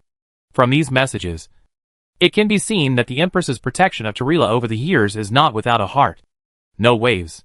A time traveler who has reached the top may be very lonely. Right? Because there is no one in this world who has a common language with her?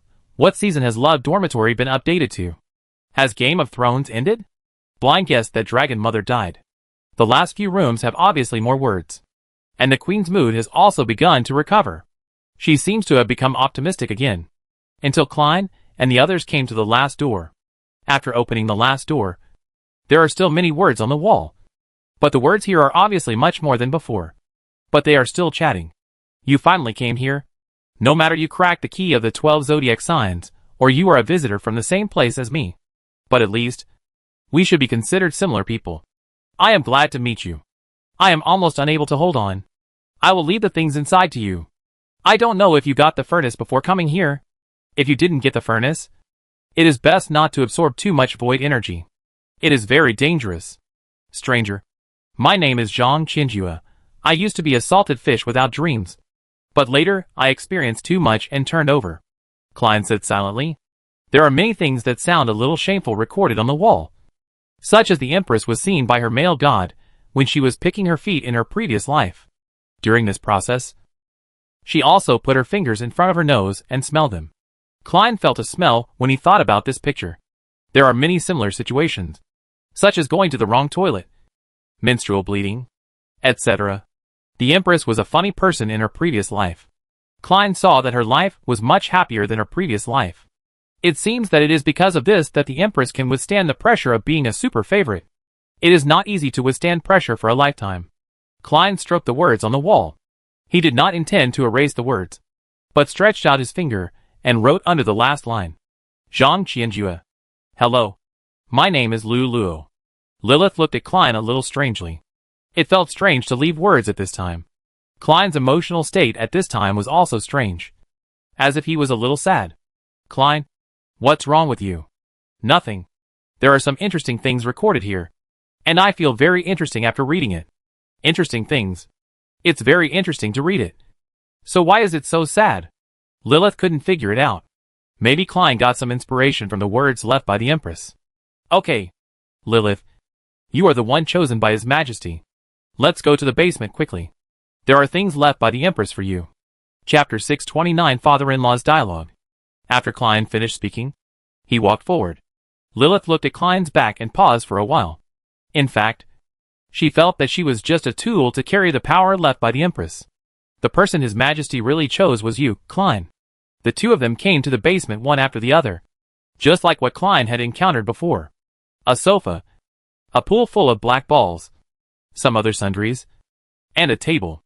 It was such a simple basement, but it inherited the power of chaos and the will of fire accumulated by the Empress for so many years.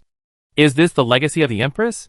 Each of these black balls has a huge power of chaos and a power of fire attribute, which is amazing. There are so many. Let me swallow them all. Yes, His Majesty means that all of these will be given to you.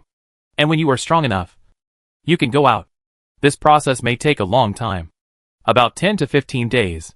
Klein picked up a small notebook on the table at this time. Lilith was also very curious about the Empress's things. So she asked, "Is this the Empress's diary?"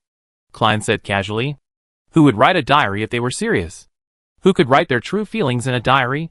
How could what is written in a diary be their true feelings? Lilith was at a loss for words when asked by Klein. She didn't know about the diary plot yet.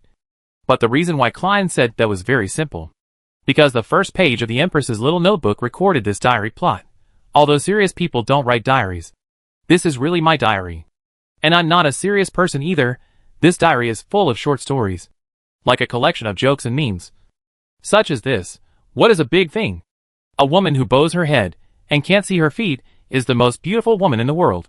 A man who bows his head and can't see his feet. My Gyu-chan is on his waist. True kindness, if you have time to comment here, you might as well do something meaningful. Yes, going to the temple is just for fun. And you have to go to Douyin to see the real Buddha, Douyin comment area, this kind of operation. Can't the right hand do it? I don't think it's amazing. And people in our area can basically do it. As for you asking me which area I am from, I can only tell you. Douyin comment area. Such short stories filled the Empress's notebook, which looked like the notebook of a female loser. Klein's mood became worse and worse as he read them.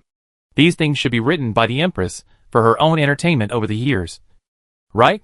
Because she had to keep an eye on the chaotic power spread by the super pet. The Empress either captured various monsters and studied the energy of various attributes, or dissolved the chaotic power and made chaos balls. She probably hasn't enjoyed life here. Compared to her, Klein lives too comfortably in this world. Not only does he often enjoy the happiness in life, but he also has many friends and lovers to accompany him. If I stay here all the time just to save this world that has nothing to do with me, maybe I will really go crazy? I will do it well. Don't worry. Klein put the diary back. He didn't plan to take anything away from here. If one day, someone else can come to this place and decipher the text here, it might be a very interesting thing. The former world's strongest man actually has such a funny side. It's really funny. It's almost time to start. Lilith. Okay. I'll get ready. Lilith nodded and took off her clothes. She and Klein are an old couple. And there is nothing taboo between them. Being naked in front of each other. Isn't that a basic operation? Lilith walked down the pool slowly. The water was not cold, but a warm feeling. I don't know what kind of material it is made of. However, being able to balance so many chaos balls. I believe that this pool of water is not a simple thing. I'm starting. Klein. Okay. Lilith picked up one of the chaos balls and slowly held it in her palm. The chaos mark on her back began to unfold, and Lilith began to transform involuntarily in the pool. The gradually expanding body almost squeezed out the pool water.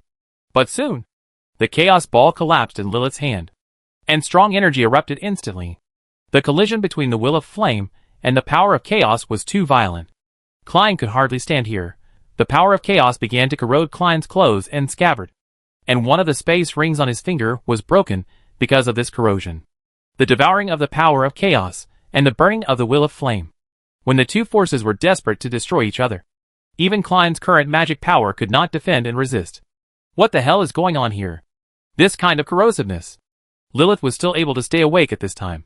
She turned her head and looked at Klein. Klein, I roughly know what's going on here, and His Majesty has left me enough information. You go out and close the 12 doors. The 12 doors are not only to prevent outsiders from entering here, but also to prevent the energy here from flowing out. Go. I'll come back to you when I'm done. Klein tried his best to resist this corrosion. But he soon found that he couldn't stay here any longer, because these chaotic forces had begun to corrode his skin. Turning his head to look at Lilith, Klein said loudly, "Lilith, you must come out. I'm waiting for you." "I know." So nagging. Klein reluctantly closed the door. And after pausing for a while at the door, he resolutely left the basement and closed the 12 doors left by the Empress. Lilith, who had been staying in the pool, suddenly spat out a mouthful of blood. How could she easily accept the power of the Empress and the Super Darling? Her body had already suffered fundamental damage when accepting the power of the first Chaos Ball. And that was just the first Chaos Ball. There were tens of thousands of Chaos Balls here. Next, it would depend on whether she could withstand this kind of damage. "I hope I can do it. Klein can do it. So why can't I?" Although she said so, Lilith's consciousness gradually began to blur. She became confused, and her mind began to become unclear. Just when her mental state was about to collapse, the scene of Klein and her together became vivid. "Hold on. Lilith, your lover is waiting for you. When you go back, you can get married. You will have a bunch of children with Klein if you can't go back. Won't that be a bargain for those two bastards? Proget and Xianyu." Lilith suddenly opened her eyes. But under the pressure of the power of chaos, her eyeballs soon burst. Snow water covered her whole body. Her bones gradually appeared, and her muscles were almost completely separated. But fortunately, the storm of energy confrontation gradually subsided. Lilith in the pool was covered in blood and flesh. Her eyes could not see. Her ears could not hear. And she had no sense of smell. The only remaining not-so-sensitive sense of touch allowed her to stretch out her fingers and slowly touch the second Chaos Ball. Next, the second one. Start. The second energy storm came again. Klein walked out of the basement with a dull expression. He knew that Lilith might be very painful during the process of going through those things. And all this seemed to be caused by herself. If her strength could be strong enough to not need help, then Lilith doesn't need to take risks. In the end, it's still her own problem. She's not strong enough. Standing in the palace, Cucasero was still waiting for him. "Has Lilith started yet? Lord Cucasero seems to know a lot about your majesty? Of course, your majesty rarely hides things from me, including her dying. I am your majesty's guard and her most loyal friend. I am very sad that she is dying, but I hope that you and Lilith can inherit your majesty's will. This is the most comforting thing for me and your majesty." Cucaselo used the coldest words to say his most emotional things, which made people feel very strange. At least Klein felt very strange. "Lord Cucaselo, don't you know that Lilith will be very painful like this?" "Of course I know." "Then why do you look like you don't care at all?" "Look like you care? I'm 50 years old. Do you need me to show emotions like crying or holding my head in sadness? I am a superclass strongman. I also have my dignity. And my daughter should also have her dignity, dreams, and pursuits. Lilith is motivated to become the strongest professional. This is her dream. And your appearance has delayed her dream. Now she has the opportunity to pursue her dream again. Why should I be sad about this kind of thing?" Cucaselo's words gave Klein a different feeling. This cold green-haired monster, it's really a bit of a theory. "Well, Lord Cucaselo, I have to say that sometimes your theory is strange. But I still feel it makes sense. Lilith did delay too many things because of herself and made too many compromises. Now she has another chance to pursue her dream. And if she succeeds, she can help herself. For Lilith, this is a win-win situation, since it is completely consistent with her goal. Why should she be sad? Would you like to have a drink with me? It will take some time for Esmond to return to the palace. And Projet should not be back yet. You should have an afternoon." Klein was shocked. "You are the chief steward of the palace guards. Why do you know so many things?" "Lord Cucasero, why do you know so many things? I am one of the 3 leaders of the Dark Crusaders and the leader of the intelligence department. You may have some misunderstandings about the Dark Crusaders and underestimate the power of our intelligence department. For some things, even Her Majesty the Empress needs the power of our intelligence department. So it is normal for our intelligence department to know about your little things." When Cucasero said this, he still had no expression on his face. But Klein always felt that under this man's cold appearance, he was hiding the heart of a voyeur. "Well, since Lord Cucasero has invited me, I will naturally accompany you. Which hotel shall we go to?" "Hotel? Hotels are expensive.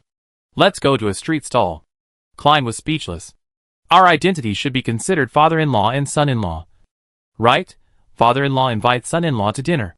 And goes to a street stall, and your status, position and strength are all top in this country. Why do you have to haggle over the money for going to the hotel? I haven't eaten at a street stall for a long time. Just right. I can change my taste. I mean that street stalls are not very hygienic. Because Tarila does not have a food safety administration. I will set one up tomorrow. Okay. Klein couldn't beat Cucasero. And the two superclass strongmen came to a miscellaneous barbecue shop opposite the Royal Academy. The miscellaneous barbecue sold here is mostly experimental products from the Royal Academy. With a lot of monster meat and some strange things. Some of them are even poisonous. This store has had accidents several times. But it has always existed and no one has checked it. It's really strange. This store seems to be very unhygienic. I heard that someone died here. Yes. Someone died here. It's been open for 20 years. And 19 people have died here. Fuck. Doesn't that mean one person dies every year? Also, Lord Cucasero, why are you so familiar with this place? Because I own this store. I thought you. What do you think I am? A righteous gentleman? Not greedy or robbing? Or do you think I'm a good guy? I'm the leader of the Dark Crusaders. I'm the Queen's Guard. And I'm one of the most powerful people in Tarila. Why do you think such a person is a good person? It's normal for a few people to die in a bad guy's store. Klein knew that what Cucasero said was true. But he still didn't quite understand why Cucasero was so good. Why would someone like Cucasero do this? What is the purpose of him bringing me here for dinner? There must be a reason. Right? Why? Because your majesty doesn't have the energy to deal with those things. I'm not strong enough. But I also need someone to do things for me. I need to collect money and embezzle. Otherwise no one will listen to me. My administrative ability is very poor. And I can do very little to help your majesty. I can't be a saint. I need to have enough stains. I need to divert your majesty's attention. I need to let those ministers of the administrative department focus their attention on me. I need to protect you and Lilith.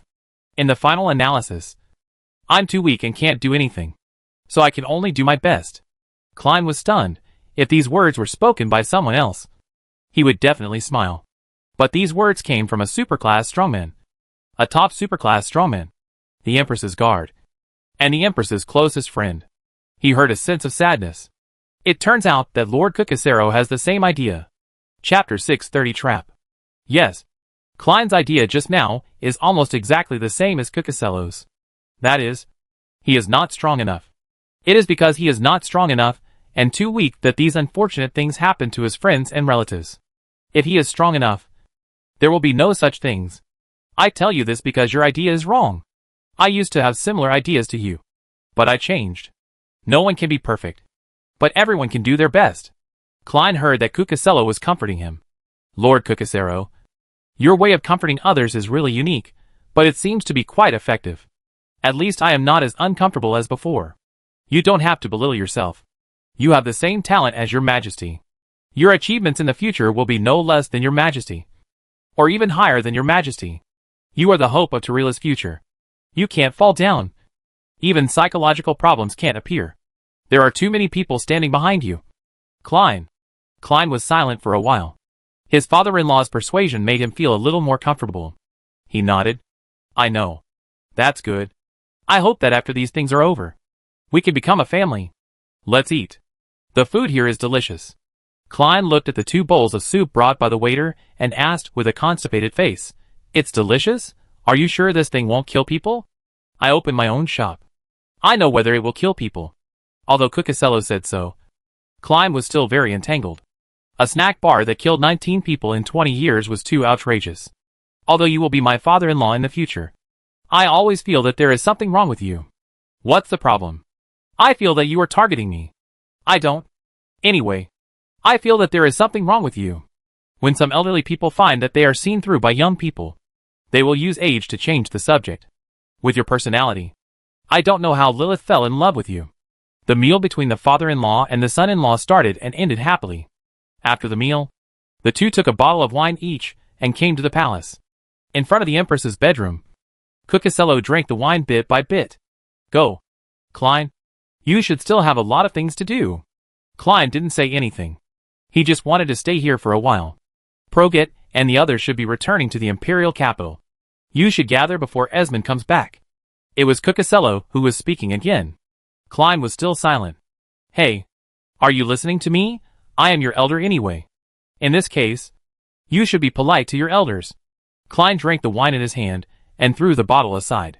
When I get my bottle back, I will kill those people. When Klein said these words, his tone was calm and murderous. But Cucusello did not understand what Klein meant at the first time. Those people? Who are you talking about?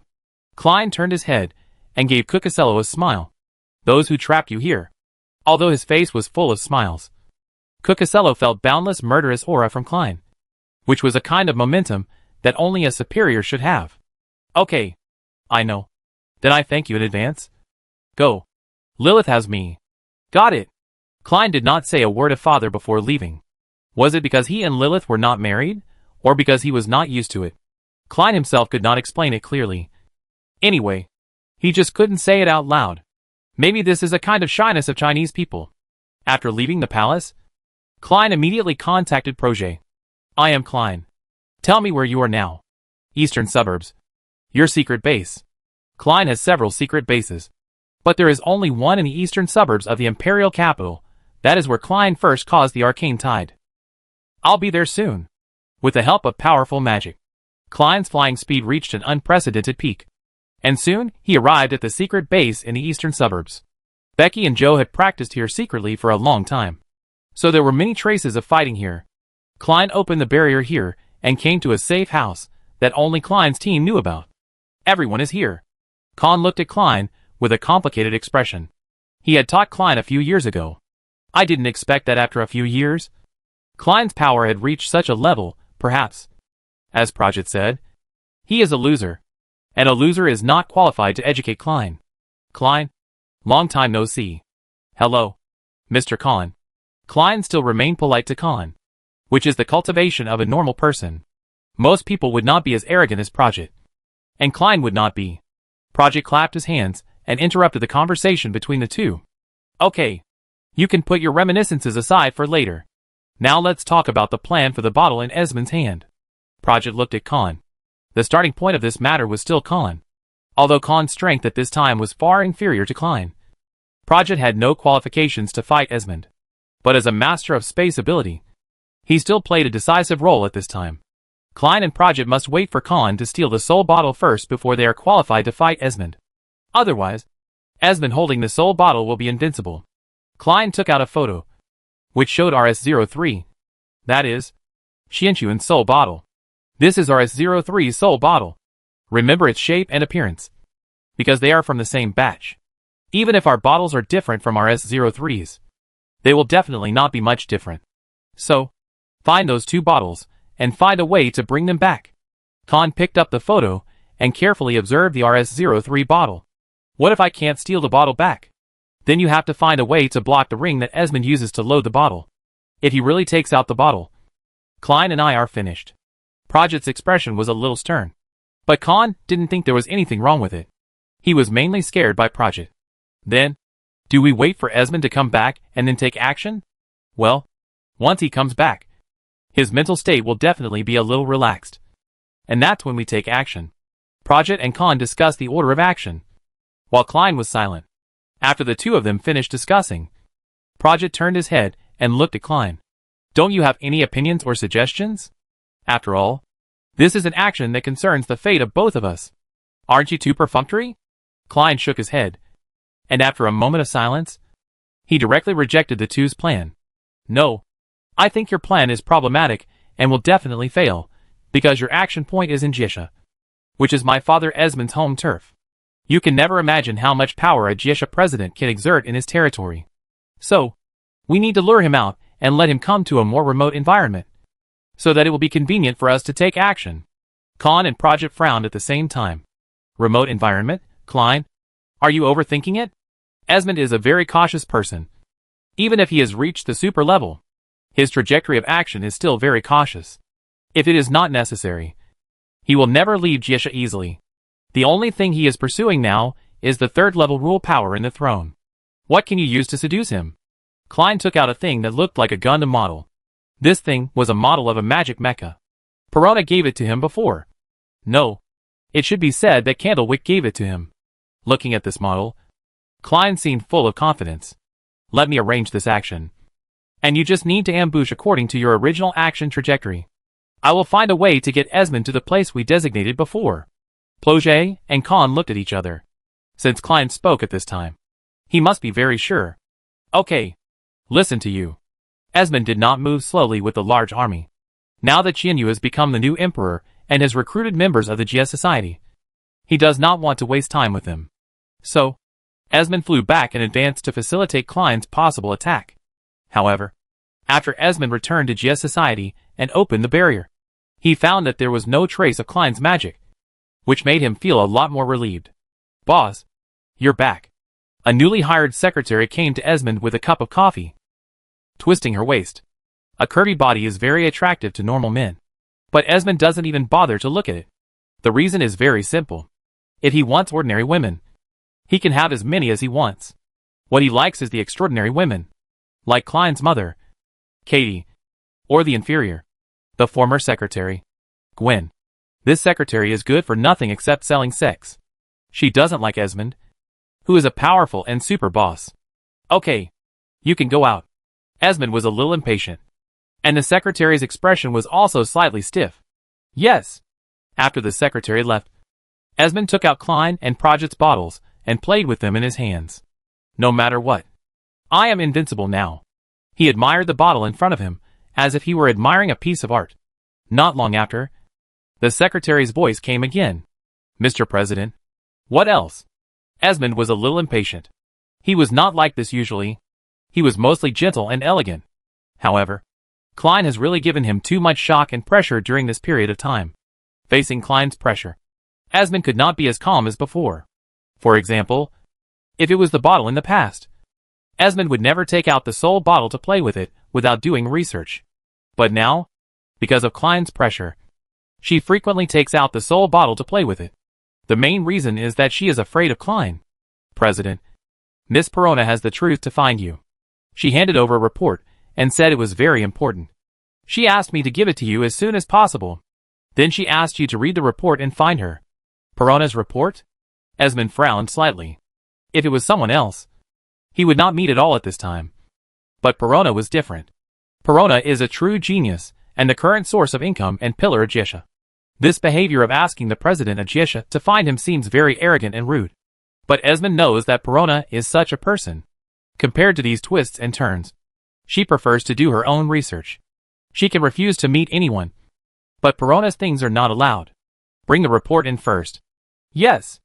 After Esmond got the report, he immediately checked it, but he had just read it for a while, and his whole fingers began to tremble. Research report on mechanical lifeform sparks. Mechanical lifeform sparks are a kind of power that exceeds the limits of normal rules. Mechanical sparks can give mechanical lifeforms characteristics. The essence of this power is completely a sign of the power of the third-level rules. If the sparks can really give machines life and souls, then it is definitely the most perfect and powerful third-level rule power. The possible results of this report may allow Esmond to obtain the power of the third-level rules in advance. He doesn't have to look at anyone's face. Nor does he have to make any exchanges. No need to worry about the Empress. Nor Klein. Perona, she is indeed the treasure of our GS society. She is a truly perfect scientific researcher. Whenever I encounter problems, she always stands up and gives me some surprises. Esmond excitedly put away Klein's bottle and walked towards Perona's laboratory. Chapter 631 The Death of Esmond. What Klein asked you to do is very dangerous. If Esmond finds out that you have a problem, then according to his character, he will definitely kill you at the first opportunity. The voice of Candlewick sounded in Perona's heart. But Perona ignored him at all. After several years of growth, with Esmond's open funding and Klein's covert funding, Perona is no longer the big-breasted and brainless little girl. She is a true mechanical master. The youngest top researcher of GS Society. Dr. Perona. Lord Candlewick, it's better not to interfere too much in the affairs between me and Klein, so as not to cause some bad consequences. Perona's voice became a little ethereal, which made Candlewick a little uncomfortable. Perona, what's wrong with you? Perona actually understood why Klein was unwilling to accept the existence of Candlewick more than a year ago. Now she actually has similar ideas. A thing with its own independent thoughts has been hidden in the mind. And no strong person will accept it. Perona was not a strong person in the past, but an ignorant young man. However, after several years of growth, Perona understood many things. For example, her attitude towards the candle wick. She wanted to remove the candle wick from her mind a long time ago. But she didn't do it because her safety was not guaranteed. But this time was different. Klein gave her something that could change everything. Perona took out a metal ball from her space ring. In Klein's hand, this metal ball was just an iron ball. But in Perona's hand, it began to change and transform. What is this? Zhu Xian was a little confused. The thing in Perona's hand was very technological. But it was something he had never seen before. This is what Mr. Klein gave me. It is very special and powerful. And it also has a very loud name. I think Lord Zhu Xian must have heard of it. A loud name? The name is the Yaris Mechanical Core. Zhu Xian was suddenly shocked. Yaris Mechanical Core. This is impossible. The Yaris Empire should have perished long ago. How could it be possible that something would be passed down? Lord Zhu Xian, I have always been very grateful for your help over the years. I used to naively think that we could continue to help each other like this. But later I found out that I was wrong. When a person grows up, he is not allowed to have anything to influence his will. Just like you, Lord Zhu Xian. Zhu Xian was silent for a while, and suddenly laughed. Not bad. Perona, your growth rate is really beyond my imagination. Who would have thought that you, who was once so ignorant, could reach this point today? All this is thanks to the cultivation of Master Candlewick. Well, Master Esmond is coming soon. Master Candlewick, are you going to come out by yourself? Or do you want me to do it? Perona couldn't accept that Candlewick had been staying in her mind all the time. So their breakup was doomed. Are you so sure that you can drag her out without hurting your soul and spirit? Candlewick was still a little unwilling. There were many benefits to occupying Perona's body. The first is that the big guys from all sides will guarantee Perona's life safety, whether it is Esmond or Klein. So as long as he stays in Perona's body, he will be in an absolutely safe state. The second point is that in a human body, he can slowly nurture his soul state. If one day he becomes strong enough, it is not impossible for him to become the host. If it is someone like Klein and Esmond, they will never allow a soul like Candlewick to be in their brains. However, Perona was small and weak at the time, so Candlewick took advantage of the loophole.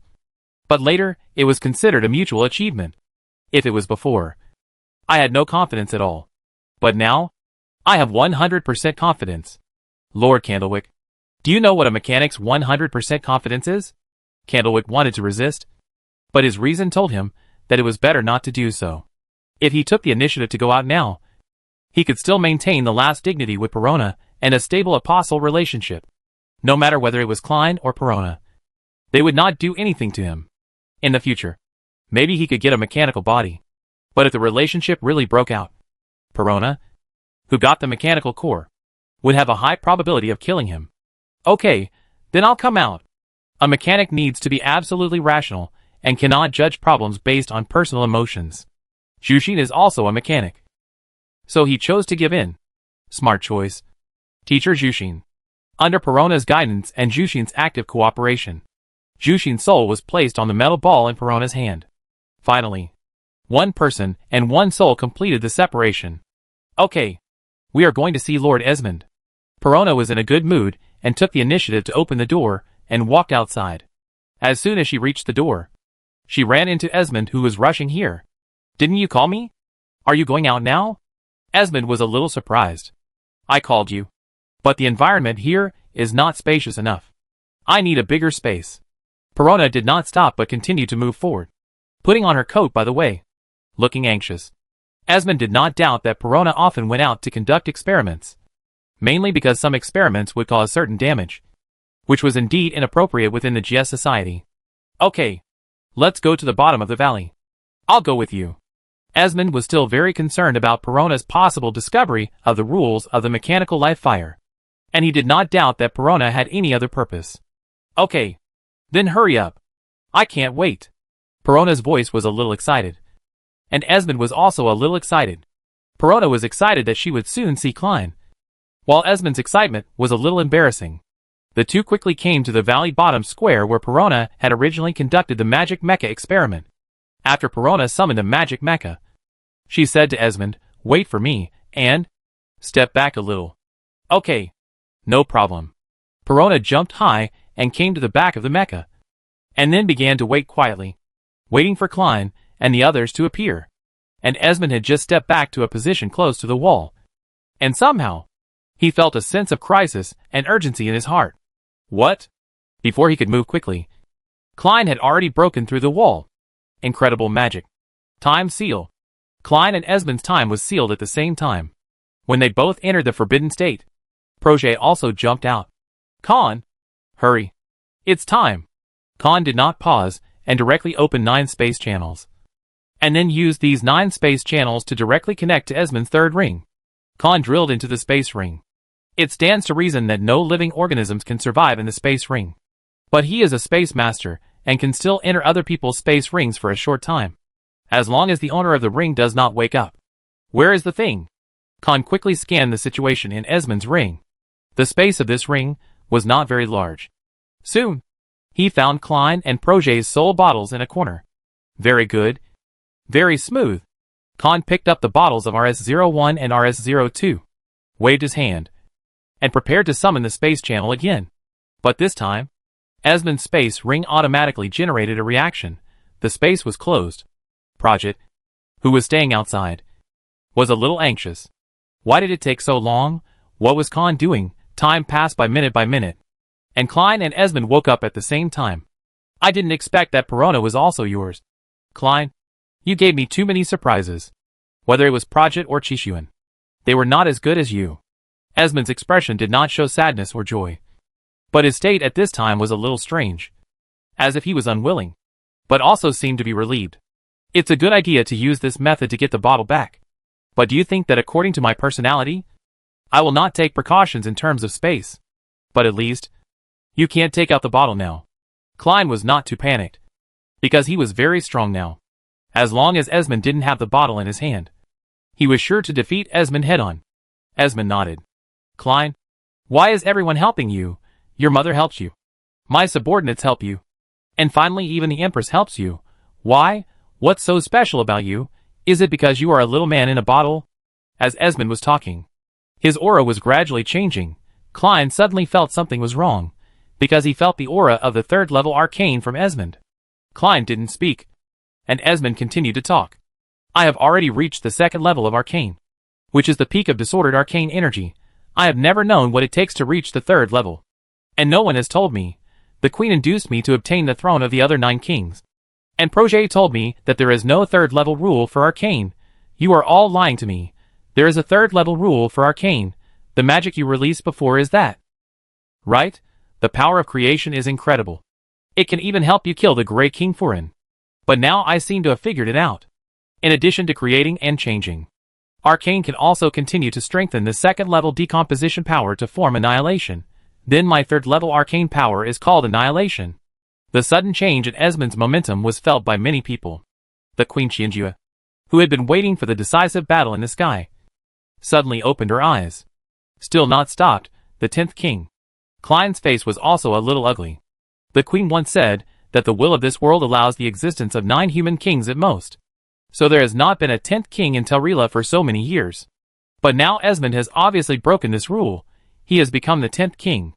The rules of the world's will be broken soon. At that time, without the restrictions of the original rules of the world, the strength of many people will show explosive growth. This sounds good, but the growth of these strengths is accompanied by the void invasion.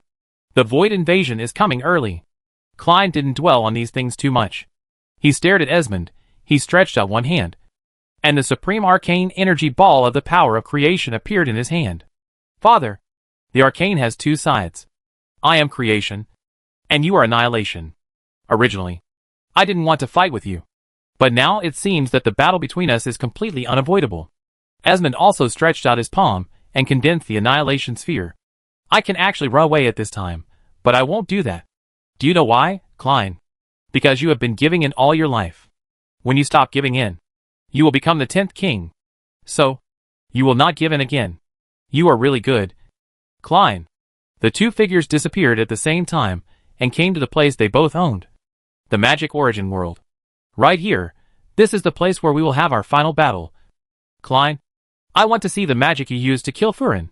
I want to see what kind of power the real arcane can achieve. Esmond's request made Klein feel a little strange. But he nodded. Okay. Because in the magic origin world itself, the energy Klein extracted almost twisted the void. Esmond looked at the energy surging in the void with fascination, revealing his yearning. This is the art of magic. This is the power of arcane. And this is my lifelong pursuit. Esmond also began to extract void energy and inject it into his annihilation sphere. The father and son looked at each other, waiting for each other's last magic. Earth-shattering star. A huge meteorite condensed from arcane energy flew from the void. Klein's expression became cold. He needs to be responsible for too many people. So he can't fall here. No matter who stands in front of him. He will kill him. And his steps will not stop here. Esmond looked at the arcane meteorite in the sky. His eyes became softer. Just as the arcane meteorite was about to fall, he suddenly dispersed the annihilation energy in his hand, opened his arms, and rushed towards Klein's Earth-shatter star. What are you doing? Klein was stunned when he saw Esmond going to his death. Earth-shatter star is an absolutely indiscriminate attack magic. Even he can't stop it. But he can't understand why Esmond did this. He worked hard all his life and fought for everything. Isn't it for this day? Why choose to die at this time? Boom! Klein directly used magic to detonate the Earth-shatter star in advance. But the distance was still too close. And Esmond was the first to be affected by the arcane energy explosion. The destructive force destroyed many patches of void energy in the magic origin world.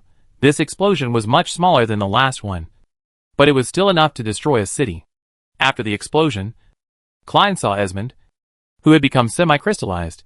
He immediately flew over and picked up Esmond on the ground. And for a moment, he didn't know what to say. Why? Chapter 632. Strong people should not have weaknesses. One of Esmond's eyes was blind, and he looked at Klein with the remaining eye. Klein, do you know what I pursue in my life? I pursue many things in my life, and they are all staged. I love magic, my companions, my family, and Jiesha. I have experienced many strengths, and have been working hard for them. But later, I found that everything would betray me. My companions betrayed me, my family betrayed me, and finally, Jiesha also betrayed me. This makes me feel that I am a complete loser in this life, but it doesn't matter. Magic didn't betray me. I just want to see. I want to see what the king level has. Fortunately, I saw it before I died. Magic didn't deceive me. And it also made me figure out a lot of things. I was relieved when I saw the scenery at the top. After that, I suddenly felt that my life was not so failed. If I changed my perspective, my life was very successful. My family is very happy, with excellent children and a beautiful wife. They all live well, which makes me have no regrets. Although my companions are separated, they have all found their own paths. There is nothing to say.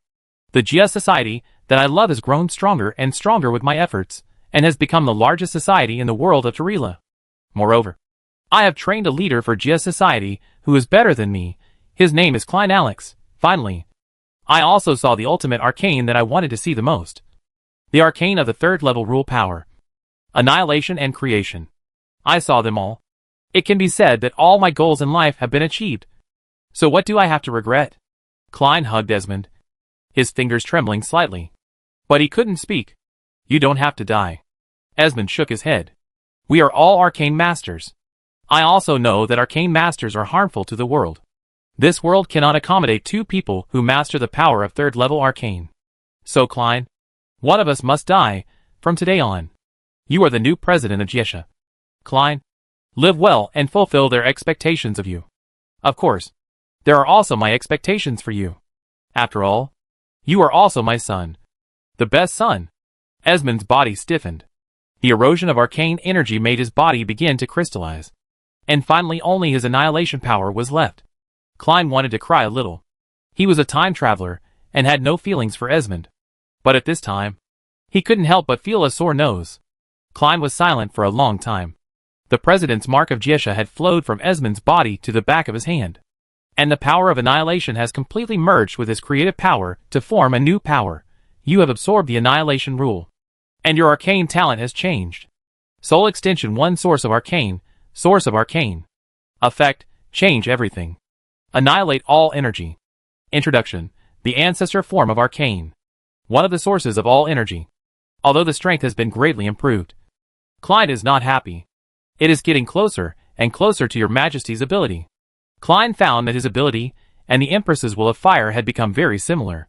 Although the modes of action were different, their principles and initial states were very similar. How long will it take to reach the 7th level? Klein thought for a while, but did not get an answer, so he could only leave the magic origin world silently. Project and the others were a little nervous. They knew that Klein and Esmond might have gone to a certain place for a decisive battle. The result of this decisive battle could affect the future fate of several people, so they couldn't help but be nervous. Come out. With a wave of space, Klein appeared in front of the two. How is Klein? He gave up. Not only Project, but even Perona didn't quite understand what Klein meant by this sentence. Give up? What do you mean? What did he give up? He gave up everything. Klein took out a space ring and easily broke the restriction on the ring with a new arcane energy, releasing Khan. Then he took out 2 soul bottles, RS-01 and RS-02, from the ring. Found it. Projet took his bottle with some excitement and put it away carefully. Klein looked at his RS-02, thinking, what is the soul bottle to us new humans, if I look at it from the perspective of the object in my own bottle? The bottle is just a restraint. When the object in the bottle breaks free from the bottle, it can enter a wider world. What about us? Klein covered the soul bottle, and the arcane energy began to spread on the bottle. Project immediately saw what Klein wanted to do, and she immediately stopped him. Stop. Klein, if you do this, you will die. Klein ignored Project's persuasion. He still held the soul bottle tightly, and the magic energy began to erode the bottle. A trickle of blood flowed from Klein's nostrils, but he felt okay. He could still withstand this level of soul shock. Your Majesty is right. A real strongman cannot have flaws, even if they are hidden by himself. Once there is a flaw, your enemy will definitely find it. At that time, your own flaw will be the biggest weakness, so I must break my own weakness, even if this weakness will cause me serious injuries. Klein's fingers tightened. Crack.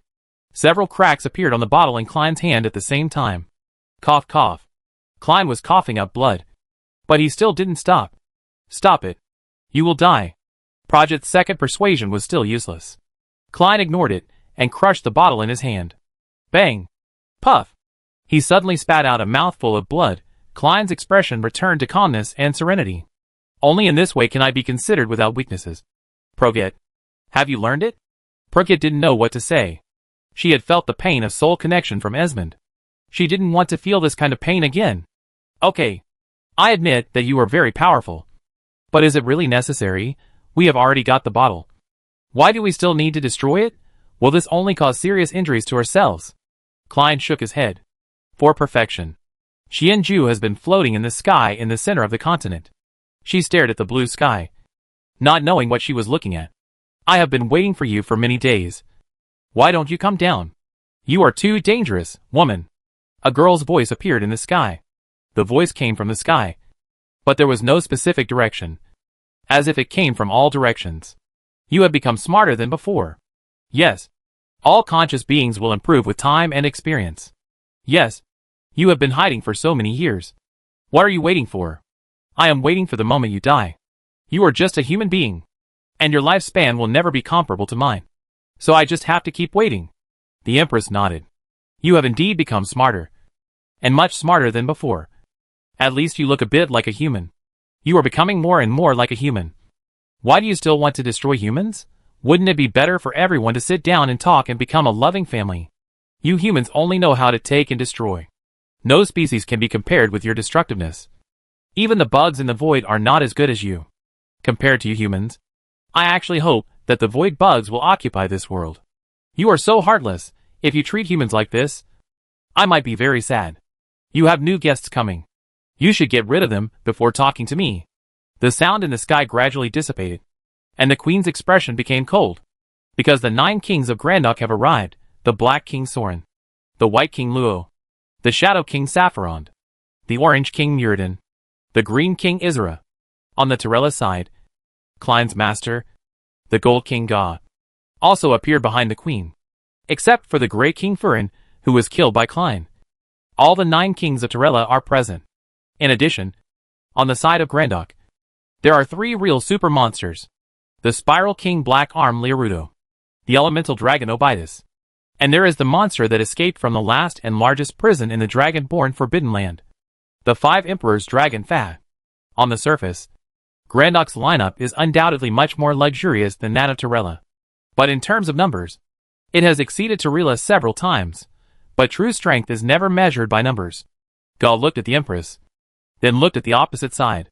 He originally thought that the leader of the other side's lineup should be the Black King Soren. After all, the other side has been a famous strongman for many years. But he didn't expect that the one who really stood up to talk to the Empress was the 5 Emperors Dragon Fa. Qianju. We meet again. Fa's 5 heads stared at the Empress, and he exuded a powerful aura far exceeding that of the Elemental Dragon Obitus. Without a doubt. Except for the Empress, Fa is already the strongest creature here. 5-headed worm. Do you think you can beat me if you bring some people? You are no longer the same as before. And I am no longer the same as before. What is impossible? Without too many words, the 5 Emperors Dragon had spread its wings that covered the sky and flew towards the Empress. The war finally broke out. Klein flew to the dormitory of his mother Katie and sister Mira in the Royal Academy. He needed to explain his father's affairs to his mother. As soon as they met, Katie said very calmly, "Is Esmond dead?" "Yes." Kate was silent for a while, and this silence made Klein feel a little flustered. He quickly explained, "I didn't kill my father." "That's good." After that, Katie didn't speak. Klein didn't know what his mother meant, but he could see that his mother had no desire to talk. Klein shook his head and flew to the palace again. Qianyu, who became the new emperor, had many official duties, but Klein's arrival still surprised her. "Come. Sit down quickly. Do you want to eat?" "Your Majesty. You are Your Majesty now." Carol on the side couldn't stand it anymore. As the king of Torella, how could he be so humble to a subject? What's more, this man had no intention of marrying Qianyu. What should I do? Okay. Qianyu, how do you feel recently? Qianyu shrugged her nose. Tired, but also fulfilled. I feel like I have done a lot of things I wanted to do, but couldn't do before. But after I got to the top, I found that many things are not as simple as I imagined. It doesn't matter. You are very capable. I believe you can do it well. If there is any obstacle, I will support you with force. The Empress and Gar are not here, and Klein is the strongest person in Torella. The battle in the sky has not ended yet, and no one knows what the final outcome of the two countries will be. However, Klein is not panicking.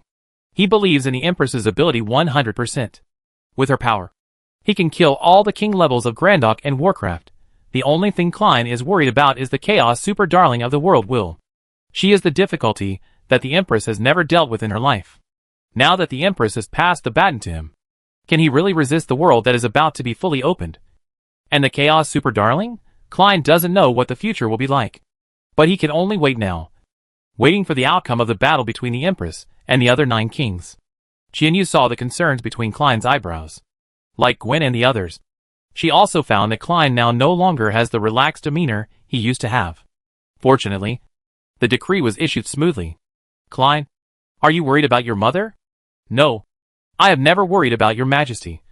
Because I believe in your Majesty's strength, I am worried about you. Qianyu was a little strange. Apart from other things, the formation of the imperial capital is at least the strongest among all cities. Even the Belga fortress in the east is not as good as the imperial capital. If she is not safe in the imperial capital, then there is really no safe place. Klein, what are you worried about? Klein shook his head. Facing the void and the Chaos Super Darling, there is no point in talking to Qianyu about this. Now everything depends on whether he can withstand the first wave of void energy after the battle of the 9 kings. If he can withstand it, then there is still a possibility that Torella will continue to exist.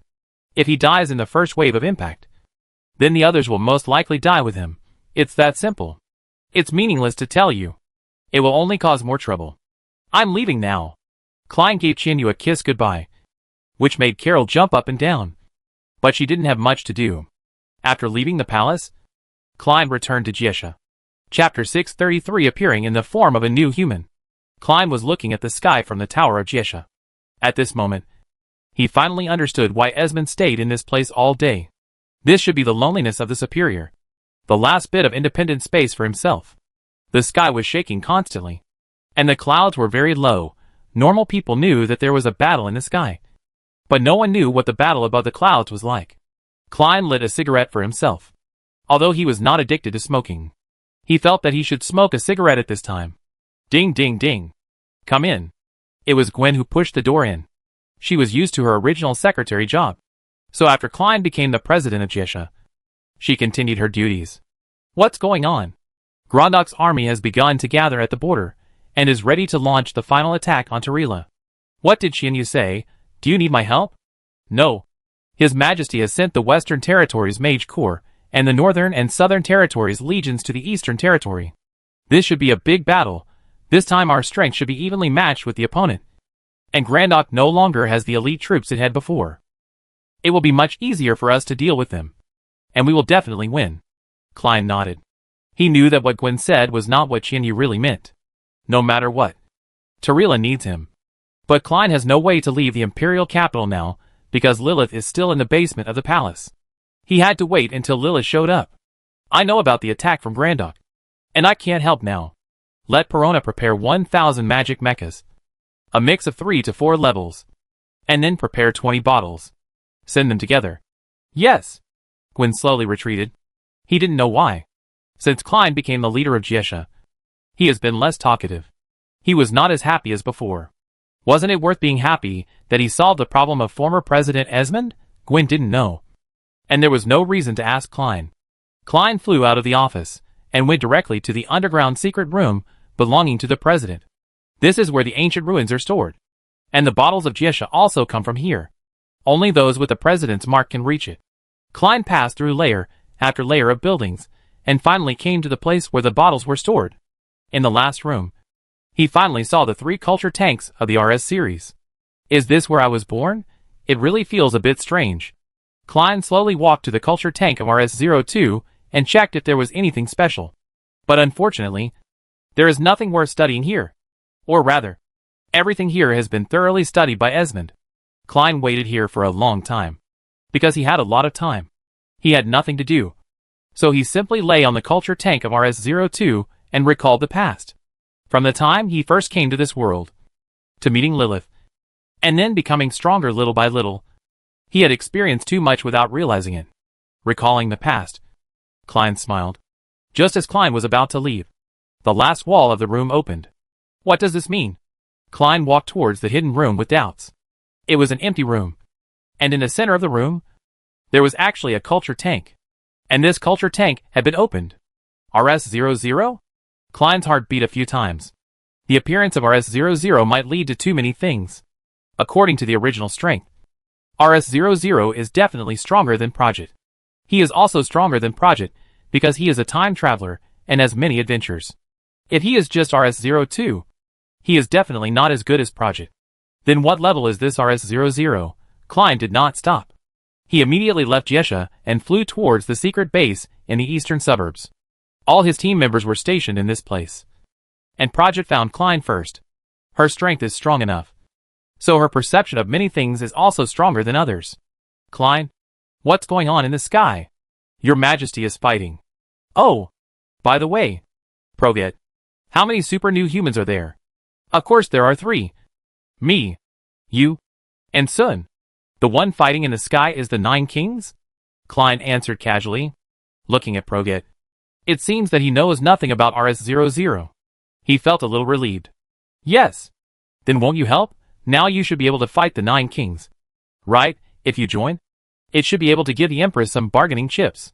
Project didn't quite understand why Klein was still in the mood to hang out here.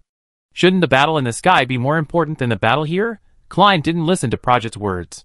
There were always some lingering shadows in his mind. He always felt like he had overlooked something. No. Your Majesty also neglected it. The will of fire and the power of chaos complement each other. She can keep a backup plan. And so can the super pet. Lilith is in danger. I'm going to protect Lilith. Ah? Before Project could react, Klein suddenly turned and left. This guy. He came to us to tell us something. Right? Why did he suddenly leave again? Becky, Eric and others beside him didn't know much either. They could only watch Klein leave. Klein's speed was extremely fast. In a few breaths, he had already arrived above the palace. Kukasero was kneeling on one knee on the ground. There was blood all over his teeth. But he seemed to have a breath left. Go directly. I know. Klein passed by Cucasero directly. Their conversation was very simple. And Klein's figure did not pause at all. When they arrived at the basement, the 12 doors of the Empress had been opened by some strange force. The strength of this force was completely comparable to that of the Empress, and even reached the point of crushing in terms of total amount. The only difference from the Empress was that the nature of this force was not pure enough and not focused enough. The source of chaos, the super darling of the world will? Klein approached the basement quickly, but when he came to the door of the basement, a girl in black stood in front of the door of the basement. She slowly turned her head and made a very stiff expression to Klein. RS-02. Klein Alex. I am RS-00. The super darling of chaos. The master of the world. The god. The only one. I know that you, Projet, and Qianchuan are super new humans. And I have occupied the body of RS-00 and become the ultimate new human. Hello. Klein. Do you want to build a new world with me? A world without any old humans? Only our new humans? At this time, Klein figured out many things that he couldn't figure out before. Why must the world will get rid of humans? This is not scientific at all, and is not advisable. Because the world will itself also needs the birth of life to gradually grow. Without humans, the world also needs other masters. Klein originally thought that the world will meant to introduce void bugs. But if you think about it carefully, it's unlikely. The void bugs are just a group of bandits. They only destroy and plunder, which is contrary to the will of the world itself. The old humans and the will of the world are full of hatred, and it must wipe out humans from this world. But she needs a new species to dominate this land. So she has her eyes on the new humans, that is, the little man in the bottle, who occupies the body of RS-00. Although the new humans are almost exactly the same as the old humans, both Klein and Project are very clear. The gap between the two is really like heaven and earth. Compared with the old humans, the new humans are almost completely crushed. The new humans will not have any diseases that the old humans have. And the talents of the new humans are 10 times, or even dozens of times better than those of the old humans. The lifespan, function, reaction, and growth limit of the new humans are far higher than those of the old humans. For example, the average IQ of monkeys is 50, while the average IQ of humans is 85. But the average IQ of the new humans is 140. In other words, the gap between the new humans and the old humans is even greater than the gap between the old humans and monkeys. This gap is already a cross-species gap. Except for their appearance, they have no similarities at all. It is completely reasonable for the super favorite to choose the new humans as the new master of this world. Klein didn't know what to do. He knew that when facing the super favorite, he had no chance of winning at all. The other party was in existence that the Empress had never killed in her entire life. And the super favorite even dragged the Empress to death with the power of chaos. Facing such an enemy, Klein didn't think he had any chance, but he still wouldn't give up. He had just obtained annihilation and creation. When annihilation and creation were combined, they were the power of God. He had a chance. A chance to strike the master of the world. God. The only one? What are you doing here? This is where my wife practices. Mr. Klein? This is not where your wife practices, but where Qianju stores herself and me to release energy. You said the woman inside is your wife? I think this is a wrong choice. She has absorbed too much of my power. Abusing the power of chaos will only make her like a beast. You are the perfect male among the new humans. You should have a better choice. Such as me. Our union will nourish the will of the world, and we will give birth to offspring comparable to gods. You should not waste your energy and blood on the old humans. Klein, come with me. We will have a bright future. I don't know if it's because of the lack of emotion and cognition, or because of insufficient human education. Super Pet's words are very stiff, and she also lacks the ability to empathize with humans. Her purpose is almost the same as Project. That is, to become Klein's spouse. But Project is undoubtedly much smarter than Super Pet. After trying once, she will never take the initiative to touch Lilith's position in Klein's heart. That will undoubtedly annoy Klein. Just like now, Super Pet has successfully annoyed Klein. Klein's incredible magic is also ready. I'm sorry. You are too ugly. I don't like you. What did you say? Incredible transcendence transfer. Klein did not use attack magic, because he knew very well that although incredible magic was magical, if it wanted to produce a very huge power, It must require the energy dissipated around. Now the surroundings are full of chaotic power. And the magic release can only be a tonic for Super Pet. And it is absolutely impossible to be effective. So he can only send Super Pet away with the transfer magic first. So that he has the opportunity to take Lilith away. A strong space storm swept through Chow Pet's body. She looked at Klein with puzzled eyes in the space storm. What a stupid behavior. Even if you disagree, it doesn't matter. I can abolish your ability, and make you a reproductive machine for new humans. Leaving behind a not too harsh remark. Chow Pet disappeared in front of Klein. Klein immediately opened the door, and pulled up Lilith in the pool. The Chow ball in the pool was gone. But Lilith was still in a coma. She didn't even remove the Chaos Beast form. And Klein didn't know how long it would take for her to wake up. Now Klein can't wait that long. He must take Lilith away. And his goal is clear. To go to the sky. The Queen is in the sky. Klein just pulled Lilith up. And the feeling of acute danger has already appeared behind Klein. Puff! A slender arm appeared in front of Klein's chest. This arm appeared after piercing Klein's sternum. Ugh! Klein's steps suddenly became a little staggering. This feeling was just like the first time he couldn't save Lilith. The intense pain and the corrosion of the power of chaos almost made him unable to stand. But after going through so many things, Klein's will was no longer the same as before. Fuck. I'm not the same as I was back then. Super regeneration. The power of chaos was constantly destroying Klein's body. But Klein's huge amount of magic power used super regeneration to quickly repair the injuries caused by the power of chaos. He actually withstood the attack of Super Favorite. Although it was just a casual attack from the other party. Arcane Transfer. Klein threw Lilith aside. And then used Arcane Transfer to distance himself from Super Favorite. This process has reached the extreme of what Klein can do.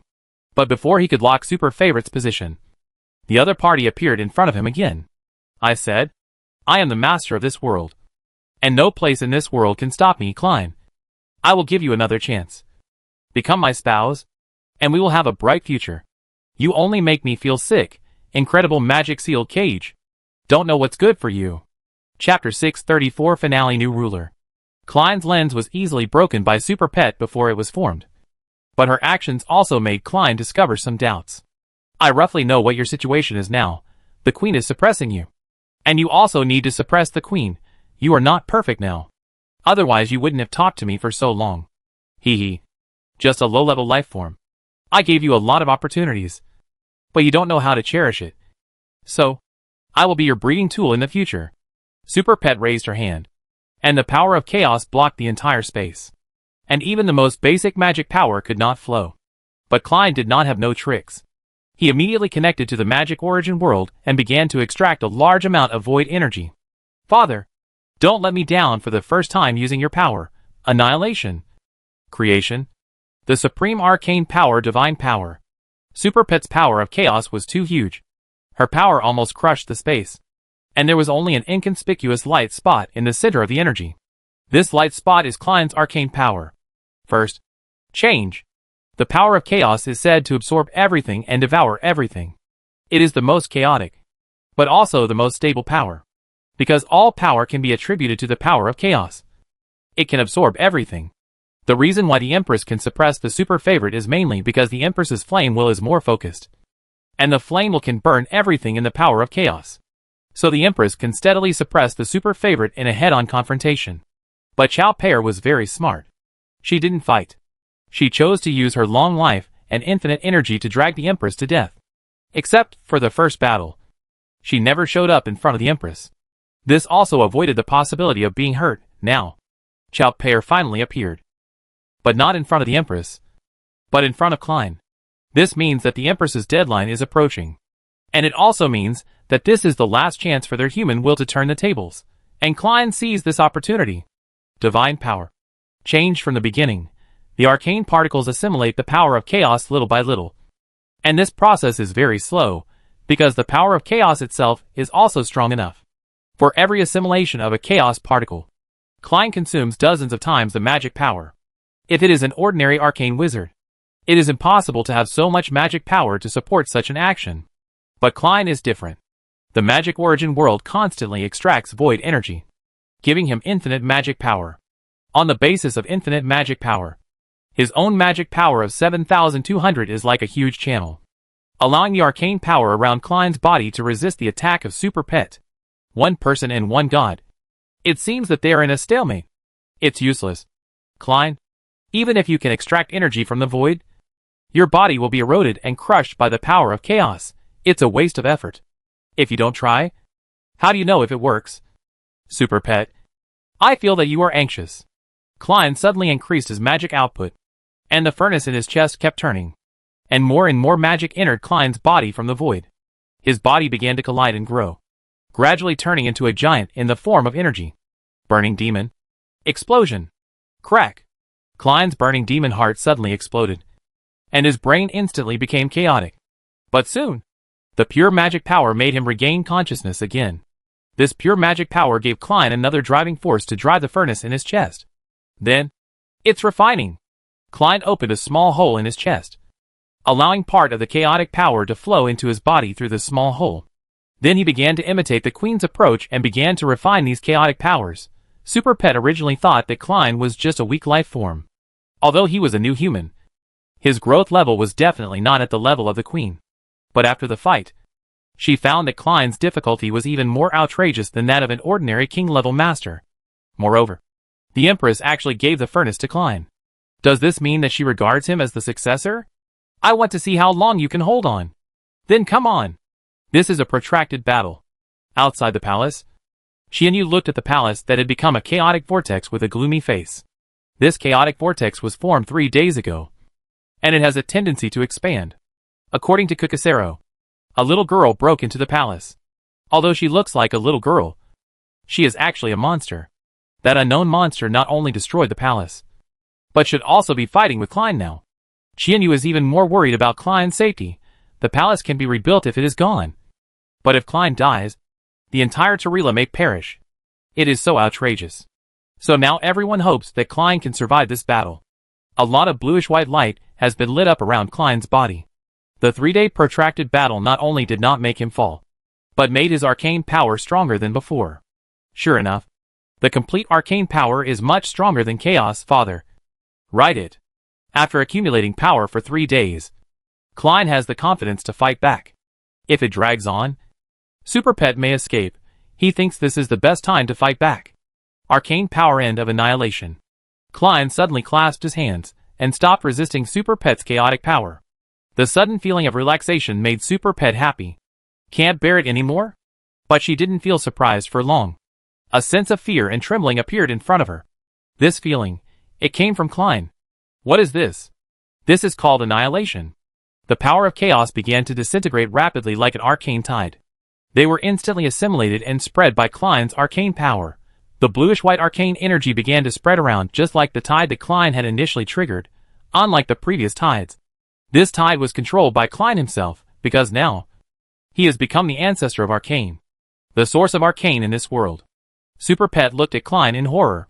She could feel that the origin of the worlds was being decomposed, assimilated, and polluted by Klein. For a world will like her, nothing is more terrible than this situation.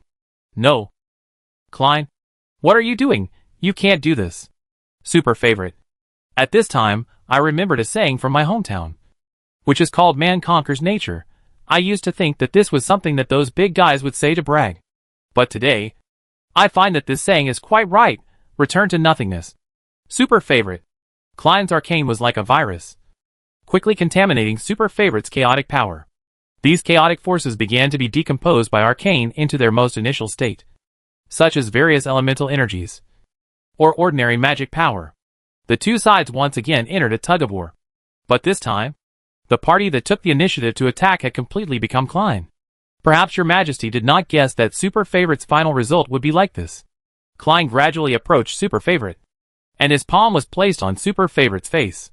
Since the will of this world is always rejecting humans, then we should completely replace it. This is the final solution. Above the clouds, the earth-shaking battle continued. Gay was seriously injured, but he defeated his lifelong opponent, the White King. Queen Qianjue was also injured at this time. The red gauze on her body was now worn out, but her calm expression had never changed. The other kings of Grandok were either dead or injured. The only two strongest ones left were the 5 emperors and the Black King Soren. They had already begun to think about retreating. The queen's strength was completely beyond their imagination. The battles in the past few days made them feel that it was no longer a question of whether they wanted to leave, but that the queen would not let them leave at all. At this point, the Empress's intention is very clear. That is, she will not stop until all the kings are killed. Just when the two sides were about to have the final decisive battle, a blue-white beam of light shot up into the sky. This beam of light constantly guides the surrounding energy, gathers and absorbs. It directly broke through the forbidden magic barrier of the Tarila world and connected the passage between the void and this world. The endless void energy was still integrated with the breaking of the forbidden magic field. The Tarila world was finally exposed to the void. So early? What happened? Qianju made a lot of calculations. But she still didn't calculate that Super Darling would appear in the form of a new human RS-00. Nor did she expect that the only arcane power of Klein and Esmond would be so powerful that it could actually break the power of chaos head-on. Many people know that the Arcane Master will destroy the essence of this world. So everyone is trying to stop the Arcane Master. Even the Empress herself is no exception to this.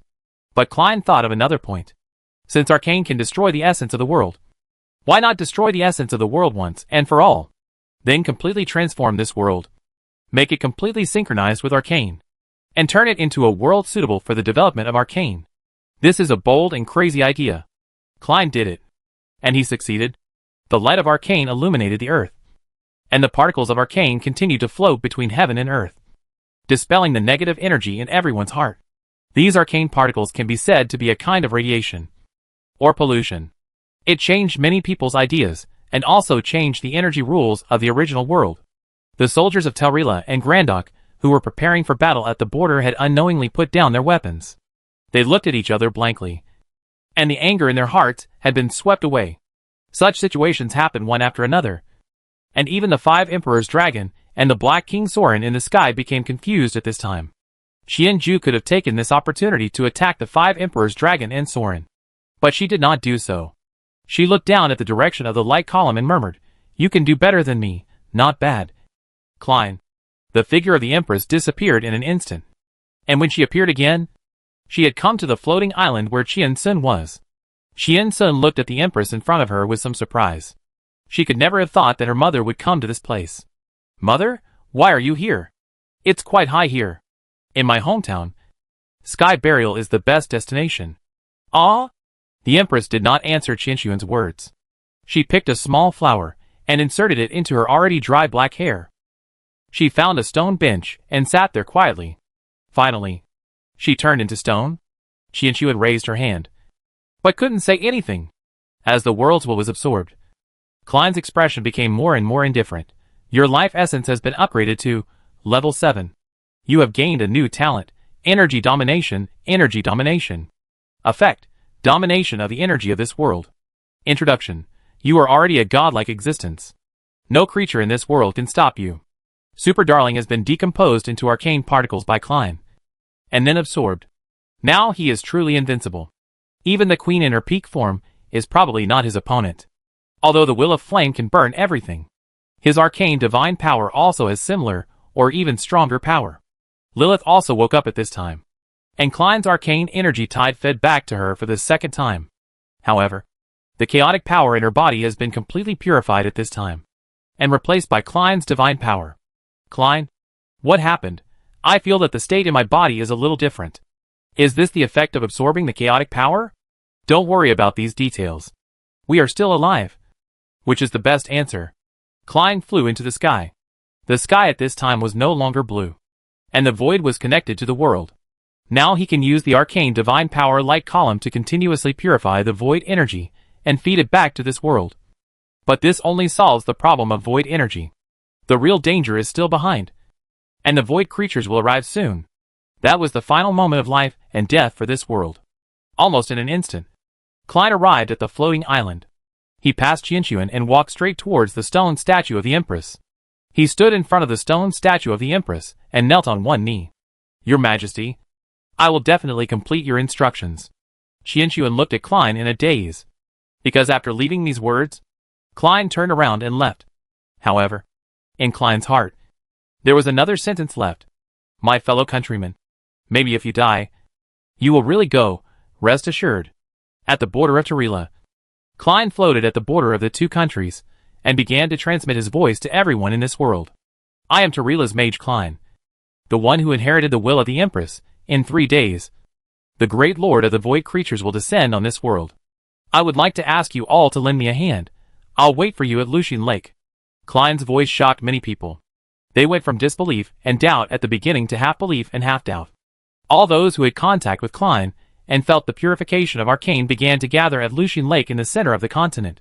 The remaining kings of the previous generation. King Soren of Black. 5 Emperors Longfa. King Dog Gold. The new kings. King Lilith of Blue. King Tam of Orange. King Projet of Mind.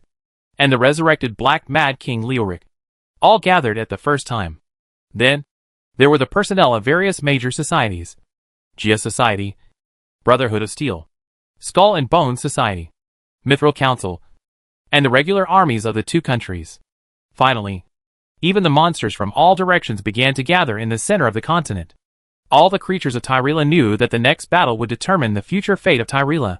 At this moment, no one discussed nationality or race anymore. They were all creatures of Tyrella and needed to fight for Tyrella. 3 days later, the void creatures emerged from the sky like a tide. And Klein sent a message again. Everyone, please follow me to fight a desperate battle. Several years later, Dad, a little green-haired girl with a bun, fell into Klein's arms while he was reading a book. She kept nudging Klein with her nose. And Klein also touched the girl's hair lovingly. Did little Qianjue go to school obediently today? Of course, I'm a genius. Lilith came to Klein with little Qianjue's school bag and made a cup of coffee for Klein. Aren't you going to the meeting today? After all, you are the former president of Jiesha. Fuck off. How old am I? And still following a bunch of stupid high-sex culture? You seem to be only 31 years old. Why do you talk like you are 50? I was too tired before. I need to rest well in the future. Alex's family is small. I think we should do something serious.